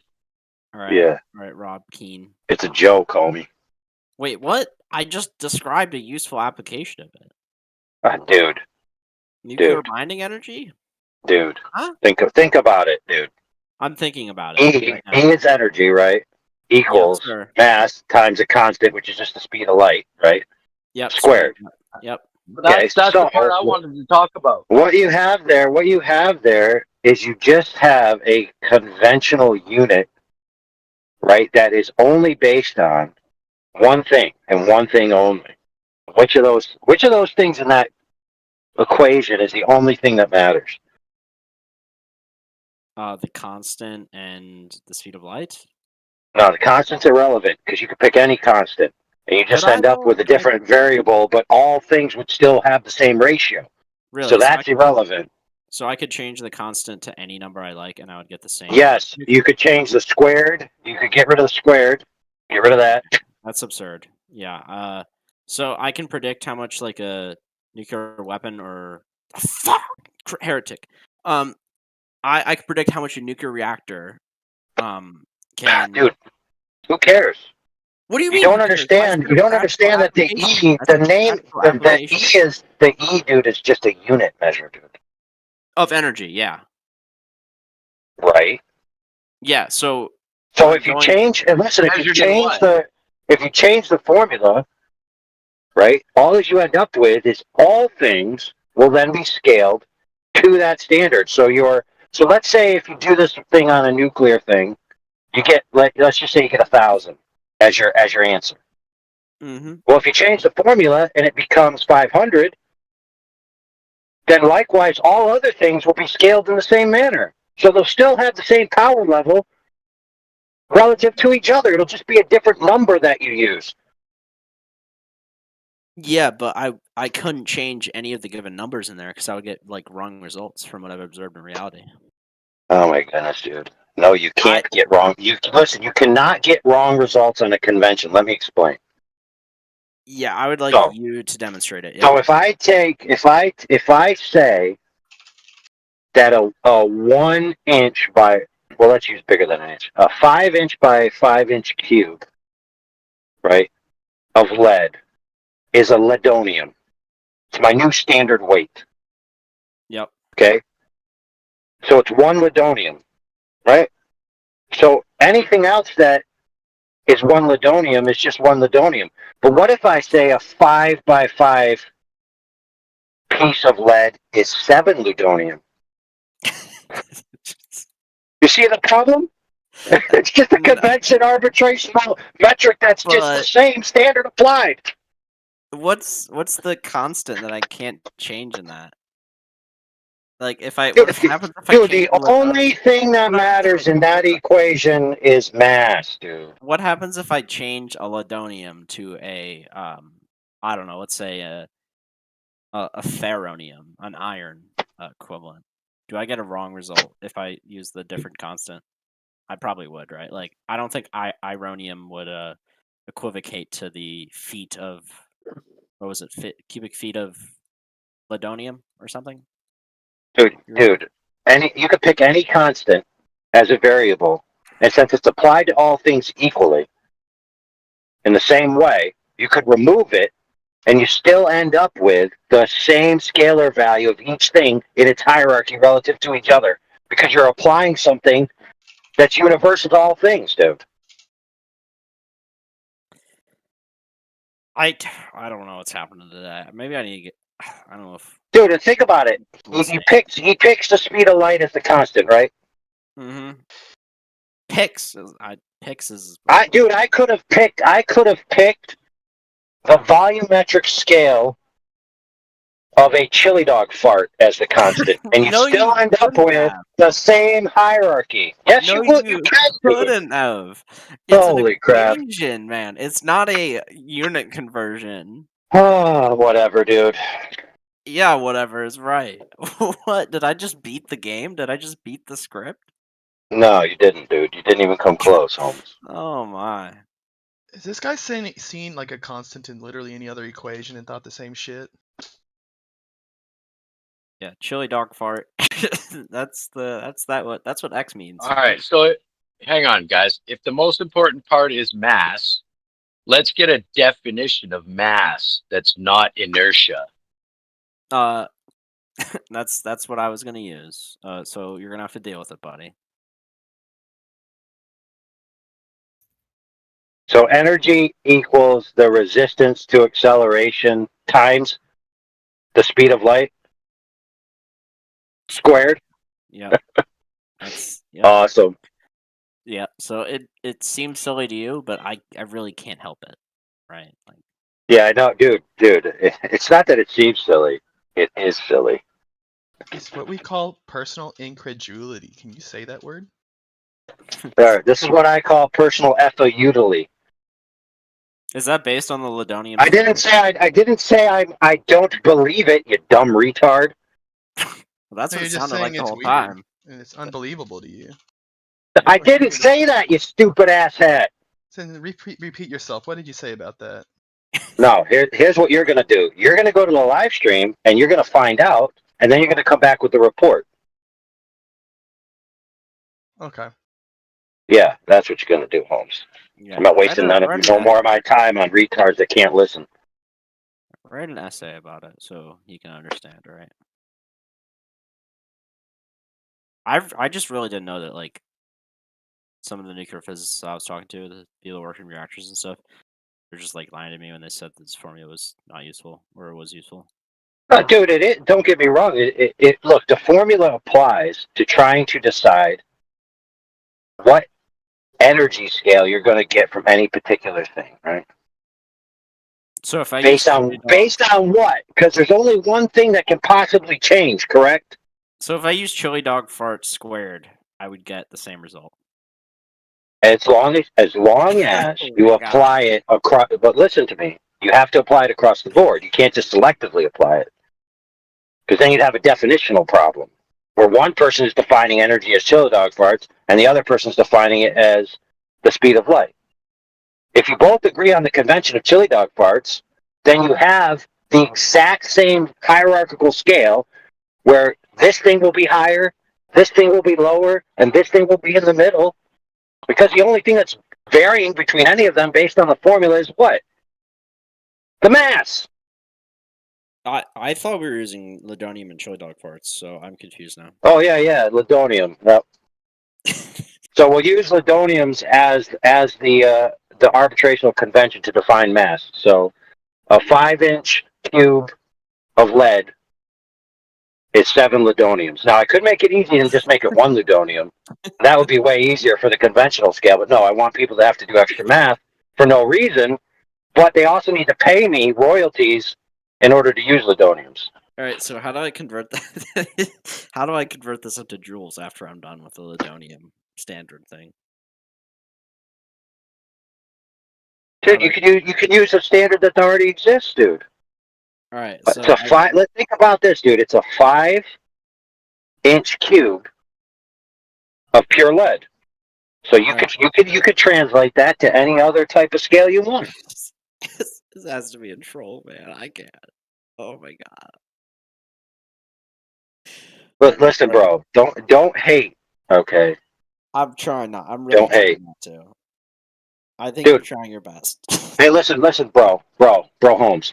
The kilogram was just as arbitrary of a decision. Yeah. They just picked the standard. Facts. Now, what's interesting, like Celsius, that's also arbitrary.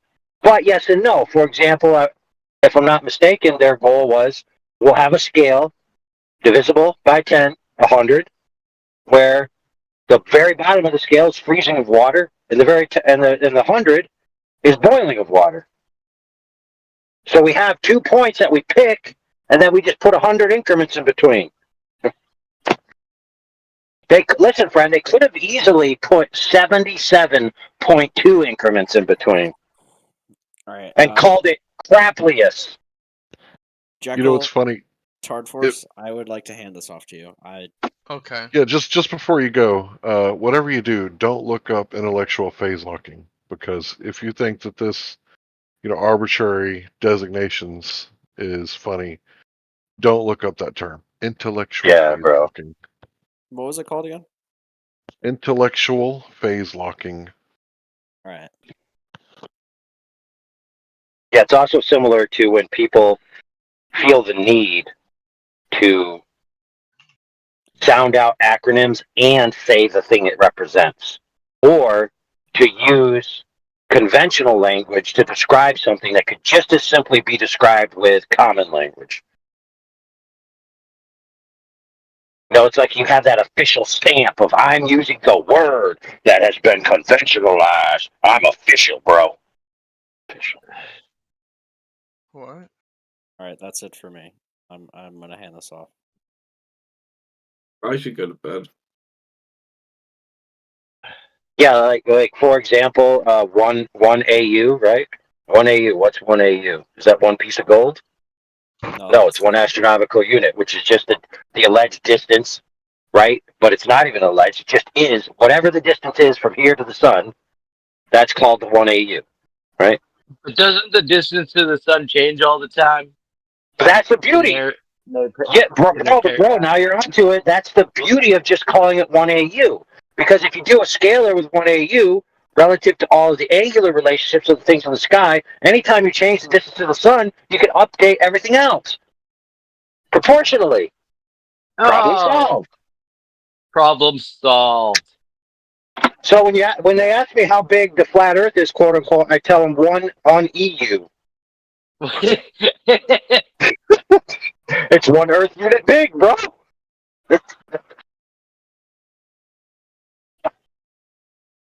What's the conversion rate? I don't need to know that, Holmes. The pesos?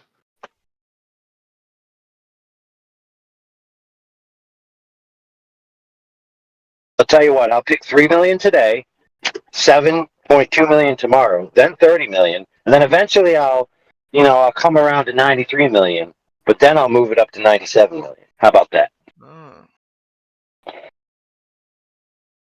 So they said, let's take a look at astronomical unit.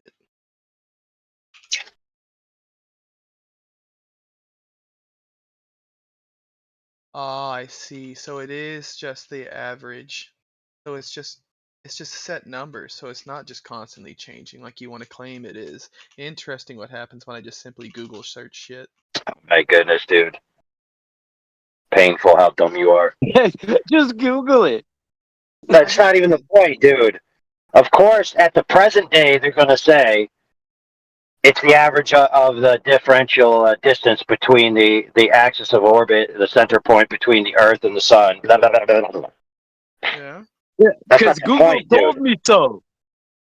The point is that it was the same thing when it was a different distance. It had the same concept. Holy crap, dude. I don't see what your problem is. I know you don't. That is the problem. That's called cogdis. I don't really Cognitive see what, like, the whole point. dissonance, if you I just haven't think he's heard just of it making a before. non-point. I just think he's making a non-point is the issue. The point is that the scalars have always been the same, regardless of differential millions of miles. Yeah, the angular relationships update. The angular relationships updated a scale based on a fraction of 1, which is the distance, whatever it might be at the time, which it has changed over the past. Okay, and it may change again in the future, for all we know. And the problem is. But the problem is that you think the sun is exactly the distance that Google's telling you it is right now today, and it will be that same distance 100 years from now, and they won't update their nonsense story based on something new that happens, like they have in the past. And it's just an average of its distance. Yeah, that's what I said a second ago. But thanks for listening too. Do you want me to get like, the distances of aphelion and perihelion for you? That'll make you happy, so you don't have to deal with an average. Yeah, and wouldn't some of your values change if the distance changes? Yeah, the distance does change. This is just like an average. The AU is just an average. But that's why we use constants, things that don't change, things that we have a set number for. But if he wants to say we can just plug in any kind of But you'll number, use variables in your calculations. Yes. Have you ever done anything like? Have you ever looked at an equation for any kind of science? They have variables and they have constants. You can have 2x plus 3. What's your constant in that equation? Oh, sorry, 2x plus 3 equals y. We'll make an actual equation, not an expression. What's my constant? What's my variable there, dude? So, what math turns your straight lines into curved lines? That's gonna get off point. Just answer the question, yeah. please. I'll say it again. I'll rephrase it. Y equals 2x plus 3. What's the variable? What's the constant? Pick one. We're not doing math. Wow. Okay. Maybe trigonometry will answer. Hey, trigonometry, what's my constant in that equation? All right. I think trigonometry uses straight lines, right? I think Rob Keane needs to answer this one.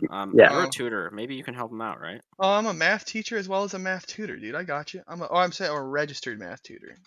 All right, well, that's cool. I just said we're not doing math. Okay, yeah, I understand. We never do math. Well, yeah, y'all wanted to bring up math. You want to talk about math, but you don't want to tell me what a constant is.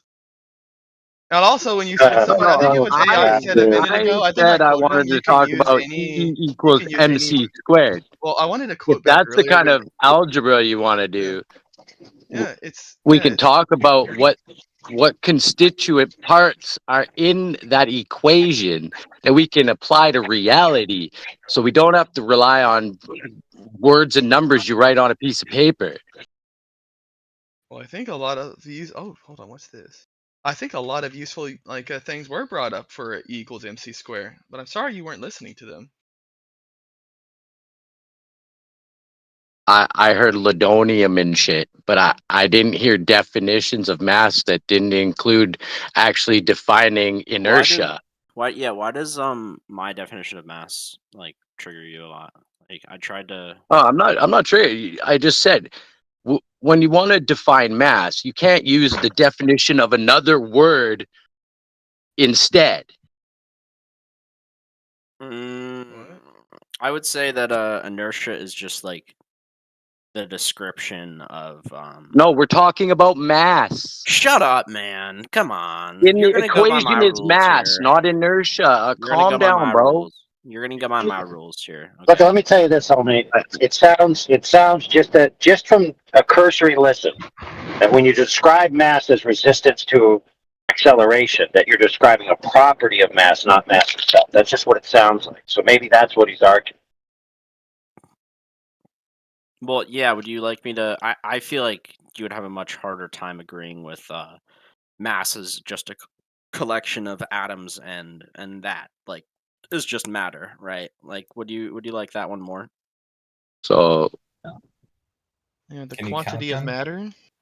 So the quantity of matter, which is... Matter is... What, again? See, look, you wouldn't like this explanation. I told you. Yeah, see, I wouldn't go for that either. I wouldn't go for that either because I tried to warn him. different pieces of matter, right, could have different mass, and so you then would have to say it's not simply having 5 matters, right? Because you have 5 ledoniums versus 5 silvoniums. They might have a different amount of mass inside, right?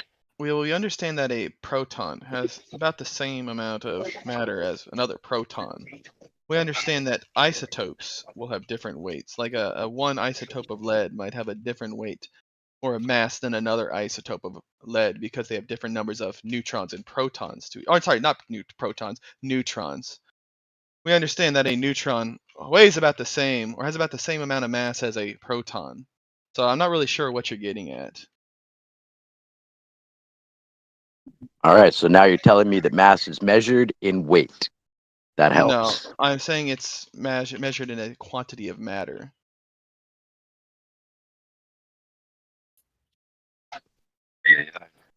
So, like, a proton has the same amount of matter as another proton, which has the same amount of matter as a neutron, which does not have the same amount of matter as an electron.